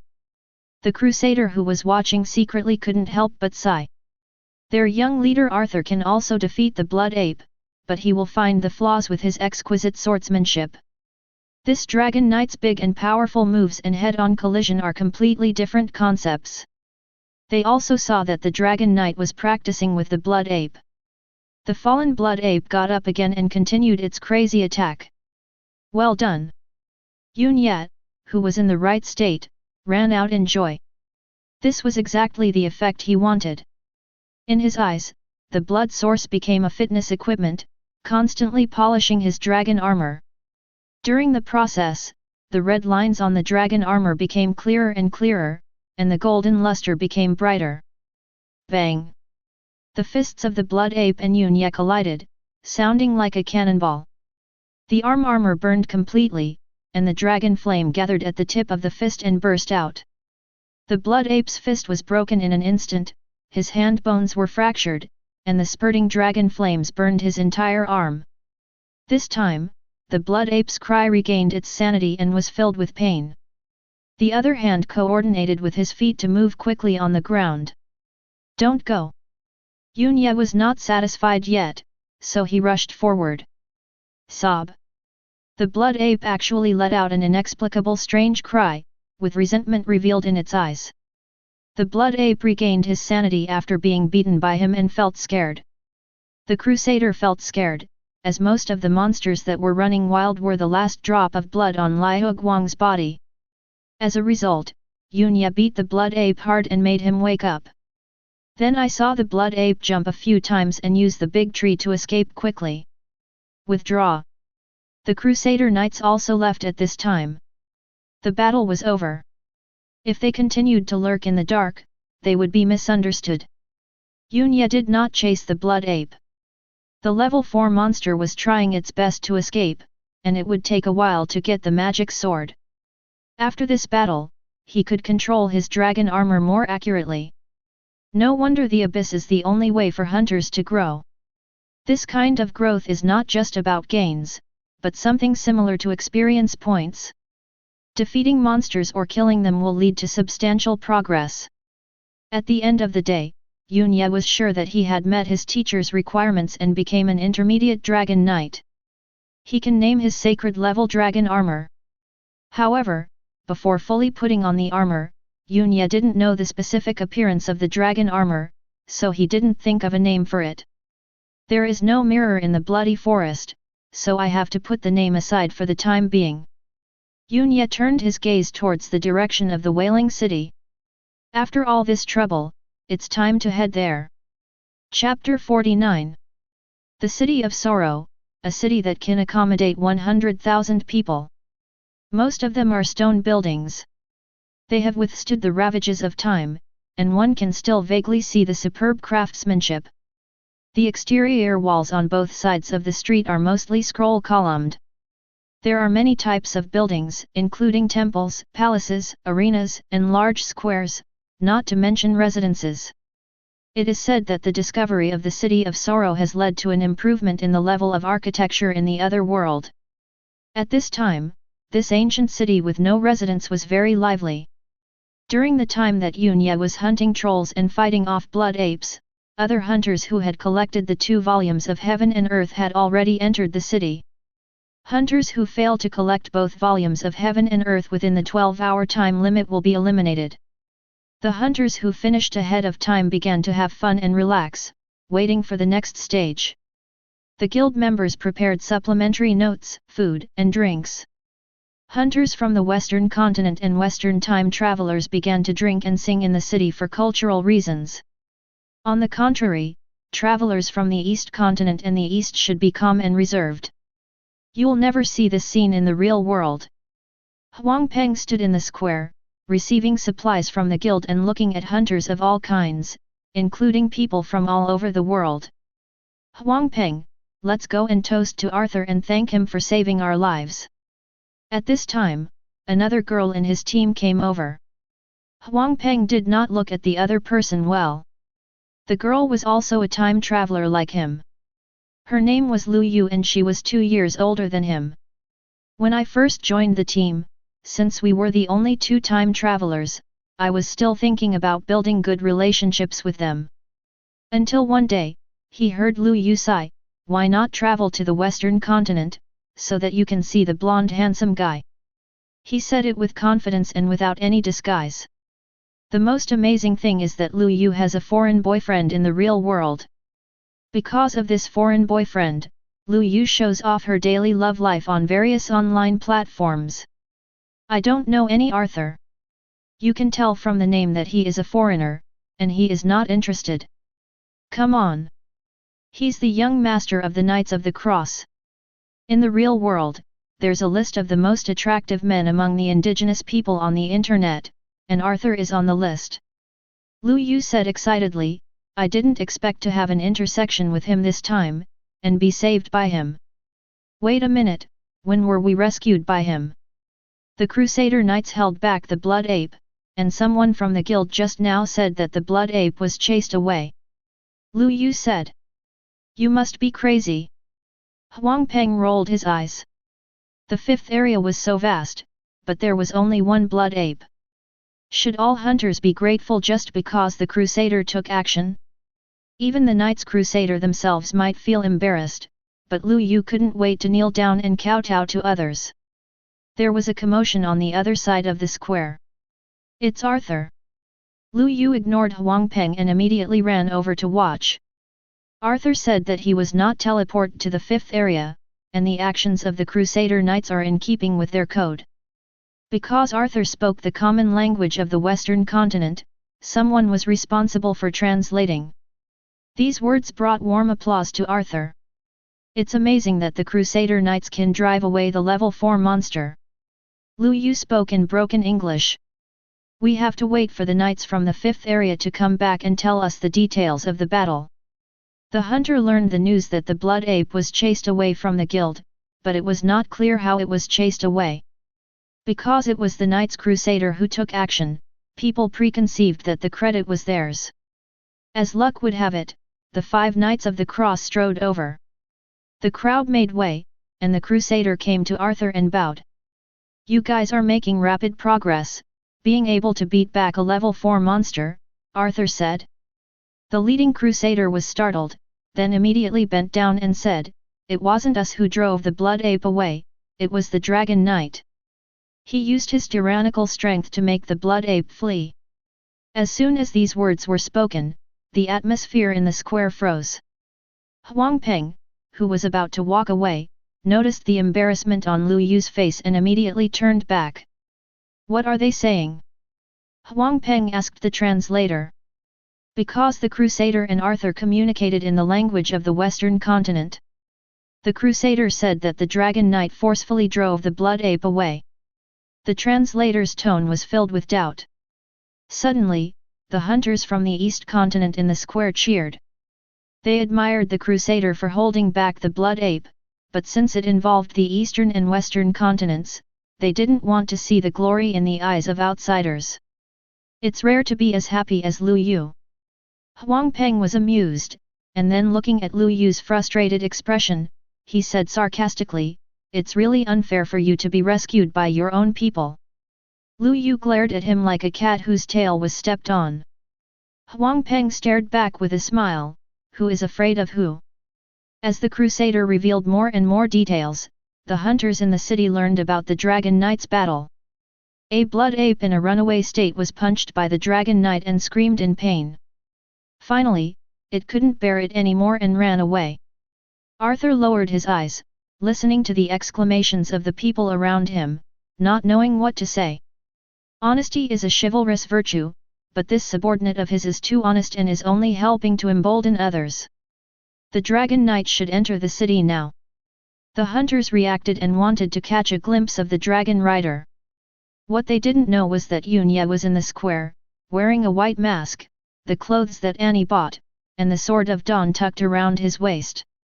If the dragon armor is not displayed, no one will know that he is a dragon knight. There was a long table in a corner of the square, where the guild staff sat. This hunter, after entering the city, will start to receive supplements, including recovery potions, healing potions, and food. A sweet-looking girl said enthusiastically. Yunya didn't care about the healing potions and recovery potions. He was a priest and had dry food prepared by Annie in his pocket.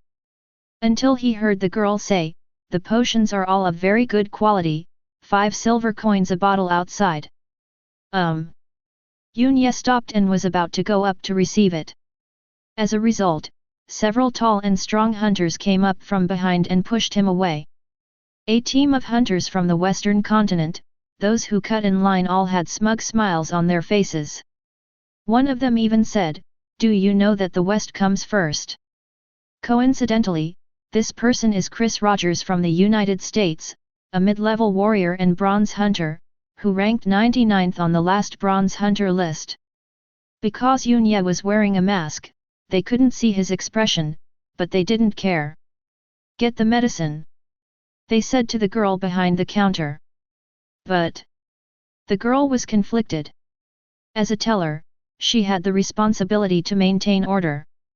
This Western team was blatantly cutting in line, so she should stop them.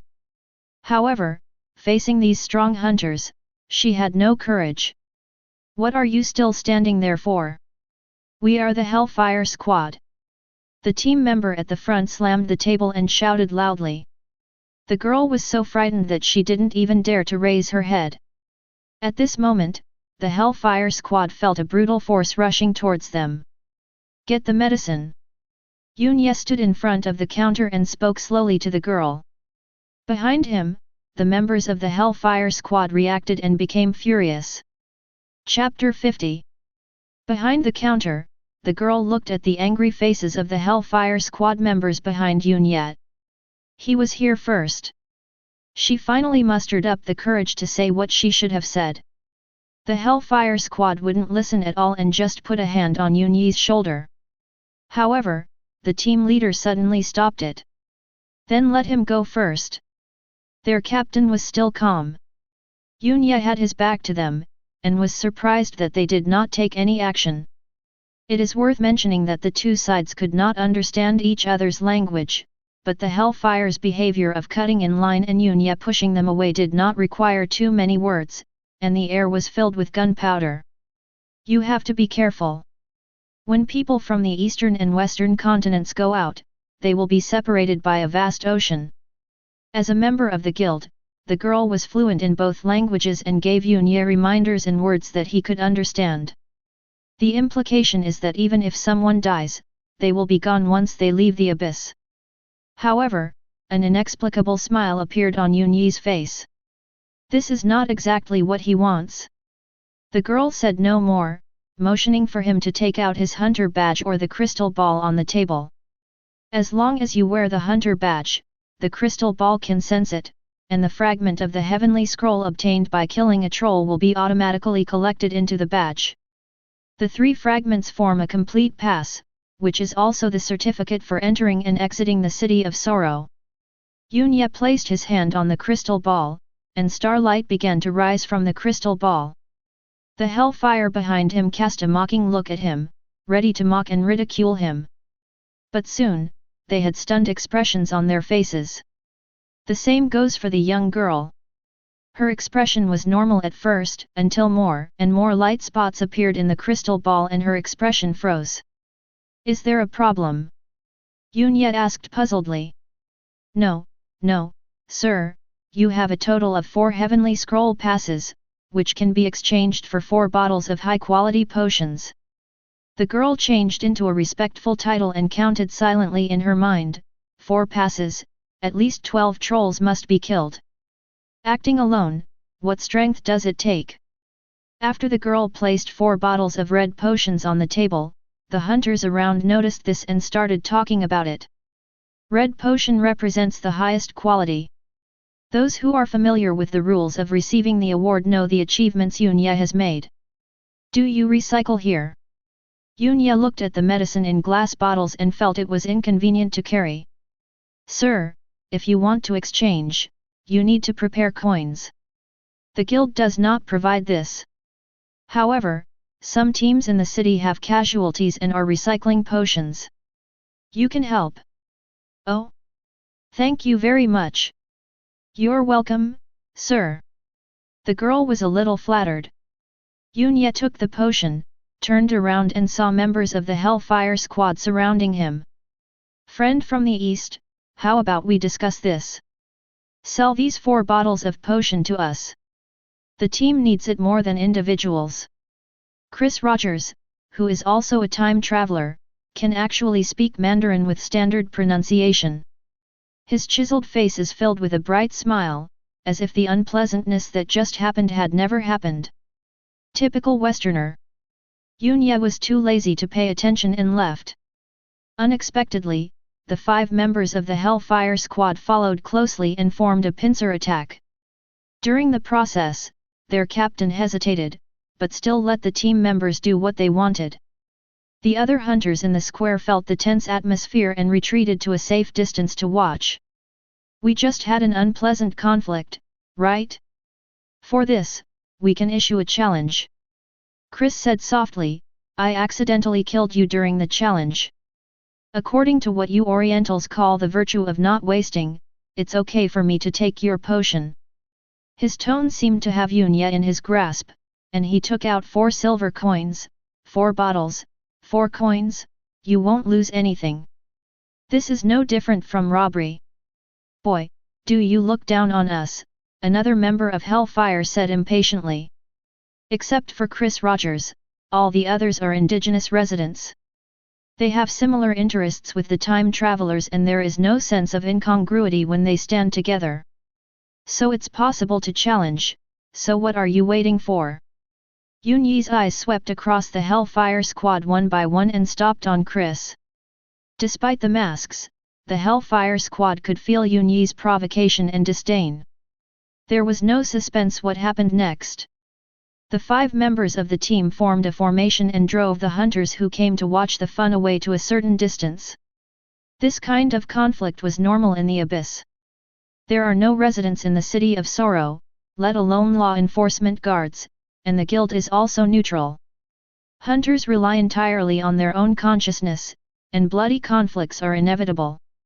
However, for time travelers, it is not only novel, but the most important point is that there are celebrities among them. Chris Rogers' short video introducing himself is popular all over the world. In the video, he is upright, sunny, and handsome. In reality, the appearance is the same, but the eyes, words, and actions reveal the word hypocrisy. Is this our Eastern hunter? Fighting against the Hellfire Squad alone? That's unwise. The Hellfire Squad is well known among bronze hunters and is a frequent visitor to the bronze list. The average strength of its members is intermediate. Intermediate magicians, intermediate priests, intermediate warriors, intermediate knights, and intermediate guerrilla soldiers have clear division of labor and powerful strength. Facing Yunya, intermediate warrior Chris was the main attacker. Dark green emerald body. The mid-level priest raised his staff and chanted softly.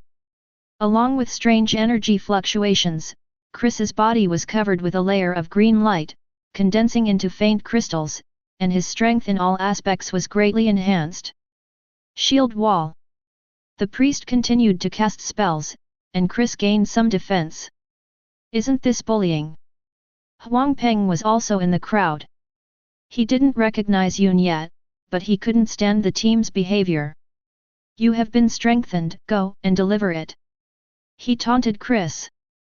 Chris drew out his 2-handed giant sword, swung it a few times with one hand to show off, and sprinted forward with the blessing. Speed up the water. After closing the distance with Yun Yat, he displayed his warrior abilities, and his whole body suddenly became extremely light, with agile and varied movements. He didn't stop. He's not really going to kill anyone. Some time travelers were shocked when they saw Chris's posture. They thought it was just a small conflict and a lesson for him, but it seems that it is going to be fatal. Doesn't the guild forbid murder? The guild strictly prohibits murder, but hunters hold great power and cannot be completely restrained, so they are allowed to resolve conflicts through challenges. One party raises a challenge, and the other party can agree or give in. Even if you don't have a strong background, being killed in the abyss is just being killed. An Aboriginal hunter explained. At the same time, Chris was filled with murderous intent. He certainly didn't simply kill people for 4 bottles of potion or a queue-jumping conflict. He was a time traveler from the east who killed more than 10 trolls by himself. He was definitely at an intermediate level in strength. Of course, we must take advantage of now and use the strength of the team to eliminate this threat. The strange thing is that even when Chris was already in front of him, Usse still didn't make any move. Because of the mask, it was hard to tell whether he was frightened or indifferent. 6 Light Moon Slash. Chris didn't care about anything else. With the support of his team, he swung his 2-handed sword without mercy. There are quite a lot of variations. Usse first watched the priest cast his skills, and then Chris's own warrior skills. He discovered that his teacher and Uncle Dane had never taught him any skills, or moves. However, he found that he had no use for it. The teacher once said that a junior dragon knight could knock out a mid-level warrior with 1 punch. Now that he was a mid-level dragon knight, Chris's actions seemed so slow in his eyes. Black Flash. Chris seemed to be frozen under his black flash, and the crystal layer on his body gave him a fragile feeling like glass. Bang! Usse punched Chris in the face. People couldn't see his movements clearly, but saw Chris being knocked away. The skills cast by the priest on him were no match for him, and blood splattered on the ground. Well, the teacher is right. Ignoring the uproar in the audience, Usse nodded thoughtfully and walked forward step by step. Chris was still alive, gasping for breath on the ground. All his prestige and glory were shattered by this punch. He lay on the ground in a mess, with blood dripping from his mouth and many teeth missing. So handsome. Huang Peng regretted not having a mobile phone, otherwise he would have taken a picture of this scene and posted it on the internet after returning, which would have been absolutely explosive. The battle on the field was not over yet. When the Hellfire team saw the main attacker fall, they immediately responded with a follow-up move. Magic Ice Arrow. After the intermediate magician finished chanting, a circular magic pattern appeared in front of him, and ice arrows shot out one after another. Long He. Usse hummed softly, and all the ice arrows around him were bounced away. Wow, that's awesome! Huang Peng couldn't help but shout. Compared to the punch that just knocked Chris away, this scene felt more impressive. In the Hellfire squad, the intermediate priest continued to cast a spell, Armor Strengthening. The armor of their captain, a mid-level knight, glowed brightly. You have been strengthened, send it away. Huang Peng shouted sarcastically. I don't know if it was because of the influence of his words, but the Hellfire captain did not take action, and even stopped the intermediate guerrilla soldier who was about to shoot an arrow. We surrender, respected Sir Dragon Knight. He changed his usual behavior and spoke in the language of the East Continent with a very respectful tone. Usse didn't stop. If you want to challenge me, then challenge me. If you want to admit defeat, then admit defeat. He walked over to Chris, who was still crawling on the ground. Team leader. Chris looked up at his team, only to see 4 indifferent faces. It turned out that the team members were just brothers in name only. Please. He turned around and looked up at Usse beside him. Before he could finish his beg for mercy, scorching hot dragon flame gushed out from Usse's palm. In just a few seconds, Chris became a charred corpse, and the Hellfire squad did not take any action. Seeing this scene, all the Western time travelers were collectively blown away by the wind. Chapter 51. Chris is the most famous time traveler in the real world. He was known as the fastest warrior to reach intermediate level, but with the support of the Hellfire Squad, he couldn't even withstand a punch from the Dragon Knight. The Western time traveler felt his cheeks burning, as if he had been slapped in the face. Chris died because of a failed challenge, and the Hellfire Squad had no objection. The bodies were quickly cleaned up by the guild members, as if nothing had happened, and the indigenous hunters had no taboos. Yunya was wearing a mask, so his expression could not be read, and the Eastern time traveler did not dare to approach him and start a conversation. Magic True Detective's Eye. Secret Technique, Insight. Some hunters with ill intentions tried to see through Yunyi's mask. In the perspective of different techniques, the white mask is like a barrier that cannot be seen through at all. This is not an ordinary mask, but a prop prepared by Dane. It can not only conceal the true face, but also confuse people's sense of déjà vu. Otherwise, even with a mask on, Huangpeng, who had been sitting at the same table with him for 3 years, would still feel familiar. At this time, there was another commotion in the square, and many popular figures came. Arthur, the young master of the Crusader Knights, was already nearby. And Daichi, the first one to enter the City of Sorrow. Daichi is a lance knight, wearing full body armor, mainly in bright white, with the golden national emblem of the Xianxing Kingdom on his chest. The armor was made with exquisite craftsmanship by the dwarves. It did not feel bulky, and there was not even any sound of metal friction when walking. Daichi was not wearing a helmet. He had a very handsome face and sharp eyes. "Meet me, Daichi." He came in front of Yunya and said with a confident smile, "He will be the one who defeats you." If it weren't for the last sentence, I would have thought he came here to make friends. Yunya was wearing a mask, so there was no need to say anything more at this moment. "It's not about personal grudges, I think you can understand," Daichi continued. Yunya nodded. It was too early to say anything now. There was no need to engage in meaningless arguments. If the other party wants to attack now, he will also take over. Daichi guessed that because there were too many people around, including many visitors from other worlds, it was inconvenient for the new Tianluo to speak. "Don't worry, they will all be eliminated in the next round, and we will have a chance to compete against each other then," said Daichi. Yet, Yunya turned into a ruthless nodding machine. Daichi began to feel a little embarrassed. Looking at the masked Xin Tianluo, he wondered what he should say. Yunya looked at him, ready to nod again at any time. Finally, Daichi forced himself to remain calm and gracefully retreated back to the crowd. In the square, Arthur looked at Yunya with interest, but did not come up to talk to him because he did not speak Mandarin. At this time, the sky was filled with brilliant fireworks, announcing the end of the first stage of the exam.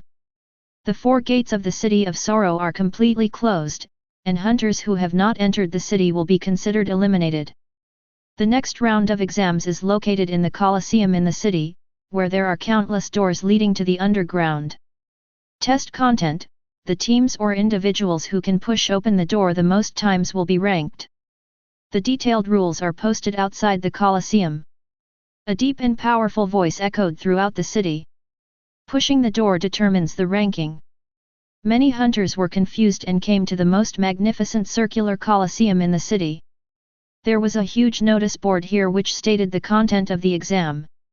It turns out that the door here is not a simple door.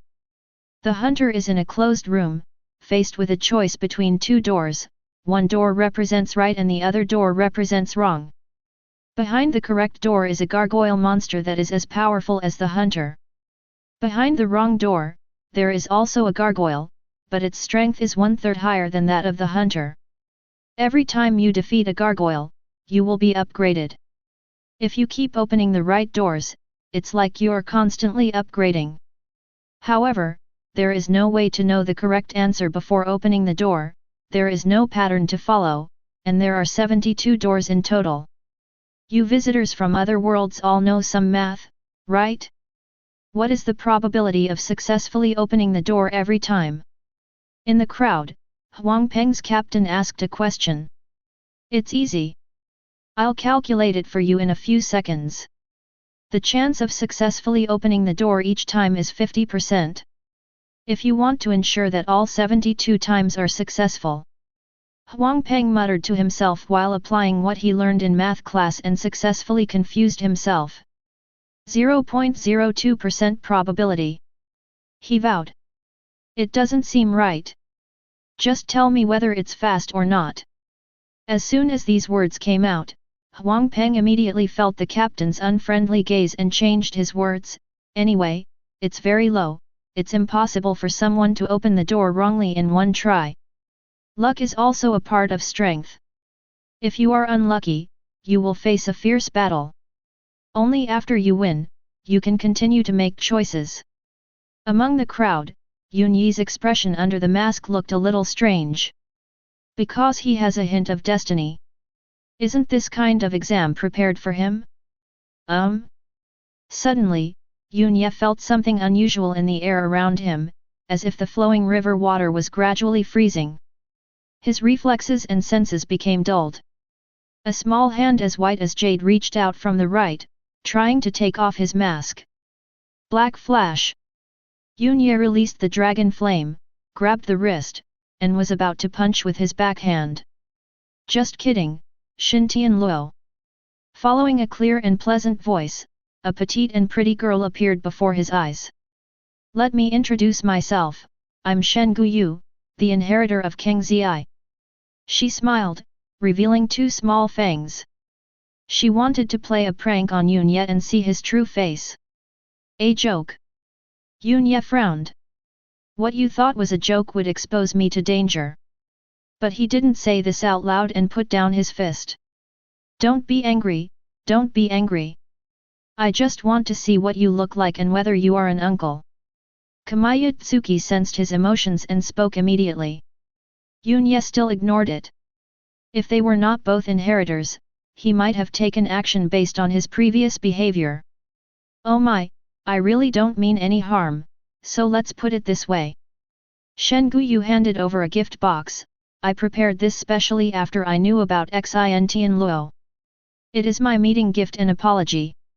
Yun Ye thought about it and took the gift box. Shen Guyu walked out happily and said, then we are friends.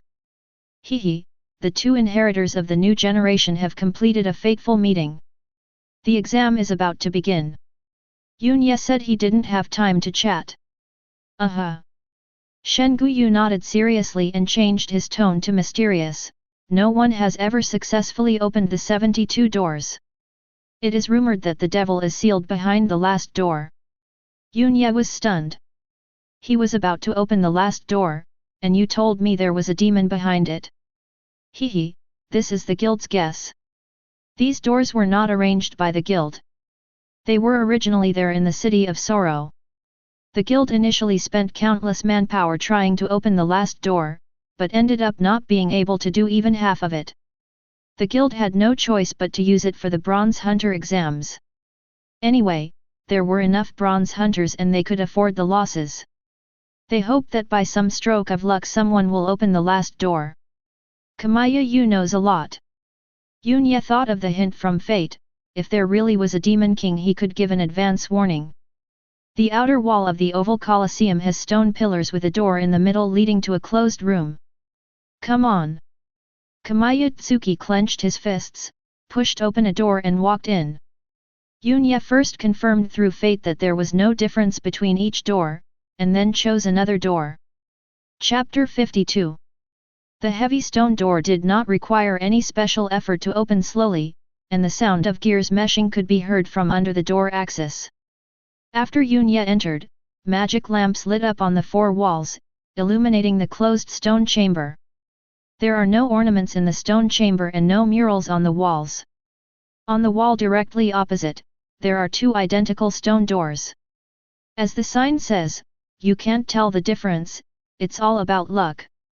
If you make the wrong choice, you will have to fight a gargoyle that is 1/3 stronger than you. And after you win, your strength will not be reset to 0. If a normal person makes 3 wrong choices, the gargoyle will be twice as strong as you.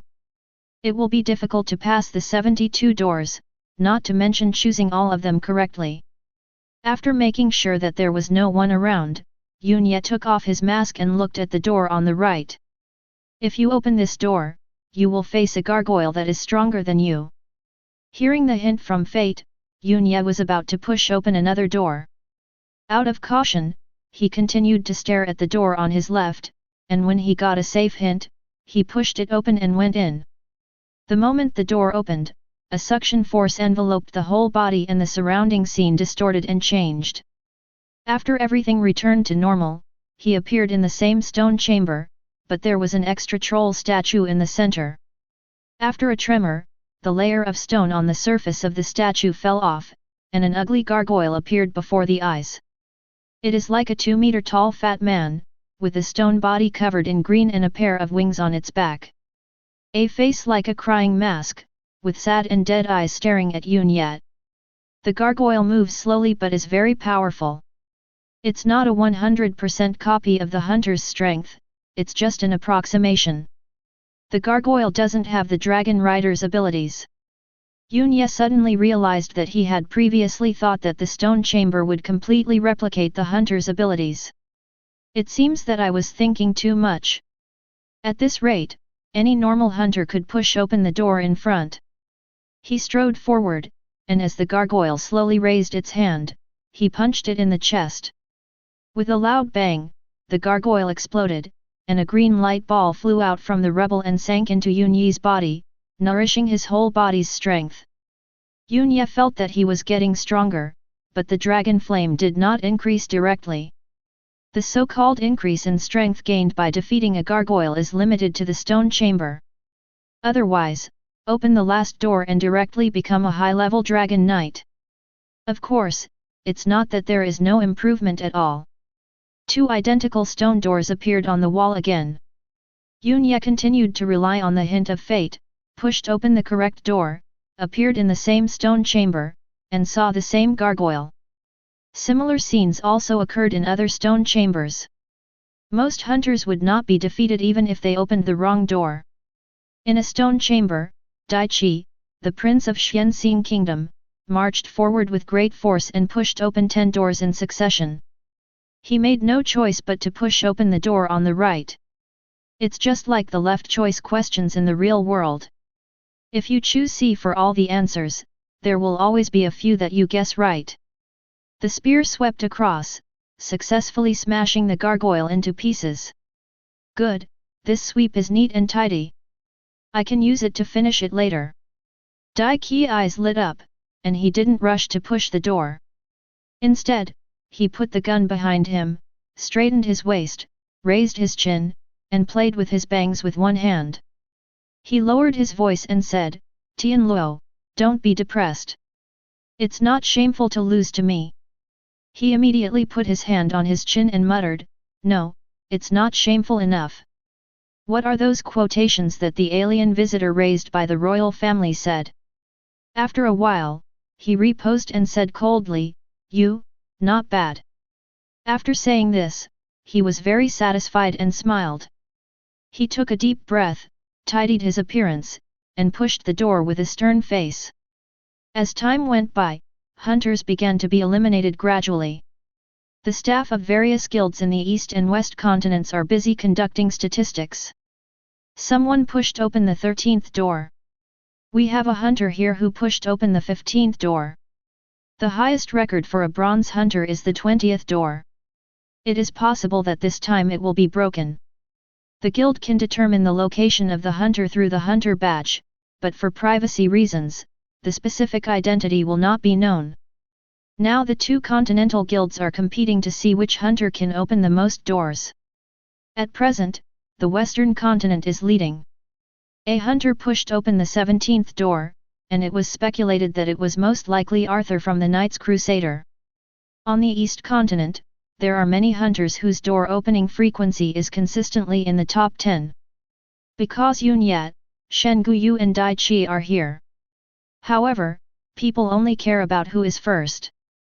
So the 7 major hunter guilds in the east held their breath, hoping that they could catch up.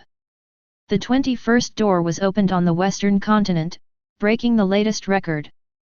Unfortunately, there was continuous good news from the western continent, and Arthur showed amazing strength. The only thing to be thankful for was that Arthur stopped there.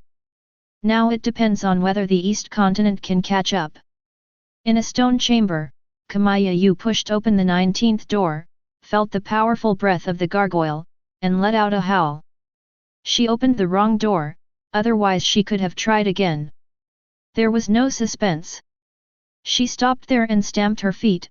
I'm so angry, so angry.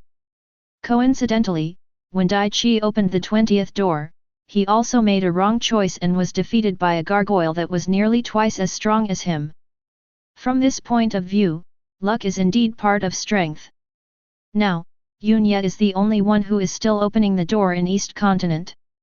For him, the process is not as thrilling as outsiders imagine.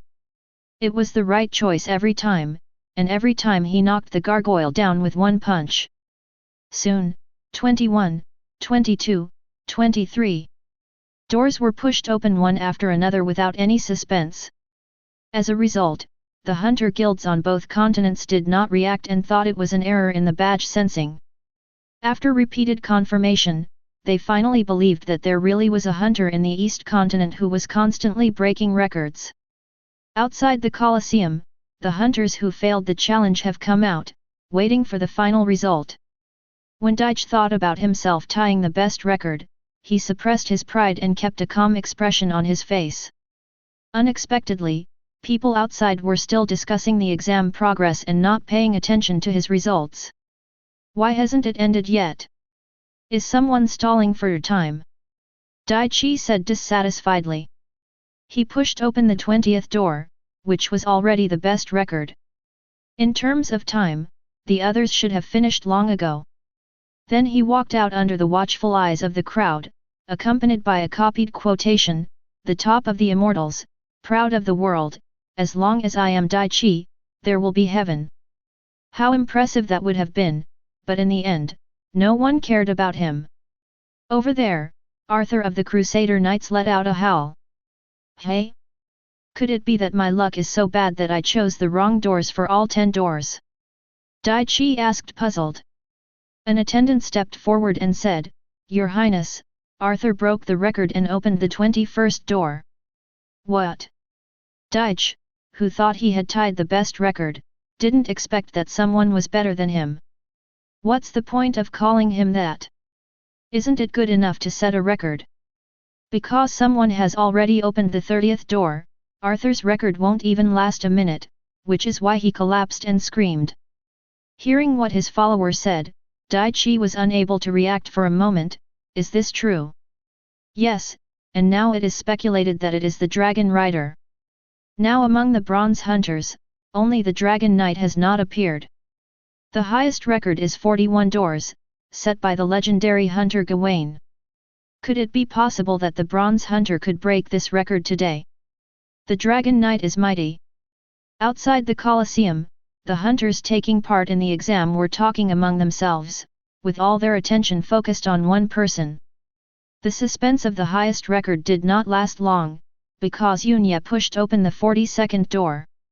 Yunye was a little bored repeating the same process, and he silently thought in his mind, what will be the consequences if I open the 72 doors?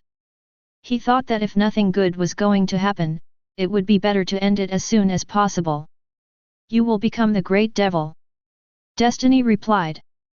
Chapter 53. Become the big devil? Yunye almost turned around and left. The Demon King in the other world is not a hunter profession. On the contrary, he is the final boss that hunters fight.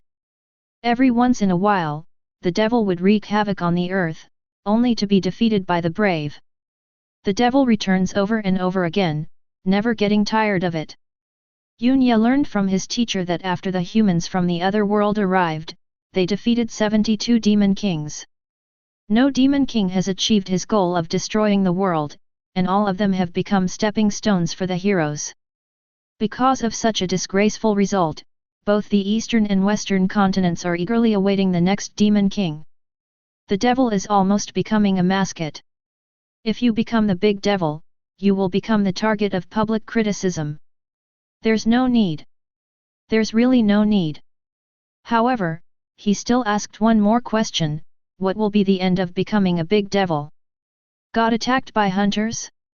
Destroyed by heroes? Avoid the end of the real world. Destiny reminded. Yunya was stunned. Yes, he almost forgot that there was a real world. In the real world, there are no magicians who have mastered forbidden techniques, and no warriors who can cut off the sky with one sword. Facing the monster invasion, we can only rely on hot weapons. Take the monsters that Yunya has encountered for example. If they met the human army in the real world, they would be reduced to ashes by guns and cannons. However, those are low-level monsters. Some high-level monsters with special attributes can remain safe and sound in the face of nuclear weapons. Yunya wants to know the connection between becoming a great devil and avoiding the destruction of the real world. However, Destiny hints is not responsible for the answer. Yunya was a little embarrassed. Since we are here, let's go and take a look. Finally, under the attention of countless hunters, Yunya moved forward and pushed open the 72nd door. The gargoyles in the stone chamber are already comparable to Saint and King levels. Yunya continued to smash the gargoyles along the way, harvesting the green light beads as a source of power. To some extent, he also reached the King level in the stone chamber. The last gargoyle still couldn't withstand his punch. This time, there were no two doors on the wall in front of him. Instead, a crack appeared in the middle, forming a niche. An octagonal crystal mirror hung there. The crystal mirror could not reflect anything, and it seemed as if it led to another world. A ball of black fog came slowly from far away in front of the mirror and transformed into a person. Yunya was startled. What appeared in the mirror was his own face, but his expression was more evil than anything he had ever seen in his life. Ha ha ha ha ha ha, as expected, someone can push open the last door. The person in the mirror was laughing strangely and looked very crazy. I guess he was the devil. Do you want to have unrivaled power? Do you want to obtain inexhaustible wealth? Do you want to sleep with the most beautiful woman in the world? The Demon King made a voice full of temptation. Come before me. It seemed as if there was a magical force pushing Yunyi's back. Yunya, who had come to see what was going on, had not expected this to happen. He quickly thought to himself, what should I do? Finish the bet with the Demon King, or leave immediately? Can I just leave?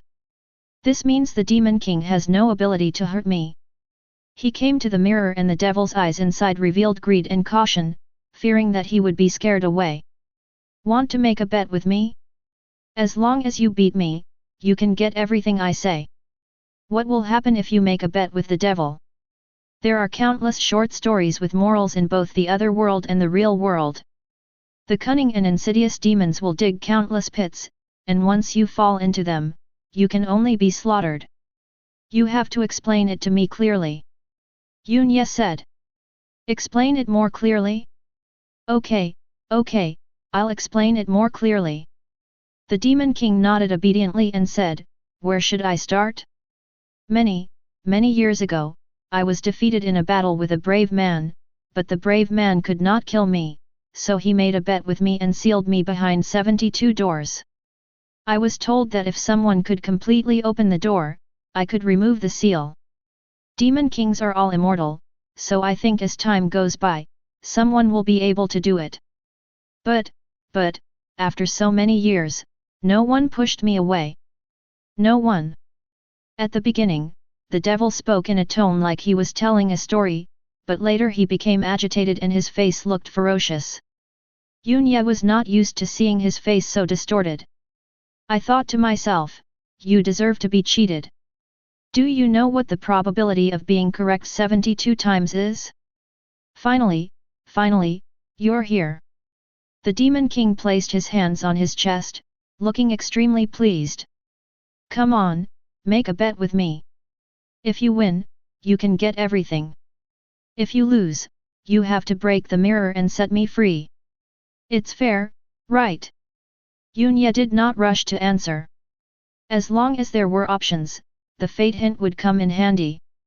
If you lose, you will be replaced by the Demon King and become a demon puppet. If you win, you will replace the Demon King and become the only Demon King with a complete self. Replace, and be replaced. What do you think? You just need to break the mirror. Even if you lose, you won't suffer any loss. The devil asked tentatively. Even if fate hadn't given him a hint, Yunya wouldn't have believed it. Yunya was hesitating about the pros and cons of becoming a big devil. If it weren't for saving the real world, he wouldn't come here.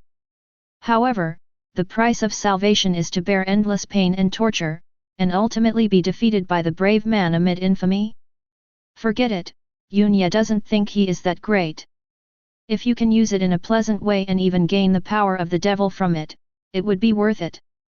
What will I face when I become the Demon King? Will the ending be good or bad? Yunya continued to recite to himself. Single choice will not tell you good or bad, only the general direction. Your life will be the same as in the real world, avoiding the end. Destiny replied. In other words, if he doesn't become the Demon King, he will perish along with the real world? You should have said it earlier. Yunya, who had no choice, said helplessly, how do we bet? The devil's mouth curled up wildly and he almost couldn't help laughing. We play rock paper scissors, and one round determines the winner. The devil said, I can let you do it. I will only play rock or scissors. This way, your concept of winning will be improved. Your probability of winning or losing remains unchanged. This Demon King is not good at learning probability, no wonder he was tricked by the hero and locked behind the 72 gates. However, the devil is definitely cunning and treacherous, there is a trap here. In the moral story, the devil's insidiousness is equivalent to a brain teaser. All the right of interpretation belongs to the devil himself, but he can justify it. What should I do? Yunya muttered to himself. After hearing the hint from fate, he suddenly realized that this was the trick played by the devil. Okay. The moment Yunya agreed, he felt a subtle connection between himself and the mirror. The devil is like a con man sitting at the gambling table, bewitching Yunya to come up and play a few rounds. As long as Yunya doesn't sit at the gambling table, the devil will have no way to stop him. He is now sitting opposite the devil. The devil in the mirror began to spin in circles and started to sing. You're a little off tune. Yunya reminded. The devil was stunned. This silly human was a little different from what he had imagined. Shouldn't it be greedy and fearful, hypocritical and serious? Why does he seem calmer than me? Is now the time to worry about being out of tune? Never mind, I am the devil. The devil didn't think about it carefully. Could he not be defeated by a human? Then let's get started. 3, 2, 1. Chapter 54. As soon as he finished speaking, the devil punched decisively, raising both hands at the same time, rock with his left hand and scissors with his right hand. As the devil himself said, he can only play rock and scissors. But it doesn't say that you can only use one hand. When Yunya takes out the cloth, it will be cut by the scissors in the devil's right hand. If you use scissors, the stone in your left hand will break it.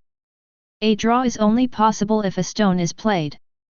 So here with the devil, he cannot lose, he can only win peace.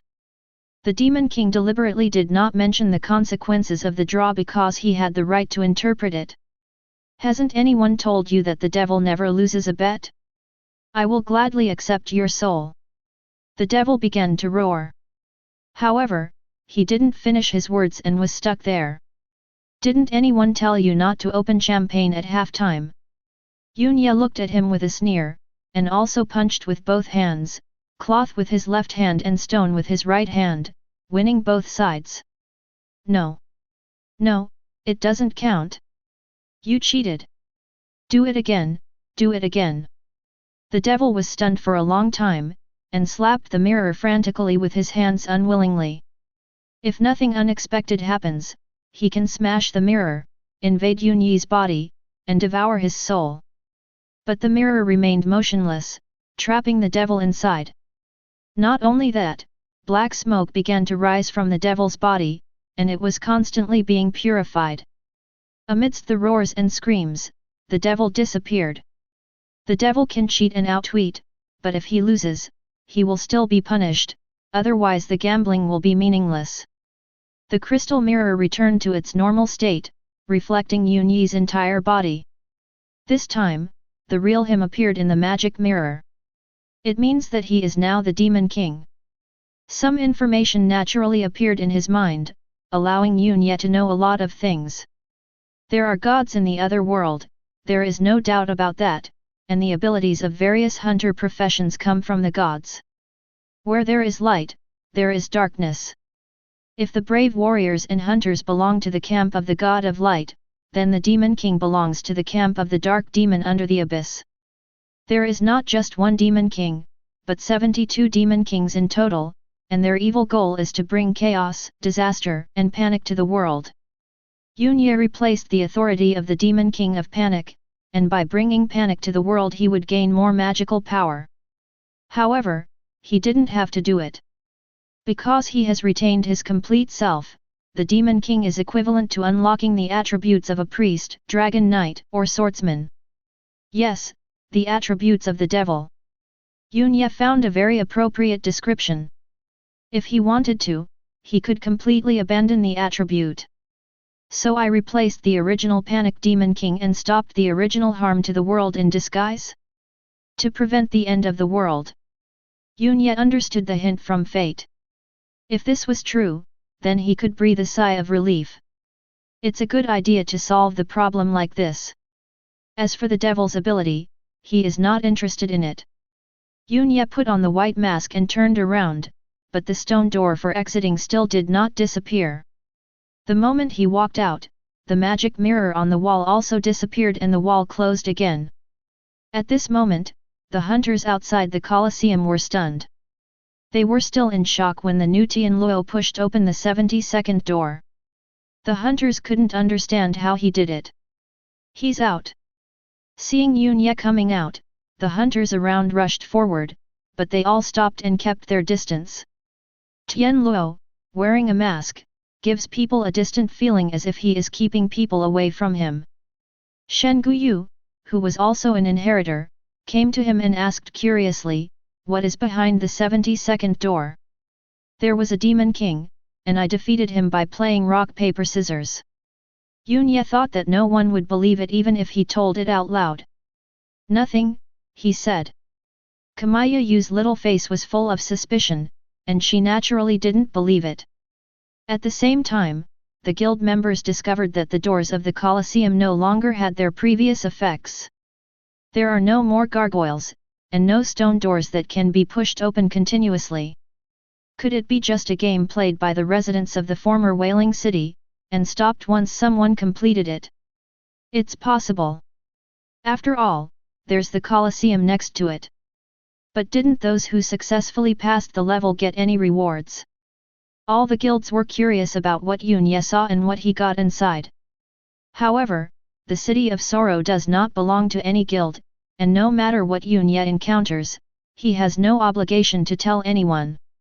As for forcing someone to do something, old Tianluo is still alive, and no one wants to die.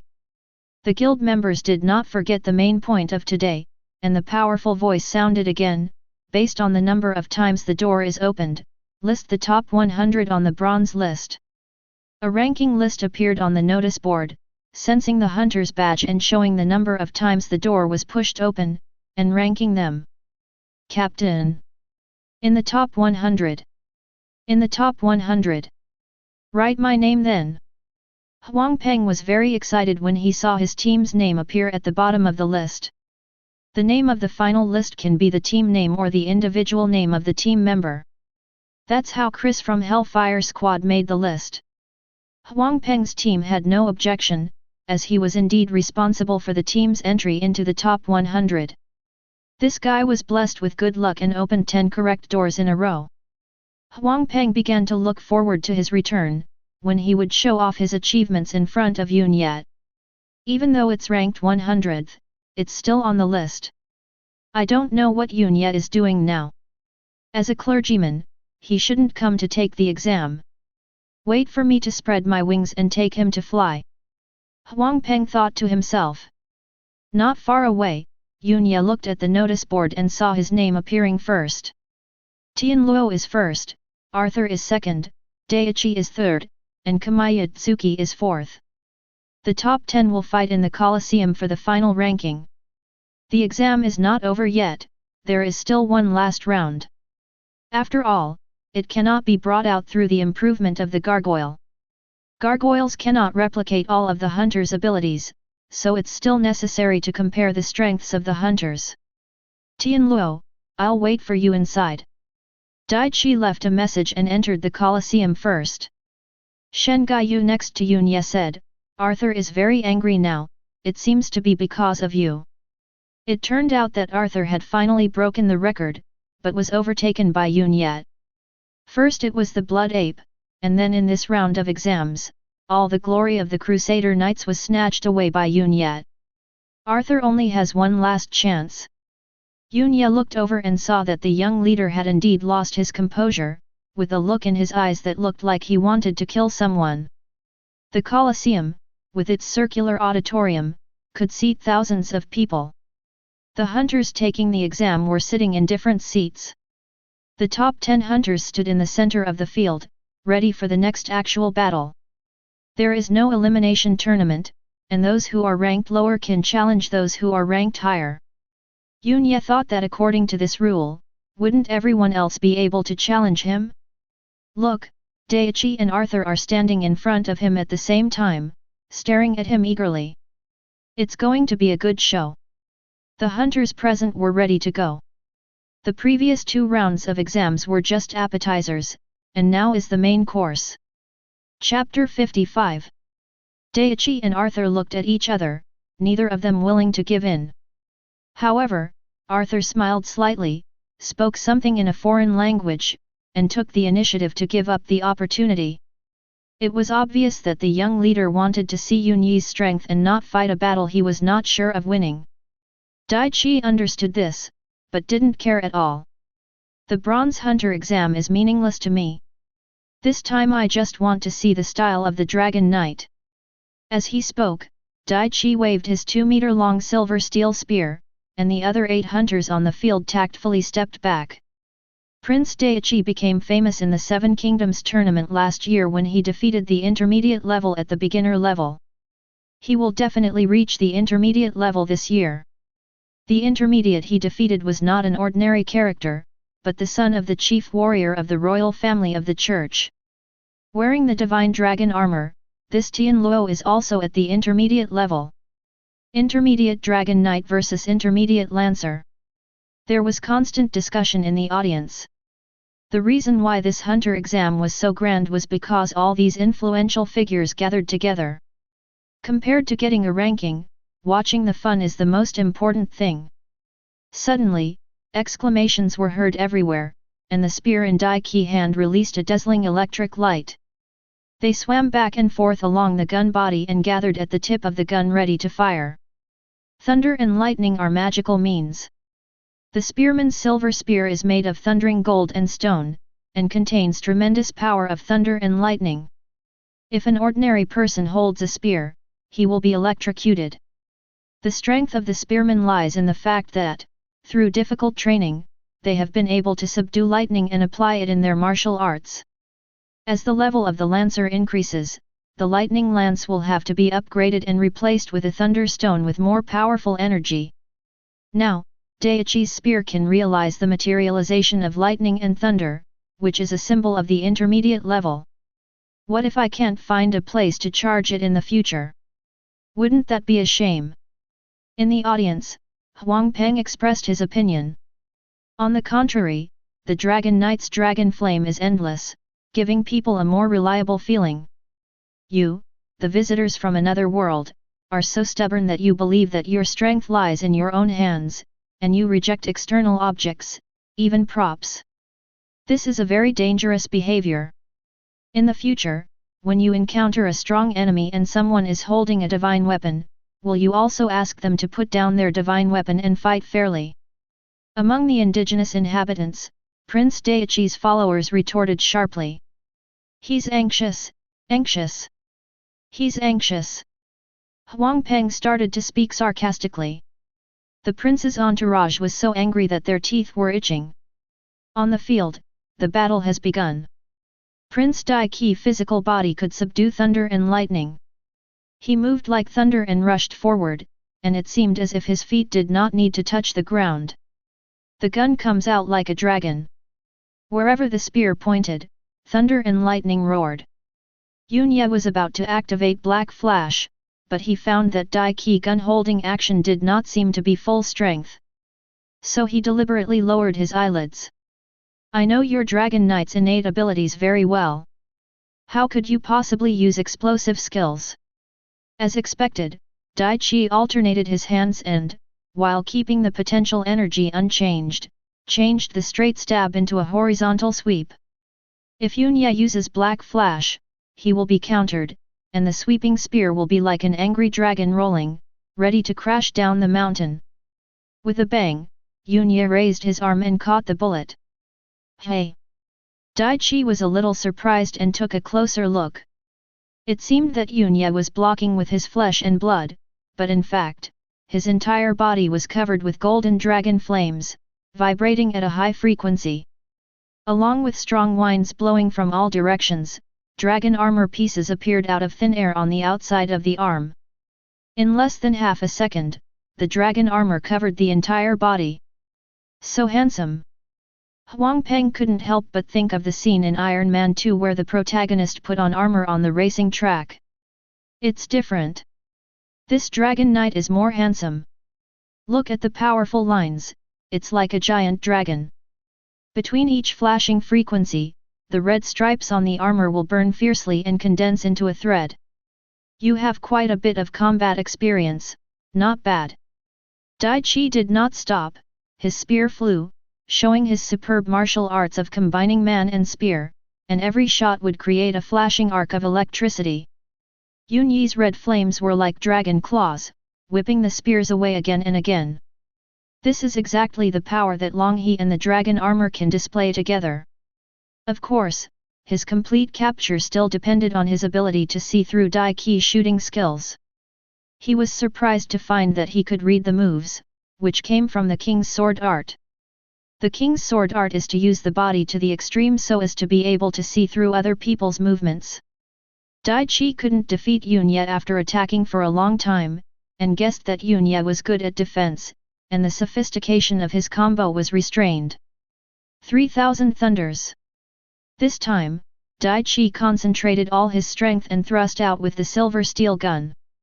The lightning at the gun tip condensed into the shape of a dragon. Black Flash. Yunye triggered the Dragon Knight's passive ability, and the opponent's powerful attack was slowed down. He dodged the spear tip and punched out with his fists wrapped in dragon flames. Burst! Daiqi shouted softly, and the lightning on the tip of the gun burst out directly, generating huge attack power. Yunye's punch still went out smoothly, but it was also affected and he did not achieve victory. Daiqi retreated to a safe distance and began to adjust his breathing to recover. You. He was about to say something polite. You, not bad. Unexpectedly, Yunye spoke first. Daiqi was stunned. Isn't this the line he was supposed to say? How come you got there first? In fact, Yunye was sincere. The fact that the intermediate Lance Knight could fight him like this meant that he was much stronger than the previous enemies who could only fight him in one round. The best is yet to come. Daiqi twisted his neck, not intending to give up. You are no match for him.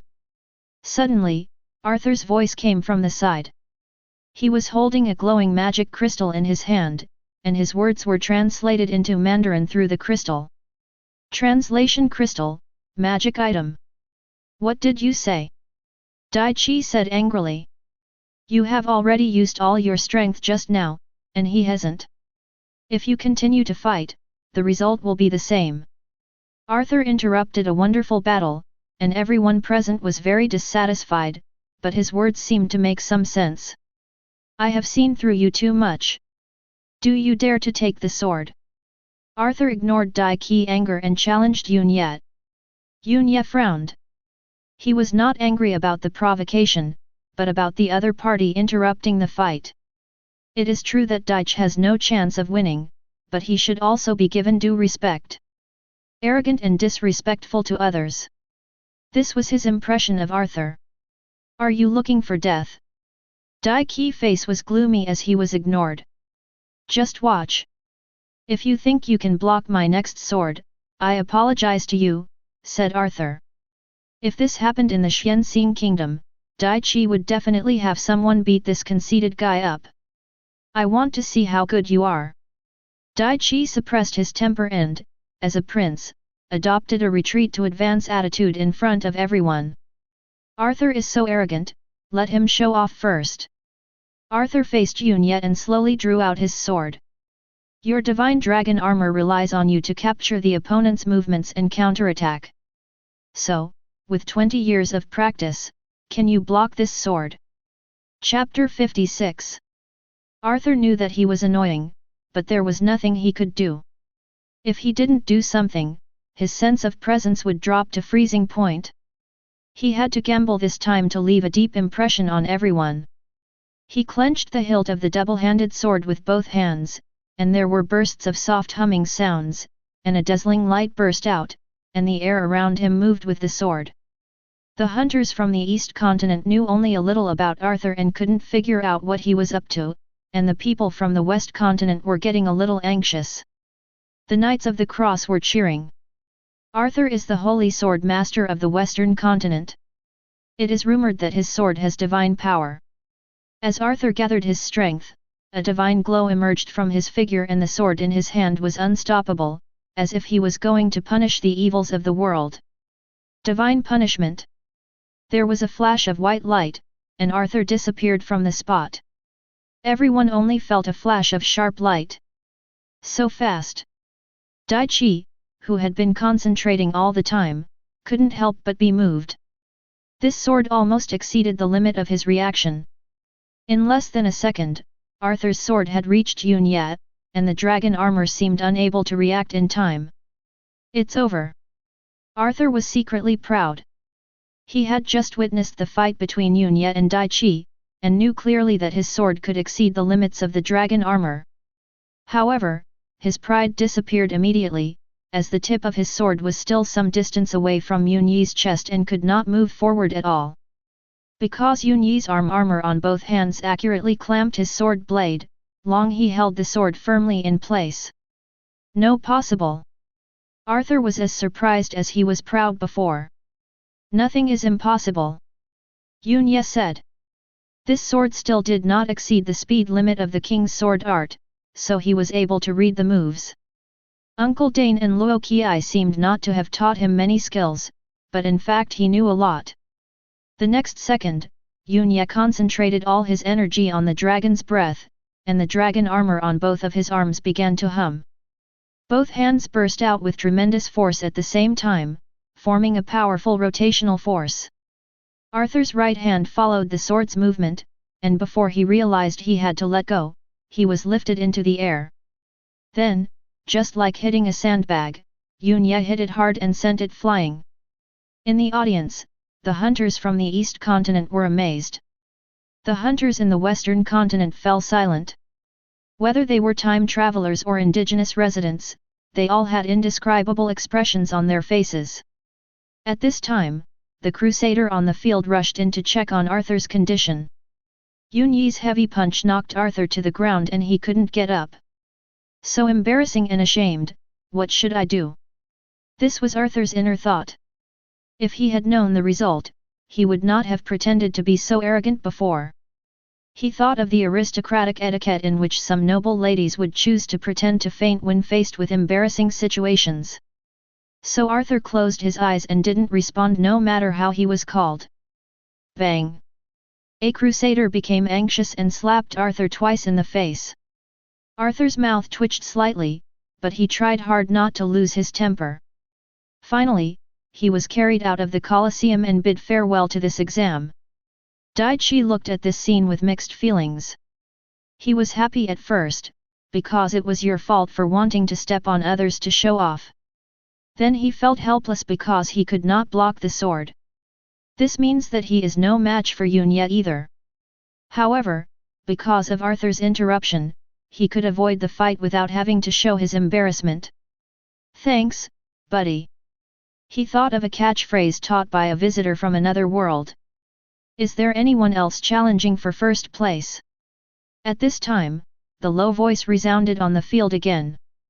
People looked at Dai Chi, and after making sure that he did not move, they realized something and gradually became excited. The first place on the bronze list this time is Tian Luo. With this voice, the bronze exam ended successfully for Yun Yat. The top 10 competition among other hunters had nothing to do with him. In the audience, as the highlight ended, many hunters stood up and left. Among these people, several hunters were walking in a hurry and looked strange. They exchanged glances and confirmed one message, Nu Tian Luo, from Huaxia. Although Yun Ye rarely spoke, they were sure of this. Then, must be killed. Outside a cemetery in the kingdom of Chinayu, a short middle-aged man received the message, Dragon Rider, Huaxia people, eliminate immediately. The middle-aged man is called Taro, one of the masters of the 8 sects of Western Kendo. It's not fair, it's really not fair. Taro gritted his teeth and complained repeatedly. The Huaxia land travelers appear in the rich land of the 7 kingdoms, with countless options. Why did Japan travel to the island of Sin? Taro walked into the cemetery, which was very large, occupying the entire hilltop. Halfway up the mountain, on a flat area with good terrain, there is an exquisite stone tomb that looks like a small house. Taro walked to a stone tomb and knocked on the tombstone 3 times, seeking an audience with the respected Grand Master of the Dead. After 2 or 3 seconds, the tombstone slowly sank, revealing a low door. When Taro walked in, he found that the walls were filled with human holes. Sitting on a strange chair made of countless bones was a mysterious man covered in a black robe. Necromancer. The hunter class is not popular because their improvement is inseparable from sacrifice. Honorable Master-ins, we would like to entrust you to kill the new Tenra, the Dragon Knight. Taro stepped forward and bowed respectfully. The arch-necromancer-ins remained motionless, and a hoarse voice came from under his black robe, I want to know what kind of reward you poor visitors from another world would pay me to deal with such a target. You only have one chance to answer, and if I am not satisfied, you will die. Taro bowed again and said seriously, in our real world, there are more than 7 billion people, and hundreds of millions of people die every year. We have helped 2 undead masters to improve their strength. The magic weapon of a great undead wizard, the Weeping Stone statue. It needs to collect countless breaths of despair. On the grasslands of our world, thousands of people die of famine every day. We left the statue there for 2 days and achieved a result that would have taken years to achieve. There is also a master of the undead, whose magic weapon is the holy blood bottle. It needed to be filled with blood donated by 10,000 people. In the real world, people can donate their own blood and store it. It only took us 1 day to fill it up. After hearing this, In sat up straight. I have to say, this is quite attractive. Not only is the population of the other world small, but there are also hunters. The undead mage may face attacks at any time while improving his strength. Otherwise, he wouldn't have to hide in this tomb. What's your grudge against the Dragon Knight? Ins asked. There is no hatred. Ins didn't understand. Why go to so much trouble if there was no grudge? In the real world, in Huaxia history, 7 countries were fighting for hegemony. One of the countries had a prince who was both a man of letters and a warrior, and had the talent to govern the country. When the Qin state learned of this, it destroyed the prince at all costs and replaced him with the incompetent second prince. A dozen years later, under the incompetent rule of the second prince, the country was destroyed by the Qin state. Taro answered very seriously, without involving personal hatred. This was related to the fate of the country, and it was not about the present, but the next few decades. Why don't you look for the other two great necromancers you mentioned? Ins continued to ask. They don't dare. Taro said truthfully. Ins was silent for a long time, then he took out a crystal stone as white as jade and said, "This crystal stone needs to absorb the blood of 72 pure girls in despair and pain before it can turn red. Can you do it?" "No problem."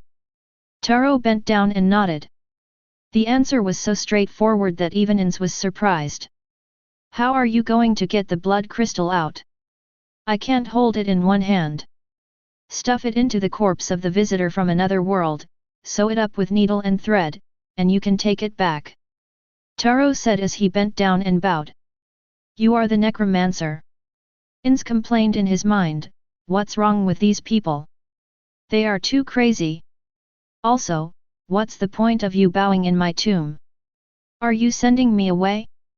For the next half-minute, Ins tapped his chair rhythmically, thinking seriously. "Make a deal."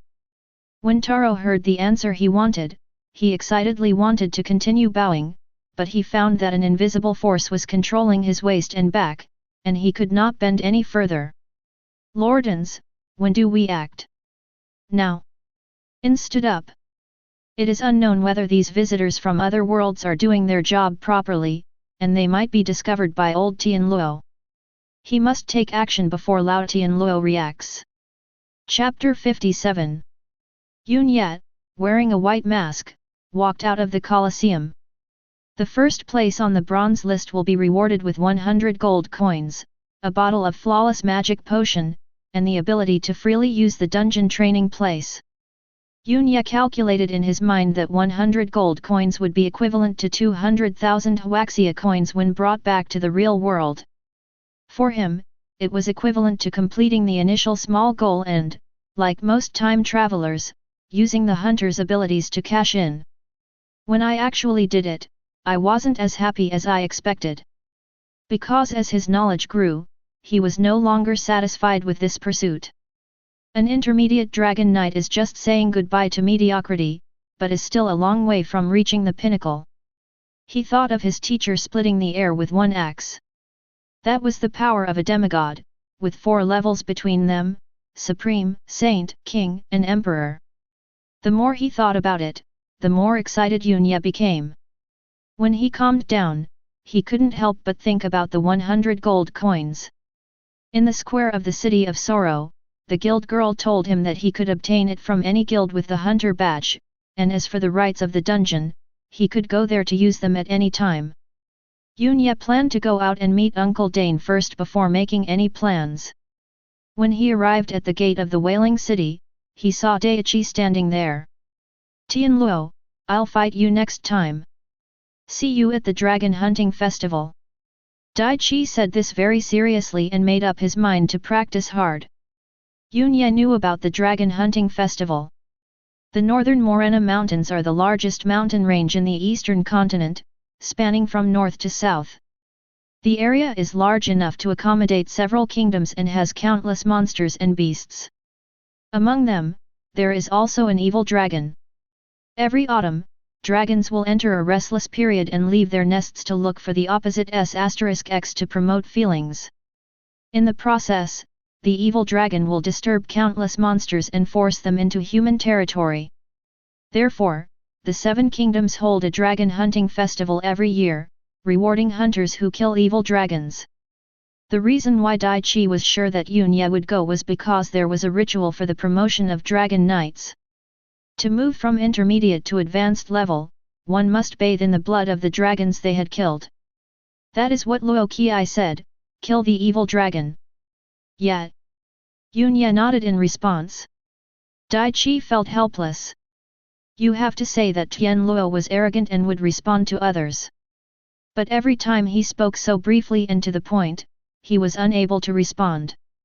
Then I'll leave. It's just as awkward for two people who are not very close friends to say farewell to each other. This time, Daichi left without looking back.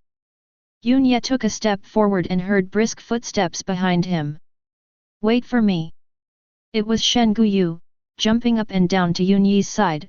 Which kingdom are you going back to? I'll teleport over to find you later.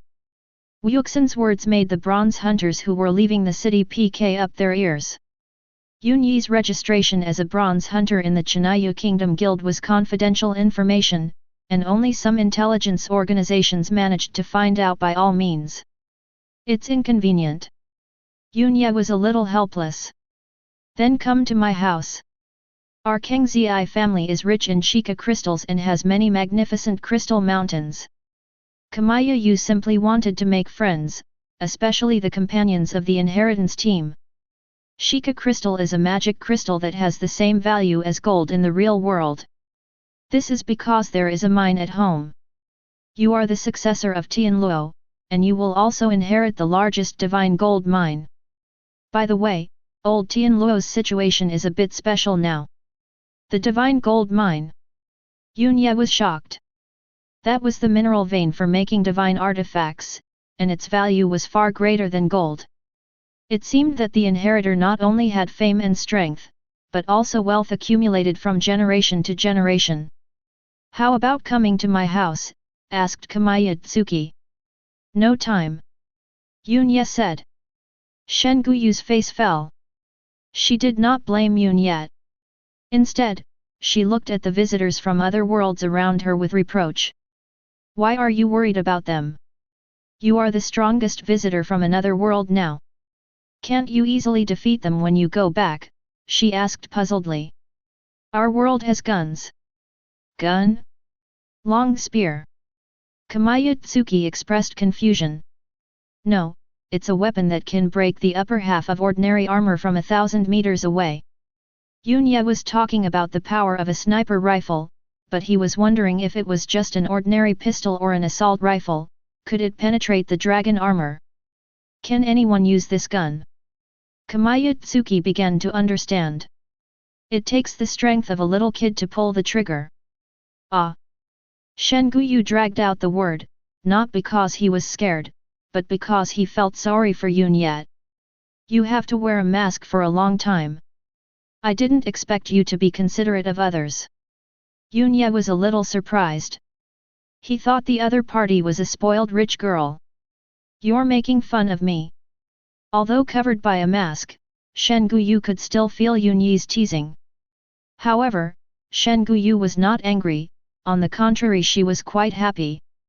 She took advantage of Yunye's inattention to open the little notebook. It says, things to note when making friends. 1. Giving gifts is the best way to break the ice in a relationship. 2. Only by staying cheerful can you boost other people's mood. Now, she wrote at the back. 3. Teasing each other is also a good way to promote feelings. What are you writing? Yunye asked curiously. Hehe, it's a secret. Kamaya Tsuki put away the notebook, put his hands behind his back, and walked rhythmically, 1 step forward and 1 back. How about this? You don't show up at the dragon hunting festival wearing a mask, but show your true face directly. When needed, go to a deserted place and put on the dragon armor. Kamaya Yu said. A mysterious young man appeared next to the inheritor of Kangzi, and anyone could guess that he was the inheritor of Tianluo. If you also disguise yourself, I can consider it. Yunye said. Yes. Shen Guyu immediately took out a diamond-shaped magic crystal and said, this is our token of love. Yunye took it and weighed it a few times, and it was obviously not as heavy as gold. That's all for today, Xin Tianluo. Nice to meet you. I hope we can be good friends. Kamaya Yu led the way out of the city gate and waved goodbye. A girl said loudly that she hoped we could become good friends, which made Yunye feel like he was watching anime. But she is so sincere. As if by magic, Yunye waved goodbye. But he was a little surprised that just as he arrived at the city gate, a road extended to the bloody forest. Should we just wave goodbye here and continue walking one after the other? That would be awkward. As a result, Kamayayu took out a piece of red shika crystal, crushed it with force, and then the whole person was wrapped in light and disappeared. Directly teleport out of the abyss, what a grand gesture! Only then did Yunya realize that it was poverty that limited his imagination. At the same time, bloody forest, 4th area. Taro appeared here alone, wearing a bone ring on his right index finger. He silently chanted a spell uncertainly, "Dead, come back." The bone ring flashed with an eerie purple light, and on the ground around it, white skeletons crawled out, some human and some monster, nearly 100 in total. Looking at the skeleton that was about to fall apart at any moment, Taro lost confidence and thought of the words of the undead mage, "If I descend to the first layer of the abyss, I will be detected immediately and killed before I even start the operation." This bone ring can summon the army of the dead and can easily kill hunters below the saint level. Considering that the archdemon has to rely on himself to complete the sacrifice of the blood crystal, it is not something to be taken lightly. Taro was waiting in the 4th area, waiting for Yunya to appear. Chapter 58. Yunya returned to the 4th area of the bloody forest. The bronze hunter exam is over, but the monsters here are still active. Yunya was calm and composed, even able to defeat a 4th level monster. Opening 72 doors in a row is still an improvement, and it consolidates my strength as a mid-level dragon knight. After dealing with a troll, Yunya felt the difference before and after. Suddenly, he frowned, sensing the strong breath of death approaching. There was a lot of movement under the ground at his feet, and skeletons broke through the soil and climbed out. Undead monsters do not belong to the bloody forest. Even if they exist, they will not appear in groups. This is an ambush set by someone. What Yunya found strange was that his ability to sense the breath of death seemed to be innate. Demonic attributes. He was sure that this was the change that came with becoming a demon lord. Not only that, following this feeling, the skeleton in his eyes seemed to have a switch that could be pressed at any time. Flip the switch and these skeletons will let themselves be controlled. However, Yunya did not do that. Although he is a demon king who retains his complete self, others will not easily believe him. The identity of the Dragon Knight cannot be revealed to people in the real world. Demon King, neither world can be known to others. They set up an ambush at my entrance. Is there a traitor in the Chinayu Guild? The Dragon Knight in the eyes of outsiders is now wearing a white mask. When he came out of the city just now, there must have been someone following him. He moved really quickly. In that short moment, Yunya thought a lot. Nearly 100 skeletons did not wait there, but came over leisurely. The fastest ones were 2 chordates. Judging from their skeletons, they looked like tigers, but they had no fangs in their mouths. The moment they pounced, a green light rose from under their skulls, giving people a sense of uneasiness that made their scalps tingle. This stuff is highly poisonous. Yunya drew his sword and the 2 skeletons were easily chopped to pieces. The bones of the 2 skeletons seemed to have self-awareness and were pieced back together on the ground. What's more, the pieced-together bones did not require the original bones. The same was true for the other skeletons. When Yunya swung his sword, they were unable to block the sharpness of the divine sword. But the skeleton is immortal and keeps clinging to Yunya during the process of reorganization. Segui. In secret, Taro was amazed repeatedly. He had just seen that the skeleton was vulnerable and had been worried. Now, hundreds of skeletons were like locusts, surrounding Yunya. Even though Yunya tried to break through by sprinting, he was still being chased. During the process, Yunya was inevitably injured, and green gas penetrated into his body. It was a death curse that would corrode a person's vitality and spirit. It's done. It's almost done. Taro never thought it would be so smooth. The undead mage did not lie to him. Hunters below the saint level could not stop him. If I bring this ring back, wouldn't that be equivalent to a saint-level powerhouse? Although the undead mage said he would return it, it didn't stop him from having such thoughts. In a moment of distraction, Taro discovered that Yunye ran out of his sight. He hurriedly followed. Fortunately, Yunye, who was entangled by the skeletons, could not run fast. He was surrounded by skeletons among the dense trees. Strangely, there was no sound of the battle just now. The skeleton stood there motionless. Did you succeed? Taro's heart moved and he walked over to find out what was going on. It looks like you're the only one here. Halfway through the walk, Yunye's cold voice rang out among the skeletons. In an instant, Taro's soul seemed to come out. What's going on? Why aren't the skeletons attacking again? He raised his right hand and tried to control the skeleton through the bone ring, but found that the bone ring was turning into sand. One by one, the skeletons turned around and faced him, one on the left and one on the right, like a river dividing and attacking him. At the same time, Taro saw Yunye standing in the middle. He is safe. There was nothing unusual about the body that was invaded by the breath of death.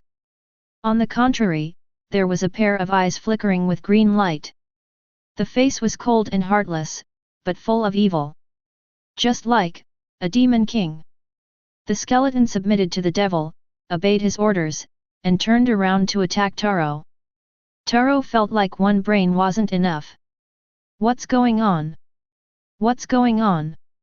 Before he knew what was happening, the skeletons swarmed over him and started eating him up amidst screams. Yunye watched all this silently. He did not use the devil's power at the beginning because he was afraid of being seen, so he pretended to be defeated and lured the snake out of its hole. Soon, Taro's screams stopped, and all the skeletons stopped moving, waiting for instructions. Go back. Yunye was thinking about how to communicate with the Holy Lord, and uncertainly used the power of the Demon King. All the skeletons immediately fell apart and sank back into the soil. Welcome to the birth of the Supreme Being. Just when Yunye thought everything was over, a little devil appeared out of nowhere in front of him.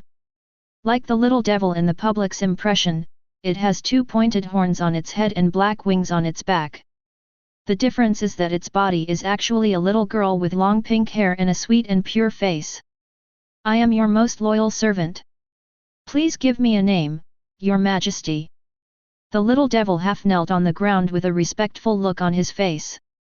Because of using the power of the devil, this little devil was awakened? Yunye lowered his eyes and fell into deep thought. Lilith.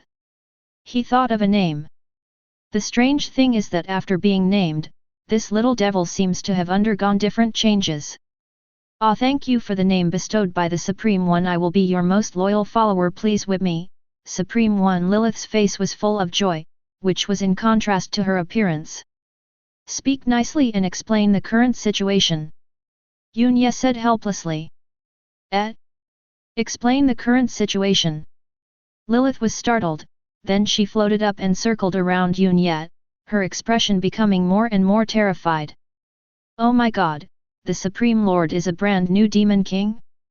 No, what I mean is, the Supreme Lord is not a replaced Demon King.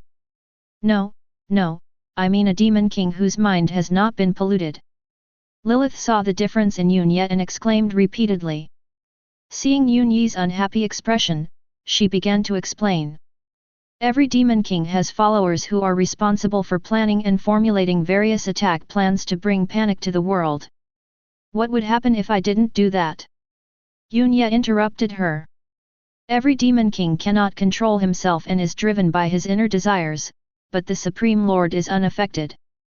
Nothing will happen if he doesn't do it, but his magic power will not increase. Lilith said. It's okay then. Yunye breathed a sigh of relief. Why are these skeletons under my control? Skulls come from necromancy, necromancy comes from dark magic, and every Demon King is the source of darkness. Lilith explored the place where the skeletons disappeared and said, these skeletons come from a great undead wizard. If I were here, the Supreme Lord might get into a fight for control, but since they are just intermediaries, the skeletons will naturally obey the control of the Supreme Lord. She noticed Taro's body and asked, "Sir, was he the one who attacked? Should I ask him who was behind this?" Yunya looked at Taro, who was seemingly deader than dead, and felt somewhat confused. Then, Lilith recited a spell silently. Taro actually opened his eyes, but his pupils were green, and he was half kneeling on the ground. "Your Majesty, you may ask now." Lilith was very attentive. Seeing this scene, Yunya sighed. The devil's power is so amazing. Chapter 59. What's your name? Yunya asked. The body was covered with wounds, the blood had already coagulated, and the body temperature was rapidly declining. However, the power of magic supported him as he half knelt on the ground, his eyes glowing green. "Taro. Why ambush me?" Yunya asked. "Because you are Huaxia's dragon rider. A corpse has no self-awareness and will answer whatever you ask it. It won't take the initiative to answer questions." There was no way. After a series of questions and answers, Yunya spent a long time to get the information he wanted. Taro, one of the 8 schools of Western Kendo. Western Kendo is a secret organization in Japan that has existed from the feudal ancient times to the modern times. After the time traveler appeared, Xigeondeo took the lead and played the role of the vanguard. The goal of Xigeondeo is very simple: to do everything possible to destroy Huaxia's outstanding traversers and prevent the emergence of hunters in Huaxia who have the power to oppose the country. Imagine a magician who masters forbidden techniques and can appear above an aircraft carrier base at will. There is no need to cause actual damage. Just release anti-country magic in the sky to scare a country into submission. Yunyi's mood became very bad. He broke up the ambush and killed the enemy, but an unknown anger rose in his heart. The struggle for national destiny is not the most important thing. His anger comes from the fact that he is being targeted. He does not want to be a hero, nor is he arrogant enough to take being a national hero as his mission. Travel to another world and become a dragon knight, growing up step by step, in order to live out your own life and be free. But these flies, they keep attacking again and again, without getting tired of it. Who do you think you are?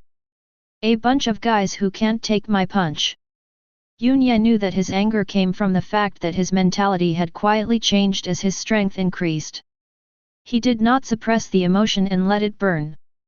Is there a base of Western swords in Xingcheng? He decided to take revenge on Xigeondeo after returning, and not always be passive in the face of attacks. Taro tells you everything he knows. Western Kendo has 6 divisions, 8 schools, and 23 groups. Every provincial capital city in Huaxia has a group, and Xingcheng also has one, called the Star-Breaking Group. The attack on Xingcheng No. 1 Middle School was planned by them. Address, number of people, strength, and armament. Yunya continued. Taro said them one by one. After getting what he wanted, Yunya looked at Lilith, who was obedient and silent beside him, and asked, "Can he attack others?" "My lord, you can transform him into a low-level corpse ghost, but he can only attack all living things indiscriminately. If you want him to obey orders and act consciously, you must take him as your follower," Lilith said. The way to take someone as a follower is to name him or her, but this consumes magic power, and Yunya currently does not have enough magic power. This is a pity, as Taro is the leader of the 8 gates. The 8 gates are stationed in the main cities of Huaxia. If they can make the other party their followers, they can defeat the enemy from within. Adhering to the principle of not wasting anything, Yunya tortured out all the useful letters. Okay. Lilith took back her necromancy magic, and Taro fell to the ground. His body quickly decayed and turned into a pile of bones. This was the price of being manipulated by the dark forces. Introduce magic and dark magic. Yunya put the mask back on and asked for information about the Demon King. "It's my honor to answer your questions, Your Majesty." Lilith floated in the air and introduced the information the Demon King should know. Magic power, like dragon flame, is the source of the Demon King's power. Magic power needs to be strengthened. Only when the magic power is sufficient can dark magic be cast. It is divided into levels, from 1 to 10. The first 3 levels of dark magic are effective against humans. The power of the 3rd level dark magic is against the city. The power of the upper 3rd level dark magic is against the country. The 10th level, the legendary world-destroying dark magic, can only be cast by the ultimate great devil. What Yunye was interested in was that as magic power increased, one would become immune to undead magic, just like the skeleton attack just now. All knights of the primary, intermediate, and advanced levels would have to die here. In that case, using magic power as a passive defensive attribute is also very good. Yunye asked how to increase magic power. The Supreme Lord's Demon King status is the Panic Demon King. He can be promoted by bringing real panic to the world.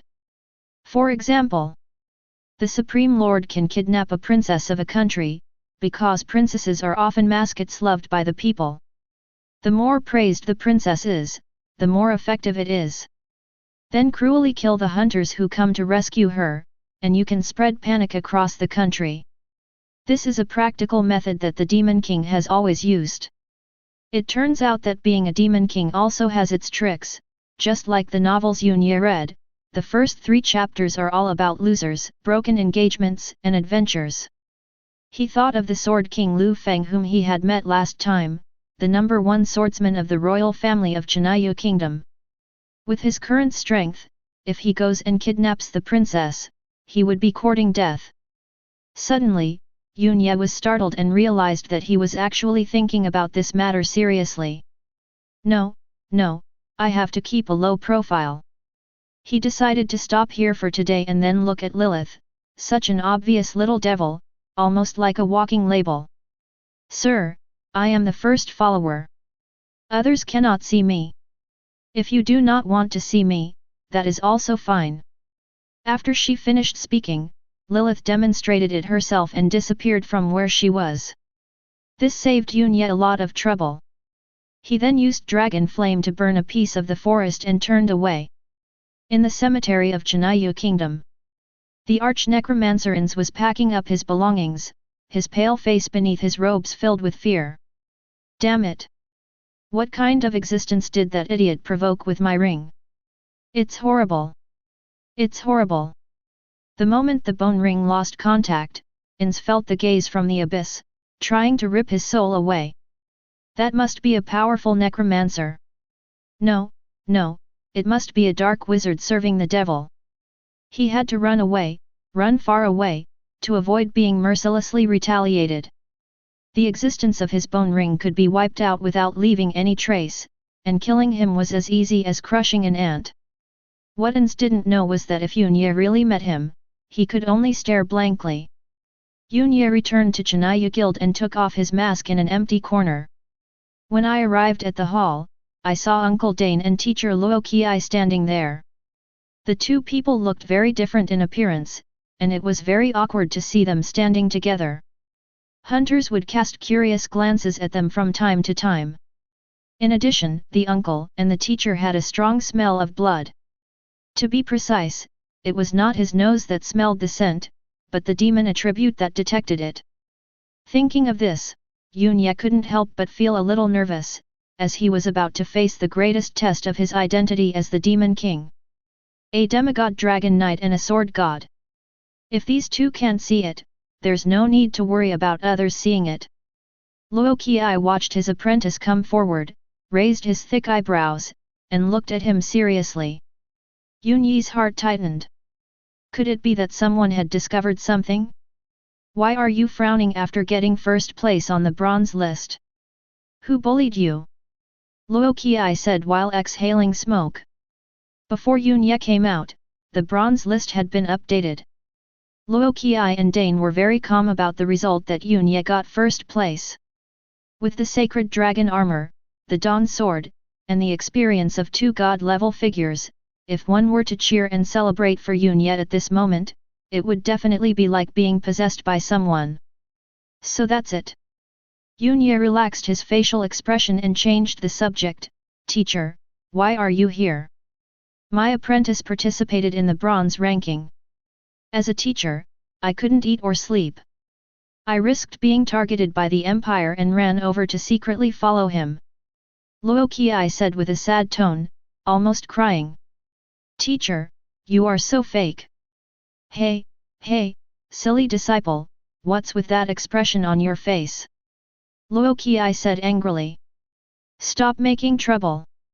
Dane felt the strange looks from people around him and couldn't stand it. Is the sword useful? He asked. Yunye had an indescribable feeling. With the magic sword in his hand, cutting the third-level monster was as easy as cutting vegetables. The problem is that when fighting in the Colosseum, people don't dare to draw their swords for fear of killing others with one sword. The sword was too powerful to be used. Dane didn't know what to say. A real man should use his fists. Save the sword for monsters. Luo Qi was beaming with joy, not knowing why he was particularly happy.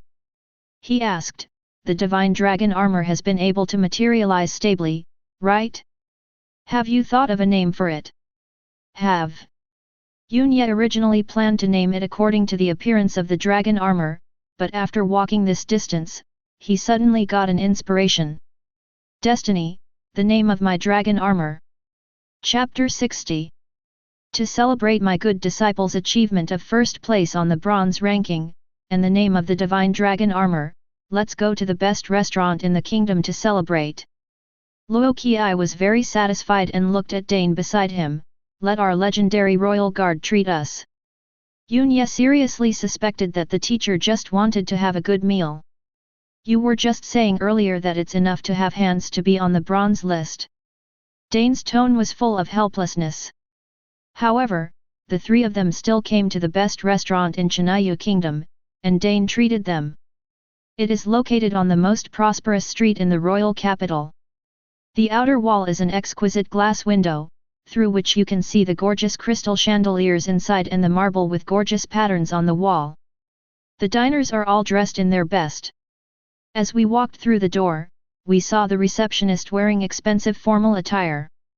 After seeing Luo Qi, he looked embarrassed and said, Sir, you are not dressed properly, so I'm sorry I can't receive you. Yet. Luo Qi chuckled and straightened his collar in a serious manner. The receptionist looked displeased until he saw the hunter badge hanging around Luo Qi's neck. Dear guest, please come in. His attitude changed drastically. 3 people without a reservation were given the best seats in the restaurant.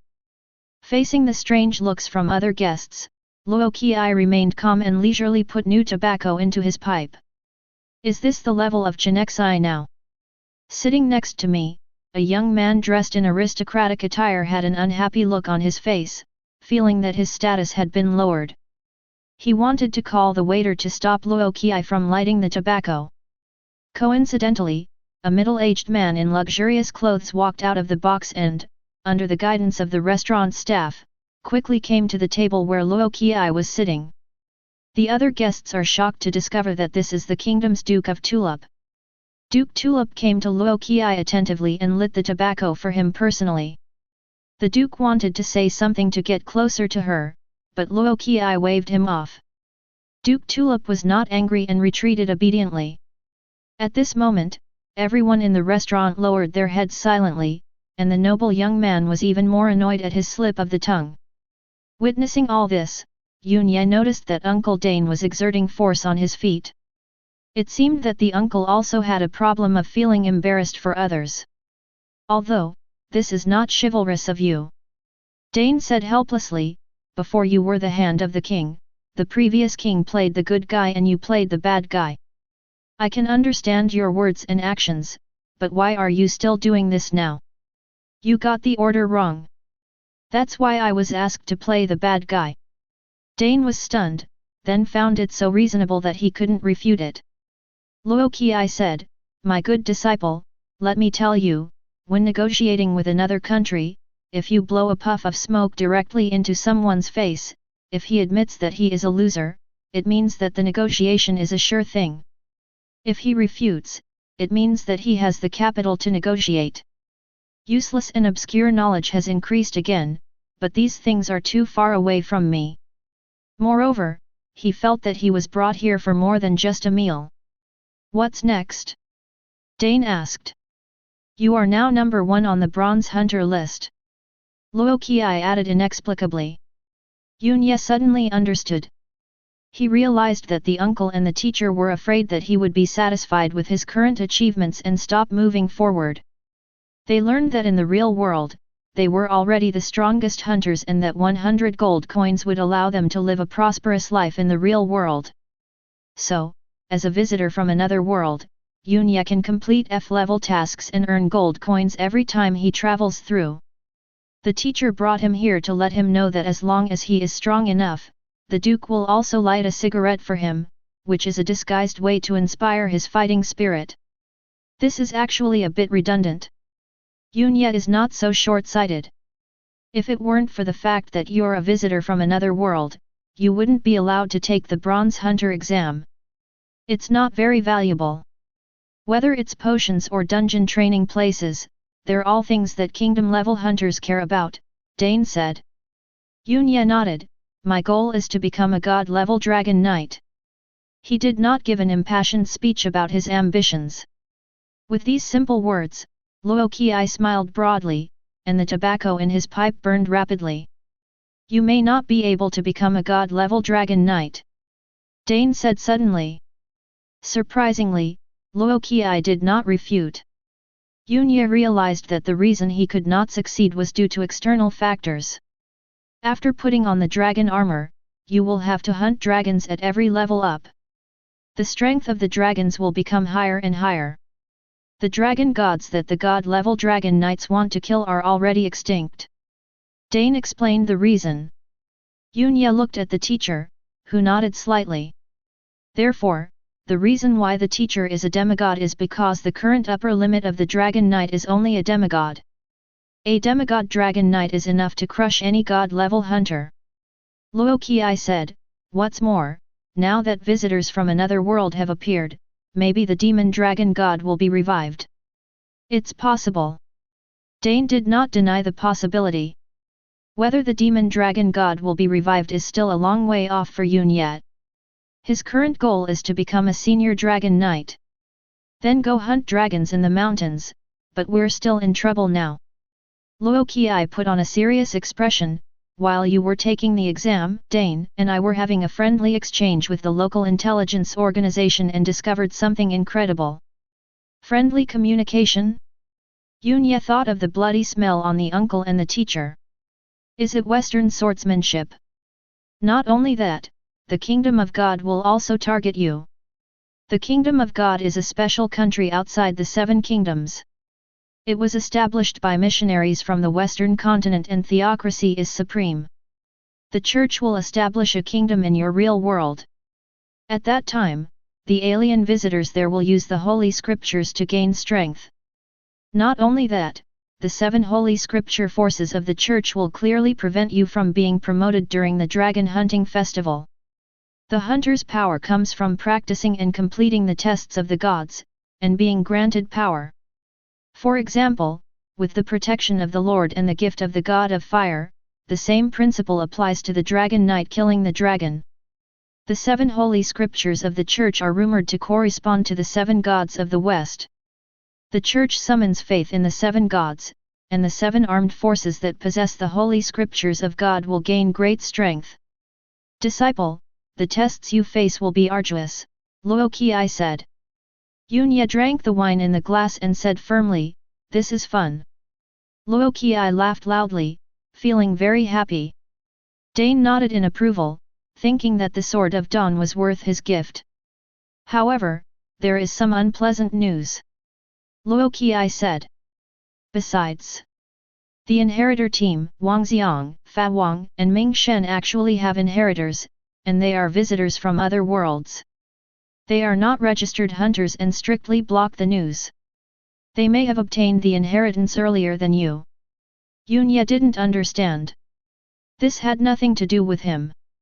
The new Tianluo has attracted the attention of both the eastern and western continents, and they are fueling the trend, said Dane. Yunya was stunned. The purpose of doing this was to push himself out as a shield, attracting the firepower of the West and Western Kendo, and buying them time to develop. Indeed, it is very unpleasant. Yunya lowered his eyes and poured himself a glass of wine. It's my fault. I only have the name of Tianluo, but not the power of Tianluo. Luo Qi's eyes dimmed. Each inheritor has wealth, power, and status passed down from generation to generation, which is enough to protect the next generation of inheritors. However, an accident happened to Tianluo's generation. Teacher, I prefer the freedom of the Holy Hall to the iron-clad castle. I am very lucky to have received the Tianluo inheritance. Now it was Luo Qi's turn to be stunned. He knew that his disciple had a rich inner world, but due to his upbringing, he could not express his inner feelings. I'm afraid I'll only say this once every few years.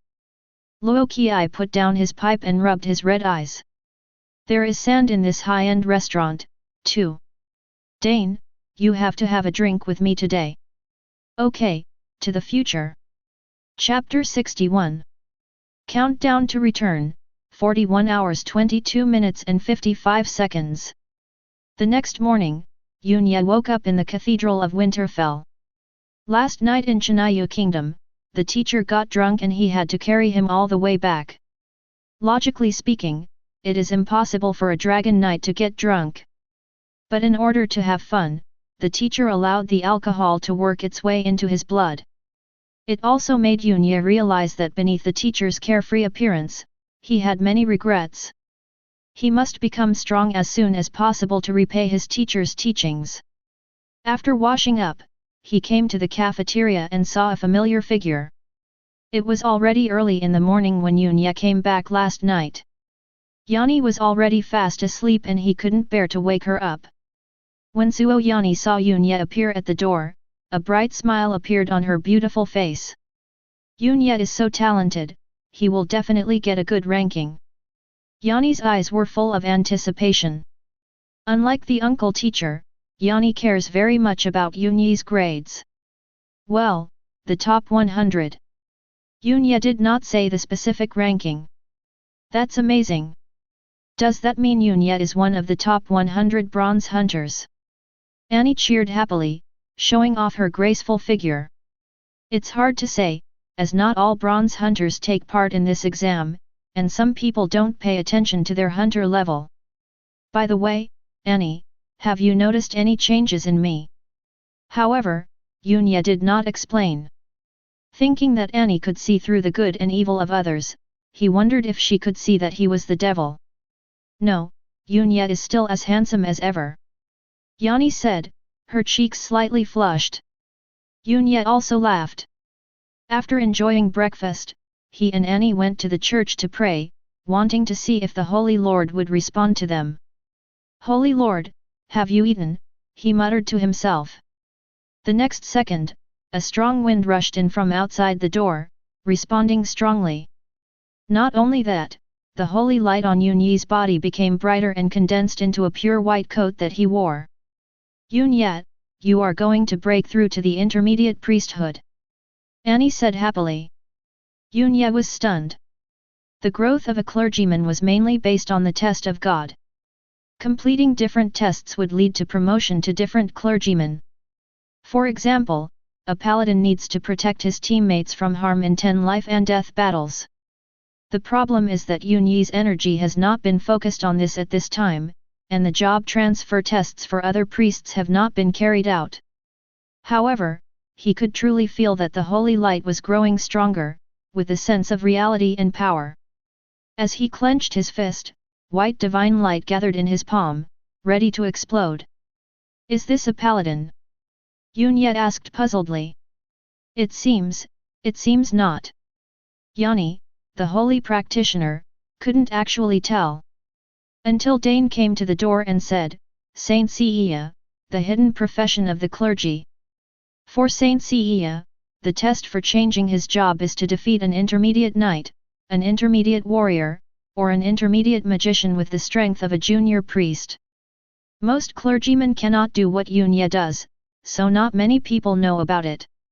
An intermediate knight and intermediate warrior, he has defeated Chris, Daichi, and Arthur as well. Who is the intermediate magician? Yunya didn't remember having a fight with a magician. Could it be that the bone ring of the undead mage was also included? Anyway, he was very satisfied, it was the best disguise. Who would have thought that the intermediate saint recognized by the Holy Lord is the Demon King? The Lord loves you very much. It's good that the Saint Seiya can disguise his identity as a dragon knight with the Sword of Dawn. Dane said. Because Yunya is a good person. Yunya followed. Dane asked Yunya to get ready and start practicing soon. The result of yesterday's bronze exam was not enough for him to take a day off to celebrate. The uncle and the teacher both looked down upon the training place in the first level of the Abyss Dungeon. Therefore, Yunya only received 100 gold coins and flawless magic potion, and the control of the underground city's training place was given to the princess of Chinayu Kingdom, Yujie. Yujie's identity is suitable for choosing Huaxia's traversers to go to the underground city for practice.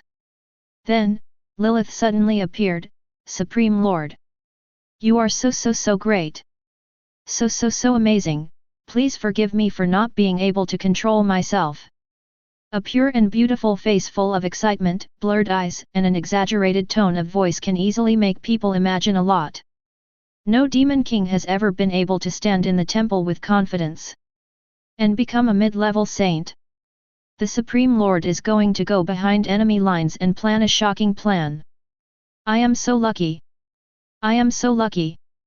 Lilith used to think that the Supreme Lord was too cautious, but now she realizes that she was not broad-minded enough. She didn't know that Yunya didn't have any earth-shattering plans. Go back. Yunya said unhappily. Yes, Your Majesty. Lilith disappeared obediently. Yanni next to him asked curiously, Yunya, who are you talking to? No, I was just talking to myself. Yunya changed the subject and said, by the way, Yanni, how is your progress in holy cultivation? Speaking of this, Annie's attention was diverted and her cherry lips pouted slightly. She is still a holy cultivator, not even a junior clergyman, while Yunya has become a mid-level Saint Seiya. The Holy Lord is partial. Yanni said with a somewhat aggrieved tone. That's right, the Holy Lord is too unreasonable. Yunya echoed. The omnipresent Holy Lord expressed his displeasure. Don't do that. *T up what you just said, or the Holy Lord will be unhappy when he hears it. Annie was frightened by him. Suddenly, Yunya had an idea and said, Yanni, you continue to pray.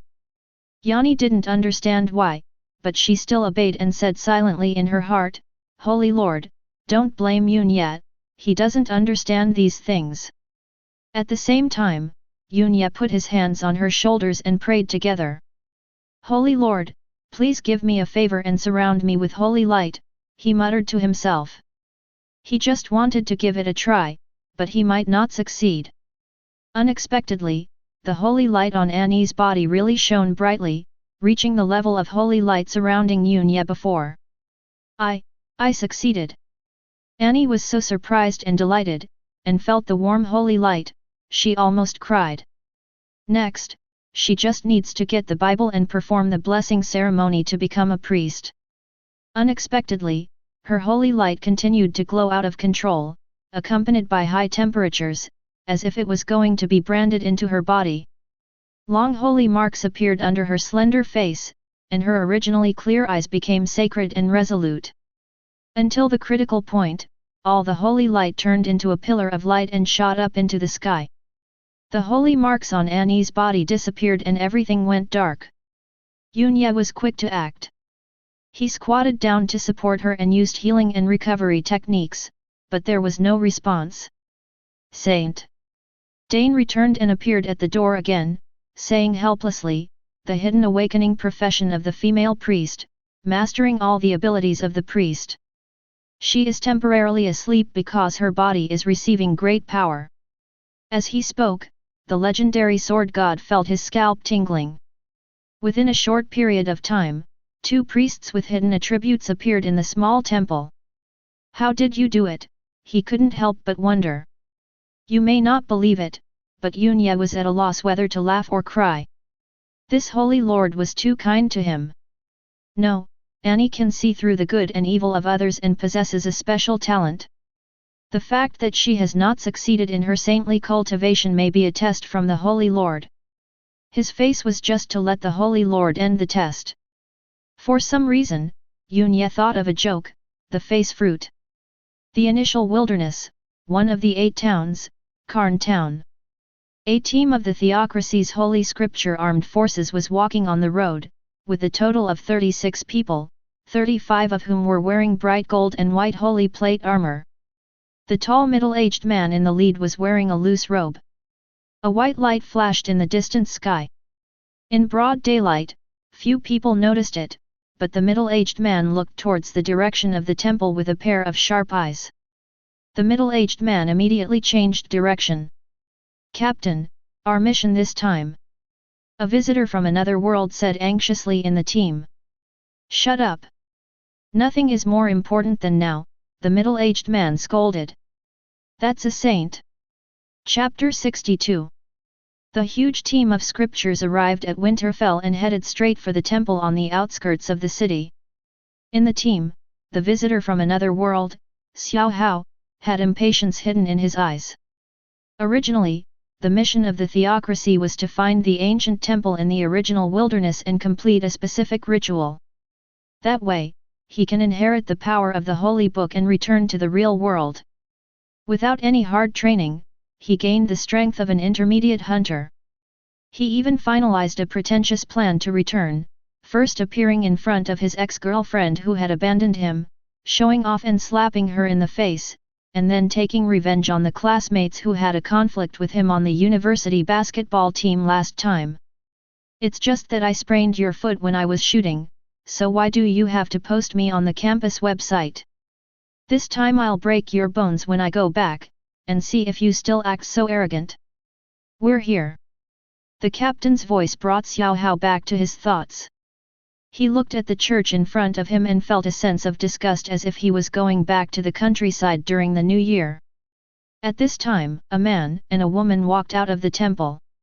They were both very young, one was of mixed blood, and the other was from another world.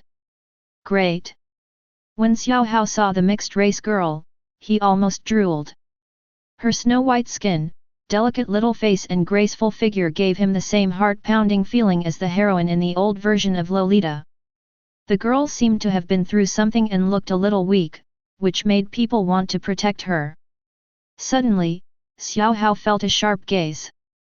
It was a visitor from another world next to the girl, who was dissatisfied with her gaze. It's the same principle as looking at other people's girlfriends unscrupulously. Cut. However, Xiao Hao disagreed. If it were in the real world, he would probably avoid looking at her. This is a different world. I am wearing armor and am surrounded by a fully armed team. What can you do? He felt contempt in his heart that a visitor from another world would choose to become a holy cultivator in a place like the novice village. What a loser, really a loser. At this time, the captain of the Holy Scripture came forward and introduced himself. "We are from the Kingdom of God, the Sunshine Holy Scripture Army. My name is Gawain, and I am their captain." "Hello." Annie, who had just become a saint, responded politely. "What's the matter?" Yunya frowned. Just as Annie became a saint, these people arrived right after. Is it such a coincidence? "Excuse me, is there any adult here?" Gao Wen asked with a smile. The two children had no say in what he wanted to say. When Xiao Hao heard the captain's words, he had an idea. If there were only 2 boys and girls, things could be done quickly. "What do you want?" At this time, Dane came out, having changed out of his luxurious robe and clothes. He was wearing a sun hat and coarse cloth gloves for work, and he smelled of earth. "Who are you?" Gao Wen couldn't be polite to such a farmer. "The gardener here," Dane said lightly. "We are here for the saint. This beautiful lady just now was the one who awakened the saint, right?" Gawain walked past him and looked at Annie, smiling carefreely. He took a few steps forward and said, "In our church, the saint can be well trained and developed, which is much better than here. Are you going to take Annie to the church?" Yun Yi's voice turned cold. "I'm not going." Yanni leaned towards him and whispered, "The church has been snatching away the Holy Lord's clergy. Yun Ye, don't let me go." Hearing the soft voice in his ears, Yun Ye whispered, "Don't worry, it won't happen. I heard you. She's not leaving. You can leave now." The other party was rude and Dane was rude in his remarks. "You may not know." Gawain hesitated, considering the right words. "What are you arguing about, so early in the morning?" Luo Qi walked out of a wooden house with a sleepy face. His eyes were red and his hair was messy, and he looked like he had just woken up from a hangover. "We want to talk to this lady in private." Gawain wanted a chance. "Get out of here," Luo Qi said unhappily. "This is courting death. A gardener, a drunkard, and a cowardly clergyman, do they know what they are facing?" Xiao Hao shook his head. The captain was already very polite. 36 people and 36 swords. Did he really think he had the right to refuse? "Captain, let me try." Xiao Hao felt that he needed to show off, so he walked towards Yun Ye with a confident smile and said, "Let's talk, as visitors from another world." Yun Ye wanted to know what he would say, but Yanni grabbed the corner of his clothes tightly. "I won't let you go." Yun Yi's voice was extremely firm, and Yanni finally felt relieved and came to the side with Xiao Hao. "Do you like reading novels?" Xiao Hao said out of nowhere, "In fantasy novels, the childhood sweetheart of the protagonist will show amazing talent, and then a powerful force will take her away, and from then on the protagonist will embark on a destiny of striving for success." Seeing that he was a high school student, Xiao Hao began to deceive him, "You are a perfect role model. You can persuade her and send her to our country. She can become a goddess in the future. I will show you a way to become stronger. It is better than you staying here with drunkards and gardeners. Then you can also wear cool armor like mine." Yun Ye looked at the standard street goods armor on him and his eyes became puzzled. "How is it?" Xiao Hao thought he was envious. Meow. The sound of sheep bleating was heard. It was Xiao He driving the flock of sheep back to the church. Seeing so many people there, his face was filled with a bright smile. Yun Yi's heart moved, and he said, "If you beat him like this, I will try to persuade him." "A shepherd?" Xiao Hao frowned. This was like using a butcher knife to kill a chicken. He was just a junior hunter. It seems that this poor saint cultivator was bullied by this fat shepherd boy and now wants to redeem himself. "Okay, I'll help you beat him up," Xiao Hao said seriously. Yun Ye came to Xiao He and asked him to fight next. "Abba Abba." Xiao He would never fight with others. "They are here to take Yanni away," Yun Ye said. "Abba." Xiao He got anxious. "They also have to show me a way to leave here," Yun Ye continued. "Abba." Xiao He's chest rose and fell rapidly, 2 lines of white mist came out of his nose, and his eyes were wide open. "Just fight him like you did with me, just knock him away," Yun Ye said. "Ababa." Xiao He said he understood and walked up with a shovel. Yun Ye originally wanted him to use a wooden stick, but he ended up using a shovel instead. It seems that Xiao He is really angry. "Don't you have any decent weapons?" "Well, don't worry, I won't take your life." Xiao Hao posed and drew his sword. Suddenly, Xiao Hao was stunned because Xiao He started to sprint. A shepherd, as powerful as thunder. He was walking on the road when a huge truck hit him at full speed, honking its horn. His mind was telling him to run away, but he didn't know whether to move forward or backward, and his legs wouldn't obey him. In this brief moment, the truck knocked it away. Xiao He hit his left waist and abdomen with a shovel, and the standard armor was as fragile as tofu and shattered. The fragments were embedded in the body, and the huge impact force broke the waist bone. Xiao Hao wailed, fell to the ground, and was unable to get up. Chapter 63. Oink oink. The moment Xiao Hao was knocked to the ground, all the members of the Holy Scripture team drew their swords. The metallic sound of the sword blades slipping out of the scabbards was extremely harsh. Gawain noticed the fear on Annie's face and immediately raised his right hand. The member of the Holy Scripture, who was ready to attack, dropped the sword in his hand. Luo Qi sat on the ground, pinched the tobacco into a ball, put it into his pipe, and was about to take a puff and light it, but when he saw that the Holy Knight did not take any action, he felt a little bored. Gao Wen, who didn't know that he was in a life-and-death situation, said softly, "We didn't think that things would get to this point. We respect your wishes and will leave now. However, can you tell me your name?" As they spoke, the people from the Holy Scripture carried Xiao Hao away. "Yani." "Okay, Miss Yani." Just as he said, Gawain took his men away very readily. "Captain, is that it?" Walking out of the temple, the other people in the team were puzzled. "If we forcibly take them away, there will definitely be bloodshed, and the saint will hate us." Gawain smiled coldly. He didn't want to support Annie to become the goddess of the church and then punish himself for what he did today. The dragon hunting festival is coming soon. By then, a group of vicious bandits will be forced to leave the mountains and break into the original wilderness. It is possible that they will accidentally break into the temple and kill bystanders. By then, we will show up in time. Gawain was proud of his plan. As for the fact that Xiao He slapped Xiao Hao away, he didn't take it to heart. He just had natural strength. In the holy temple, Annie felt relieved. In her eyes, the kingdom of God was tyrannical and overbearing, doing whatever it wanted in the name of God. The previous clergyman of the church was recruited by the church. "I just want to stay in Winterfell, become the town's clergyman, heal the townspeople, and stay with everyone." After saying that, Annie thanked Dane for standing up. Dane was stunned. Was it necessary to thank him for such a small thing? But looking at the girl's sincere face, he nodded slightly in response. Hey, girl, why don't you thank me?" Luo Qi said dissatisfiedly from the side. "Uncle, you don't scare others when you're drunk. Xiao He is better than you," Yani said in a soft voice. Luo Qi likes Yani very much, so of course he is not angry.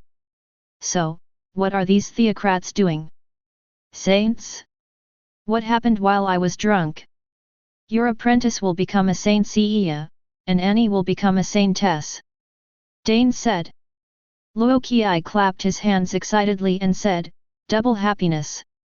It seems that the Holy Lord wants to be the matchmaker between you two." "Uncle." Annie's little face was as red as an apple. Yunya wanted to say something but stopped himself. This matter was not over yet, and Gao Wen didn't look like he would give up. "Disciple, you don't think that your Uncle Dane and I can't protect Annie, do you?" Luo Qi said in a strange tone. "You often run outside," Yunya said in a low voice. Dane said, "Your teacher has set up a teleportation array and a dragon god array here, so don't worry too much." Hee.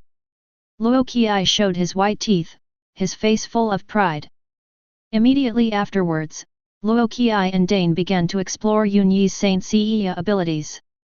The Saint Sia's improved professional stats are covered by the Dragon Knights, but while retaining all the skills of the priest, he gains new abilities: limited regeneration, universal perception, strength enhancement, physical resistance enhancement, and holy fighting domineering. The above abilities reminded Yunya of the intermediate priest he had met in the City of Sorrow. As for the holy fighting haki, it is similar to a transformation skill, but the increased strength and speed are still not as good as the Dragon Knight. Yunya used it, and the holy light enveloped him, condensing into a silver holy garment similar to light armor. This can be used to cover your dragon armor. Not bad, it seems that the Holy Lord understands you very well. Luo Qi felt fortunate that the Holy Lord was not good at fighting, otherwise Yun Yi's main job might not be the Dragon Knight. In contrast, Yun Yi cares about the saint.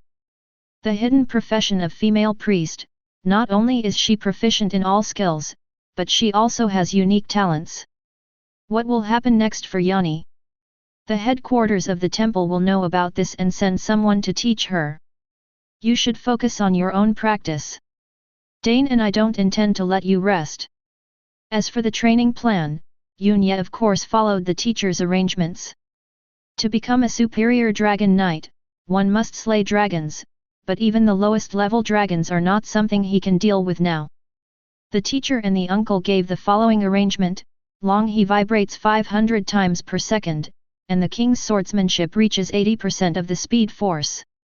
It is worth mentioning that super speed is an attack method based on one's own realm. Xiao He has 10% speed, while Dane has 80%. If it is a pure contest of kendo, Xiao He will win. If it is a real fight, Dane can hold Xiao He down with just one finger. Xiao He has never practiced formal training, but he has imperial blood flowing in his body, making him a senior warrior. His tall and fat body contains tremendous energy. It would be a lie for Yun Yi to say that he was not envious, but when he thought that Xiao He was supposed to be the emperor, he felt it was reasonable. Speaking of Xiao he slapped Xiao Hao away with a shovel, and then saw that all the people from the church had retreated. He was very happy, thinking that he had protected Yun Yi and Yani from leaving. In the following sparring session with Yun Yi, he was more active than ever before, and the wooden sword in his hand flew around. Chaotic cloak hammer.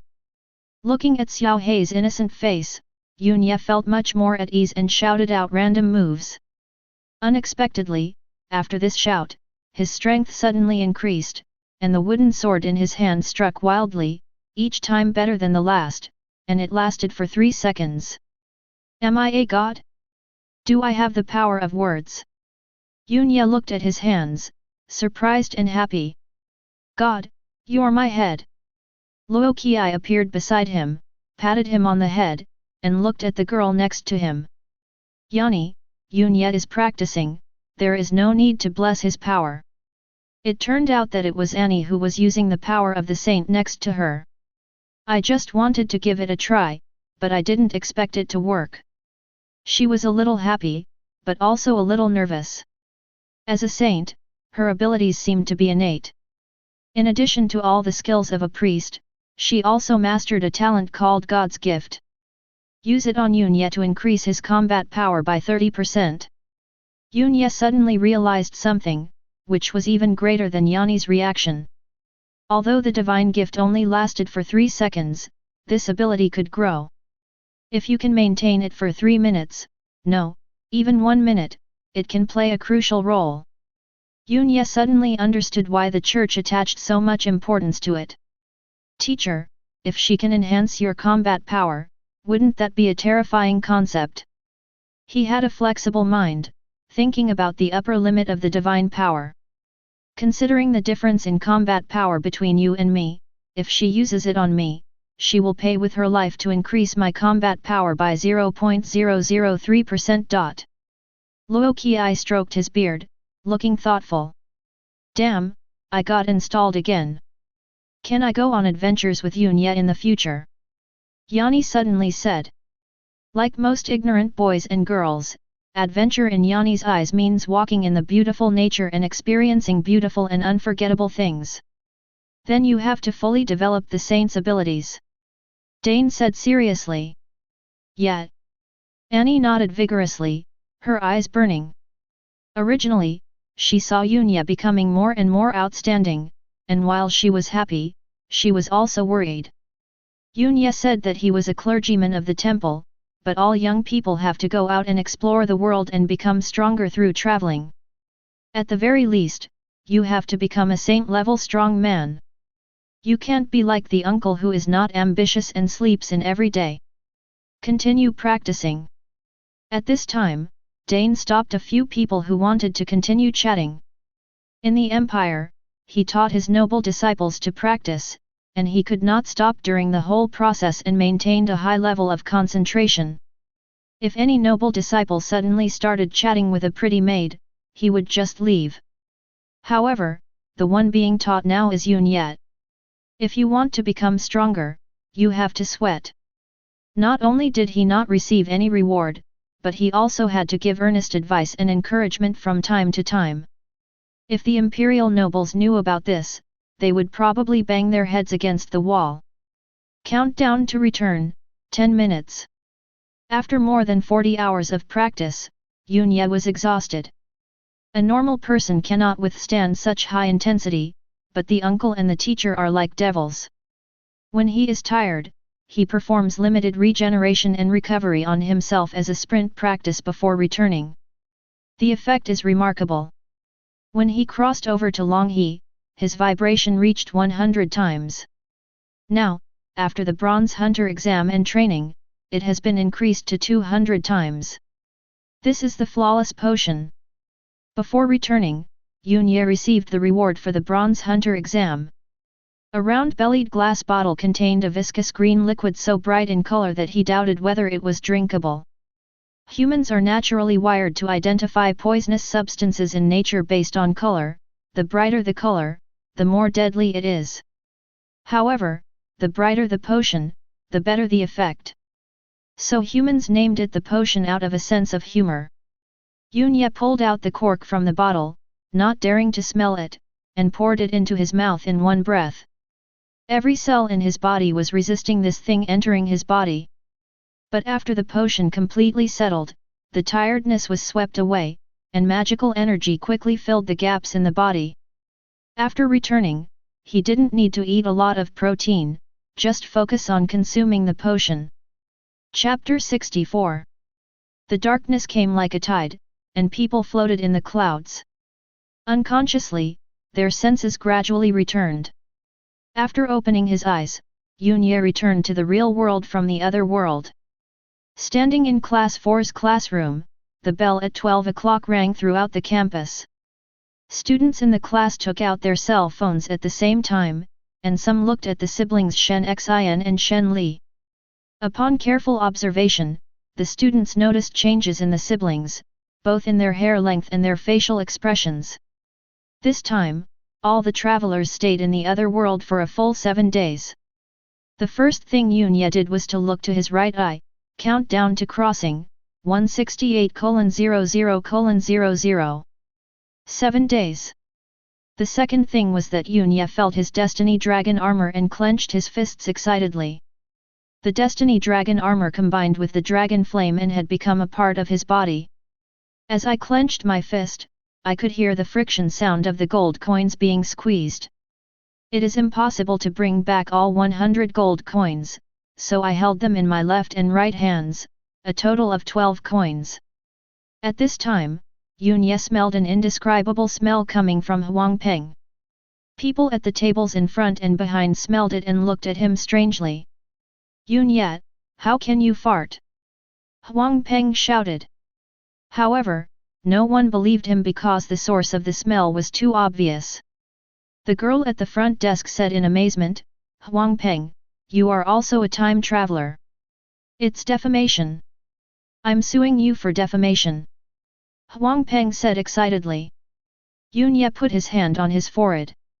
After not seeing Huang Peng for 7 days, there were small scabs around his mouth, and the sideburns on both sides of his hair had grown out like hedgehogs. Add to that the strange smell and the fact that everyone knew he was a time traveler, so it was normal to be recognized. Yun Ye specially trimmed his hair and used restoration techniques to erase the marks on his body. This is the after effect of taking the potion. Shen Li stood up and walked over. He had seen Huang Peng in the Hunters Guild and was more certain than anyone else. If it was a flawless potion, there wouldn't be these problems. Shen Li continued. At this moment, all the people from Class 4 came over and were extremely excited. Unlike the Shen brothers and sisters, Huang Peng, their classmate who they had been together day and night for 3 years, turned out to be a time traveler. Suddenly, countless questions popped up.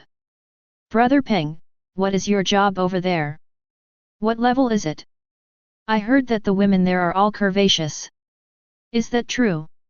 Let's go eat, Brother Peng, it's my treat, and we can have a good chat. Next time, next time. Huang Peng fled in panic, not forgetting to give Yunye a look. This boy is quite attentive. He knows that Yunye doesn't want to reveal his identity. He called Yunye away at this time, and considering that he had not been here for the past 7 days, people would associate it with Yunye's identity. I'm going to take a shower. See you in the cafeteria later. Soon, he received a message from Huang Peng. Yunye was about to leave the classroom, but suddenly he stopped in his tracks with an expression of disbelief. He saw that Lilith was also in the classroom. This little devil, who was only half the size of a human, with sharp horns and wings, was flying in the air, looking at everything with great interest. She looked at the famous quotes on the wall. Genius is 1% inspiration and 99% perspiration, Edison. Genius is the capacity for endless hard work and diligence, Carlyle. Your Majesty are Edison and Carlyle also demon kings. Lilith flew in front of him and asked seriously. Why do you think they are demon kings? If he is not the devil, how could he say such words to fool humans, said Lilith. This doesn't seem to be the point, Yunye asked, how did you follow me here? Ah, Your Majesty, you look down on me. Lilith immediately looked sad. Seeing that Yunye was asking seriously, she answered honestly. Lilith is the devil's companion, equivalent to a part of Yunye's body. Her appearance, her temper, her emotions are all given by the devil's heart. Others can't see her because she doesn't exist. Am I so crazy inside? Yunye frowned. Isn't it crazy that he communicated with Lilith, who didn't exist in other people's eyes, every day? Fortunately, Lilith knew the knowledge of the devil and dark magic, which meant that she was not just a figment of her imagination. Sir Supreme, this world is so wonderful. The souls of these people are so pure and precious. They are the best way for us to absorb magic power. Lilith looked extremely happy and said, Is this the Supreme Master's vision? You show yourself as a saint over there, and become a great devil over here. She couldn't wait to show off her devilish skills, intimidate her classmates in the classroom, and absorb magic power. This kind of intimidation is not just about giving people a fright, it brings inner panic and irreparable mental trauma. If these students who are taking the college entrance examination are scared, they will have no choice but to drive excavators when they graduate. Suddenly, Yunye thought of something very terrifying. If those non-physical beings in the other world possess the body of the time traveler, wouldn't they be able to return to the real world? Yes. Lilith replied as a matter of course, so, Lord Supreme, we have to be the first, otherwise the other demon kings will take action. In one era, there is more than one devil. The news was so sudden that Yunye was unable to react. Focus on yourself and stay constant in the face of change. Yunye calmed down. No matter how the world changed, he could deal with it calmly as long as he had absolute power. Explain the principle of magic power intake. He began to ask this. The devil has different ways of obtaining magic power depending on his status. For example, the famine character can continue to grow by bringing about a great famine. The same is true of plague, war, and death. Yunye's panic personality, the ultimate goal is to make the world's people live in fear and worry all day long. Theory alone is still too vague. However, Yunye couldn't experiment on his classmates and could only wait for another opportunity. When Huang Peng sent the message, he arrived at the cafeteria door and was startled by the boiling cheers. The students were holding their mobile phones, full of passion. Those who didn't know would have thought that EDG had won the championship again. Dragon Knight! Awesome! A hoarse shout rang in his ears, and Yunye didn't know what to say. Needless to say, after following up on the information on the internet at noon, people in the real world knew about the bronze list exam. Dragon Knight, Tianluo, won the first place. Not only that, the American time traveler's business card, Chris, was defeated and burned to ashes without any suspense during the whole process, along with the insignificant little guy. The focus of the other world is on Daichi, Arthur, and the like. Chris is just trying to get a ranking. He was knocked away by a single punch from the Dragon Knight. He is not even a supporting role, but just a minor supporting role. Huang Peng stood on the dining table. After his identity was exposed, he completely let himself go and wanted to let out what he had been holding back in his heart for a while. Brother Peng, how do you know so clearly? Because I saw it with my own eyes. I was in the square of the City of Sorrow, taking the bronze exam, and I saw Chris being beaten down. Huang Peng said, also, take a look at who is ranked 100th on the bronze list. Yunye opened his phone and saw that it was ranked 100, my day pen is very big. You are here to choose a nickname. Yunye didn't know how the Hunters Guild approved this name. Now the quota for the underground city's training ground has been given to Princess Yujie. That is to say, in this round of confrontation, we from the eastern continent, Huaxia, have won. Huang Peng raised his arms and shouted. Hooray! The young and energetic students in the cafeteria shouted out. Yunye suddenly understood what it felt like to use his feet to dig out a 3-bedroom apartment. Not really, Brother Peng. Chapter 65. Star City, Mitsui Building. The 33rd to 36th floors in the middle of the building are not open to the public. Not only visitors, but even the security guards working here don't know what it looks like inside. If someone goes in for the first time, they will definitely be surprised to find that it is a Japanese-style courtyard.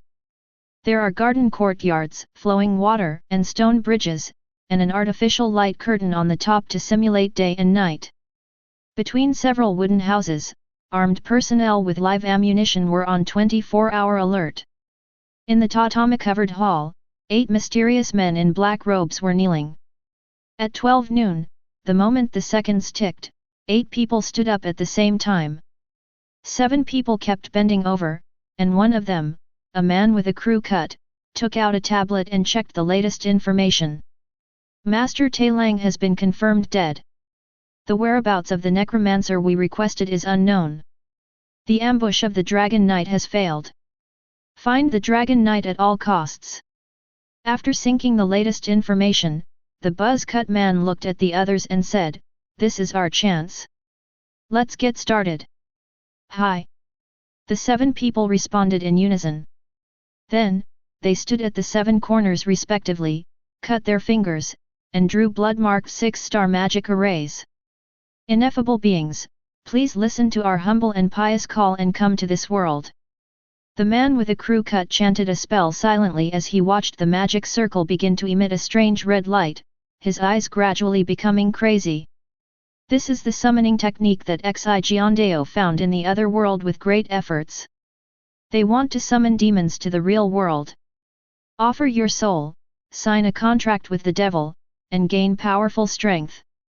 Otherwise, due to the unfavorable geographical location of Japan, the time traveler will not be able to grow. Soon, the space in the center of the magic circle seemed to be torn open. A demon with goat horns on his head and scarlet eyes emerged. His skin seemed to be made of blood, and was dark red all over. Under the light of the magic circle, the figure seemed unrecognizable. Lord Devil, we are willing to sacrifice our souls. The man with a crew cut shouted. The demon glanced at the 8 people, smiled mockingly, and didn't bother to answer. The man with a crew cut stood there in a daze. It was because the souls of people like them were rejected by the devil. Blood. A word seemed to be squeezed out from the mouth of a devil. As soon as he finished speaking, the bodies of the 7 people except the man with a crew cut exploded, and blood splattered all over the ground, which was completely absorbed by the magic circle. The man with the crew cut's pupils trembled violently and his lips trembled slightly. After absorbing enough blood, the demon's figure becomes real. This is the price of summoning. Now, why did you summon me? Said the devil. Power, I want power. The man with a crew cut came to his senses and didn't care about the death of others at all. It seems like you know nothing. Do you think you can get power just by snapping my fingers? Do you think I'm a god? The demon raised his right hand and gestured, you must use the blood of your closest relatives in exchange. The closer the relationship, the stronger the power you will gain. After saying this, the demon disappeared. The crew-haired man stood there, struggling for a few minutes, then took out his satellite phone and called his wife, saying softly, Mother, bring Fangzi and Shunsuk, as well as Mom and Dad, to Huaxia for a vacation. Yes, I'm on vacation soon. At Xingcheng No. 1 Middle School, in just one lunch hour, Huang Peng became a big star. Not only because he was a time traveler, another reason was that he took the bronze exam and ranked among the top 100. To others, he had come into close contact with the Dragon Rider. Many people asked him what the Dragon Knight looked like, whether he was tall, short, fat, or thin, and whether he was a man or a woman. Because Yunye wears a mask that can eliminate the sense of déjà vu, people who have seen him are unable to describe their impression in detail. What's outrageous is that Huang Peng insisted, the Dragon Knight is about the same age as us, and he has talked to me. We are friends now. As soon as these words were spoken, the students in the cafeteria became extremely excited, their eyes full of admiration. Damn the vanity of young people! Yunye sighed, thinking back to when he was in primary school. Huang Peng handed in his pocket money, saying he found it, in exchange for praise on the radio. After finally getting rid of the others, Huang Peng and Yunye came to the playground. Yun, I'm telling the truth. Dragon Knight and I are really good friends. Huang Peng felt a little guilty, so he spoke loudly. Oh, yes, yes, yes. Yunye thought of his catchphrase. If you don't believe it, forget it. I believe you. You are actually good brothers. Yunye patted him on the shoulder. Huang Peng didn't understand the hidden meaning and said excitedly, the quota for the underground city training place is allocated by Yu Jie. If you can get familiar with her, you will definitely have a chance. Can I say that the quota was allocated by Yu Jie? What are you afraid of being exposed? You think too much. I, a berserker, am not afraid of being rebuked, let alone you, a priest. Huang Peng saw that he was hesitating and thought he was worried about this. Yunye's heart moved, he was now like a nesting doll with a vest.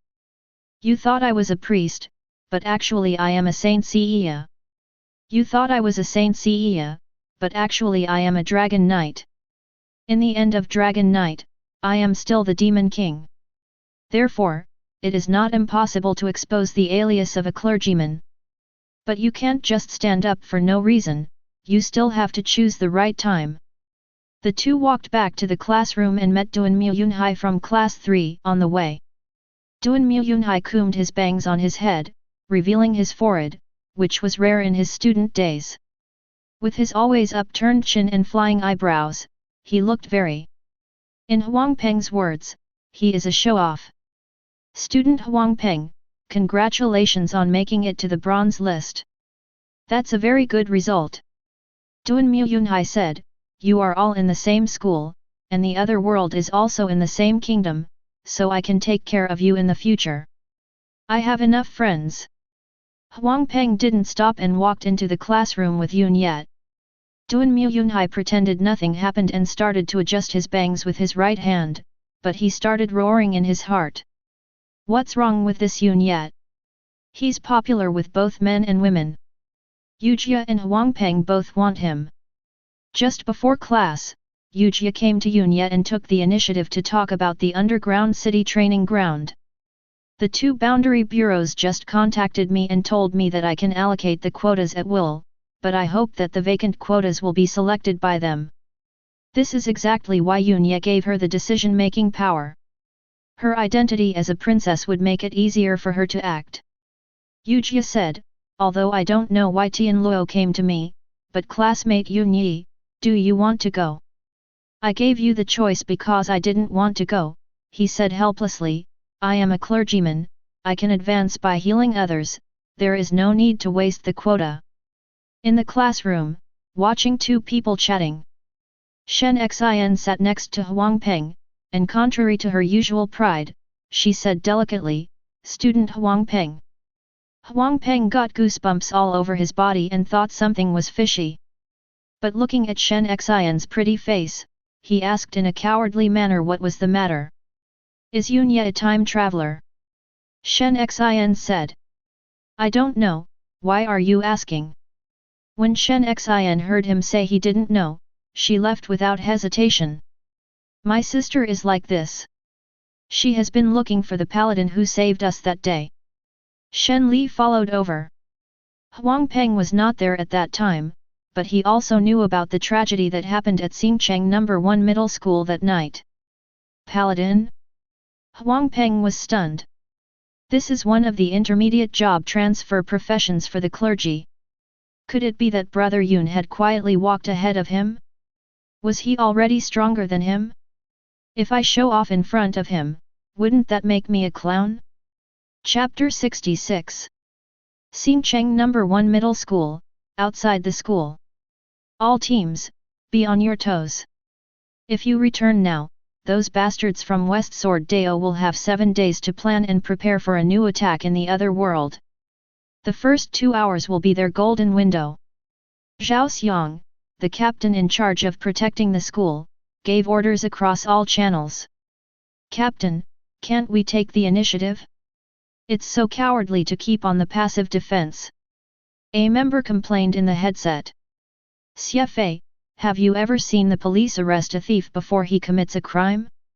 Or do you want to go to Japan and capture a beautiful girl who is living a good life?" A gentle female voice sounded in the earphone. It was the female priest of the team. "I agree. Let's form a Donglong group and go to Japan to kill those thieves and assassins. To avenge Wang Hai." A powerful voice sounded, speaking very seriously. After Wang Hai's name came out, the entire channel fell silent. "That's enough. Pay attention to discipline." Zhao Xiang had to speak.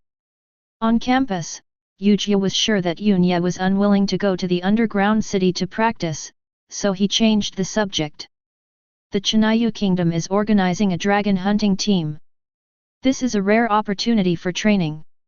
The Two Worlds Bureau proposed to gather all the travelers from Xingcheng No. 1 Middle School together. Are you interested?" Yunya was a little surprised. The dragon hunting festival was indeed a grand event, and hunters from the 7 kingdoms would participate. However, dragons are not cabbages, and it is impossible for everyone to kill one. Most of them were hunters who saw that the kingdom had sent out elite forces and that the mountains were not as dangerous as usual, so they took the opportunity to go in and explore and search for treasures, but this was not something these time travelers could handle. Yujia immediately added, "The royal guard will be dispatched, led by the kingdom's No. 1 swordsman Lu Feng." It was the Two Worlds Bureau that wanted the travelers from No. 1 Middle School to take Yujia's train and go to the mountains to gain experience. For Yujia, the most important thing is to be with Yunya. The Two Realms Bureau doesn't know you're a paladin, so you can participate as a clergyman, she added. Yujia knew that Yunya was the one who took action that night, but she didn't know that he was a dragon knight. She thought he was the paladin mentioned by the Two Worlds Bureau. "I'll give you an answer tomorrow." Yunya realized that it was time to reveal his first disguise. Although he did not agree, he did not refuse. Yujia was very happy and thought that this was a small step forward in gaining Yunyi's trust. "Then I'll go back to the classroom first." She left happily. The little devil Lilith reappeared and said excitedly, "Sir Supreme, I can't express my admiration for you for 3 days and 3 nights. You have actually gained the trust of a princess. You can implement the plan to kidnap the princess at any time." Yunya was stunned. Hearing this, does that also count as princesses in the real world? The question is, are there princesses in the real world? It seems that there are quite a lot of them. In many Western constitutional monarchies, royal family members are like mascots. Boom! Suddenly, a huge explosion was heard from the junior high school of number 1 middle school, interrupting Yun Yi's thoughts. Another attack. Yun Yi's expression changed. If it was another enemy from Xijiandao, he would doubt whether the people from the Two Worlds Bureau were just there to do nothing. Damn it! Which group failed to hold on again? When the people from the two bureaus heard the commotion on campus, their faces turned pale. Since the last attack, they have been on high alert, checking the family background of every student to ensure that Yujia is in an absolutely safe environment. They anticipated an attack, so they guarded every entrance, and now they don't understand how the enemy infiltrated. The junior high school basketball court was in a mess, with countless students lying on the ground wailing. The person who caused all this was a time traveler, junior high school student Lu Lang. A junior knight who masters the breathing of water. Just now, the first thing this attention-seeking junior high school student did when he returned was to go to the basketball court to show off. As a result, the basketball burst into flames and blew the basket away. There were too many students watching at the time, and many were unfortunately affected, crying and screaming on the ground. Some had minor scratches, and some had bones exposed. This was not Lu Lang's intention. His overall condition was very bad. He held his head with his hands and went crazy on the court, roaring. The members of the Liangjia Bureau who arrived didn't know what to do, and some of them had already reached for their guns. In any case, Lu Lang is just a junior high school student in his teens, and it is obvious that he is not doing these things of his own volition. Evacuate the students and rescue the wounded. Damn it, is the feng shui bad? All these bad things keep happening. Zhao Xiang gave the order through the headset. Some students who were not afraid of death and were still watching the show felt it was not enough, and some even took out their mobile phones to film it. Lu Lang's skin began to crack, and it seemed that something terrible was about to come out. Captain, the student's wound has magical damage, I can't heal it. The female priest found that her healing skills were ineffective because the fire cast by Lu Lang had additional magic damage, which required intermediate healing skills. Let me try. Just when the female priest was at a loss, a very good-looking high school student came over. Although the word good-looking is used to describe him, this person is a boy with a handsome, fair, and gentle appearance. The boy placed his hand on the knee of a junior high school girl. The trouser legs had been burned and bloody. The remaining flames flickered on the wound, preventing the body from healing and offsetting the priest's healing skills. It takes a mid-level professional medical saint among the clergy to heal this kind of wound. The female clergyman reminded. The limited regeneration of Saint Cea should also work.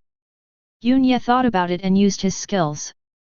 He saw a warm light rising from his hands, nourishing the wound. The junior high school girl was surprised to find that the pain disappeared and the wound was healing at a speed visible to the naked eye.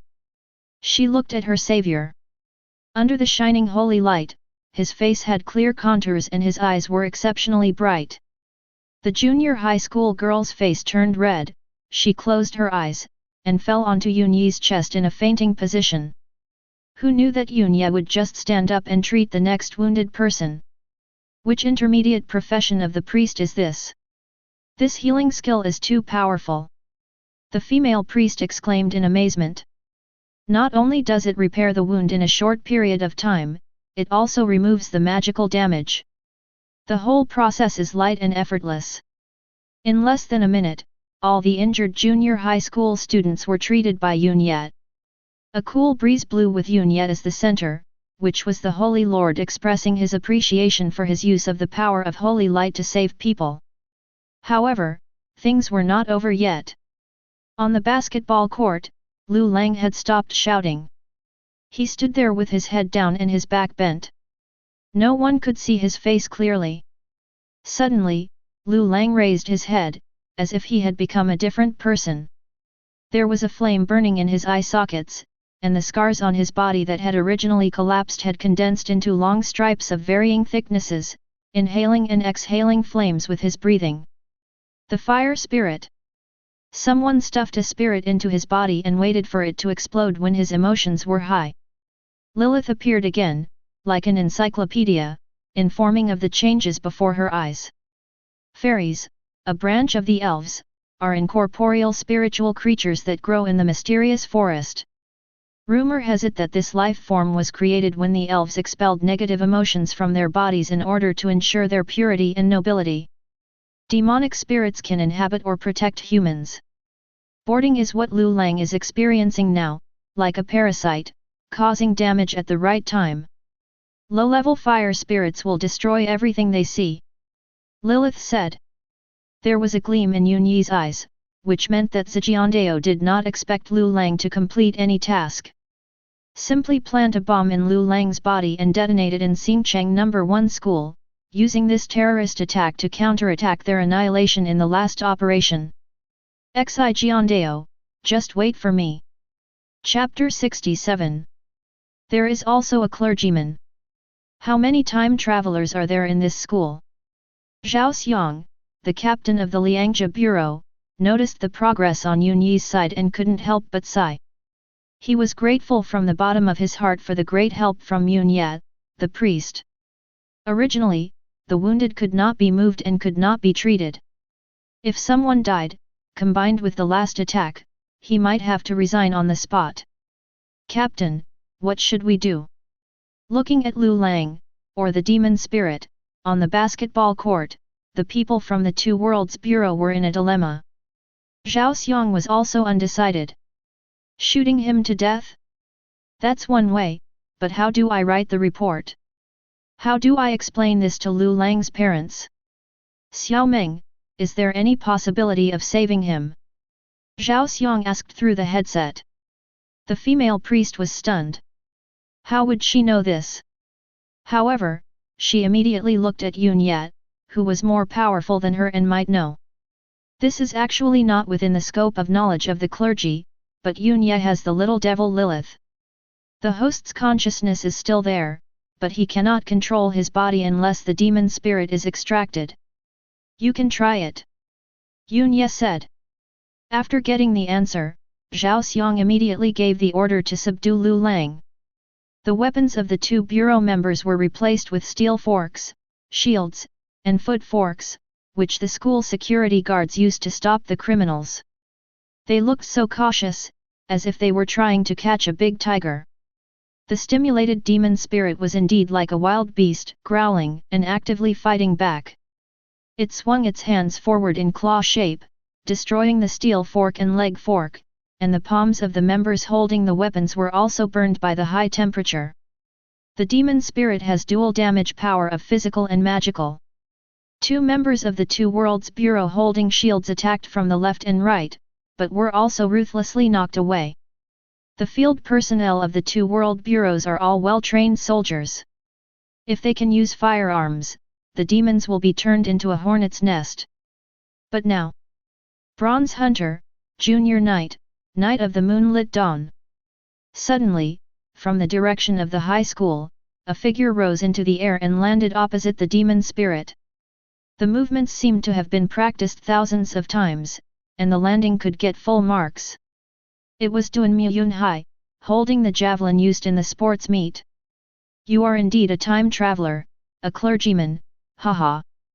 Duanmu Yunhai had just witnessed Yun Yi rescuing people, and looking at Lu Lang's condition, he knew it was his chance to show off, so he went out of his way to find weapons. Take a good look at my figure. Duanmu Yunhai gathered his strength and thrust his javelin straight out. Don't harm his life. People from the Two World Bureaus reminded quickly. Rest assured. Duanmu Yunhai smiled confidently, and at the moment the demon spirit grabbed him, the javelin changed direction like a snake and went out along the opponent's armpit. At the same time, he practiced breathing techniques, combined his waist and horse, and grabbed the demon's back. In an instant, the demon was overwhelmed by the huge force and half knelt on the ground. The students who were watching in the teaching building exclaimed in surprise, some were amazed by Duanmu Yunhai's handsomeness. Yun Yi looked strange, not because of Duanmu Yunhai's strength, but because the strength of this demon spirit was a bit weak. Do you feel the power of the night? Noticing the change in Yun Yi's expression, Duan Muyunhai thought he was envious of him. After all, men worship strength, and the professional status of a nurse is far inferior to that of a knight. Just as he was feeling proud, he felt a huge force on the arm holding the spear.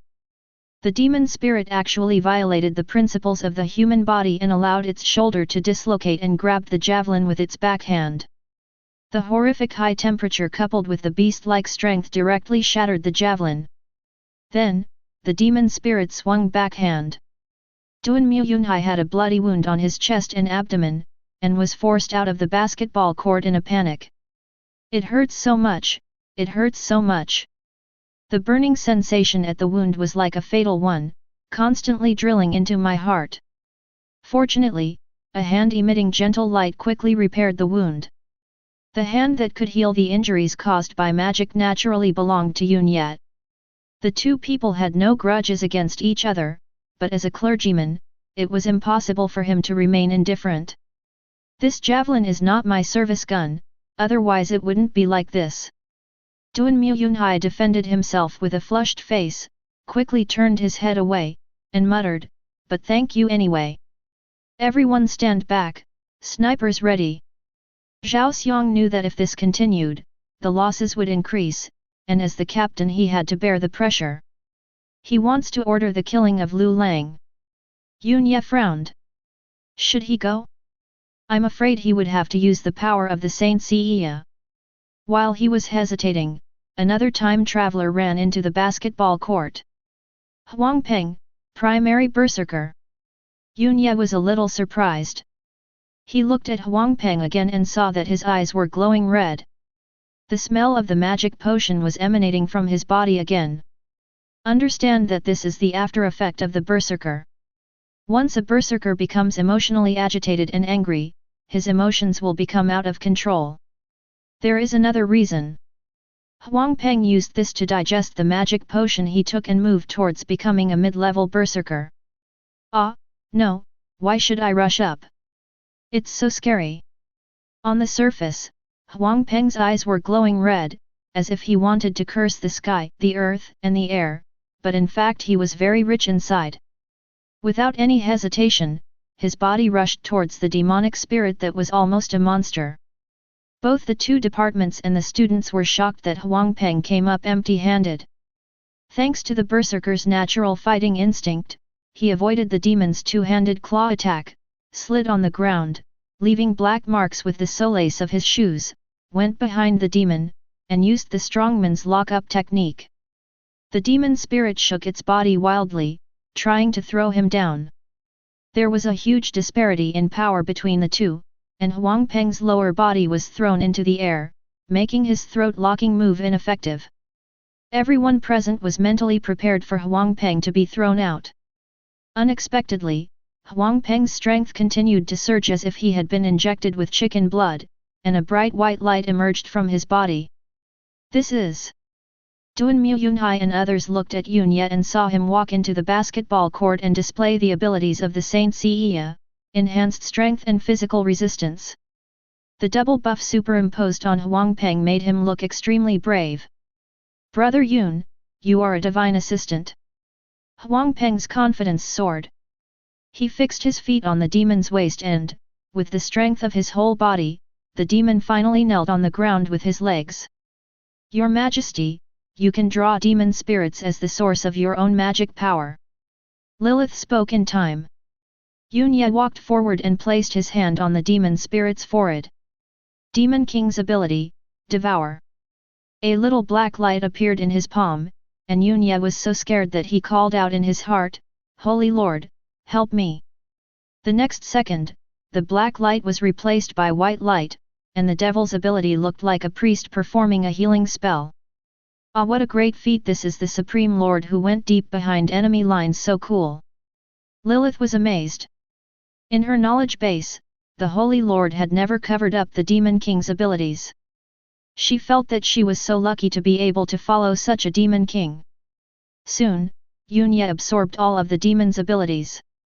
The demonic transformation of Lu Lang gradually recovered, his eyes returned to normal, and the fire runes on his body disappeared. After the madness just now, his body was seriously exhausted and covered with wounds. Fortunately, he met the priest Yun Yat, who used recovery magic to stabilize his injuries. Very good. Seeing this scene on the sidelines, Zhao Xiang felt relieved that no casualties occurred. The students in the teaching building cheered excitedly. First, Duan Muyunhai took action, and then Huang Peng and Yun Ye cooperated. It was a dreamlike heroic scene that they were finally fortunate enough to witness with their own eyes. Chapter 68. Facing the crazy cheers of the junior high school students in the teaching building, Duan Muyunhai straightened his clothes, fiddled with his hair, and bent down to perform a knight's salute. "This is what every knight should do," he said loudly. The people from the two bureaus nearby couldn't help laughing. The person who contributed the most to this turmoil was the student named Yun Yat.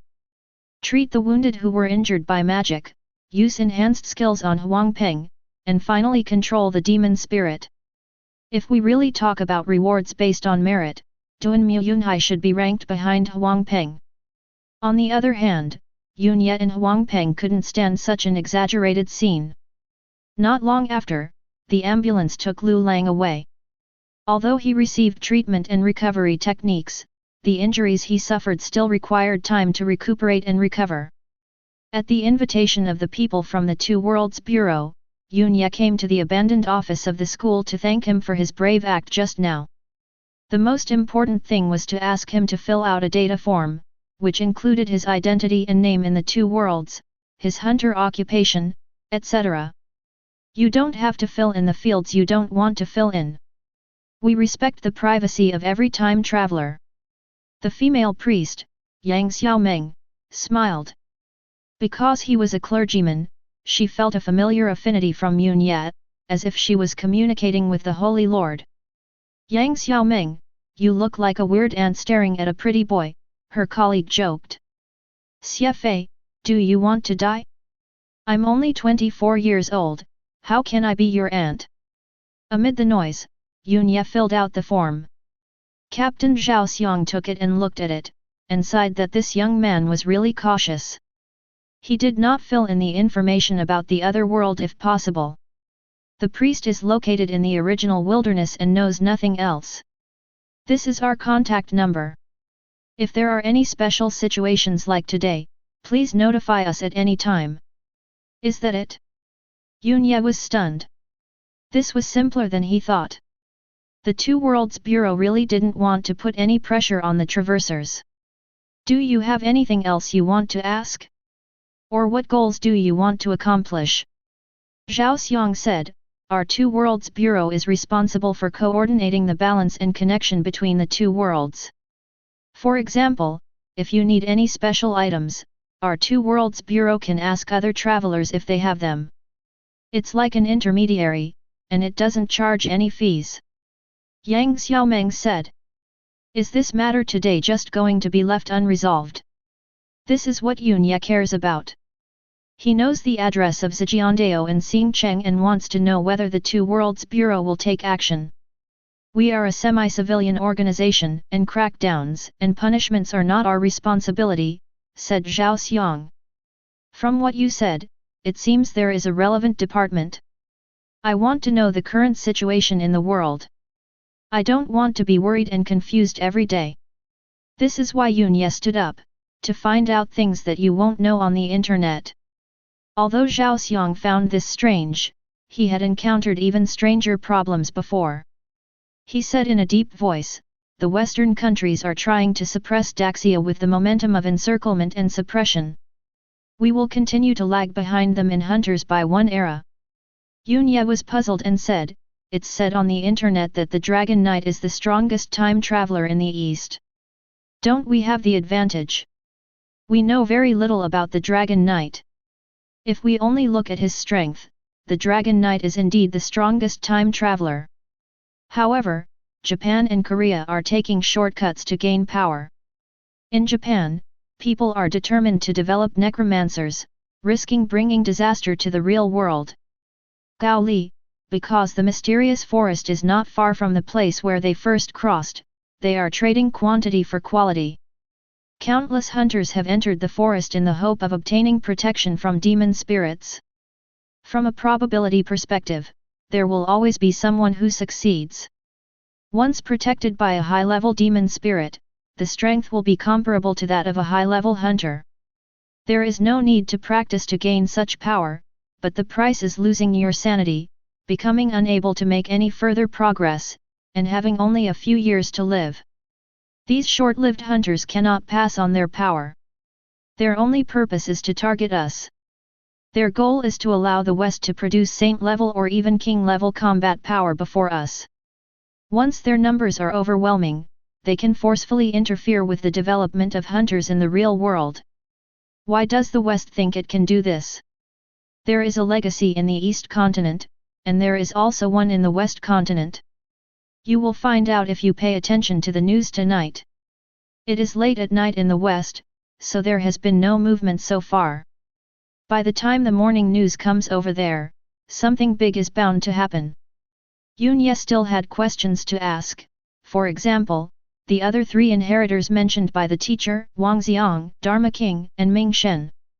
Like him, they were all time travelers. What were their current identities?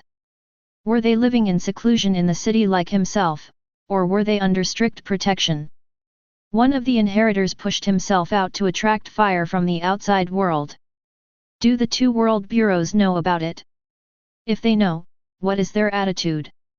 However, if I continued asking, it would exceed the limits of the boy's curiosity and arouse suspicion. Walking out of the office, Yunye realized that he had to rely on himself to deal with Xi Jiandao.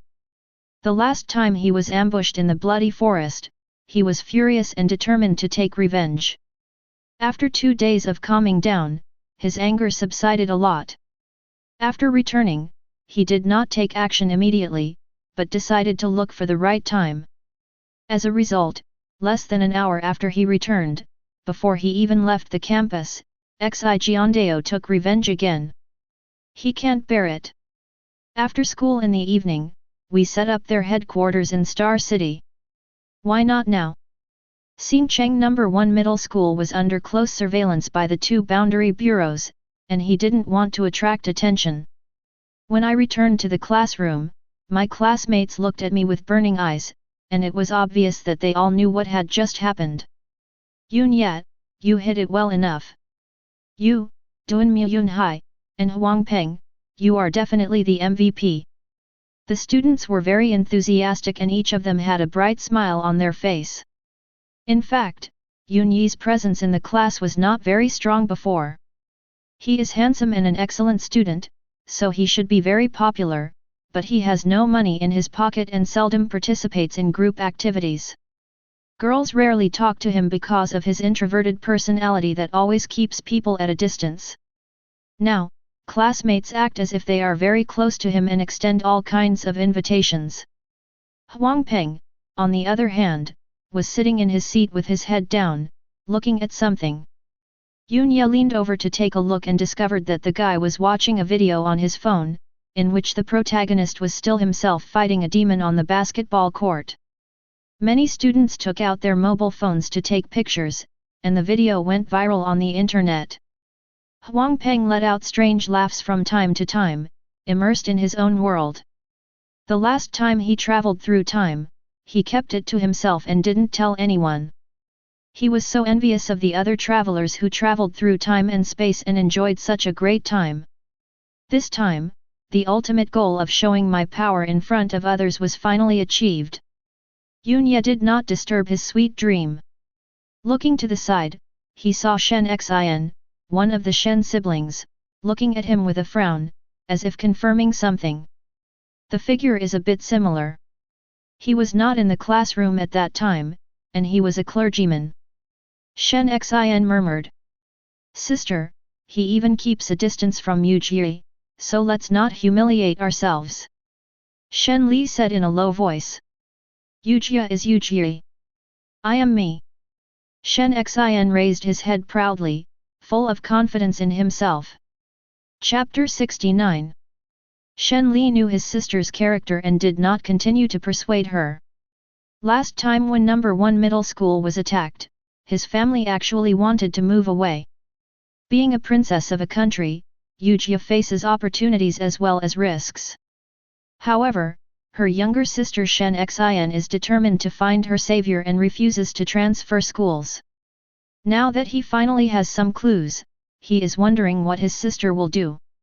In his eyes, his sister is tsundere and cute, but in the eyes of others, she has a bad temper and is easily angry and gives others the cold shoulder. From his observation, Usse hates girls with this kind of personality the most. Don't create any conflicts. Shen Li observed his sister out of the corner of his eye. She was watching a video on how to attract boys. 3 sentences to make a man spend money on me.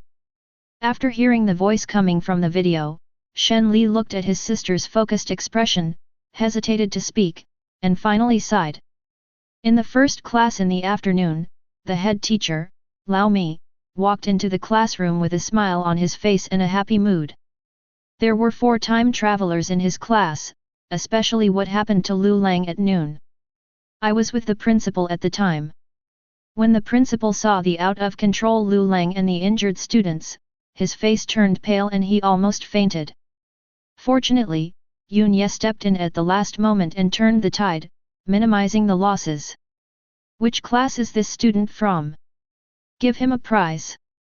Give me all the prizes that can be given.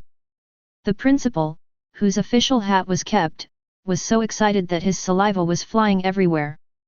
Lao Mi stepped up in time and was highly praised.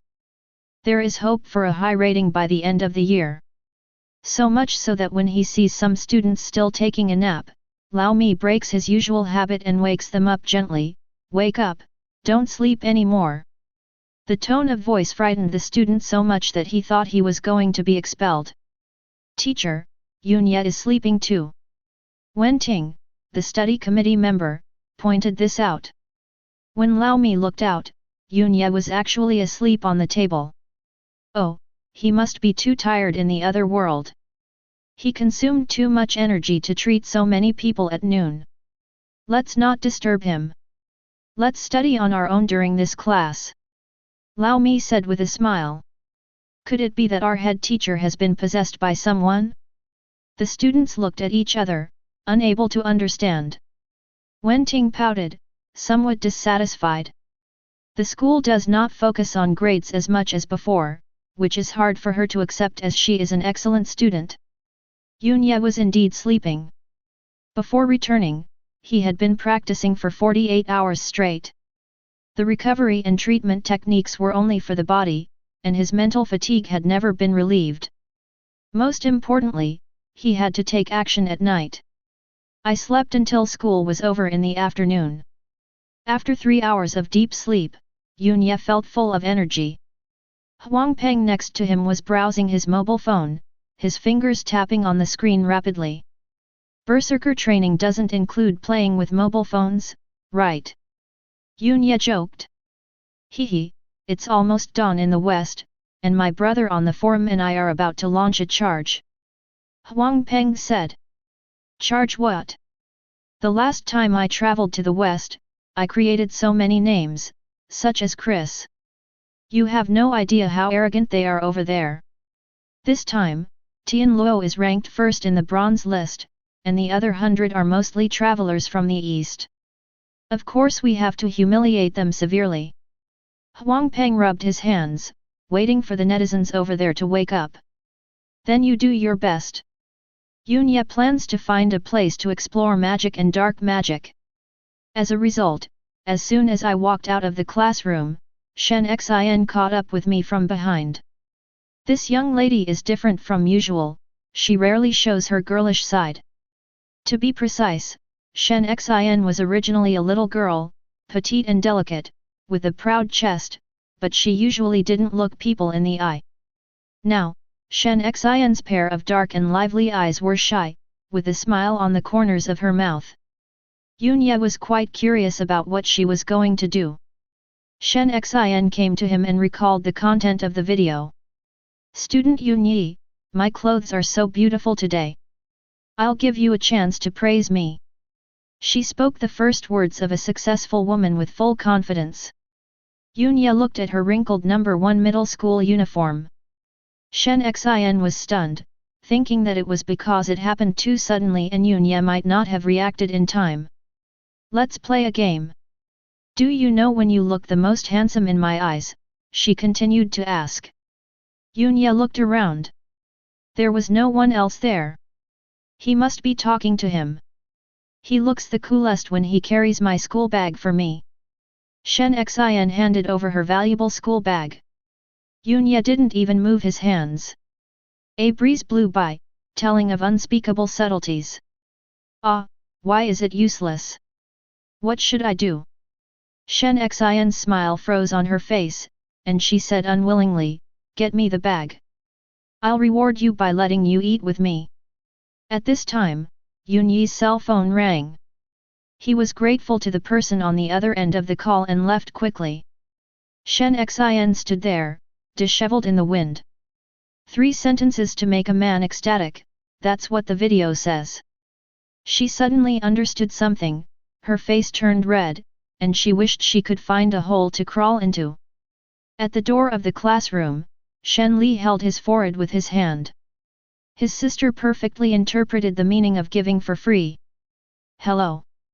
Yunya answered the phone. Yunya, guess who I am?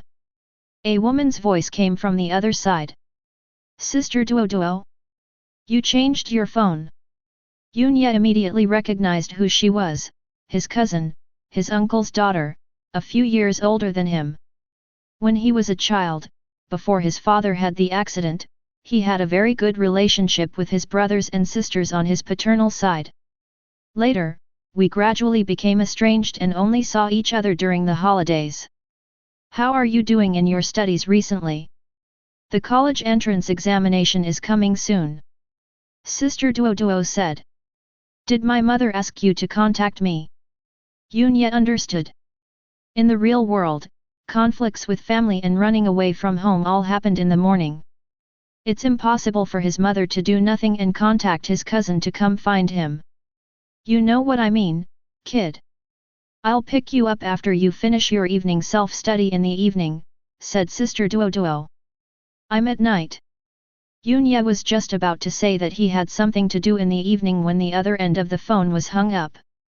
Considering Sister Duo's personality, it was not surprising. He thought of how Sister Duo got married and had a baby last year. Because unscrupulous merchants sold inferior products as good ones, the formaldehyde content in the baby carriage exceeded the standard, causing the baby to develop leukemia. Over the past year, Sister Duo has been fighting lawsuits with unscrupulous businessmen while taking her children to see doctors everywhere. I didn't expect that she would be willing to take the time to persuade me. What should my cousin's children call me? Due to family reasons, Yunya was unable to determine his generational level immediately. He wondered if his treatment could cure leukemia. Let's meet in the evening. There's still time to take action. Yunya came to the school's utility room and summoned Lilith.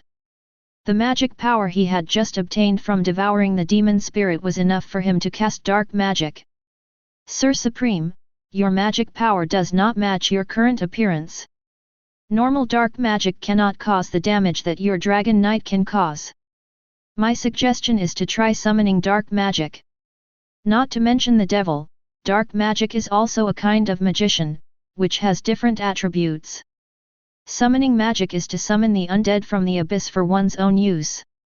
Yunya heard another meaning in Lilith's words.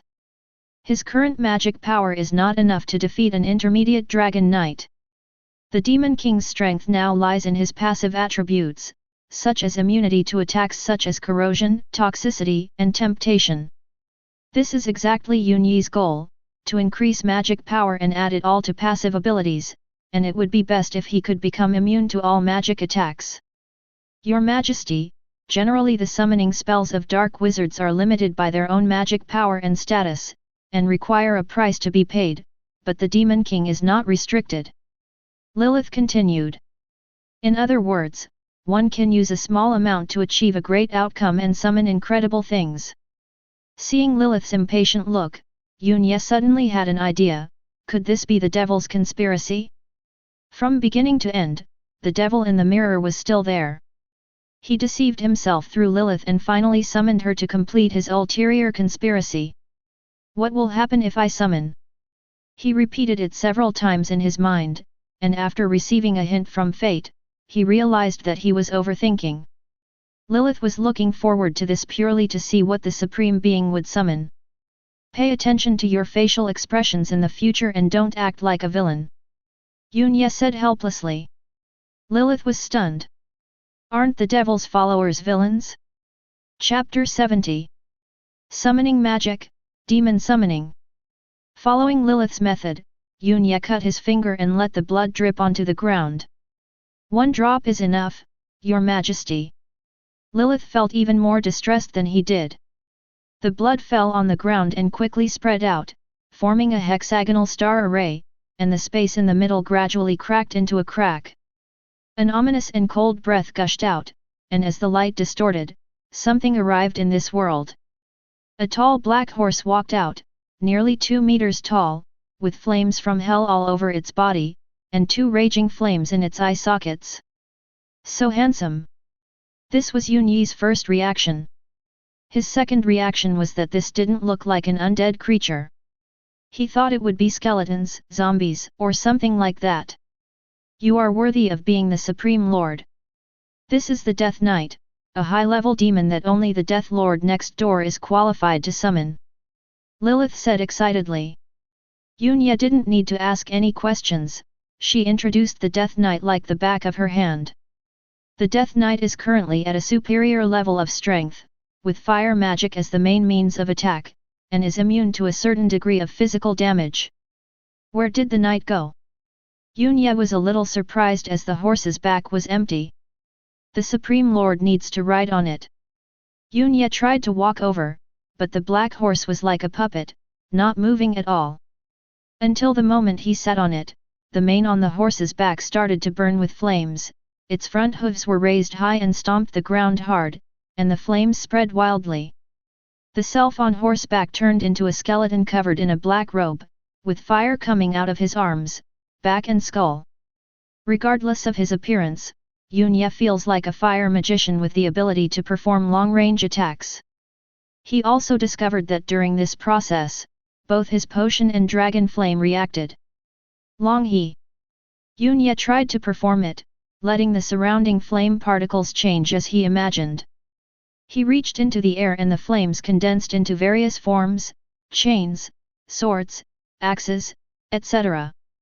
Only when combined with myself can the Death Knight have superior strength. If I were a junior ordinary knight, the Death Knight's strength would probably only be intermediate. Yunye realized that the Death Knight was a growing demon. If it were in another world, the Death Knight would be too ostentatious and could be easily conquered and annihilated, but this is the real world. Yunye was very happy. Nothing could be more suitable for tonight's action. He rolled off the horse, his body returned to normal, his school uniform was not burned, and the image of the Death Knight was still on the horse's back.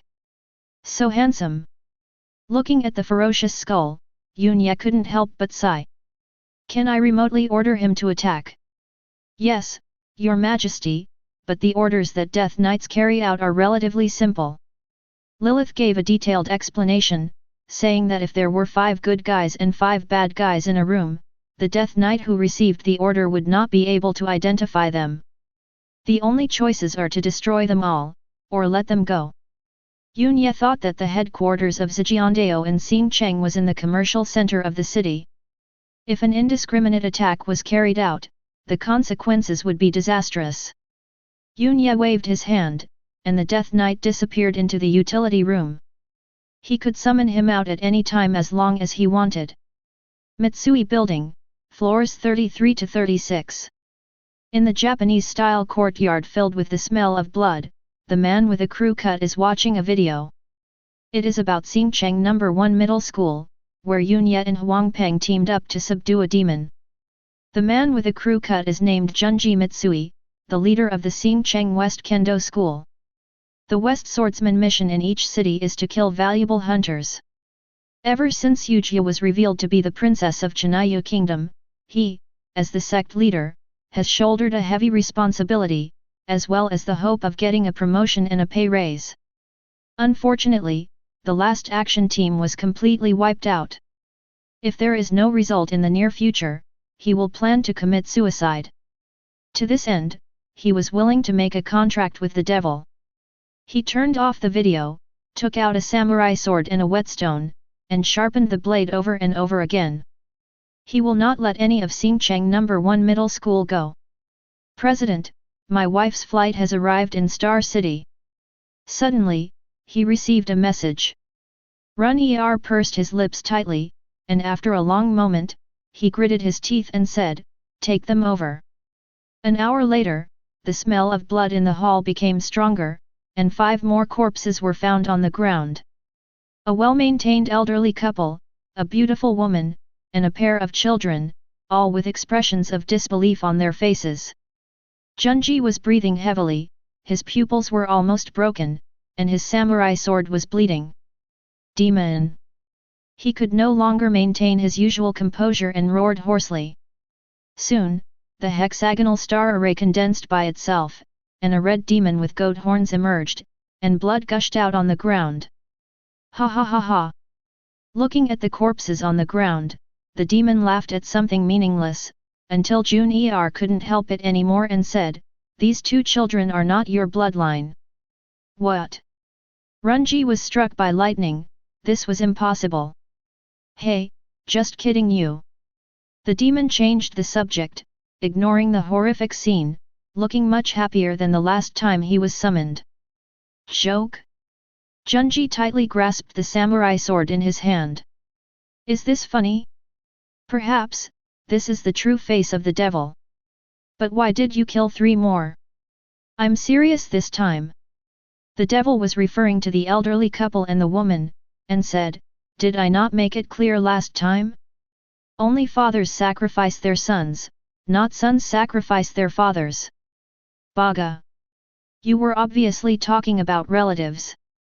Junji realizes that he has been tricked, and as in countless cautionary tales, beware of the devil's whispers. He was furious and slashed at the demon with his knife. With a snap, the samurai sword broke before it touched the demon's body. Ha ha ha ha ha, stupid and ignorant human beings. Looking at the crazy Junji, the devil was extremely happy and even wanted to dance. But the contract is complete. The devil laughed enough, and pointed his hand with sharp black nails at the ground, and the samurai sword that was broken in 2 was reconnected by blood. Junji grasped the knife again and immediately felt an unstoppable force passing through his arms and throughout his body. His eyes turned blood red. This power! Runji was ecstatic. He possessed the power of a superior warrior. This is the power of the blood demon. The more people you kill with this sword, the stronger you will become. However, it will be restrained by light magic and priests. In addition, you must avoid. The demon paused. He wanted to say that he should avoid a head-on confrontation with higher-level demons. Because his blood demon power is not high enough. However, the devil thought that there should be no high-level demons in this world. Well, probably, maybe not. Junji didn't listen to him at all. He was immersed in the powerful force and laughed excitedly. He felt that he could reach Xingcheng No. 1 Middle School by himself. Yunye returned to the classroom. Dinner time was over and the students came back to prepare for evening self-study. Please tell Lao Mi that I'm going to practice. Yunye originally planned to wait until the evening self-study was over before taking action to avoid attracting attention. However, the appearance of a death knight is a skull, and he doesn't believe that anyone would associate themselves with a skull. Solve this Zhejiandao mess as soon as possible, and then practice wholeheartedly in the remaining few days. Chapter 71 Star City, Mitsui Building. In an underground parking lot, several cars arrive at the same area from different entrances. Sitting in the passenger seat of a van, Zhang He, the director of the Xingcheng branch of the Liangzhi Bureau, had a stern look on his face. The superiors have approved that members of the Western Sword Sect can be executed on the spot. Their headquarters are on the 33rd to 36th floors of the building. There are varying numbers of gunmen and ninjas who have mastered the power of hunters. Their average strength is at the intermediate level. Hunters below the rank of superior cannot resist hot weapons, and those who resist, whether hunters or ninjas, will be shot dead on the spot. Clear. The operatives, wearing black combat uniforms and armed with live ammunition, got out of the car and approached the movable wall with the words Civil Defense Parking Spaces written on it. Behind the movable wall, there is an exclusive elevator that goes directly to the 33rd floor, which is also the only entrance and exit on the ground.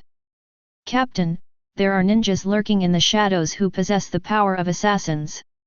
A sensing magician placed his hand on the wall and conducted a probing operation. Pull the switch and put on night vision goggles. Following Zheng He's order, the parking lot fell into darkness, and people from the two bureaus entered behind the wall wearing night vision goggles. In the green field of view of the night vision goggles, several ninjas were approaching them through the cover of the car. The next second, a pistol equipped with a silencer fired a subsonic bullet. Not only was there no gunshot, there was not even a spark. Several Western Kendo ninjas were killed on the spot. An operative removed the elevator panel, cut the cables inside, and then connected them with a tablet in his hand to crack the system. Captain, the elevator is now under our control. Action! At the same time, in the commercial district where the Mitsui building is located, Lotus Park. Above the lush forests, you can see skyscrapers in the commercial district, lit up with gorgeous neon lights at night. On the viaduct between the two, cars entering and exiting are moving slowly, and the red brake lights are very dazzling. From here, the surveillance will not be able to trace the source. On the mountain of the park, in Yunyi's field of vision, he could see the destination of this trip, the tallest building, across the viaduct, a block, and a department store. After making sure that there was no one around, Yunyi's body flashed with fire and he transformed into a death knight. He looked at the trees around him and made sure that there was no wildfire. He clamped his legs around the horse's belly, jumped up, and the Death Knight ran with potential energy that violated gravity and gravitational force. The nearly 100-meter high, nearly vertical slope only took 1 or 2 jumps to successfully jump onto the viaduct. The exit of the viaduct is the worst place for traffic congestion, with constant honking of horns. Originally there was only one lane at the exit, with a long queue, but unruly car owners kept cutting in through another lane, causing a lot of time to be wasted every time vehicles exited. In the original lane, a Wuling Hongguang was following the car in front closely, not intending to let others cut in. Suddenly, the driver slammed on the brakes, causing the people in the car to rush forward unexpectedly. The child started crying, so the driver had to ask the woman in the passenger seat to comfort the child. He looked at the sports car that had squeezed in with an almost helpless look. The logo on the car was a flamboyant horse. This is a luxury sports car worth millions, how could the driver dare to collide with it? The Ferrari successfully squeezed in half of its body, but stopped in front and did not move. Why don't you stop? You're taking so long. Do you know how much my car costs? Even if I sold your car, it wouldn't be enough to pay for my paint. The trendy young driver rolled down the window and cursed. He was also very angry. He had just seen the little action of Wuling Hongguang following the car and turned the steering wheel roughly. As he expected, Wuling Hongguang could only step on the brakes. The driver of the Wuling Hongguang opened his mouth. He couldn't swallow being scolded by the young man in front of his son. However, the helplessness of life made him shut up. The Ferrari driver cursed in comfort, and lightly stepped on the accelerator, and the 8-cylinder engine let out a ferocious roar. The urban beauty in the passenger seat said tenderly, "Mr. Cao is handsome." The driver smiled triumphantly and was about to start the car. With a loud bang, the whole car shook violently and all the front seat airbags popped out. FK. The Ferrari driver was furious and thought that the car behind him had rear-ended him. When he got out of the car and looked around, he was stunned. A tall horse had completely crushed his engine compartment and all the tires were blown out. How could there be a horse on the overpass? How could a horse have such power? Why could the horse catch fire? A series of questions made the young driver stunned. When he looked up at the horse's back, he saw a skeleton wearing a black robe with flames rising from it.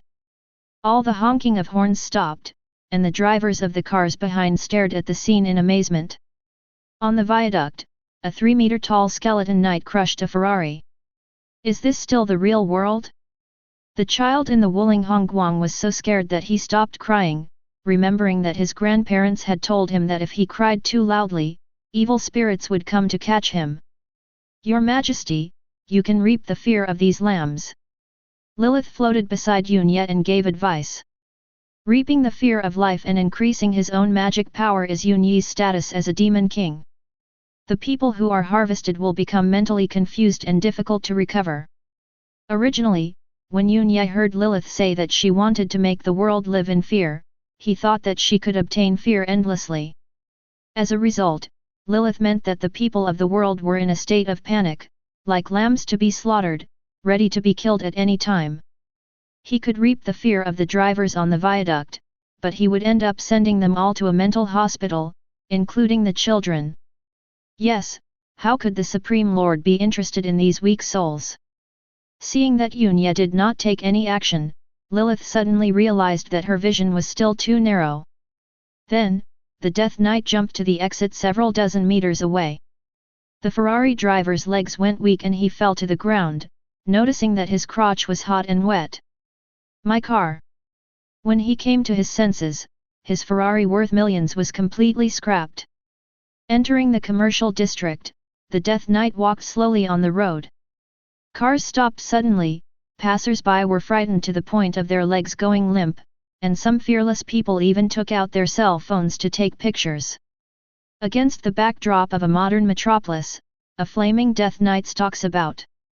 Has the world become so crazy? After walking through a green belt, Yunye successfully arrived downstairs at the Mitsui building. He raised his head and looked at the skyscraper.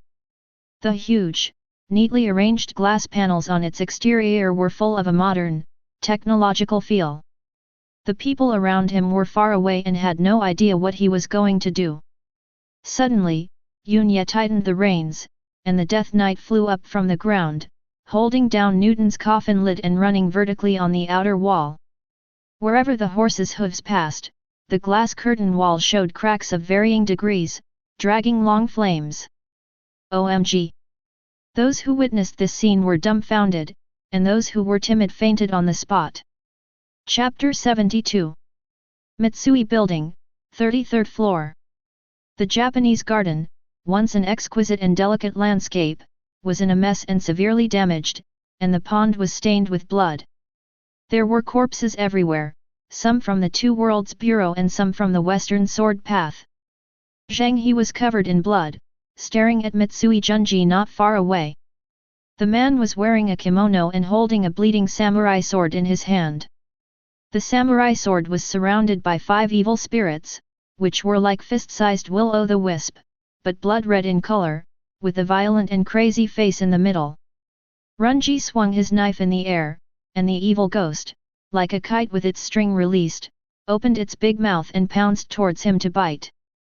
Zhang He dodged to the side and the rockery behind him collapsed with a loud bang. At the same time, Zhang He emptied the bullets in his gun. Junji held the samurai sword horizontally in front of him, and the bloody evil spirit spread out into a red cloth, which actually caught the bullet. However, 2 bullets hit Junji's abdomen and chest respectively. The strange thing was that no blood flowed out. As Jun-er laughed wildly, the bullet was squeezed out and fell to the ground. He gained the power of the blood demon and his body turned into a monster. The kimono on her body already had more than 2 bullet holes. She was hit by at least 10 bullets in the previous battle. Unfortunately, the subsonic bullets were not powerful enough. After being shot twice, his recovery speed is much faster than being shot 5 times at the same time. If 2 assault rifles are fired at the same time, it will be beyond his tolerance. Zhang He knew he couldn't survive, so what he had to do was to pass on the information. Jun Er didn't intend to give him a chance and walked up quickly. Thank you for coming to my door. Next, I will use the power you have given me to go to number 1 middle school and snuff out your hopes. Killing someone is not enough, but it is also necessary to destroy their heart. Don't dream on. With your horrible look on your face, you'll be shot to death if you go out. Zhang He said coldly. Junji grinned and didn't argue. He raised his samurai sword, and the 5 evil spirits were already impatient. Da-da-da. 2 people heard a strange sound at the same time. Zhang He looked at a glass curtain wall on the left. Looking out from the dimly lit Japanese courtyard, he could see the bright neon lights of the city at night. The glass reflected the advertising video of the department store next to it. On the beach, a girl in a long skirt is galloping on a horse. The approaching sound was really similar to the sound of horse hooves. Zhang He wondered if S were so realistic nowadays. A piece of hard-tempered glass broke in the middle. The fragments did not fly out immediately, but briefly formed a horse head shape. With a loud crash, the glass shattered completely and the Death Knight leaped in.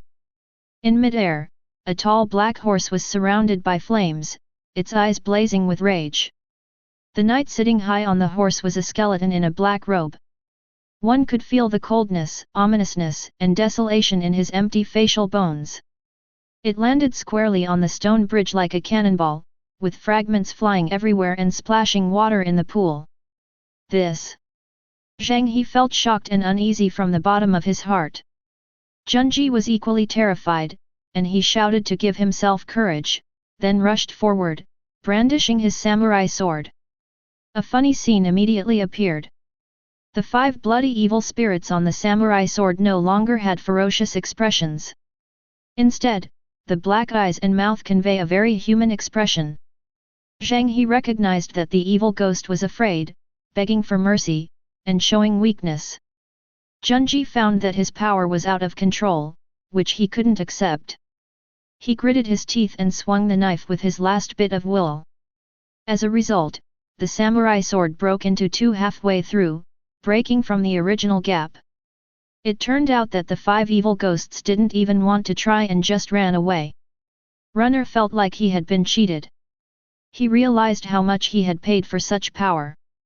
Is this the result? The Death Knight raised his skeleton hand and lightly tapped his index finger. A flaming chain flew out and stretched infinitely, binding Junji and all the remnants of the Western swordsmanship in the dark. Be afraid, let me chew this pain. Beneath the skull, the demonic whispers from the abyss could be heard. Ah! Junji and the West Kendo members seemed to have seen the most horrifying scene in the world. Their eyes were blank and they let out shrill and helpless cries. The more miserable they screamed, the tighter the chains became around them. In the end, they were almost split in 2, their pupils dilated, as if something was taken away, and they died in a process of being drained, falling to the ground and unable to get up. The Death Knight waved his skeletal hand, and the flaming chains disappeared. This? Junji has demonic power comparable to that of a top hunter, but he can't even resist. Zhang He was quite frightened, and when he found out that he was not a target, he left quickly. This is definitely a demon. The power of the Western swordsmanship was gained by summoning demons. How could the demons be so introverted now? When he left, the Death Knight was the only one left in the courtyard. He was not in a hurry to leave, but walked around the scene. It's the power of the blood demon, a low-level demon. Lilith saw the remaining hexagonal star array in the hall and sneered mercilessly, it's really pitiful that they offer their loved ones as sacrifices to such a low-level demon. However, their despair and fear bring a lot of magic power. Yunya nodded. The fear of these people from Zhejiandao was much stronger than that of the stupid demons. He could clearly feel the growth of his magic power, and he could already cast the first level dark magic. The damage caused by magic is almost catching up with the Dragon Knight's physical attack. In addition, because magic power will indirectly increase dragon flames and digest potions, the Dragon Knight's attack power will always be ahead. This is exactly what Yunya wants to see. He raised his skeleton hand, and a raging fire burned the floor, not only erasing the star array, but also burning out lines of text, which were the information he knew about the Western Sword Dao. After making sure everything was okay, he controlled the Death Knight and accelerated towards the glass through which he came in. Under the night sky, 100 meters high, the Death Knight flew through the air, fell at high speed, and landed on the roof of the department store next to it. He then used the tall buildings as stepping stones and disappeared into the night. Mitsui Building, Underground Garage. Zhang He, who survived the disaster, walked out of the elevator. The members of the Liangjia Bureau who evacuated under his protection were waiting for him in the afternoon. "Boss, we borrowed 10 assault rifles from the SWAT." A bald man said excitedly that because Junji suffered a great loss due to his monster transformation, he had to change to larger caliber weapons. Zhang He thought of the Death Knight and shook his head. "Not enough, not enough. Evacuate the building, block the elevators, give everyone a shotgun, and issue 2 AMR-2 sniper rifles. Yes, go to the military district to borrow a rocket launcher. All fear comes from insufficient firepower." Ah! The other members were dumbfounded. Are they going to have a war? The rocket launcher is too exaggerated. "Captain, it's an emergency." Someone outside saw a skeleton riding a horse jumping between buildings and disappeared in the direction of Lotus Park. A team member stepped forward and said, "Gone." Zhang He was stunned. Could it be that the demon's target was only Zhejiandao? "You guys stay here, I'll go up and take a look." He took an assault rifle and continued to walk into the elevator. The other team members followed without saying a word. "Captain, even though we have been transferred here, we are still soldiers. Soldiers will never back down." Facing Zhang He's gaze, the team members' answers were extremely firm. Chapter 73. A logistics transfer station in the suburbs of Yanjing City.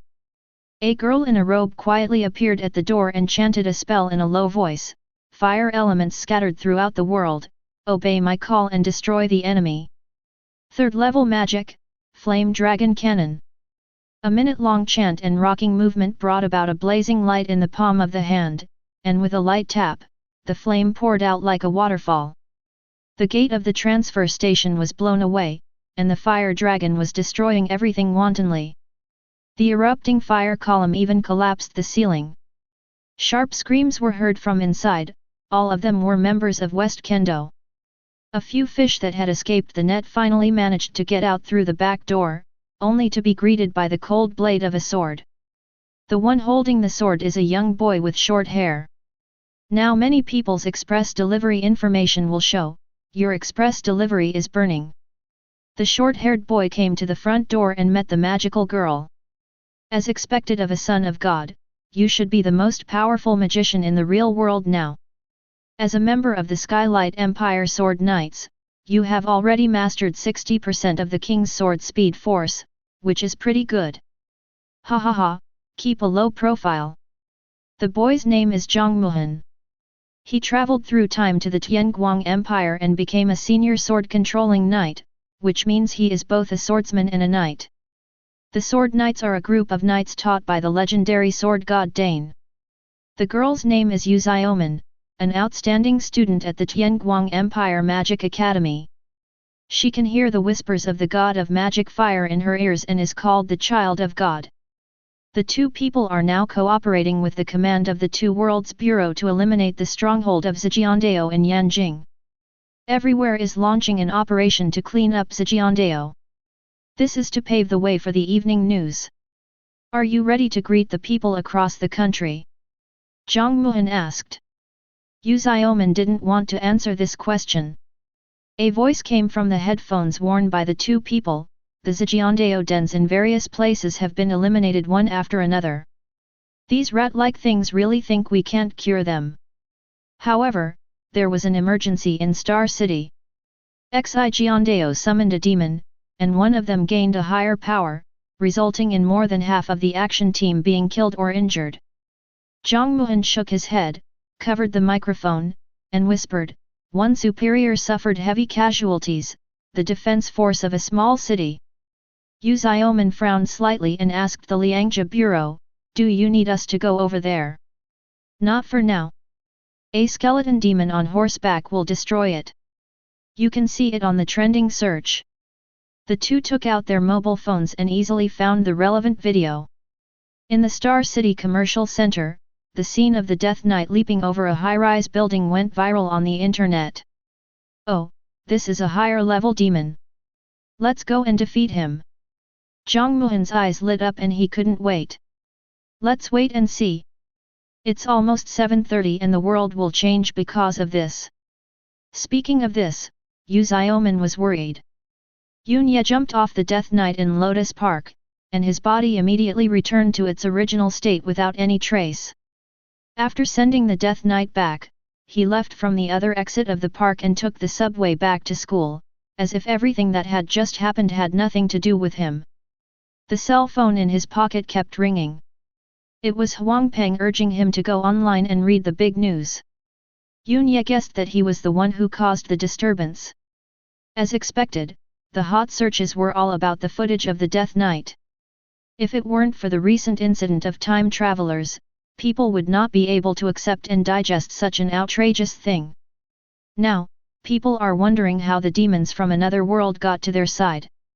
"Why do I feel this demon is so handsome?" Someone left a message under the video of the Death Knight stepping on a Ferrari, saying that because he couldn't feel any terrifying aura through the screen, he was instead attracted by the powerful force. What is this demon planning to do? Are there any casualties? More people are worried and anxious, wondering what will happen if the real world becomes like the other world and terrible monsters appear. Yunye knew that these worries would become reality. After returning to school, not long after the evening self-study began, Yunye thought that there was nothing to do, so he returned to his classroom. He was surprised to find that his classmates, including the teacher, were not in class, but were watching the news on TV. In another world, travelers from 3 major empires have obtained permission from the empire and will open hunter academies in 3 universities in our country. The host announced the news that sounded unrealistic in a clear voice. The TV screen changed and the screen showed the gate of Yanqing University. A young and beautiful girl is being interviewed. "Hello everyone, my name is Yu Xiaoman, and I am the fastest grading senior fire magician from the Tianguang Empire Magic Academy." A self-introduction caused an uproar in the class. Isn't the highest combat power a mid-level dragon knight? How come a high-level magician suddenly appeared? The empire is different from the 7 kingdoms. It has a higher level in all aspects and does not participate in the ranking competition below the Gold Hunter. The entrance to the abyss of the Empire Guild does not have the first 3 levels. In the news, a short-haired boy with a sunny face, thick eyebrows, and big eyes took the microphone and said, "So, ordinary people can't come into contact with time travelers at the imperial level. Today, the time travelers of our empire have gathered together to establish the Imperial Hunter Academy in the highest institution of learning. Imagine that after you return, you will have received training at the level of the empire, and after traveling through time, you will be able to achieve great things in your own little world." The short-haired boy is called Zhang Muhan. His words and actions make people feel that he is very proud, but he has the capital to be proud of, he has the strength of a superior hunter. The scene continued to change to the gate of another top university in Yanjing City. There were also 2 young time travelers who were superior in strength, claiming to be the spokespersons of the Baixuan Empire, and gave roughly the same introduction. Finally, they arrived at the gate of the highest institution of learning in Demon City, and the spokesperson of the Tianlong Empire announced the establishment of the academy. In summary, the 3 empires will establish hunter academies in the 3 highest institutions of learning in Huaxia in the real world. The teaching staff is definitely not limited to these spokespersons who appear on the screen. What I can show you is intentional. There might be a time traveler with saint-level strength behind it. Yunye will not easily doubt himself now. As an intermediate Dragon Knight, he should be able to defeat the spokesperson that appears in the news. Even if it is a saint-level traverser, he must have started practicing before him. Ordinary people also have the opportunity to enter the Hunter Academy. Becoming a hunter in the real world, or traveling through time, is not a 100% guarantee of admission to the Hunter Academy. There will be corresponding exams. Please pay attention to the official websites of various schools for notifications. The news stopped here and many students were still in shock. Yunye didn't expect to come into contact with the Empire in this way. The 7 Kingdoms and 3 Empires are the main international situation in the East Continent. The Empire is powerful and has many strong people. The uncle and the teacher, one is a sword god and the other is a demigod, were both driven to the original wilderness to retire. This shows how strong the Empire is. Those who travel to the Empire can be said to be lucky, as they can get opportunities for cultivation that those who travel to the 7 Kingdoms cannot have. Reincarnation is a skill, but I didn't expect that time travel is also a skill. Most of the time travelers from super first-tier cities appear in the Empire. Huang Peng made an envious sound at the table. In addition, the 3 Empire spokespersons that appeared in the news just now registered on Weibo, and filled in the hunter profession in the occupation column of their personal profile. In less than a few minutes, their number of fans exceeded 10,000. At this rate, they will have 1 million fans tomorrow. This Uze is the son of God. She can hear the whispers of the god of fire and has excellent magical talent. Huang Peng's eyes turned red as he watched. I really envy them. Yunye responded. Unexpectedly, as soon as the words fell, a strange wind blew and slammed the window next to the table shut. At the same time, hot holy light surged out of Yunye's palm, and dissipated before it could bring pain. Well, the Holy Lord still has a temper.